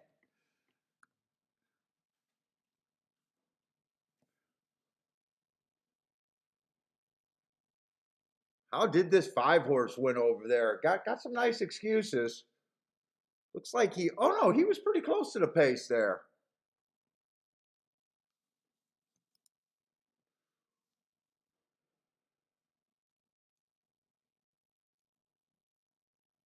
Yeah, I think once we start getting all of these Woodbine horses getting into shape and getting to the point where we got a little bit more recent form, I really think Woodbine's going to be good. All right, I just want to watch this replay just to see it, and then I'm going to get back to the Derby, and we can keep going Derby talk if you guys want to. But it looks like a lot of you guys are got your bets in and just waiting to see if you guys get this money. Oh, that was a nice exacta. 8-1 over 10-1. That was a nice exacta there. Yeah, Woodbine. I am liking what I'm seeing at Woodbine. Didn't really have a fair shot being able to handicap it today, but I am liking what I'm seeing there. I think I am going to be done after the Derby. I was really planning to go all the way to the 14th race.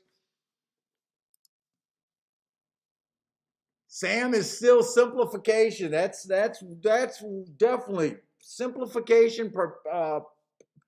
Pioneer, Bendina are two of the horses I like. Let's see. Get rid of that form. I was also trying to use a little bit less. Let's see. Dude, there's some tempting horses. I don't think I want. I don't think I want to be a. There are some tempting horses later. I really wanted to play the late double there. I know Kiki's going to want to help with these two dogs there. I think I'm going to be done after the Derby though. Dale Jr. pick Moldonago. Moldonago was one of the horses. Who were the horses I was trying to get to?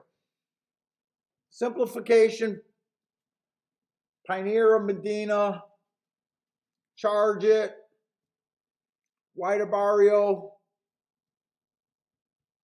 Mo Donico, and there was one more, I think. Now, if I bet this race, I am not going to spread that thin. I can't spread that thin. Let's see what the odds are looking like on the horses I was looking at. Mo Donico is at 10 to 1.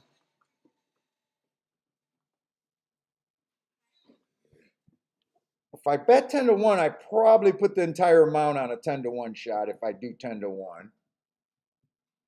Tis the Bomb, 28 to 1. He was one of the horses that I was interested in.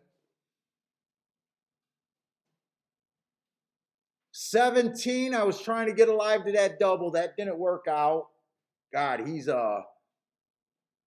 77 to 1.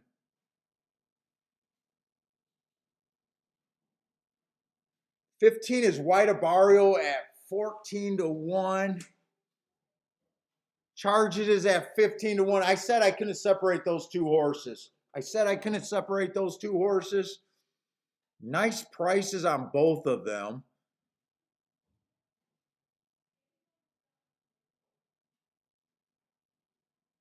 And who is the fifth? No, White Abario. Charge It is the 8. The 17 Classic Causeway. Let's see. If I include Classic Causeway, I could bet 3 horses. Because I could put 20 on Classic Causeway. He's going to pay 80 to 1. That's 160. So $20 on him actually makes everything okay. That's a super cheap bet. And then I could put the 40 on the 11 and the 13. What is the 11 at? 54 to 1? Well, really, I don't have to put, let's see, if I get 50 to 1 on him, that's going to pay $100. 20 on him gets me 1,000. That definitely makes everything all right. 13's at 35 to 1. I would probably keep the 40 on him, so I would have another $20 where what can I do with that $20? Probably not worth putting 20 on the 1 to get a 200 back. I might as well not even bet. Tis the Bomb at 28 to 1. I could bet those 4 horses to win actually. 40 on the 13 and 20 on the other 3. All of those would get me back over $1,000. I don't hate that.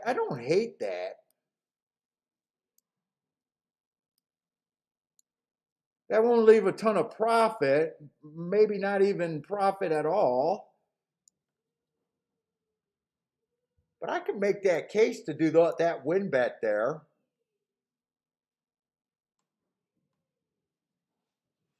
I feel exactas are too risky. I feel exactas to me right now is too risky, and I'll be spreading that $100 a little bit too thin. I could. Wait. How many horses? 1, 2, 3, 4, 5, 6. So I got 7 horses.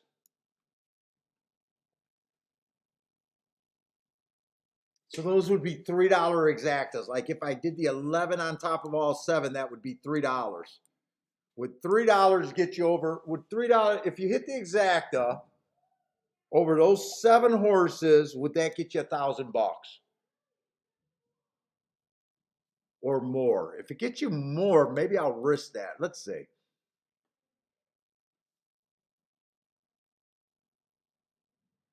I definitely could have played them back and forth. It'd probably be just safer to do the win bet. What are these exactas paying?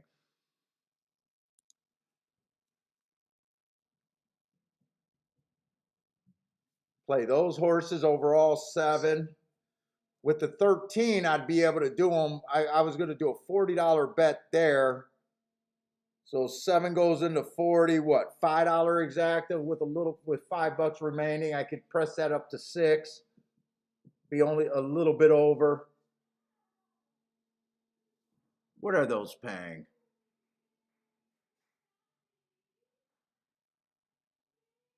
Oh shit, wait a minute. 11-1 is paying $1,200. A $3 exacta would be a lot more.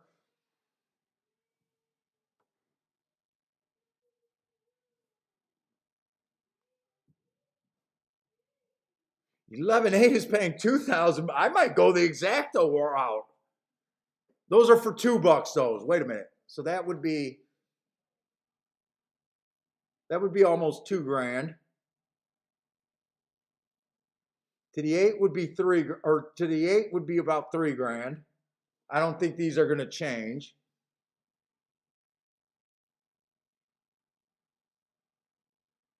Holy shit, to the 9 would be, I don't know, 4,500, something like that. I'm not going to do the math completely.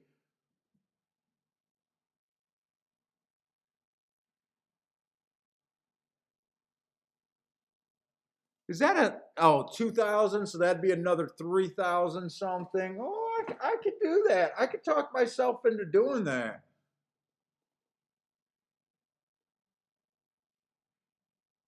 I could do that.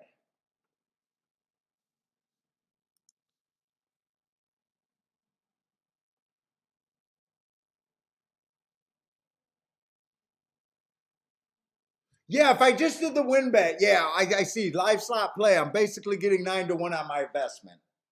I'm basically getting 9-1. 9-1 would not be bad. I would definitely recoup. Worst case scenario, I'd probably be recouping, and with a little bit of profit, if the 13 wins, some of them would be a big profit.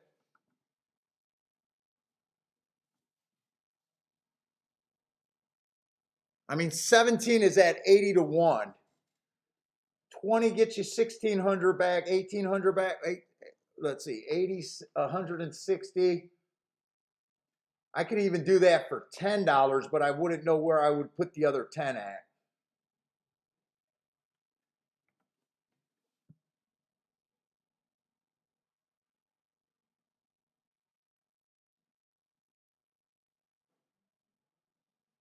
There's possibly a little bit of reward, but would it bother me if one of my horses that I was going to put the win ticket on wins and I miss the exacta?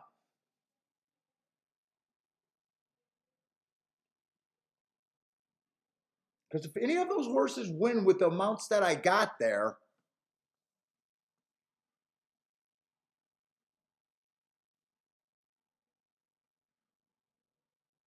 nine's at 29-1. 29-1 is what, $60? 20 on him. Oh, wait a minute. No, 29-1. Wait a minute. Am I doing math right? God, I'm getting tired. Say $60 for a $2 bet. Oh, he only gets me 600 back, actually. Although that's cutting into the day pretty damn good right there. I would even be happy with 600 back right now. So I'm getting, am I doing that math right? 10 times 60 is 600. Yes. 11 would be $1,000.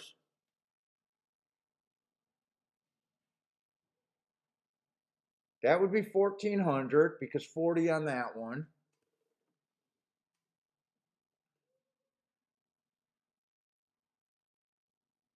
Or this is what I could do. 9's the low one. 600, I could put 30. Could do it this way. 30, 10, 40, and 20. Or did I do the math wrong? 60, 90, 100. There's $100 right there. That'd be roughly 1,000, roughly 1,000. That would be the low one. That would turn 17 into the $800 ticket. And that would still be good. What's up, babe? Yes, I do. We still got 29 minutes for this damn race. I'm not gonna stream for the next 2 races. I'm done. We're gonna take the dogs out. No, we got 29 minutes. There's 2 more races, but I think we're done. I'm gonna wrap it up after this race. I've been on all day and haven't been handicapping and been trashed today. Ooh, she made me pizza rolls.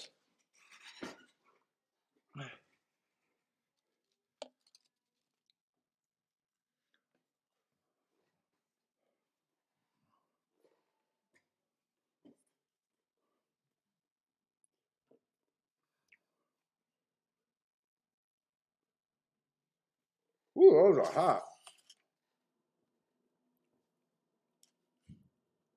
I like my pizza rolls with mustard.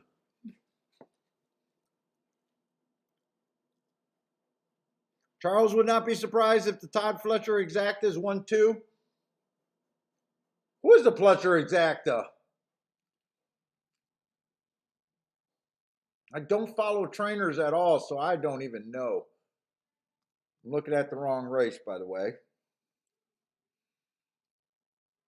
Oh, Mo Donegal.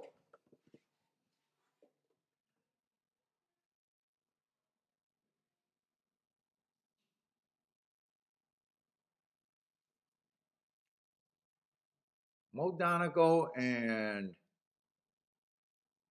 Charge It. Ooh, I like both of those.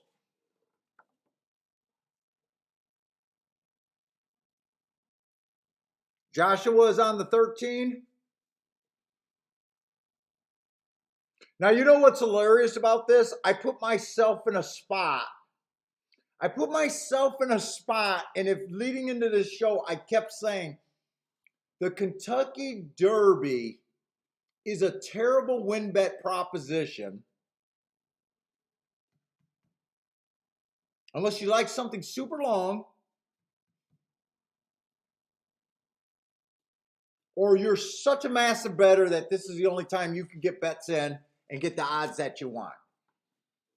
And right now, I put myself, because of so many bad plays today, I put myself in position where I'm hoping one of my contenders can just, one of the horses. I do really like the 11 and the 13. I wanted to play the 11 and the 13 ever since. I wanted to play simplification for a while. 13 came to me last night. I just kept watching that replay. But I'm basically putting myself in a position I did not want to be in. Oh, he has the 11 horse too. Oh, actually, I got all of the Pletcher horses.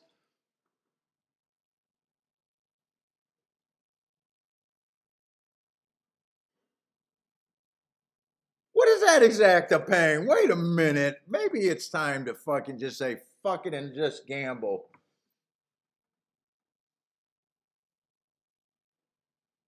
1,811 is the Pletcher Exacta.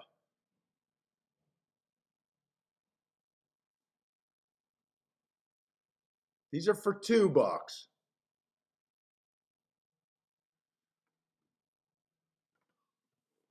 300 and 980?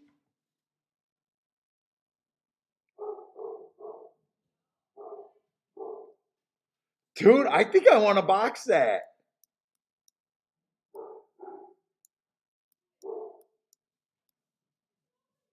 Do I want to do the win bet now? I think I want to box that. The lowest one is paying 150 to 1. The highest one is paying, and that's with Mo Donegal. I don't even got to check the other two, because if the 11 wins, it's going to be ridiculous the other way. 1,000 to 1 the other way, or 1,000 for $2 the other way.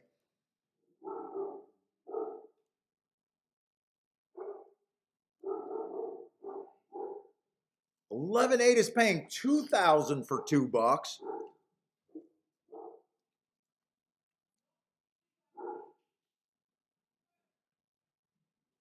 Dude, I might take $10 from this horse and bet a little bit more. I might do a $2 exacta box right there.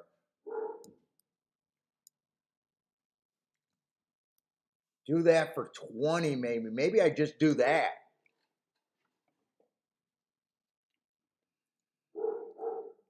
That definitely would add some pepper.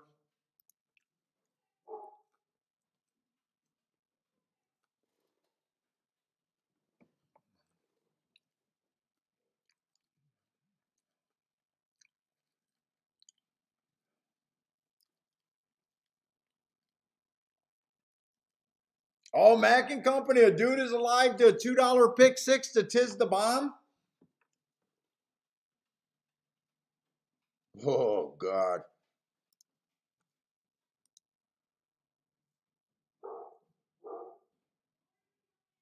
Who is Tiz the Bomb?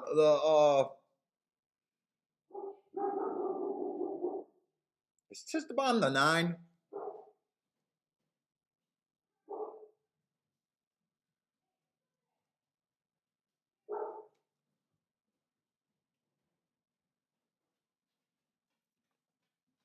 He's live, if he's 20 cents, nice.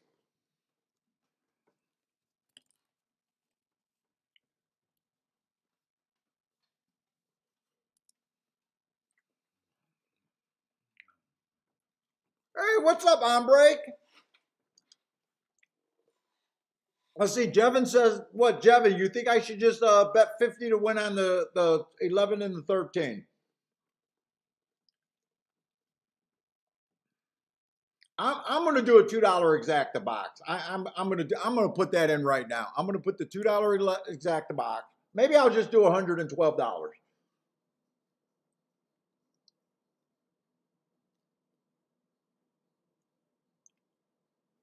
Let me do that. $2 exacta box.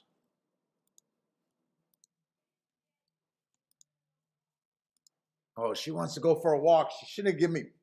Don't give a guy with fucking bathroom issues pizza rolls. She's like, Daddy's got to finish with his stupid race.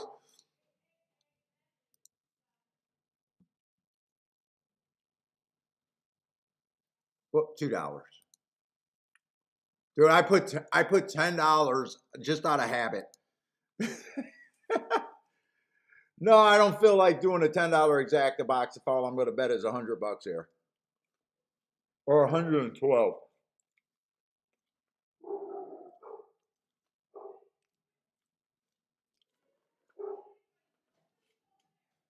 Let's see.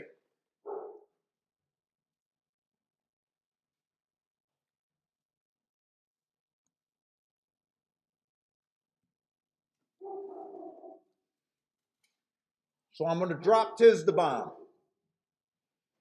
If I drop Tiz the Bomb,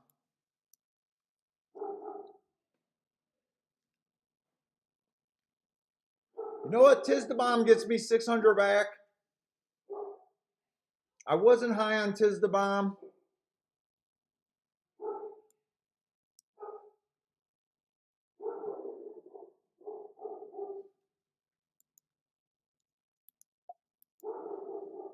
Mo Donegal.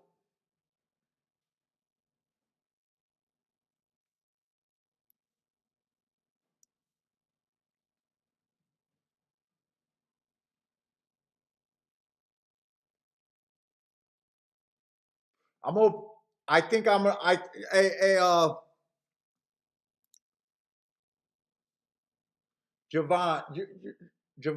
Jevin. Sorry, man. Have I been calling you Javon again or Jevin? I know your name. If I've been calling you Javon today, forgive me, man. Jevin, I think I'm going to take your advice. I'm going to put 50 on the 11 and the 13. But I'm still going to bet that $10 to win on the 17. So I'm going to bet a little bit more than I was going to. And you know what? I'm done thinking about it. The odds aren't going to change. I talked this to death. Let's go. That gives me a chance on a profit on 2 horses. I still got the 17. I got 3 speed horses there, though. I do have 3 speed horses.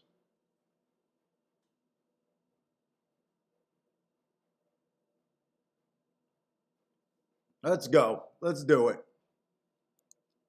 The bet's going in.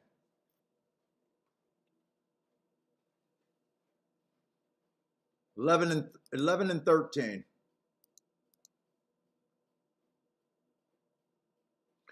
Pioneer, I'm gonna see how good I was. I'm gonna trust my eyes watching that video.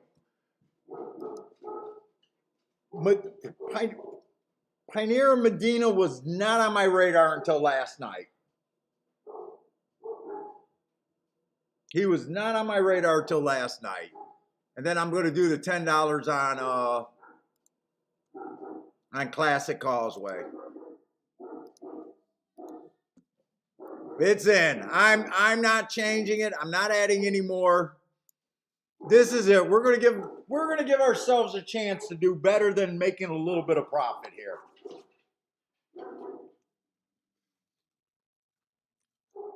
Dude, it's Mac and Company. It's tough betting these Derby races. It just feels like, especially if you're doing combinations, man.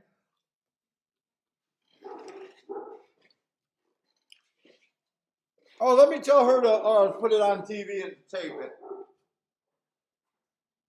Kiki, you got the Derby on up there? You got the Derby on up there? Yeah. Hit the DVR, go.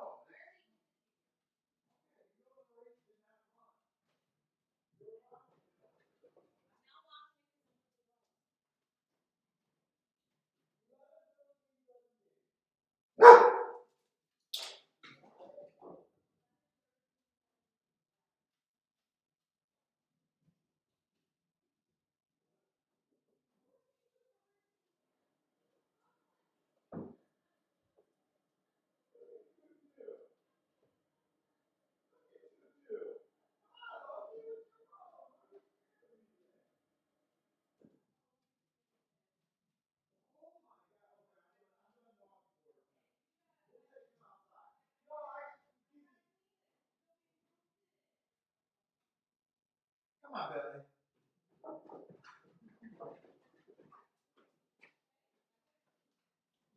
Did you hit record? Okay. All right. Good luck, everybody. Good luck. Living the Derby dream.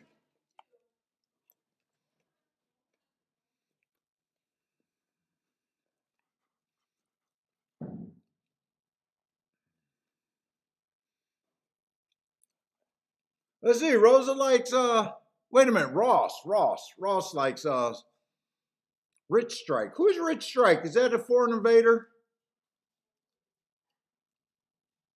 Because I don't even recognize that name.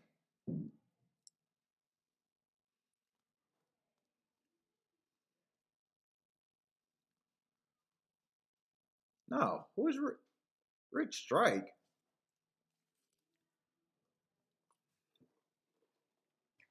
Yeah, you're such a beggar. No, I'm eating this. Oh, here. I grabbed these for you and no. I'm not going to eat that. There you go. You going to bring me luck?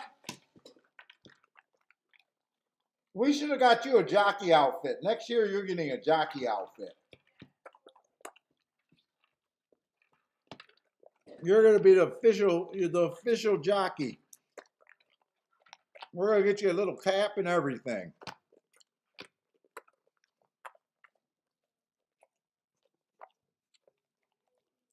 Oh, we got to blow this up. We got to blow this up. Oh, wait, I can wait. Let's see if there's any more chatter here. Yeah, good luck, everybody, man. A lot of people are live to a lot of different bets here. Oh, he was the horse that drew in. Okay, I'm sorry. I forgot all about that. That's why I didn't know who he was.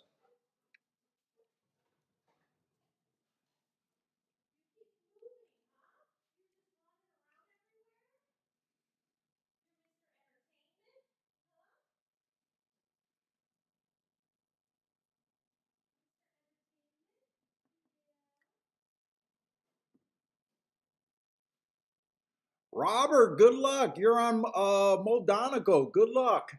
Moldonico was I needed that 5 in the double, damn it. I needed that 5 in the double. I would have loved life just being alive to the horses I would have been alive to.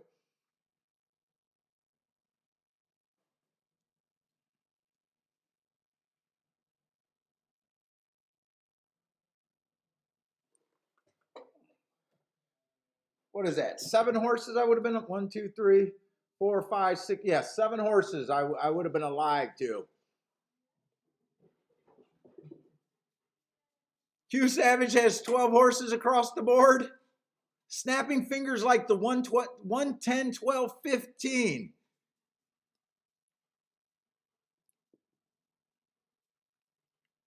I can root for Moldonico in my $2 exacta box if the 8 or the 11 gets second. The all Fletcher exacta. Who is that bet sponsored by? Who brought that bet to my attention?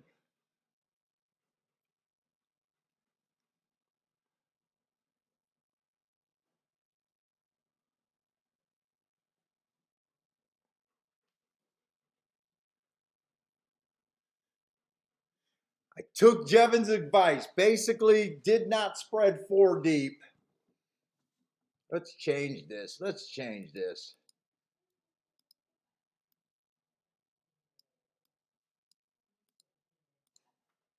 $50-50.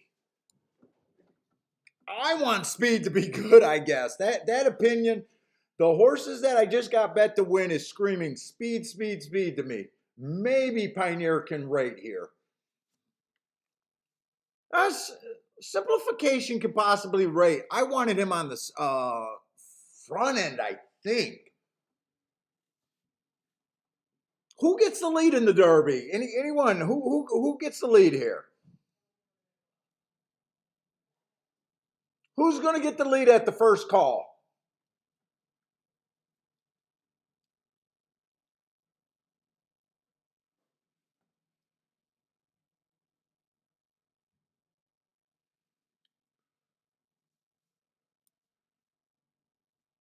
Why do I keep looking at the wrong race? Ah, that was Charles B. That bet was sponsored by Charles B. I liked it. Why not? 8 goes to the lead. Paul says 8 goes to the lead. I think Epicenter's probably going to be rating, but he's going to be close. I think they liked that last race where he rated.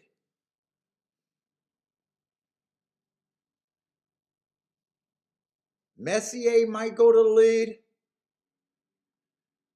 Charge it possibly, but I don't know. I'm not convinced on that one. I think Pioneer, Medina. Oh, I think Classic Causeway. I think Classic Causeway might. Snapping Finger says definitely a horse will have the lead.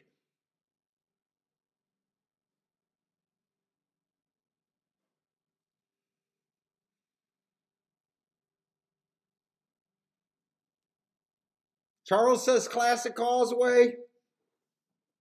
I'm hoping that him and Simplification does not battle. I'm thinking Simplification got more options there.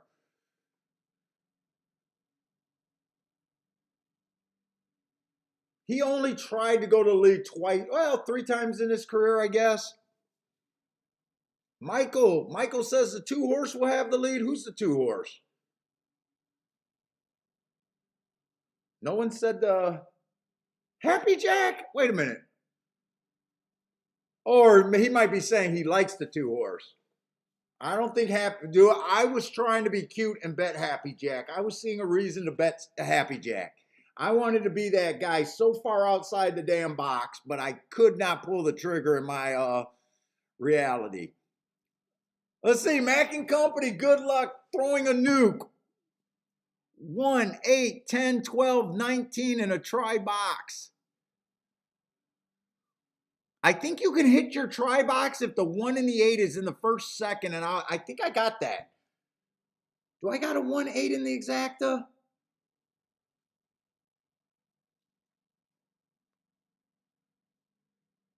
Yes, I do have a 1, 8 in the exacta.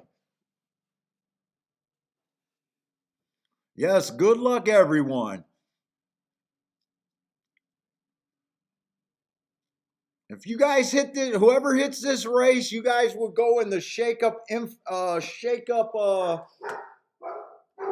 Derby Kings for an entire year. We'll have to remember who hits the Derby and the shake-up.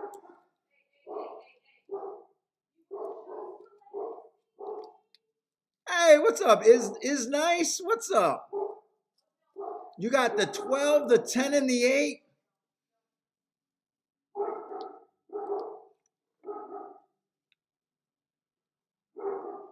So I can root for your 8 as long as the 1 or the 11 gets second there. I can be with you on your 8 as long as the 1 or the 11 gets second.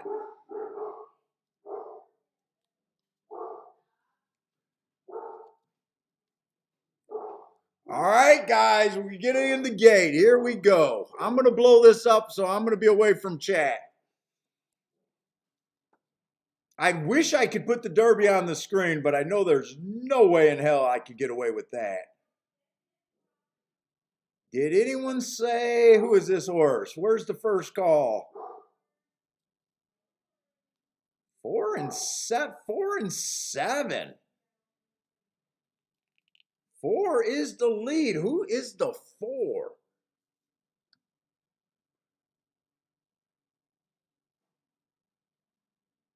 I keep looking at the wrong damn race. Oh, Summer of Tomorrow. They were saying this horse had speed. Oh, my horses are not even running. 21 and 3, 45 and 1. If that clock is right, we got the pace for coming off the pace. That is a pace.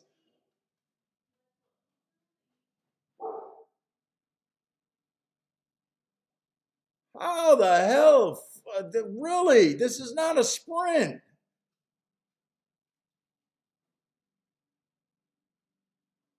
No one called the 4 getting the lead.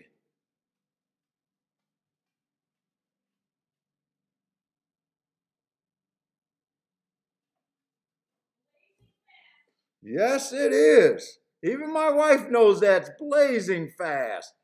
Epicenter.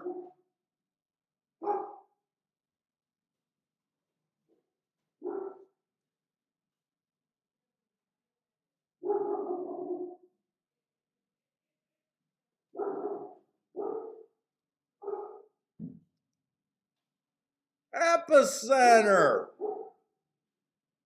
Who is the 20? That's a big time. Is that the 20? Big time boom there. Who predicted? What a pace. Dude, that set it up for closers galore. Who was that horse? I can't even tell who that was that won that race. The dogs are going crazy. The 21, the drawing horse. The drawing horse, and someone in the chat room called that horse. Who is the man? There is one man in this room that I know of that hit this horse. Mack and Company hit the double.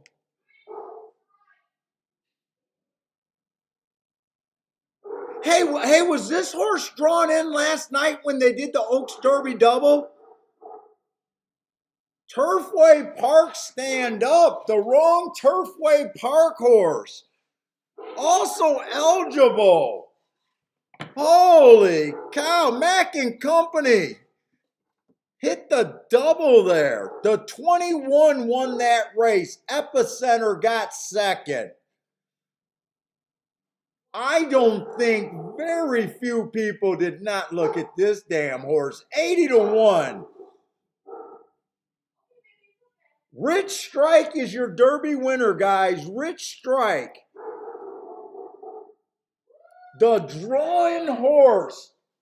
How much did they pay Eternal Road to scratch? Kiki, this horse was not even slated to run. No, you did not know that unless they said it on the announcer. Who is the man that said Rich Strike? Or man or lady? I'm sorry, I don't remember who the name was.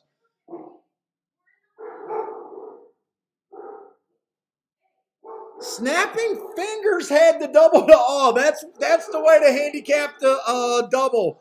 Snapping Fingers to all. Congratulations, man.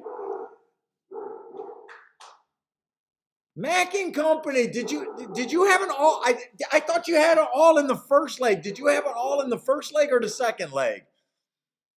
Someone caught it yesterday. Oh, so we knew at the time of the Oaks Derby double that this horse was in. Okay, that was my question. I did not know that. JW, what's up? Laughing and crying. I don't know if there's been a single expert that called this damn horse.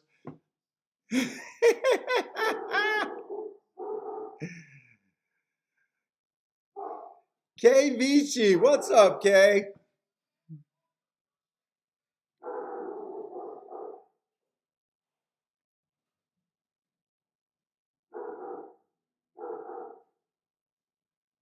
Oh my God, bask in it. I want to know who the guy that called out Rich Strike.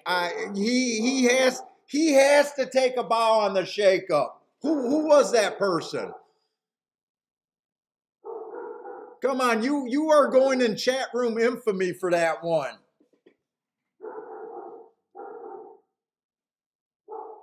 He's probably dancing around naked in his house right now.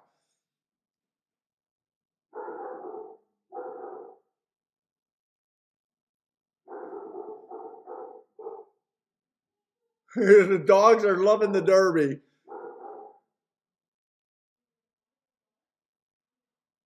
Oh my God, I got to see who that was that just called him out. I think it was the only horse that he called out or she called out. I don't even remember the name. Oh my God, was it Ross? Ross, I like Rich Strike, but not enough to bet. Was that the I thought I don't think that was the person that said it though.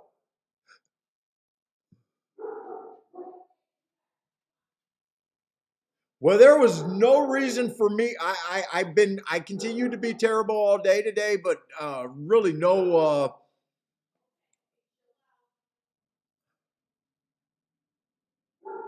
I did not have real Derby hopes there. I got to see who called that horse out.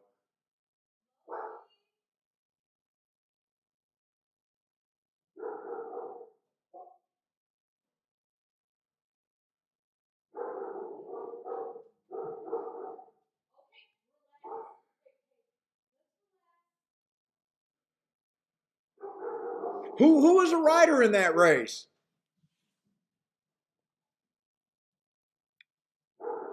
Hey Ross, I knew you said you didn't bet, but did you decide to bet late? I hope you got a little bit on him. Market. Oh, it was Ross there. Ross, please tell me you bet there. I seen your comment. I wasn't sure that you were the guy.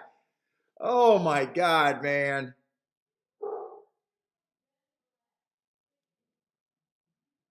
Rich Strike won. The 21 horse won. The also eligible who drew in late. Lloyd had three of the top four. Well, yeah, okay. Yeah, all simplification did get 13. So you liked Epicenter. Epicenter ran extremely well. I can't take anything off of Epicenter. Your Zandon ran well. He ran third. Simplification ran fourth, and Moldonical ran fifth.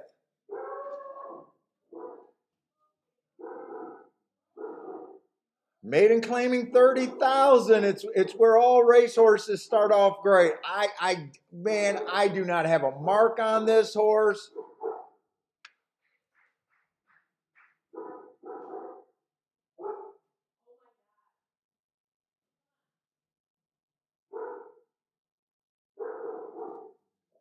Unbelievable. That race was just a broken down race. We got to watch this trip. We got to see where this 21 horse came from.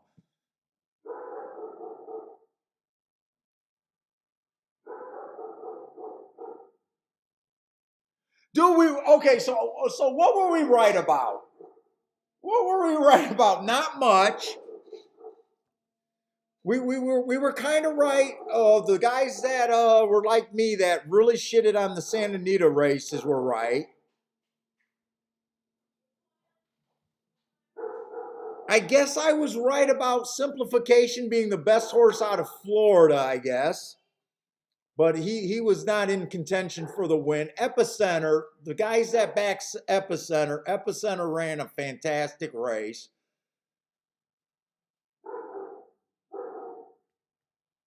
Zandon, Zandon wasn't on my radar. Zandon was up there. Yeah, Paul, isn't it? Doesn't he remind you of like that Mind That Bird, who I always say was at least the worst Derby horse in my Derby history. Dude, we were talking about Turfway Park and me loving Animal Kingdom. It was Tis the Bomb got a lot of got some respect by some names out there. I did see some people touting Tis the Bomb on social media, but it was the wrong Turfway Park horse.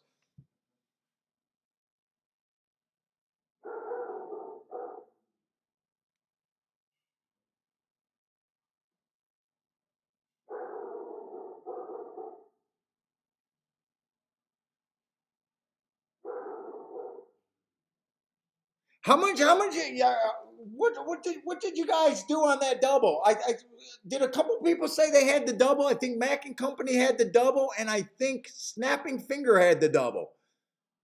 Was those are the two guys that hit the double? I gotta believe that made you a winner today. What is this double gonna pay? Mac and Company, make it official. Let's fucking go. Dude, when you get that crazy pace, man, you can see the closers.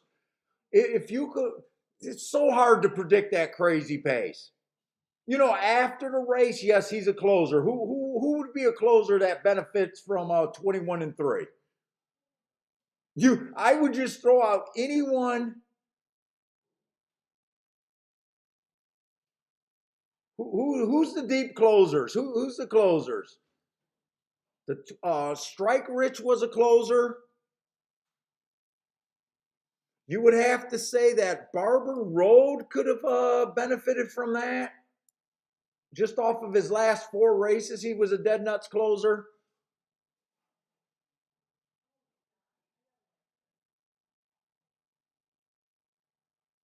Zandon got second. Zandon's been closing. Or no, Zandon got third. So he benefited. Dude, if you thought this was a meltdown race, and that's all your opinion was, that they are going to close today, I'd say you would be between Mo Donegal,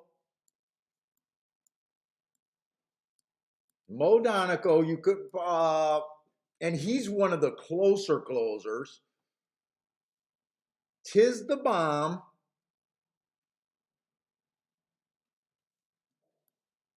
Zandon. Yeah, we got to keep Zandon in there.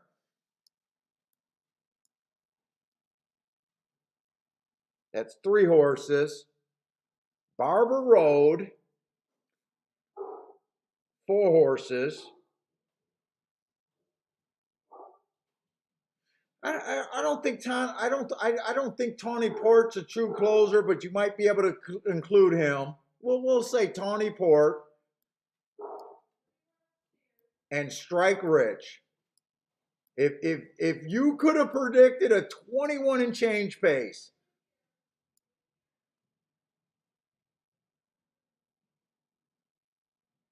what are these payouts? $163 to the winner, $75 to the place, $29 for the show. Pick 3, $1,600 for 50 cents. Exacta, $4,000, $2, not a bad bet. Trifecta, 7,000 for 50. I didn't think you could do 50-cent trifectas. Pick 5, $247,000 for 50 cents. Super high fives, What is that? 0.7 million or however you say that?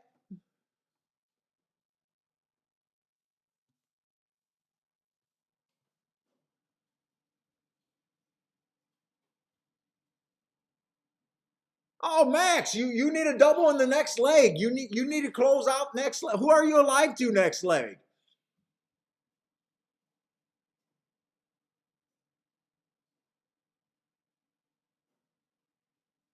The pick five, the high five or whatever it was paid 700,000. Dude, Mac, I was like wondering what the hell happened to you, man. I was looking at some old videos and I was remembering some names that used to be here all the time. And your name popped up and I was like, man, what happened to him?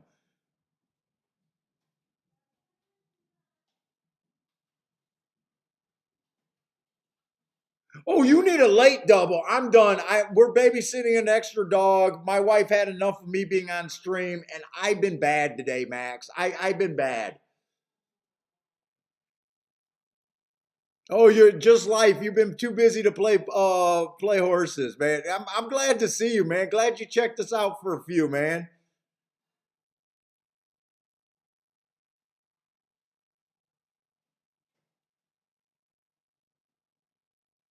Unbelievable. I hope they come to the replay pretty fast here. I want to see the replay, and I'd like to see that if you guys are still here. What did that double pay? No, not a Rolex day. Yesterday was really good. Yesterday I was on fire and I shut it down and should not have shut it down, but I was so happy with what I was up yesterday. And then today I ran second with some nice shots. And then I made a few really bad bets. And obviously my Derby opinion wasn't worth anything. Max, I have not talked to Bill for probably a year now. I can't get a hold of him. I have no idea where he's at. Oh my God, Mac and Company and Snapping Fingers. Nice hit. You guys closed out the double.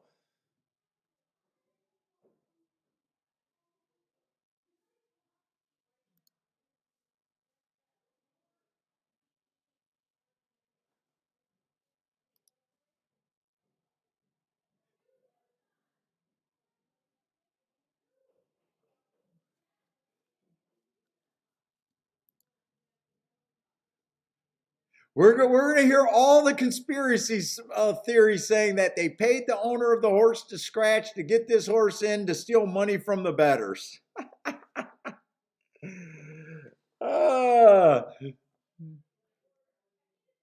go to horse racing Twitter. That, you know what? That might make me smile tonight. Reading horse racing Twitter tonight. That's probably what I'm going to be reading all night. Grandma's congratulating the guys that hit that. So it was Mac and Company and Snapping Fingers and Ross over there are going in the Shake Up Derby Hall of Fame for 2022 there. Unbelievable, man. Unbelievable. Mac, did you? I'm still waiting to hear if Mac had the horse or did he hit it with an all. Snapping Fingers, I think, said he hit it with an all that race. I thought Mac had the all in the first leg, so I'm guessing that he liked the horse.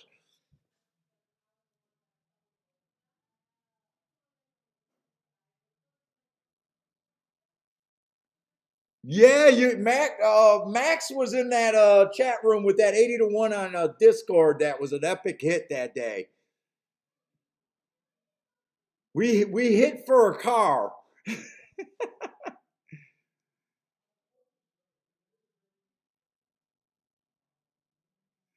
Case G is complaining about the $1,300 double. Seems a little light. Mac, I hope you had that a few times. I hope you and Snapping Fingers had that a few times, man. I hope you guys can tell me that you guys had a pretty special day. Not that 1300's not a bad day. Case G, good thing you didn't hit because we don't want you to be mad.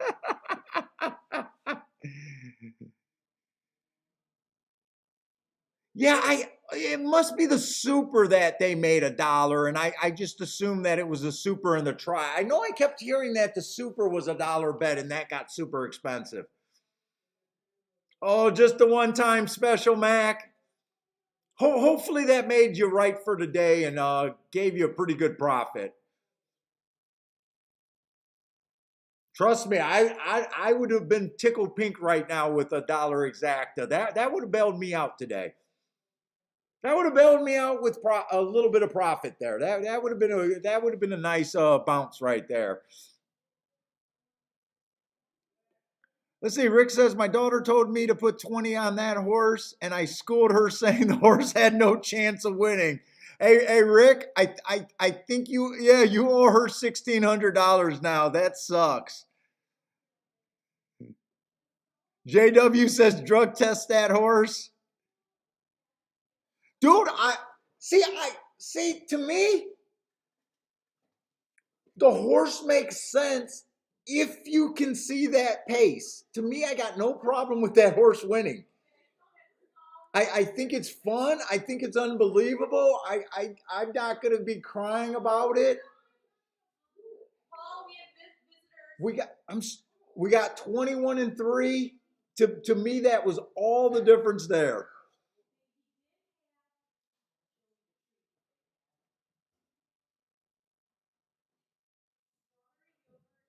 We thought I thought that horse had no chance in hell.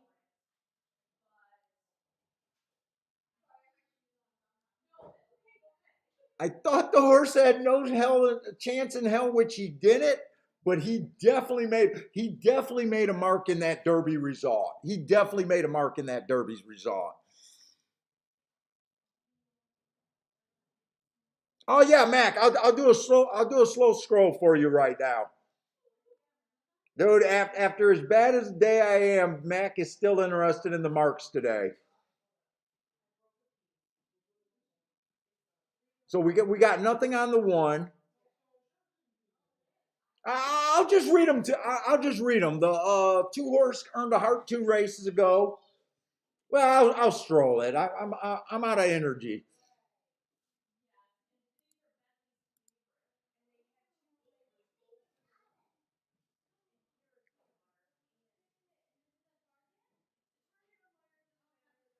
Treasury got some really fast races under his belt. I didn't do the Hawthorne race.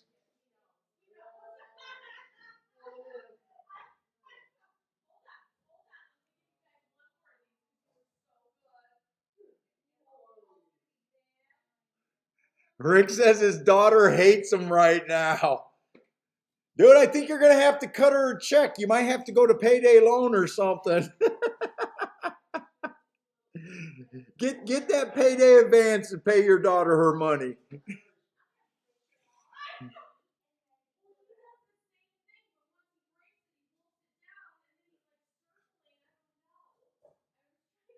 You know what, Lloyd? You might be right. A lot of people, some people could have wheeled Epicenter there. Epicenter all?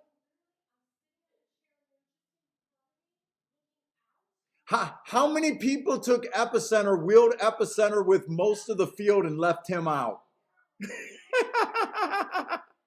You're probably going to hear some stories. I wheeled Epicenter with 15 or 18 horses and I left off the 21.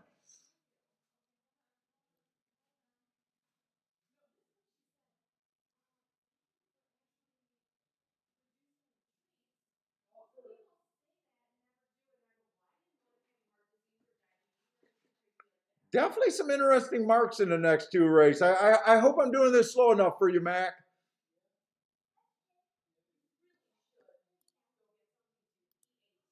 Did Oh my God, this guy, I don't even know who this guy, well, I don't know who most jockeys are, honestly.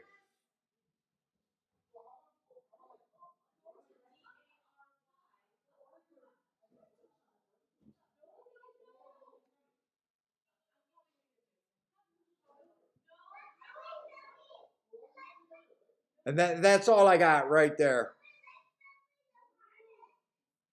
Oh my God, Epicenter is just tired and he's fighting. He's fighting so hard against Zandon. And this horse just got the perfect, oh my God, it just opened up. That does look like Mind That Bird, doesn't it? Unbelievable.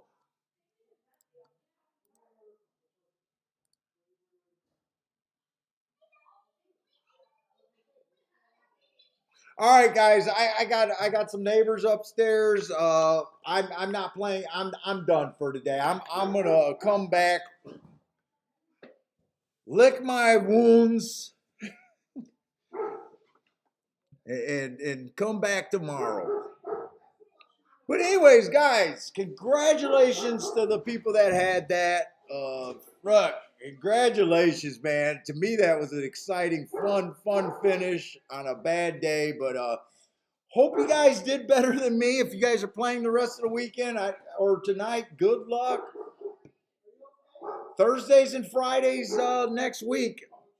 Nothing's going to change. We'll be back with 2 tracks and get back to reality.